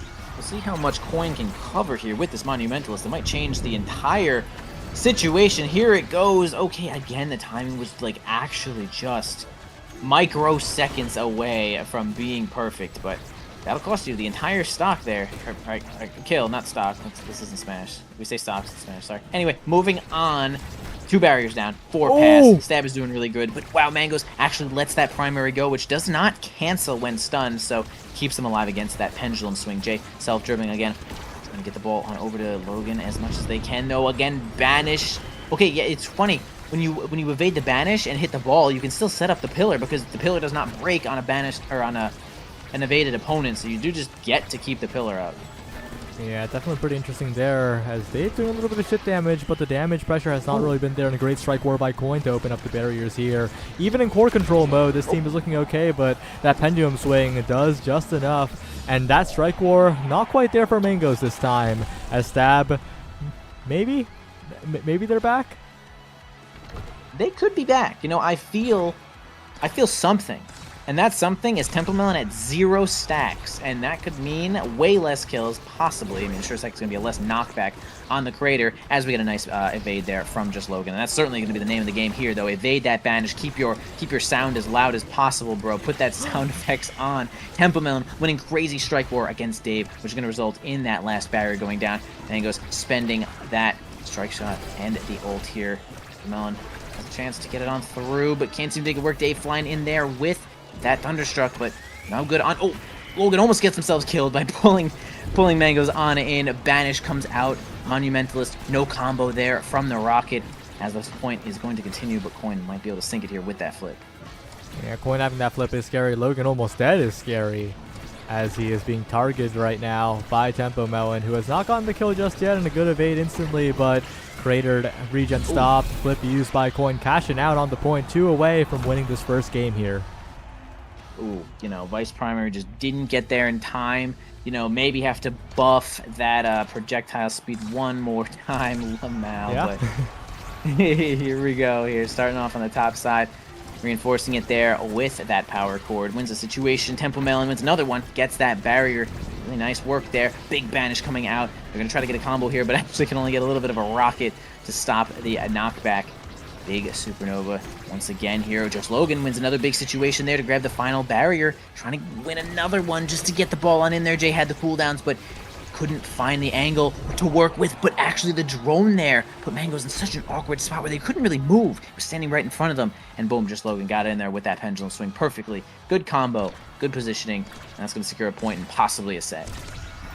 Trying to keep it going here is the side of Starbreakers, but the issue is they can't lose focus for even a second, right? If they lose focus for a fraction of a second, they will get comboed off the map, just like we're seeing here. Logan almost dead. Not long for this world, and it is such a dangerous spot to be in, even if they're keeping the game going. Temple is actually just a monster right now. Oh my gosh, Mangoes had some sort of otherworldly faith in the drum and bass to keep that ball in check there, but that was a little crazy. No problem. Temple Melon finally gets staggered, though. Could be taken off the map here with a little bit of a combo. Coin's going to approach with a big fat flip, but a little far away, but ends up banishing the ball and doesn't get the shadow shot that we all know and love. Kind of the cheating there. But either way, taken off the map. Tempo Melon loses another stack, possibly had none to begin with here. Low stacks on Coin, as well as this power play is most likely going to result in Coin's death. It actually results in Mango's death. Coin is completely staggered. Temple tries everything they can to get in there, but that pillar, that anomaly, actually stopped Temple Melon from even being able to clear. So Point on over to Stab, set on over to Stab, and Dave jumping for joy. Here you go, grab an Awakening. Is it going to be extra special? Maybe. It definitely could be, because that extra special on the rune is going to be extra nasty. Yeah, and of course it's pretty good on that Vice character as well. On the other hand, the Spark has come into play for Coin here, getting a lot more cooldown on the board, so pretty rewarded here. And also it means that it's going to be harder to damage him over there, but with a good Spectrain deny, And a Stagger Swagger deny as well. Scaling's happening, and I think that Stab made some good choices. Yeah, I kind of like the Awakenings. Pretty much everyone got there, though. I feel like everyone got something pretty useful for that situation. Man, Coin, I was working on getting to the near immortality with all that health, but my God, insane amount of damage there being sent in. Look at that comboing with that power chord as well with the pendulum swing. I mean, damn, Dave gets credit for that one, and that was a little crazy. I'm not sure we'll be seeing that every single point, but that was like wild coordination and annihilating Coin's health, which is like, I don't know, 3,000 something right now, so it's like semi-immortality, but not immortality. It's going to be a long road ahead, but so far it looks like Stab are surviving, and Logan in particular is getting in on the offense. The additional size proving to be very beneficial here, but Jay needs to stay alive, needs to use these elusives in advance, and Stab is doing so.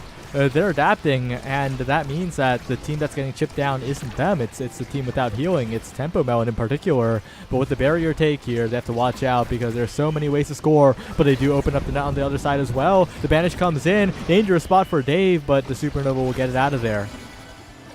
Yeah, tight situation. Tempo Melon actually ended up missing a kill, basically. Like, landed both moves, but just didn't have enough knockback to get the kill, and that could possibly be these stacks of Prize Fighter coming in hot, showing that the getting these kills is just so important for this team, as they're gonna get killed there from just Logan. Crazy big pendulum swing, the dead eye, as we saw in the other games before, plus the Prize Fighter as well. So just Logan is actually so strong. A flip, pretty close range, but ends up using the primary to reinforce with the strike, but it was actually really slow moving flip there from Jay. Didn't seem to work out perfectly, but that certainly did, as they're going to get another kill onto Tempo Melon, who is the main kill target here of this team, as Coin is superpower health right now.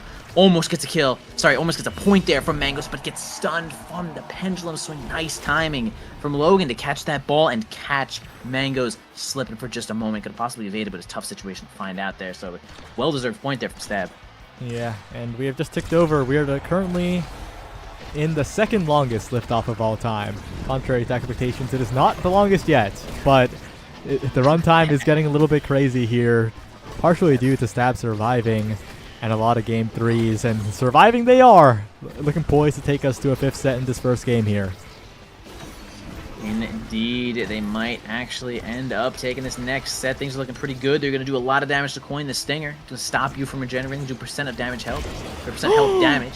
It's going to be really great. A flip is going to end up sending Tempo Melon off once again. Logan going to miss their flip there. Almost get a combo onto Coin. A little dangerous now. Coin just about at nothing. Incoming Supreme Nova is certainly going to end Coin's life there. Minor miscommunication there, possibly from Stab. Got just Logan moving up, maybe in an interesting position, but it didn't seem to work out. Jay going to set up the drone, tries to get the other one to come on in there, and yeah, really great work with that drone to help Logan get in there really fast. So it's going to be Stab taking that next point against, again, Dave, the MVP, just doing a lot here and there. They got, I call again, a couple of big choices to make. Yeah, it is, it's interesting. We'll see. Spark of Strength denied away. Pretty important to prevent this guy from scaling. Reverb also probably going to be denied away here. No, goes for the sack on the sacks. That is huge for the Rune. That is basically 3 sparks and a double cooldown. That's a lot of abilities that Coin now has, and is also just unkillable as always. And this poor Luna, why'd you go Siege Machine? I guess you get range, but I feel like Orb Rep would have had even slightly more value. But yeah, it's whatever. Good denies away, making the Luna not get anything too useful there. Yeah, Luna, Tempo Melon definitely getting the short end of the stick there for sure. I mean, we did see a little bit of Orb Rep in a game earlier on Taiko Temple, which I was like, oh, why does this team have so much energy? Hey, maybe it could be the Orb Rep. Not really sure, but Tempo Melon is spending their time getting a lot of orbs because they're getting their ass beat. So, you know, Orb Rep might have had a good reason to show up here, though. But now, like you mentioned a little earlier as well, Coin, ton of extra cooldowns, double banish, going to be huge damage onto Jay, but they're going to heal themselves up by spending some time getting that orb, relieving a little bit of pressure here from Mangos. Are Yummy. Once again, going to fight onto the top lane. Tempo Melon missing their combo. Not going to work out there. Even spends the Crater. Not much working out once again. Now we have just Logan trying to move up here, though. Dave gets the Thunderstrike right on in there, sends over the primary, but can't really get past this anomaly, which Coin has sort of infinite of. And look how much they heal from just getting one of those orbs, having crazy percentage of health right now. Trying to get the ball on over to Temple, who does use a cooldown. He uses the boost to get it on through, which is really nice. Mango's going to try to defend one more time here, though. Now it's going to be kind of a strike war. Okay, Templeman actually goes for a interesting bounce there, though. Onto Coin, who banishes upward, ends up hitting the ball, which is just an awkward enough situation. But they don't seem to land the goal in there. Combo maybe, but more of a misdirection. Coin sends it up. Templemelon goes down, acting like they were the ball, maybe. You know, I don't know. But sends that one in there for Pass, who is taking the first point in maybe the last set we'll see. I mean, definitely the last set we'll see. Despite the comebacks coming in from Stab, Pass could still take it here in this first game with 2 more goals. Mango's holding for now, has a lot of resources, has a flip available. Big opportunity for Pass to just push forward without worrying too much here. But with just Logan on as a threat, with the core blocking the rocket, saving Jay, who used the lifeline to evade the crater as well. Amazing survival from the midfielder of Stab, but survival alone isn't enough. They need to get this barrier. Yep, working on it. They shall, as Logan gets banished, but does have the drone on him as well, just in case they get knocked off the board. But there's, man, it was that tempo. No, sorry, it was actually just Coin gonna fly off the map. Has too much health to basically be killed, but certainly can be dying off the map. And there goes the supernova to help them get that last barrier. Okay, Mango's gonna try to reinforce that there with the perfect pitch. It's not gonna work out. Big banish, big evade from Jay. Set up the anomaly one more time onto the top side. Another one is almost gonna be enough to grab that barrier, but not enough just yet. Coin maybe needs a couple more cooldowns, but man, Logan, nice self-dribble with a red ball in overtime is going to be just too hard to defend if your Mango's there. Strike shot maybe, but really tough there. Good shot there from Logan. Yeah, and Logan's had a lot of those shots so far today.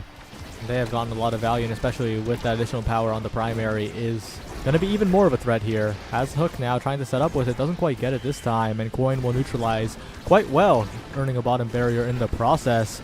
Coin now needs to find some impact here. The combos are not coming in as well. Sad Boy's angle will prevent the double barrier take, but it's still one going down. I wonder if Tempo and Coin have abandoned that combo strategy entirely, or if they're just evading enough, as Stab is. I think it is. I think it's really just the evades that have really come out, and now Temple Melon's probably thinking like, okay, well, we'll try to use the crater to maybe get a point, get a barrier or something, and you know, if Point can evade or banish maybe 2 people near the goal or an objective of some sort, it'll work out. But a kill from Dave is going to be huge here for this power play, taking the barrier by themselves as well with Thunderstrike. A banish here from Rune is going to be foiled from just Logan as they walk right into the anomaly, which is certainly not going to foil him there. Reinforced from the power core. Dave is going to try to keep this one away, but yeah, combos here from Templeman is going to keep that one in the bag. Jay trying to win a strike war there and does successfully. Enough attempts given from Dave is going to let Jay sink that one in there, and they are 1 point away from taking the first game in the series. Ugh. 1 goal now. All it takes is 1 goal here for the side of Stab to take the lead in this series. I know it's a hard-fought game so far. It will still be a hard-fought game in this last few points, but Logan getting in there, putting on so much pressure. Tempo is on death's door, but Logan is also getting combo, tries to read the knockback and get a primary onto Tempo, but is unsuccessful. And now with Logan low, they got to be so careful, but they do still have the recovery drone. It's kind of crazy that Logan still has a recovery drone in this set.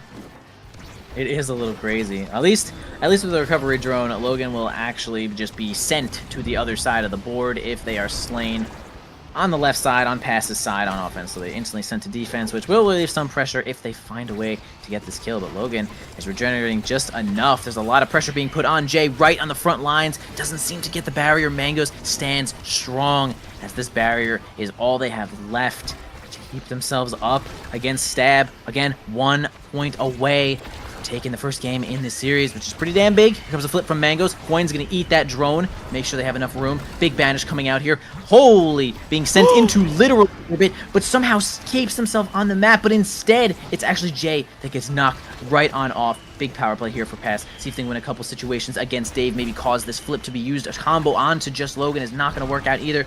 Coin gets foiled again with the anomaly. Tries to set up on the bottom side, but they have just enough strikes, just enough teamwork to keep themselves alive. once again, they can't seem to make it work at the anomaly. The teamwork of Stab is going so well, and here comes Logan approaching one more time with the pendulum swing. The Deadeye is going to end up killing Mangoes, and Stab takes the first game in the series. Big lead right now. Deadeye Rasmus. I mean, are we Deadeye Rasmus right now? He just stabbed that guy. Stab that guy. But yeah, that was clutch plays from Logan, but right before that happened, I think Logan lagged and like knockback. No fight on that. Did you see that? Yeah, he was definitely off the map.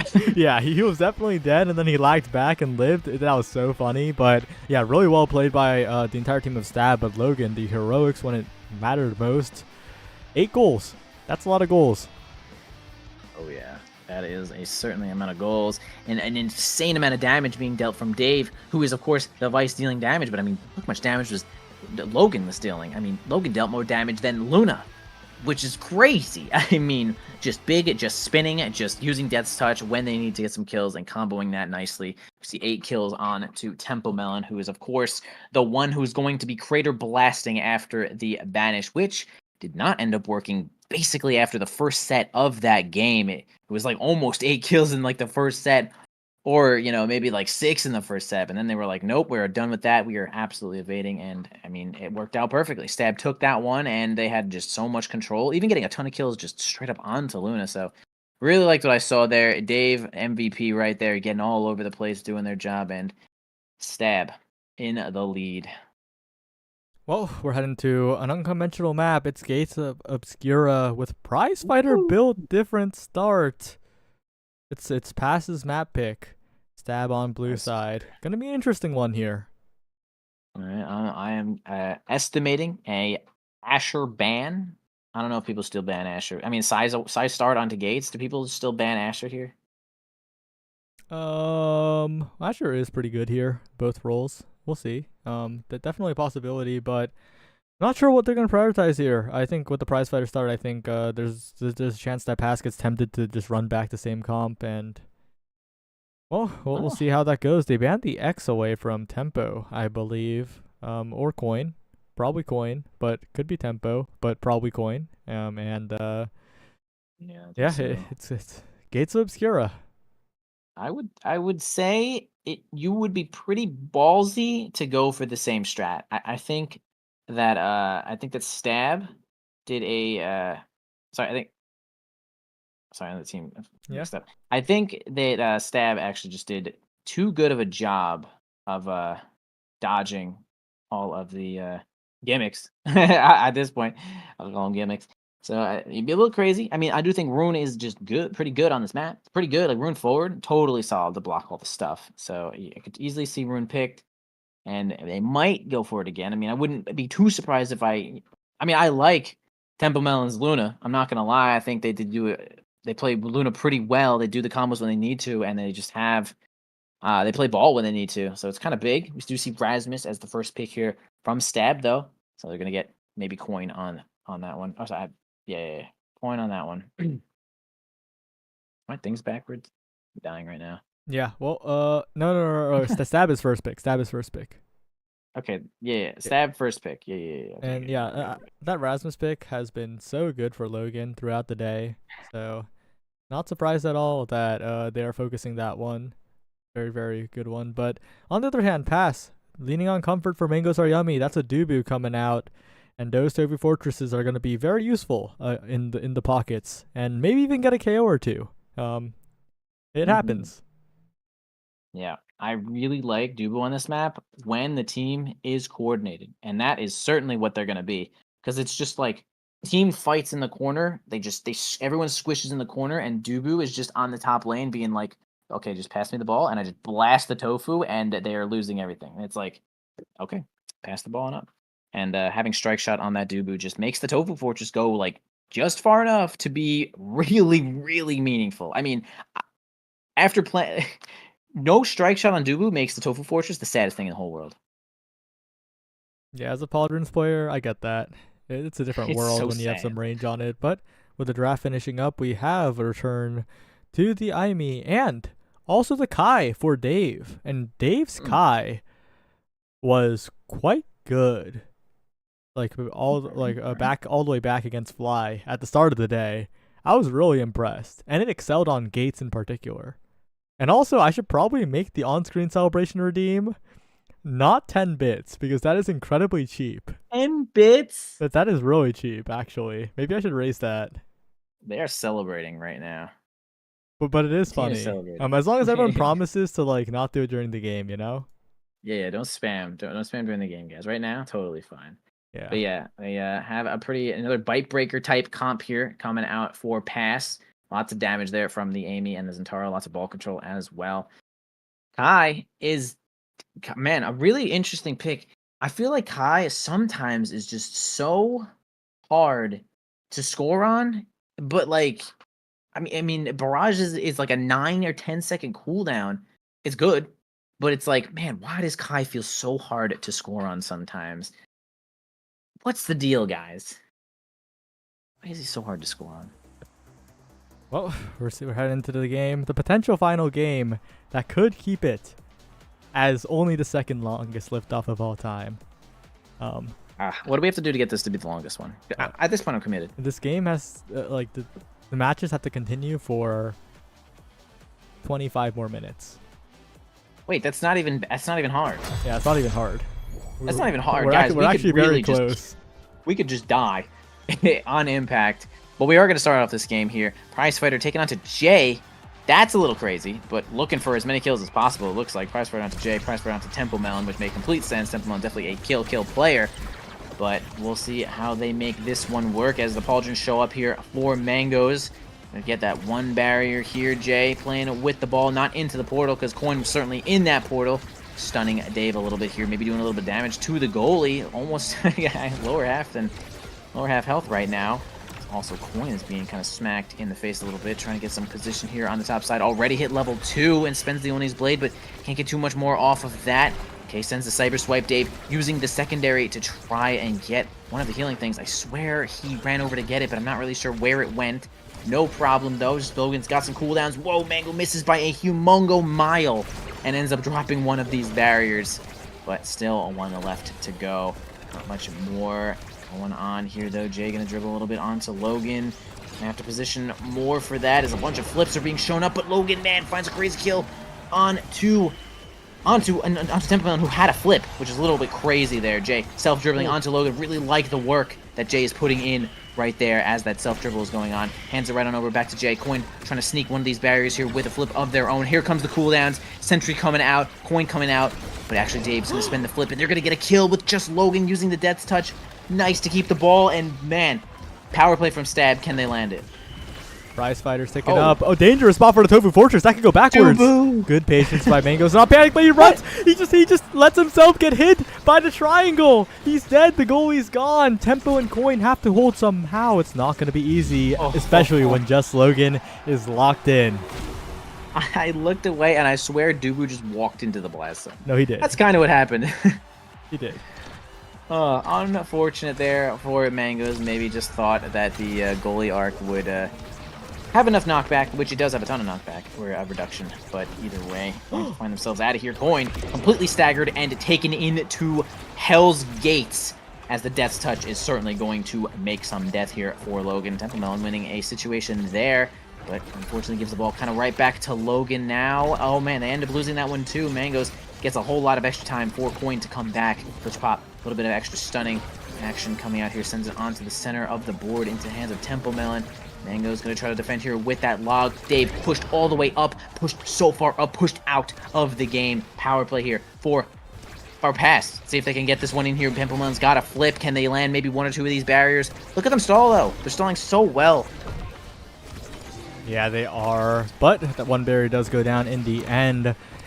The passing plays, though, have been quite ridiculous, I think, from Logan and Jay. But now they're taking a lot of damage, and they're very low in meter, which means their survivability is in question here. Logan could go down at any second. The Prize Fighters could start stacking up as the barrier falls. Dave and Jay also incredibly low. When will the lifeline come back is the question here. 40 seconds, man. That's still probably the longest cooldown on the ults, I'm pretty sure. Mango's going to have to use this flip to Trying to keep this one alive here, but it's going to be Jay to grab that final barrier there after all of that work. Dave going to try to reinforce that there with the barrage. Certainly not going to go into that portal there. Coin certainly was not close enough. Pony's Blade coming out. Almost gets a kill with that pendulum swing. Mango's going to try to get it on over here to Temple Melon. Coin not in position to score just yet. They're going to have to maintain control of the ball, but the glitch pop, big glitch pop, blocking the portal, saying, Dave, no shot. You ain't playing Gates today. Temple Melon, credit for that kill, well deserved with that glitch pop. But do we see Stab all level 4 against all level 3 here with Pass? They're hitting the ball a little bit more.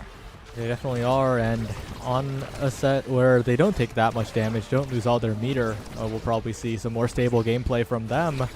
But Mangos is rather large, and if Mangos is playing confidently, I think that is huge for Pass, because this Dubu can take up basically the entire lane and push up for aggressive strike wars, and that is really, really scary to deal with. But the issue is that Logan, Dave, and Jay are kind of just like resting, and Mangos isn't really contesting as much as they could, which leads to a lot of scary situations like this. Yeah, a good closing Temple Melon is going to certainly clear the ball there, keep that barrier alive. Coin getting in with the dashing strike, dealing a lot of damage to Jay, who's going to back up, but Coin flips front line. Nearly impossible to actually block that one consistently. You're certainly going to have to guess on that.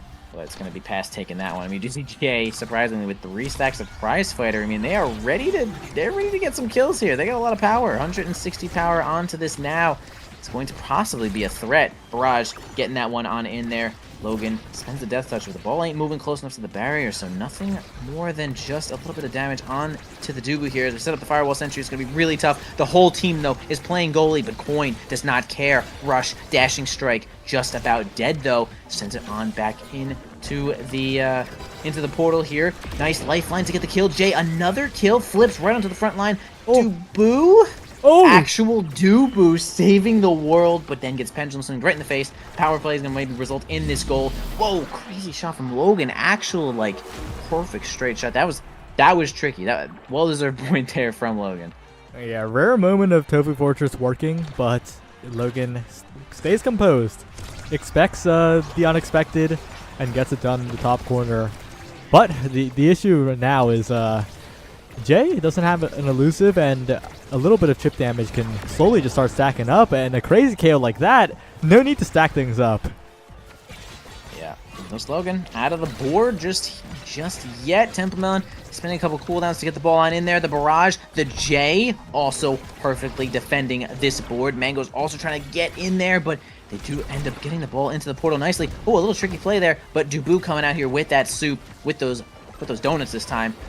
Want to get the ball on out of here, though. Coin looking a little bit weak. They might find a way to get a kill onto Coin, but kind of regenerating a little bit here. Flip from Mango's is going to lose that situation to Logan and result in one of those barriers going down. Coin dealing damage to Logan. Here comes the Firewall Sentry. Sends the ball at the top lane. Death's touch it right back down. Going to defend this barrier here. Logan against the world. Can't seem to win enough strike wars there, as all 3 players were certainly defending, but now Jay's going to take control of the ball by sending it on in there, helping out with the slick kick. Actually, that's not slick kicks. Total slick kicks, but it's still going to be Magnetized Souls giving them that extra speed. Almost a kill there again from Logan. We see Rasmus getting so many of these kills with the Pendulum. And now it's going to be Dubu defending one more time. Dave keeping that barrier alive, though. Really good glitch pop here, but Jay to Logan trying to use the core speed here. Logan in position. Good defense by Mangos.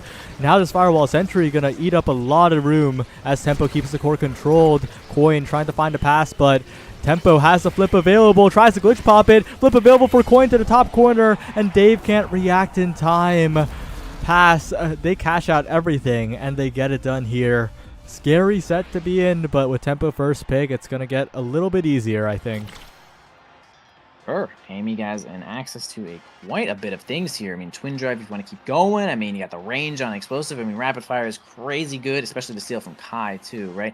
Don't really want Kai to get access to all these barrages, and he's now going to have access to a ton of barrages as we see Spark showing up for Temple. Now, that's certainly an interesting pick out of everything on this board. I mean, there are no denials to be seen. Fighter Flight falls down to the now of Jay, Might of the Colossus for the Rasmus, and Dash Range for the Zentaro Explosive Entrance.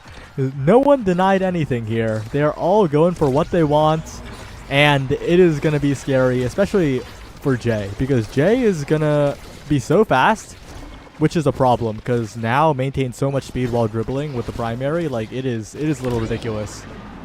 Ooh, nice death touch kill.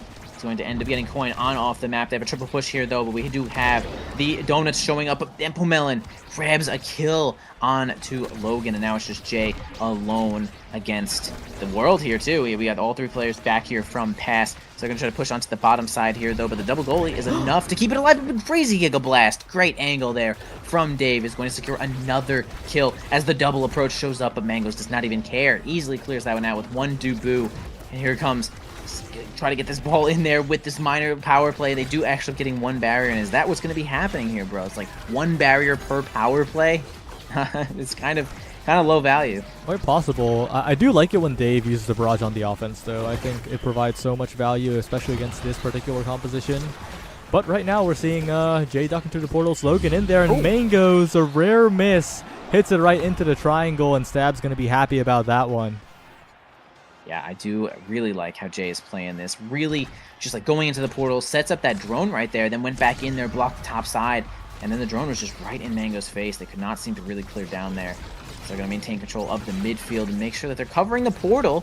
It's not really giving Logan direct support, but it is definitely holding the midfield as they're going to send those drones on in there. A flip here from Mango's going to get it onto the portal. Going to keep one of these barriers at least. Coin's going to try to force it on in here with Templemelon, but they lose the situation. Dave might have to flip here, though. Yes, does. Almost kills. Coin almost gets a kill on the Templemelon as well.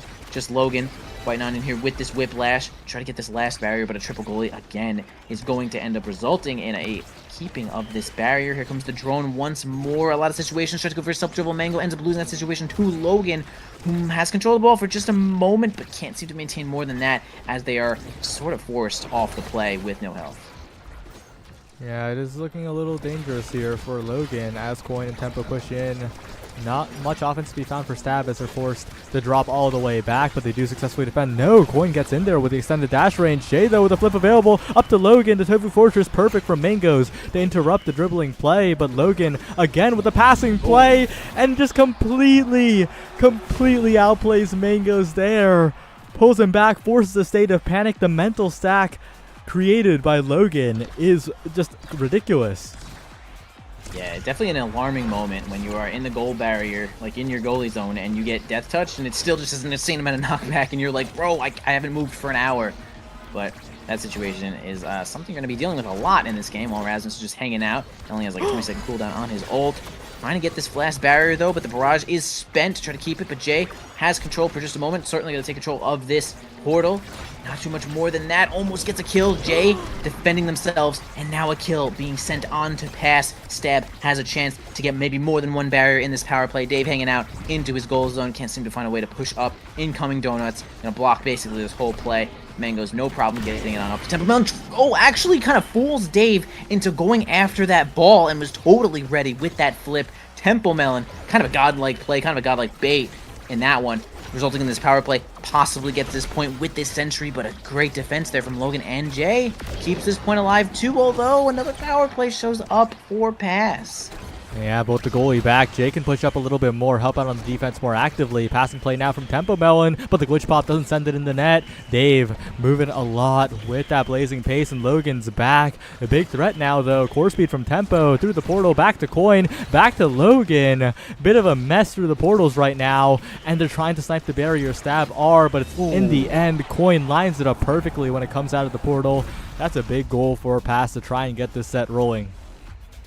For sure. I mean, Coin super happy with grabbing explosive entrance on the first set of this game. I mean, you are kind of a transformed character when you are Zentaro with this, with the better of the Dash Awakenings too, right? You don't have to grab aerials or something like that, but really good on Coin to grab this and just be super powered here. As you can see, all this dash range is making things so hard. Stun, hit the ball. Really difficult for Dave to deal with. Coin has a flip to help here with this defense, and he does end up getting it out here with the cost of that flip here. Spent another one here from Mango's as they're going to try to push onto the top lane, possibly a fortress on the way, just a hot dog or two. Spends it, gets onto or over to the portal into the hands of Templemelon, who has a flip of them or their own. They might try to get another bait kill here. Let's see what they do with this flip. Yeah, Jay now in a good situation up to Logan, but the portals are proving to be a bit awkward here. Tempo with the flip available is a huge threat, though, because We're about to head to a 0.5 if that does keep up. Right through the Tofu Fortress, but it stays solid just enough to prevent the barrier from going down, and that is huge for Pass, and not wanting to let this barrier drop because this Dubu is looking like he covers the entire thing. Yeah, quite big here with those pauldrons and a Size Awakening to start. Dubu is a threat, but yeah, there you go. I mean, you could evade. It's really difficult to just see that coming, though. Really hard and so very effective if you're Rasmus to pull the goalie. Flip here from Templemelon, not the perfect angle to try to grab the barrier, but in the hands of Mangoes is going to send it on over onto the top side. Jay now has a little bit of control, but Templemelon's going to interrupt that there with the Cyber Swipe. Dave still has their barrier to work with, but Coin's approaching here with the Cyber Swipe, spends the Giga Blast, and he does end up getting it by staying onto the top side. Coin and Templemelon in a situation there as well. Sends it on into the portal one more time. Coin not quick enough to get there with the rush, but has this flip center stage. Dave tried to counter it, but Coin made it, but not really in the angle to get the goal here. It's kind of crazy situation if you are Pass. Yeah, a bit of an unfortunate miss there from Coin. That could be critical here. If Stab hold on, it's going to be hard, though, because Tempo and Coin have so much reach here, and the flip out from Mangoes right to the center, but Dave's there to cover, and now Logan lagging a little bit, but in a good spot here, trying to pass through the portal. It goes again to Coin's hands. So hard to find a good spot, just trying to hit it to a little bit more opener space, it feels like, as Tempo tries to line up a play with the glitch pop. Logan with control, flip available, Tofu Fortress burned, bottom side, overcooks the play, but has more tries on the strike board. Jay's there, the flip's available, and Coin has used the Oni's blade, bottom side out of reach, and despite all of it, Stab get it done.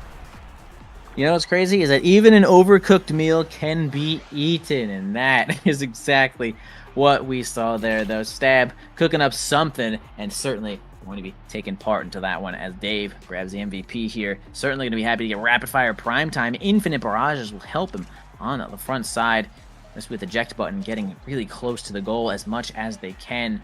It'll be really tough for Mangoes to deal with, although they are dealing with it pretty well as they had first taken the first set in this next game here, though. But extra special will be great on Dubu in basically every single situation.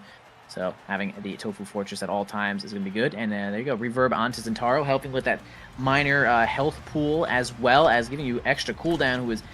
Zentaro has pretty low cooldown in general, I'd say. So really great draft there for the side of Pass. I mean, second spark too, pretty good. Yeah, but on the other side, the other draft's also pretty good, right? You mentioned rapid fire prime time, but Logan getting a little bit speedier is huge as well, and a little bit bigger. But right now, it's all about the corner offense, and they can't seem to get it out of there consistently. It kind of feels a bit haphazard when Stab is on the defense, and Jay's unfortunately been hit by something a little bit more dangerous than just being stabbed.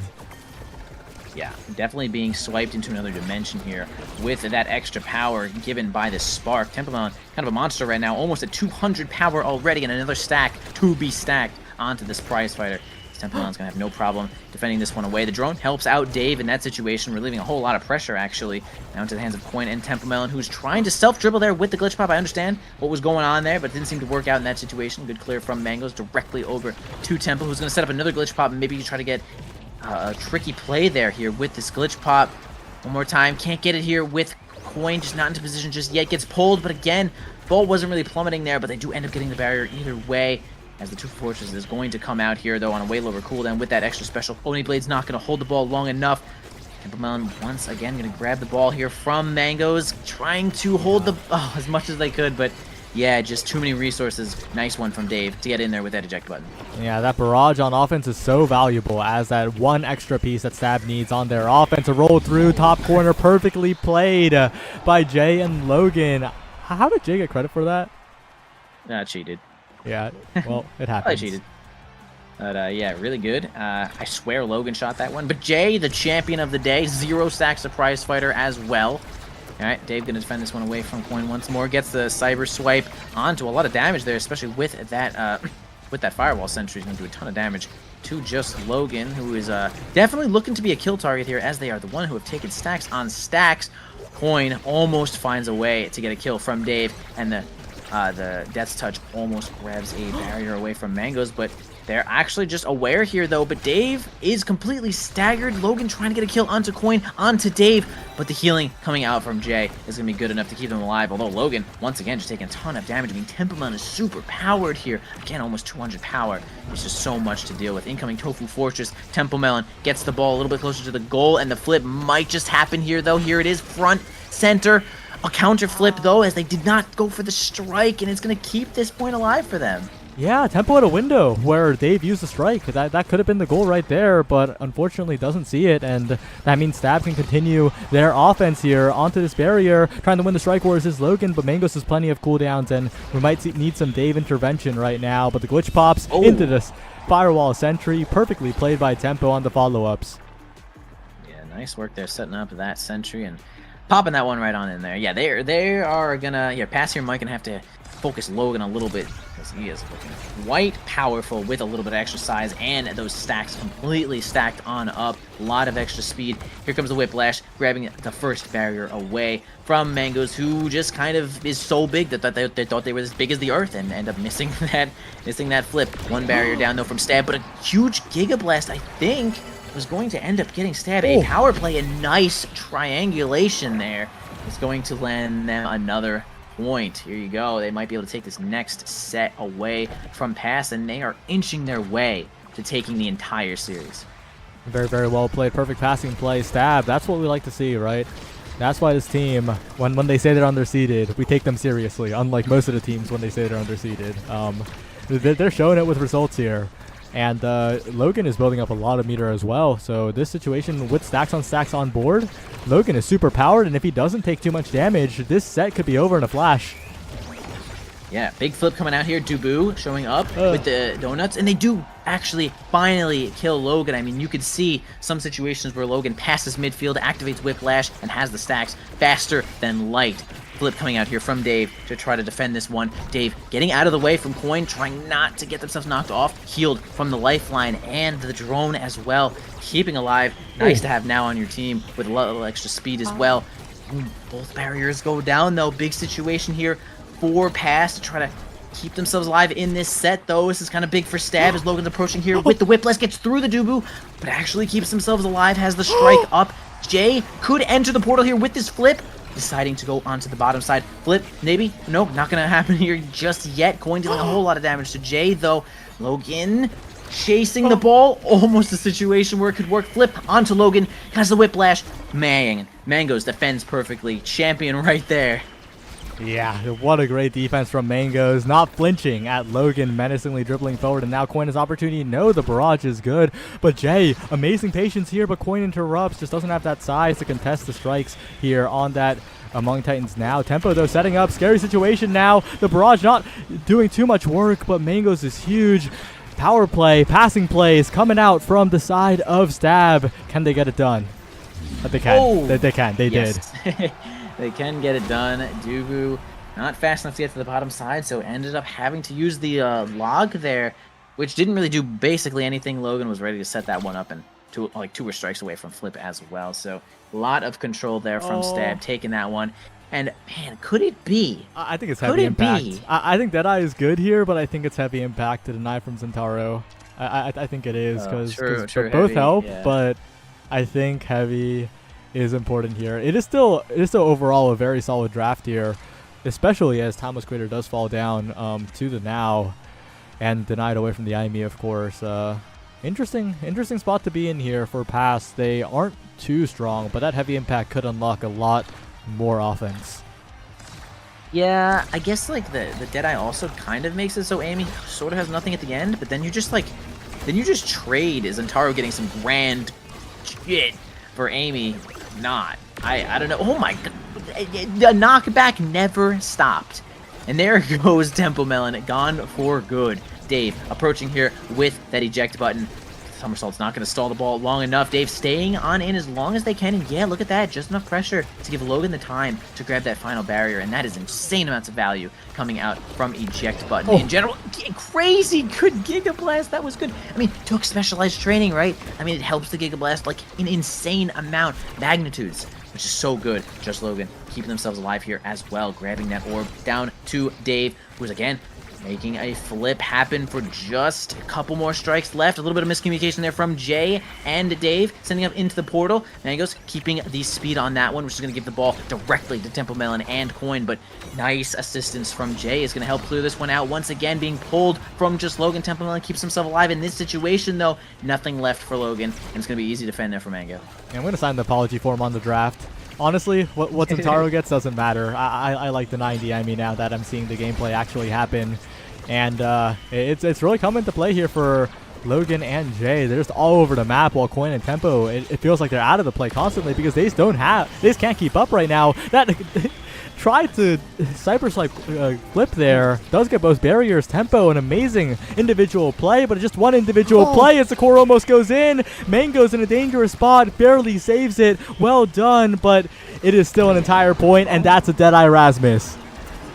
Deadeye Rasmus for like the third or fourth game in a row. I mean, is this just the next level meta? Nice somersault to keep that ball alive as well. Temple Melon spends the Cyber Swipe, not getting too much off of that though. Big 1v1 situation, but a glitch pop is going to interrupt just Logan enough. Oh my gosh, the size of Mango's getting the strike just where it needs to go.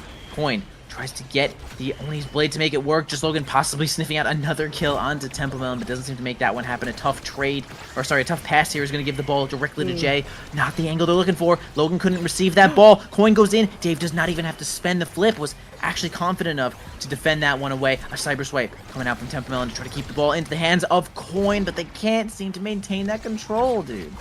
Yeah, it's all about the spacing, and Dave has that right now. Coin, though, with the patience, with the core stop, and Tempo on the follow-up. What a great individual play by Coin to keep possession there against the Giga Blast. So holds the core and make sure the team can get something going, and Pass are still in the game. I respect that flip from Dave, reacting to the Cyber Swipe, but simply was not in position to hit that flip, though. But I get it completely. One barrier down there for Pass, a big push, and 2 flips for the side of Pass as well. See if they can reverse some of this aggression, and yeah, they do. Blasting on off the side. Pass has a power play here, though. Mango's going to move up and get the closest they can with this Tofu Fortress. This is exactly what we want to see from that Dubu. Mango keeping that pressure on hand. Come on, get down there, dude. Keep this power play going as much as you can. Although, now it's over, and the offense might have turned. Yeah, stacks on stacks of race. The prize fighter stacks counting up right now. Dangerous spot to be in if you're the Star Breakers, especially with that barrier not taken. Good saves coming out. Coin with the hit stun, faking out Dave on the angle as well. And the Pass, 1 goal away from evening it up here. Yeah, big for Pass. They certainly want to keep themselves alive in this one, so they are fighting to their last breath. 2 into this set, and only 1 more to go. Keep themselves another awakening as well, make themselves a little bit stronger. Just Logan actually loses the situation to Mangoes, who has a flip now and possibly going to be spending it here to keep this barrier alive. Yeah, there it goes. Jay also has a flip to possibly use on this offense if they can get in there. Yeah, Lifeline's going to get them directly in there, closer than God to that barrier. And there they go, they grab it. Now Mangoes has a lot to defend here, though, with none of these barriers, but Temple Melon's going to help them here. Just Logan trying to make it work with that Death's Touch, the only blade. Not going to keep too much control, but it is a lot to deal with that, oh God, what is it called? Slice and dice. There we go. Taking both of those barriers for Coin with a crazy, like, it counts as a flick, right? Well, kind of. I think the knockback on Coin actually made his play better. I think he was going to go for the hitting the core into trying to strike, but instead he gets offset at the perfect direction to not even have to hit the core in the first place with the rush. What a performance from Coin, taking the barriers, taking the goal in the end, and now a draft faces them. Spark of Resilience, the Sparks have arrived for this Tempo Melon IME. And of course, still great picks on the other end, right? Monumental's probably going to be denied by the Dubu. So other than that, it is still size on the Rasmus here, and yeah, that deny does come through. Scary final set. This is this adrenaline rush also on the Spectre and Giga Blast. There's a lot to play for. Yeah, there is certainly a lot to play for. Just Logan also getting a lot of kills just by knocking Temple Melon off the map. The health might not be a huge factor here, but though that last spark does give him a lot of cooldown and power to work with. As we have the Tofu Fortress there, the Monumentalist Tofu Fortress is going to block that whole lane, no problem there. One barrier down here for pass as Logan and Jay are trying to at least hold the line before they can get a really good situation, possibly Dave flying in there with the eject button. Logan keeping the ball in as much as they can, but Coin kind of solo gets it out there with that dashing strike. Although the barrage is going to win that situation. Here comes the eject button coming in. Gets it to the nice bottom side, exactly where they want it to be. Stab. Can't maintain control, though. Big Oni Blade teleport. But there it is. Adrenaline Rush activated from that specialized training Giga Blast. And we have Mangoes, oh my god, jailing himself and the ball and the barrier. And it's going to result, unfortunately, in an unfavorable situation there for pass. But they do still have this point to work with, though. Really big Mangoes are yummy. He's going to be able to defend against this Logan right now. Triple goalie situation keeps this point in check. Although, passed on up to Logan. That was a little bit close. That was a little bit scary as overtime has just taken over. It's a test of endurance now. 9 hours in, and that's a KO. That's Adrenaline Rush on Dave. That's more cooldowns all the way back. Barraging past the Cyber Swipe. But speaking of Cyber Swipe, there's Tempo Melon coming in. And I meant the glitch pop. My bad. Wait, did I? Honestly, I'm not sure at this point. It's been 9 hours and 15 minutes for me, too. The new official longest liftoff. I think it gets longer every season. As the power play has been nullified, but his barrier still taken. Coin gets in there with the Oni's Blade. Yep, hands of Temple Melon, sending it on into the portal, which gives it to Dave. Okay, just Logan tries to self-dribble it to themselves. Coin stops it with the slice and dice, tries to go for the combo there. Doesn't seem to work out. Temple Melon almost gets a kill onto Logan. The glitch pop almost was able to save it there, though, but kind of speeds it on in there. No chance for Mangoes to get into position with that somersault. Just Logan grabs the credit for that one, and now Stab is one more point closer to ending this series. Pass. Man, if they were to somehow take this game, we have to go to a whole nother game. Yeah, and the pass, right? They have a lot to play for here. They were in the winners qualifier, and then they dropped down to the middle qualifier, and then now they're in the lower qualifier. 3 straight qualifier best of threes. They need to get it done here, but it's not going to be easy. Not at all. So we're going to send the ball once again on over here to Coin and Temple Melon, who are trying to get the most offense they can, but against triple goalie, it's a really tough situation. Jay always maintaining control of these portals. Okay, just Logan goes for a little bit of a mix-up there, not going to try to dribble. Mangoes are going to have to spend that flip to try to avoid any mix-ups. They're losing that barrier, but Logan, the size is going to be big enough. The whiplash is going to be fast enough to create a double strike situation on top of Mangoes, and there you go, dude. We got just Logan taking next point here for Stab. One more left to end this whole series and the entire night. We'll see if they can persevere. One more point to really just advance to the next stage here, but it's not going to be easy. Jay taking so much damage. Lifeline burnt early. Tempo Melon with a flip available. In position to find a huge KO, to find a power play for a pass to turn this game around. Has to burn the flip to get it out of the corner. So dangerous there. And the portal blocked off by the Tofu Fortress. Well played by Mangoes for the moment, creating a ton of offense for the pass side. That's one barrier down already. But with the portals, it is so fast. The stab rotations all the way across the map. They have so much speed to play with.